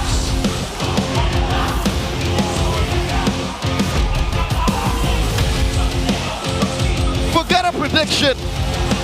TNT have burned it all to the ground. Look at them. Look at the first thing they do. Tears in their eyes. They can't believe what they've done. Brigida, they've eliminated Onyx PH. Onyx no longer get a shot at defending their title in the M Series. And TNC, they've accomplished this feat that no one would have ever thought possible. They changed the game, they tightened up their play, and they have dropped the Super Fam. The game has changed before our eyes, and Onyx PH are gonna have to take their bow. We'll never forget this night in Cuneta Astrodome. It's been Leo and Brigida, it's been a pleasure. Let's go to the stage with Onyx PH. Super Family, it was one hell of a series, but Onyx Philippines, unfortunately, their time is up in Season 16. Still commentations, napakarami ang nanood, Kelra. You've been going up against your former teammates. There's a lot of memories wrapping that up back when you were still in Omega. Chaknu, Etomax, they were really hugging you all throughout. What was the feeling like that you had to go up against them dito mismo sa sitwasyon na to? Unang-una malungkot kasi dito pa kami nagkatapat. Since gusto ko rin sila makasama, sana sa international kami magsama nila. Eto Max kasi syempre former teammate ko nga. Kaya panalo na lang nila para sa amin. That is the reminder for Kelra. King Kong, I know this is not the result that you've wanted, pero sigurado ko na manalo o matalo, the Sonics, the super fans, your community is there to back you up. Tama ba? They have confirmed that 100%. And from your heart, what is your message to every single super fan from Onyx Philippines that have supported you from day one? Sa lahat ng Sonics, thank you so much sa walang sawang suporta since day one. Pangako namin sa inyo na babalik kami next season na better versions ng bawat isa namin. Thank you so much. Champions Arena, please give it up once more for Onyx Philippines! You may now make your last walk of the season. It was quite an undeniable effort from the Super Family. Struggled, but still persevered. And now, their best finish since Season 9. Phoenix Rising, give it up for your winners, TNC Pro Team! Oh my goodness, what an effort. Zaida, Almira, I cannot process things right now. You go ahead. Zaida, you did a good job. Nasasabihan kang king of junglers ng mga casters. Ano ang masasabi mo? You are king of the King of junglers ng mga casters. Ano ang masasabi mo? Tingin mo ikaw na ba yun? King of the junglers. Do you accept that? Yung mga coaches ko yung dahilan kaya naging ganito yung performance ko ngayon. Tas pati sa mga kampi ko na rin, sa tiwala nilang binibigay sa akin. Alam mo, Zaida, absolute cinema ang lahat ng mga naging series nyo dito. 3 series in the playoffs, lahat dumating sa 5 games. Paano nyo nakokontrol to? Hindi ba kayo napapagod? Saan nyo hinuhugot yung lakas nyo para magpatuloy? Siguro, Chuck Mamba effect kasi andito sa amin si Bunak. And I think the Phoenix Army agrees. I'm gonna toss it over to Benny Cutie. Benny, congratulations. Tinanong ko si Kelra kanina, your former teammate. I know you, Chaknu, Etomax, there were some times na kayo talaga yung magkakasama, but now you had to go up against them. Pero sa susunod nyong laban, ang makakalaban mo naman ay yung mga dati mong kakampi sa Team Liquid Philippines. How are you feeling about that, or are you just happy that you made it here right now? Hello. Syempre super happy na makakatapat ko sila ngayon this time sa playoffs. And even though na hindi ako nakakaisa sa kanila sa regular season, gagawin namin yung best namin para matalo sila. And happy din ako kasi sila MSC champion, tapos sila rin yung defending champion ng MPL. Mira? For coach naman, tinalo nyo ang defending world champion! So sa tingin nyo ba matatawag kayong contenders for the Immortal Cup? Tingin ko naman sa pusong pinapakita namin sa playoffs, tingin ko, syempre, kakapat-dapat din naman kami kasi hindi rin talaga kami sumusuko Tsaka yung effort ng mga players ko, sobrang Never give up. From dark horses to now contenders. Coach, eto Max, this organization, TNC, they were waiting for this for such a long time. Napakaraming mga beses na nasa pinakaibaba kayo and you've experienced that.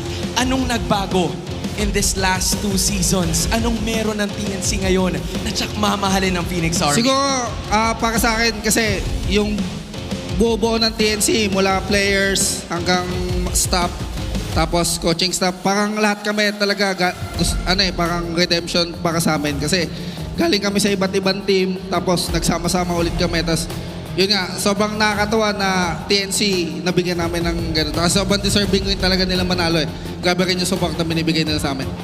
Coach Eto Max, maraming salamat. Almira, sisingit ko lang ng konti I think it's time that we give this man some props. Lancy, you deserve to hold the mic this time. There were so much criticism for you all over social media. Umabot sa punto na yung kailangan mong gamitin is Lunox lang.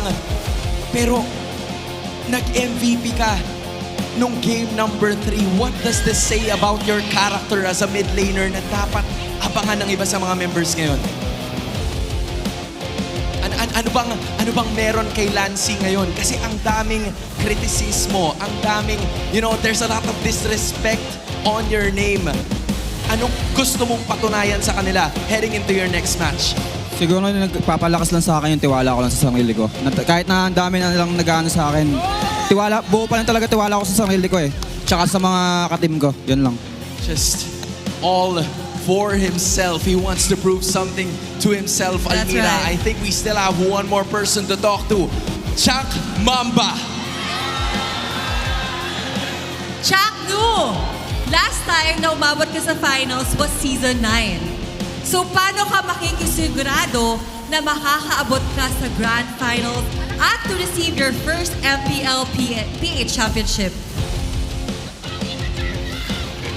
Ano? Hindi mawawala yun. Siyempre, pogi talaga si Chuck Nu. Chuck Nu, yung huling beses na nakarating ka sa finals was season 9. Ngayon, malapit ka na doon. Ano ang dapat nyong gawin? Ano ang kailangan naming makita sa Chuck Nu para makarating sa finals at maabot yung championship? Paano ka makikisiguro? Alam mo, Hindi. Naubos kasi yung sagot ko sa game ko kanina Kumbaga, bumawi na lang sa game. Alam mo, Chuck, ito ang hindi naubos. Ang suporta ng Phoenix Army. Chuck Nu, they were here with you. Sinusundan ka nila kahit saan ka man magpunta. Ano ang masasabi mo sa suporta and supporters of TNC? Yan, thank you sa lahat ng tao dito, pati sa Onyx, lahat. Pati yung cameraman. Thank you sa inyo. I love that! You love to see the charisma once more. Moving on to the next stage of the playoffs. Give it up for your winners, TNC Pro Team! Oh, Almira, what a day. What a series and what a time to be alive for MLBB. At ginulat talaga tayo ng TNC.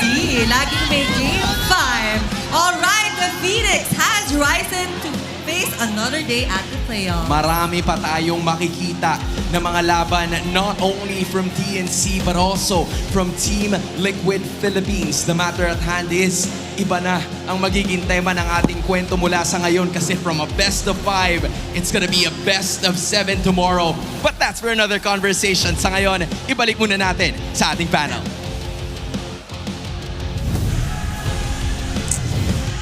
Absolute cinema for that last match.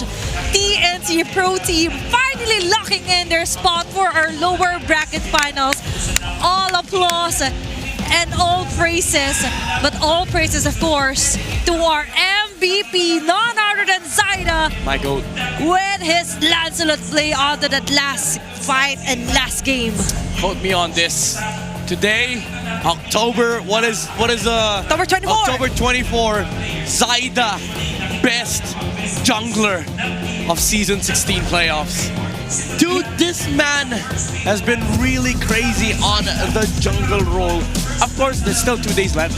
I'm saying this because as of today, in my list, he's the best jungler. He's been very consistent. Given games that are very hard, he still shows up. And given games that he can dominate, he fully just displays dominance and assumes confidence, even against Onyx. In this particular game, he was just dashing through so many stuff against Onyx, just making sure that the pressure was relentless from the Lancelot. And that's why there were a lot of available plays from all of the players on TNT. If I need to show one game to introduce Zaida to a new MPL fan, this is the game that I will be showing to showcase his skills. This is the perfect Zaida-coded game. The perfect balance of kills, objectives, and smart mechanics. Yeah, matter of fact, all game fights the TNT played in the playoffs, Zaida showed up. And it's not just Zaida who's, okay, he's a good jungler. No, it's the king of junglers in the playoffs that showed up, demolishing all these doubts that was cast upon him on regular season. Maybe the Lancelot, maybe the Joy, the Isenjin, the Fredrin. Hell, I still don't think the Joy was good, but you know, whatever is needed for Zaida, he just steps up. And I think the best thing happened to Zaida the moment that he stepped out of his comfort zone. He spread out his wings, able to conquer the world champions, locking in their spot towards his former teammates, former Team Liquid Philippines tomorrow. But that's another conversation for later. But looking at the post-game alone, Midnight, it's a total massacre here for TNC versus Onyx.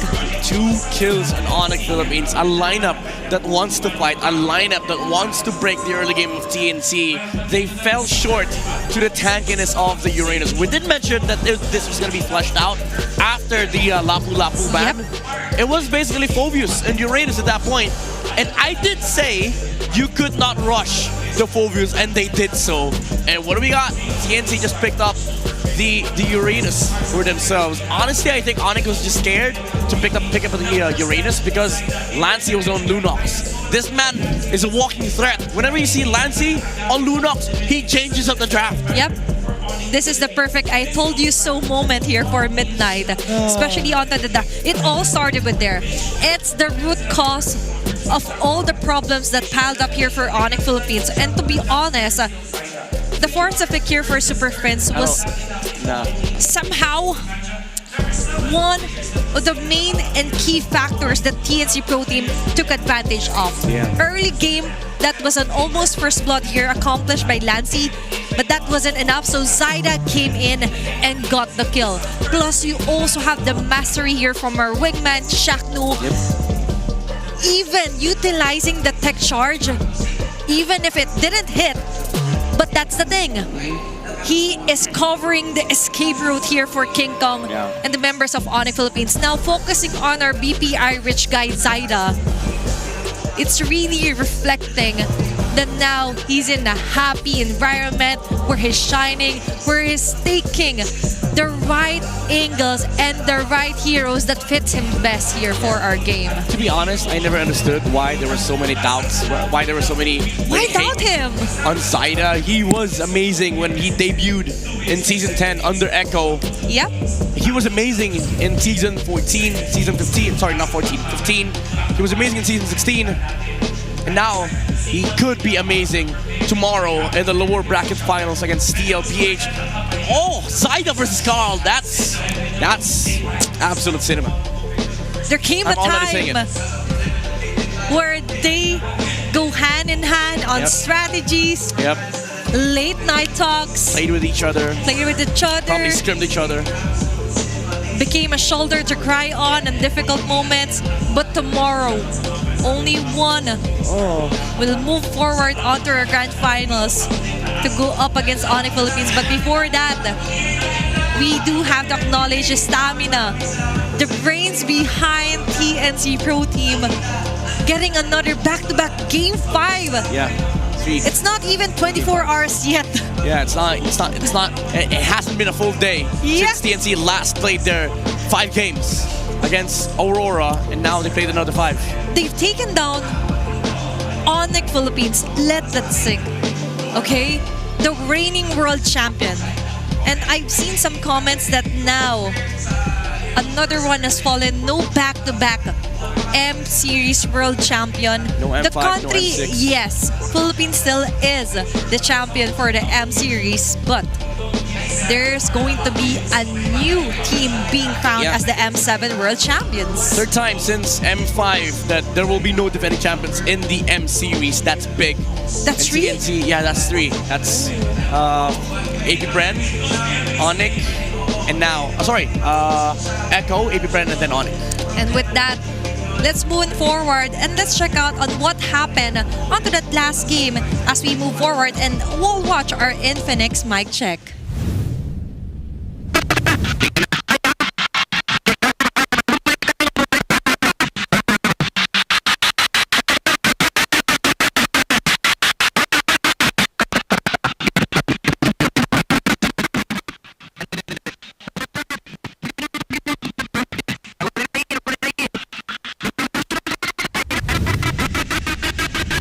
Very dominant shot calls here for TNC Pro Team, getting the last point, snatching it away from Onyx Philippines. Still can't believe that we're at this point. I woke up today, I was like, all right, TNC might win. Yep. I kind of see the possibility of TNC winning.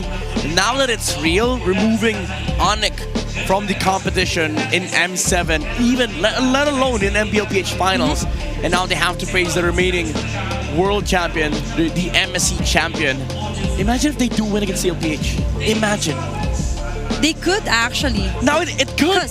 Because they also have their own language. Basing on our Infinix mic check, they understand each other. It's so hard to comsat onto a team like TNC Pro Team. Yeah. But kidding aside though, I do like that they're on the same wavelength. I'm observing their faces, their body language of course, but we would also be seeing our updated playoffs bracket now. The lower bracket finals has been locked and complete. It's a best of 7 matchup. Midnight TLPH and TNC will meet again. It's a fight of who gets louder and who gets prouder between TLPH and TNC. One is vying for the golden road after winning the MSC, but TNC, however, there's been 3 years since they last played for MSC, and now they're vying for the MPL Championship and the M Series campaign alongside Aurora. TNC Pro Team. I'm seeing a lot of I love you chat this earlier. Just one more. And they only need another series win to represent our country for Chakno to be able to go back on an international stage, on an M-World stage midnight. And they have the key to actually stop the golden road from happening. Yeah, and you know what's crazy? Like, I casted a title on TNC. This is the only team that can actually beat Aurora. I said that before playoffs. This is the only team that can actually win and break Rora's gameplay. TLPH, they got one off, but it's very obvious. Look at the previous match of Rora, 5 games. So I don't know if TNC manages to come through after TLPH. We never know. But it's not the only brackets that's so hot right now. We also have our updated Fancy Laban playoffs bracket. So far, the Bees are waiting on the championship finals, and this is actually the first time in a while that the Cavalry will not be able to defend their Fansik Laban title. Now it's up to the Barangay and Auroras to show us if they're worthy to be part of their finals here for Fansik Laban. Yeah, that's that match 6 will happen tomorrow, where we will know both the grand finalists for the main stage and also the playoffs here for Fansik Laban. I'm really excited for what's bound to happen tomorrow. Honestly, a lot of stuff will be going on in this venue. I am excited too. And it's going to be an exciting matchup, not only on the MPL stage, but also on our MPL Super Fan City. By the way, the Infinix Fansik Laban playoffs will be happening, and the MPL Festival champions will also receive the Infinix GT30 Metro Zero shirts and 25,000 diamonds. And for the first runner-up, they will receive the same Metro Zero shirts and Metro Zero tote bags and 10,000 diamonds, while the second and third runner-up will receive the tote bags and 5,000 diamonds. Now the prizes are looking good. Yeah, 5K I diamonds. wish I joined. You could have rolled with the diamonds that you have there for the Spire skin. Yeah, but so far, all of our teams now, we're down to the final 3. Aurora waiting on to the grand finals, and tomorrow for our lower bracket finals. One will survive and one will say goodbye. I'm sorry, that's a number 2. One will survive and one will say goodbye. Yeah. Don't clip that. One will fall. Don't worry. We got you. We got your theme. Don't worry. Thank you, Midnight. But that was it for our last match of the day. It has been fun to visit here on the panel desk here on the English, showcasing the Alamat Awards, and now getting our first M7 representative, and to finally getting and locking in our spots for our lower bracket finals. This has been Athena and Midnight, and to throw it over to our host to finally show us our reminders. After 3 days of beautiful MLBB, Aurora Gaming awaits in the grand finals. Congratulations to our first M7 representatives. We have 2 more days left in the playoffs. And tomorrow will be an intense best-of-7 match in the lower brackets. Whose dream will continue and who will fall out of the competition? We are steps closer to the conclusion of the season, inches away from finding our next MPL Philippines champion. Kaya magkita tayo ulit bukas para tunghayan ang lakas ng Pinas!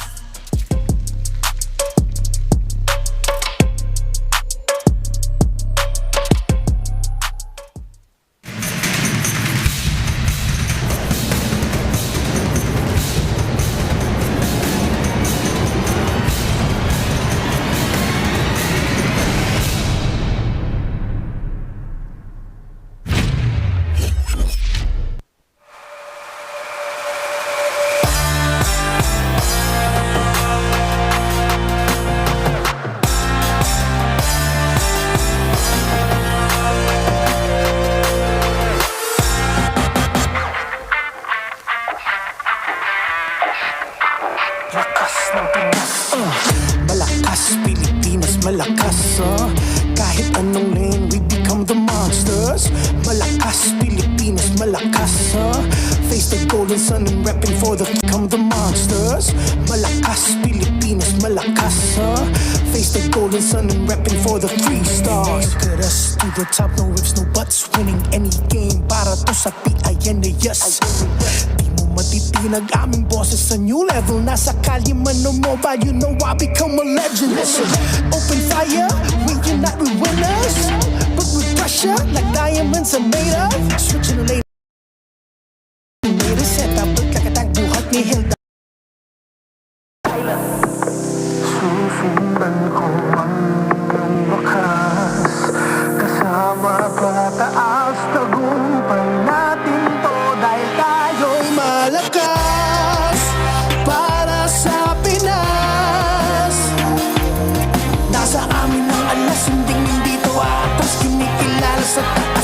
kami ang malakas para sa Pinas.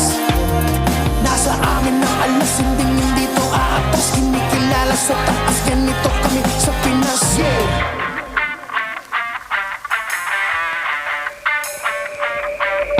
Laging MVP, no surrender, no retreat. Pag nagsama-sama, just imagine what we can achieve. Laging MVP, no surrender, no retreat. Giving 100 on my all, cause we just cannot be defeated. We are unstoppable, immune and invulnerable. Ready ang equipment, lahat frozen, mala, crowd control. Pakita on the jab, east to the southeast. Taas ang watawat, proud and loud, cause every enemy we devour.